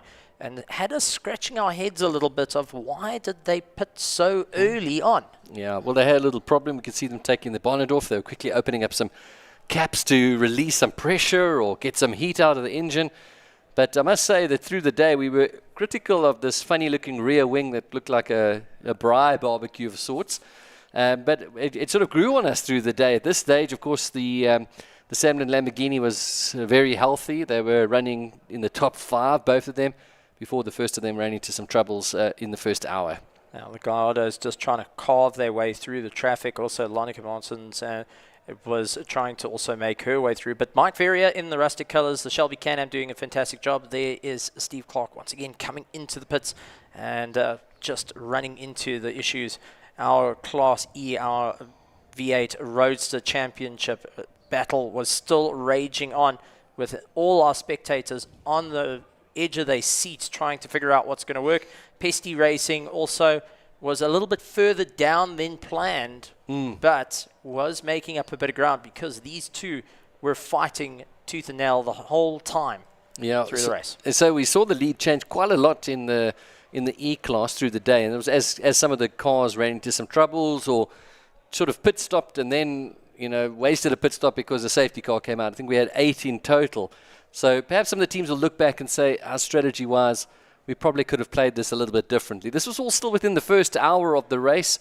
Things were settling down. Stewart was running away with things. And we still had, of course, Mike Verrier in this first 1 hour dash before the drama was about to begin as this little battle. We enjoyed this, watching the 23 and the 169 continue.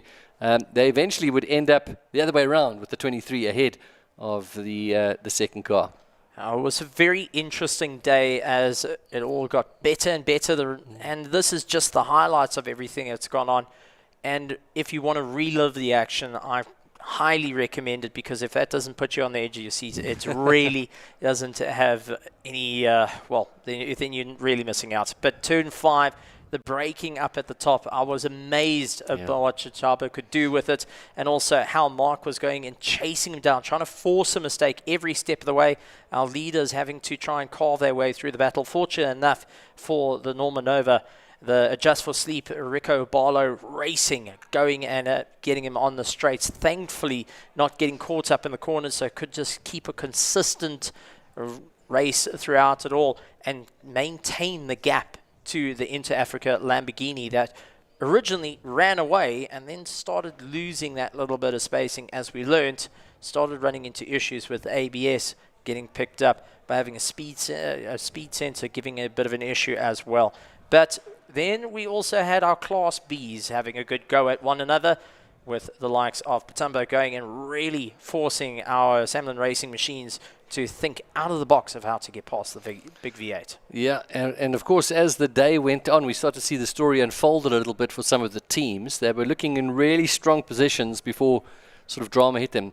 That VW was one to stay clean basically the whole day and comfortably march to the victory in the Class D. The 69 there coming through. They had actually a fantastic day today. They were had very little trouble. Were very little incidents that they were involved in. Unlike some of our other cars, like number 17, unfortunately. The Graphic Supply Works going and earning their position just out of pure consistency. Yeah. We also saw some very opportunistic moments from our drivers going and taking big risks with big rewards. Sometimes not quite the rewards that they wanted. Absolutely. So this was that battle that we watched earlier on with the eventual race winner, the number 23. And they'll be delighted to have now extended their lead in the championship as the Lamborghini then lapped Paul Hill and the Promosian, the Audi as well. This was the Nova in second place, just making his way. A few times we saw him like sort of diving in, and we thought he went a bit too far. As you can see, Mark Verrier there in the Shelby Can-Am still running at this stage. This was all race highlights from the first hour here at the 4 Hours of Zwartkops. And at this stage, we thought maybe he might even go a little bit further. He was having so much fun. But it was all about the drama that was to come in the second hour. Now, Dr. Mike Verrier going and putting in a sterling job, and also going and campaigning to have more of the Shelby Can-Ams return out of the garages, which is great to see, despite them being a little bit older than what their plans were. But also Paul Hill making his way through. Unfortunately, Bradley Liebenberg didn't even get a chance to jump into the car before the gearbox failure. But everyone had to try and think out of the box. You could see everyone still pushing. Within the first hour, it was a sprint race for these drivers. Yeah, which was surprising considering the fact that it was still a long way to go. And yeah, there was so much drama still to come. As always is there. I mean, we're not surprised anymore by it, although today really did surprise us the last 10 minutes. At this stage, the Promosian Audi, and there was the drama.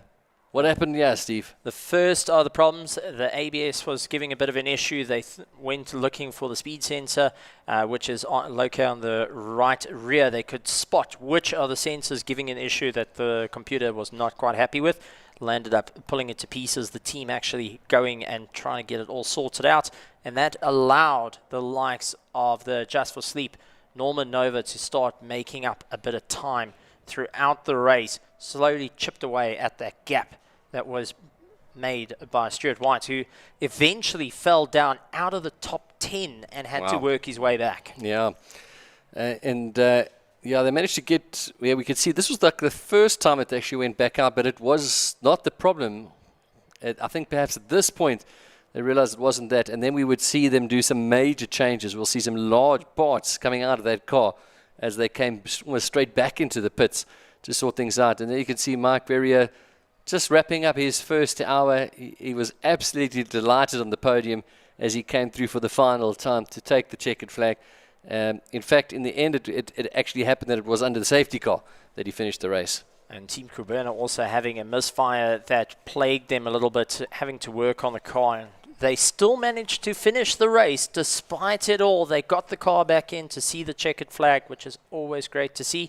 And it also had us guessing now, because on circuit we were trying to work out who's going to be able to get the jump on one another, because the Inter-Africa team did refuel after getting one of the repair works done. And this was number 17 pulling into the pits for their pit stop. And just a beautiful shot, seeing how the cars have worked right the way through the circuit. Unfortunately, the 111 going and landing up with a bit of a problem, pulling off circuit, and also bringing out our safety car. One of 8 safety cars through the day. That would also bring us towards the end of the first hour. This was a close little call there as the Promosian Audi slowed. Safety car.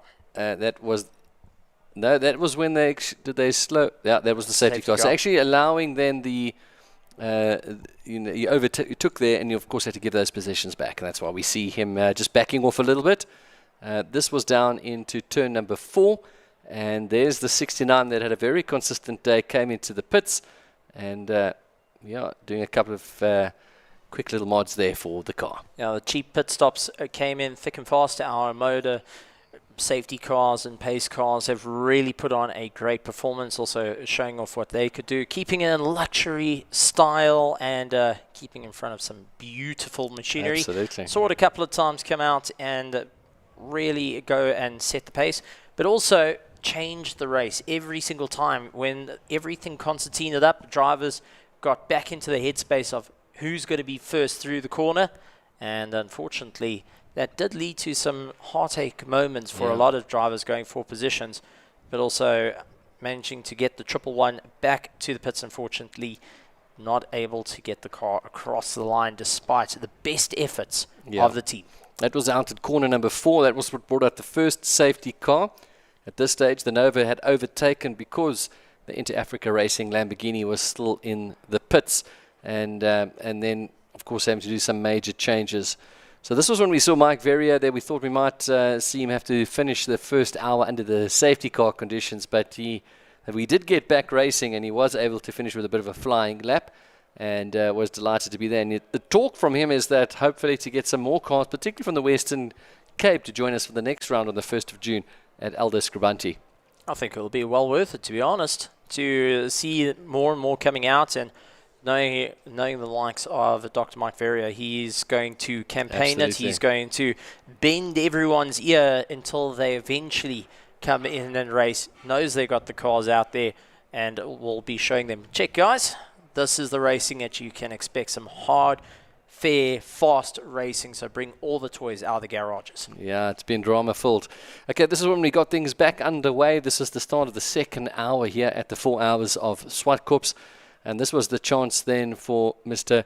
Adcock just to open up the taps and just to build a bit of a lead, because knowing that the Lamborghini, that we can see there at the back of the field there, and the Audi were going to come back strong and hard at him, and they did throughout the race, particularly at the end, without knowing what drama was to come. He had to keep it on there. He could not take his eye off the ball there, Nick Adcock. Yeah, the Slingshot 2.0 also getting into a fight with the fellow Class B cars, and Mike Verrier getting a little bit too close to the edges of the circuit, not willingly though, and fortunate enough he was able to bring that car back to the line. But as things time all the way through. And this is also when we started to notice this Alfa Romeo that was somehow finding itself in top 5, top 6 positions, and despite running fairly quietly at the back of the field during the safety car periods, not really taking much notice of it, we were surprised to see that the 99 with Kesha Naika and Anthony Pretorius somehow making it through the field and keeping their noses clean. That was Mike Verrier on his down lap, of course, having already picked up the win there in the 1 hour dash as he comes alongside that Alfa Romeo that's really been the drive of the day here at the 4 Hours of Zwartkops. In my eyes, Steve. The little car that could. That is most certain. You know, you always have the little train that could. We got the little car that could. Beautiful. I mean, where could you ever think of an Alfa beating a Lamborghini? I just can't figure it out. But some amazing racing happened all the way through the day. Some nose to tail pushing one another. And our MSA flag coming out stationary. Mike Verrier winning the 1 hour dash, pulls into the pits. Will be rather happy with the race, taking a win, tying up the points with Andrew Horn as well. And suddenly from, I'm just going to have a bit of fun. Now the championship's a little bit closer. Maybe we'll see him out a little bit more. Yeah, well, in fact, I mean, we talk about the 1 hour dash, but there were actually 3 cars that were here for us this weekend. The Reman Africa Chev, unfortunately, had a clutch problem. They were on a flatbed last night, and the Xena Chemicals Andrew Horn car, unfortunately, also had there was a timing chain or something that had snapped earlier on Friday morning. So, you know, it was really Mike Verrier's to win if he could just keep his nose clean. We've seen categories where guys have not kept it clean, and then you end up with no points. So there's still plenty to do. Yeah, it was the beautiful sight of the 2 Lamborghini Gallardos next to each other. early on running 4th and 5th at one stage with the problems happening to the Inter-Africa Lamborghini. But they would both come up with problems later on in the race. But a class win then for the 59. As for the 95, they finished in the pits. Well, the team up, and that was Lonick Martins. That was in the car trying to get ahead of Mark Harvey. Goes and slides it around and landed up side by side. Nick Adcock having to come off the throttle, eventually taking a major lunge down the inside to get the pass, realizing that suddenly Stuart White was in the mirrors and getting bigger and bigger every step of the way. Yeah, at this point, it was a massive task that awaited Stuart White. And at this stage of the race, he was pretty much matching the time of the Nova. There was no real breakaway. We had sort of an hour and a half section where we saw the two front cars. Well, that was at that stage first and about 8th car, which would eventually be 1 and 2, running at the same sort of pace. So not really catching. All the damage was done with those earlier problems. Well, Mark Harvey and Chubbas kept their rivalry up all the way through. I mean, this is the second hour they kept pushing. The Slingshot 2.0 eventually making a bit of a ding in it as well, as it looks to try and go around. First to the problems, though, fire extinguisher going off not once, but twice, because the brakes went and started catching a light. So they had to use the fire extinguisher, and you could see the powder getting kicked off as they exited the pits. And that was the start of the drama and, unfortunately, start of the tails for the team. Well, if you think about the drama that happened for the number 17, they could have easily won the class today because of what happened to the 59. But, of course, they had problems as well. So the 59, despite all those problems, still took the class victory. And, yeah, I'm talking about the number 17. At this stage, was looking very comfortable. Yeah, with Patumba behind the wheel. This was Gavin Corneo going and sliding the car around, trying to make up some time and also really force his way around the circuit, showing off what the backdraft coupe could do with its almighty 5-litre V8 charging around, getting past its little siblings as he looks to try and win for the Class B. Then we have the one of one, the car. I think we can call it officially the Phoenix because it definitely rose from the ashes. Again. And clawed its way all the way through to the front end of the field. And this is where we started asking questions of, does the Slingshot have a chance? Yeah. Unfortunately, the Bucket List Racing having to put their car into the pits to get some work in. The Samlin Racing 59 car getting it pushed into the pits as it needed a bit of work. Side by side going as Nick Adcock didn't give Stewie a easy ride past, and they had to made him work a little bit harder than planned. Look, he originally was about 7 laps down, so unlapping just 1 lap here for him. These were all important when it came to the actual end result. You think about all the permutations that could have been with what actually happened. It was just 1 lap between the two of them, and how the Nova actually finished the race. But that was the front 3 running along. That was the Nova getting past the Slingshot. That was 1 and 2. And then you saw the Lamborghini in 3 at this stage. So Stuart White had really caught up as more of the cars ahead of them started to have a bit of a drama, including the 2 Gallardos. And in the midst of all of this, the Alfa Romeo was still very much in the mix somehow. And at one stage we thought maybe they could even finish on the podium in the overall race. And the question of what was Gareth's favourite car kept coming up. The toss-up between the Nova going and making its way through. The Norman Nova doing an absolutely phenomenal job. The Just for Sleep Rico Barlow team going and dialing the car in.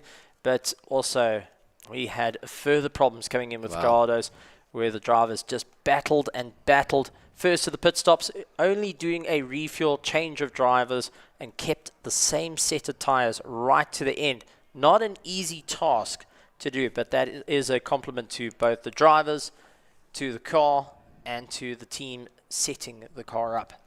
Right, so there we go. The 59 back out again for, I think it was the 3rd time at that point after being in the pits, having some earlier problems. In fact, they had some leaking water on their car, and this was the first of the roasters then using the Gitti letter to slow them down. They were grateful for that because they managed to keep on going and stay out of the barrier. Now, Shachaba being the first one, and Naidu also going and saying, look, I can do the same thing a little bit later on in the race, and leaving our hearts in our mouths. And that was, of course, then at that point, relinquishing the lead of the Class E as the Nova was looking very comfortable now. We had Michael Jensen behind the wheel here. this was the important part of the race of just keeping it steady and staying out of any drama, and that's what he did. Yeah, it wasn't particularly fast. We saw Charles Visser go much faster a little bit later on in the day. Nick Adcock was actually going quicker, but Mike was just slow and steady and consistent, and that was needed at this point as the Lamborghini comes past that Alfa Romeo. This was keeping a head down. At this stage, it was probably still Stewie White before Kolile took over with what was an impressive drive from the team owner. Going and trying to give it everything he's got. We also just started noticing the Alfa keeping up with the V8s and had us going and scratching our heads going, yeah, is this a little car that may be a contender? Nah, we're not going to worry too much about it. And at this point, they still had their rear bumper, so we didn't actually see what happened with that car. Still dying to know what's happened because they finished with a bit of damage to the back of the car, but still a famous day for Alfa Romeo in South African motorsport. Right, this looked all familiar for the rest of the day. Yeah, second of our safety cars coming out, and was the number 10, CJ Blackman. Here comes the smash on the... No, we didn't get it. The smash on the driving wheel, on the steering wheel. That was going to happen a few times today from some of the roadsters. Yeah, our marshals worked quite hard today with lots of safety cars, lots of... waving the blue flags. Wow. That's one thing. But also just going and getting the cars out of the dirt, back into the pits and back into the race. And a big shout out to all our officials, our marshals, and also to the motor going and putting in some great mileage. Yeah, absolutely. Stunning vehicles. Had the privilege of driving it around a little bit this week as well. And great to have them as our safety and pace car. Right, so we had a number of incidents where these roadsters, particularly just spinning off, getting into the sand, we were concerned about how dirty the track was getting at this point. You can see that front splitter like a shovel, like a big digger picking up the sand and putting it on the track. There goes the Alfa. At this stage, still the rear of the car looking pretty good as they went through. Weather was starting just to clear up. Look at that, still the racing line, nice and clear there. It just showed you how hard it rained last night, that we still have sort of a darker patch on the track. Yeah, the overcast clouds also playing into effect. So that had everyone looking to the roof. But this is a monstrous run. But what a fantastic 4 hours of Zwartkops.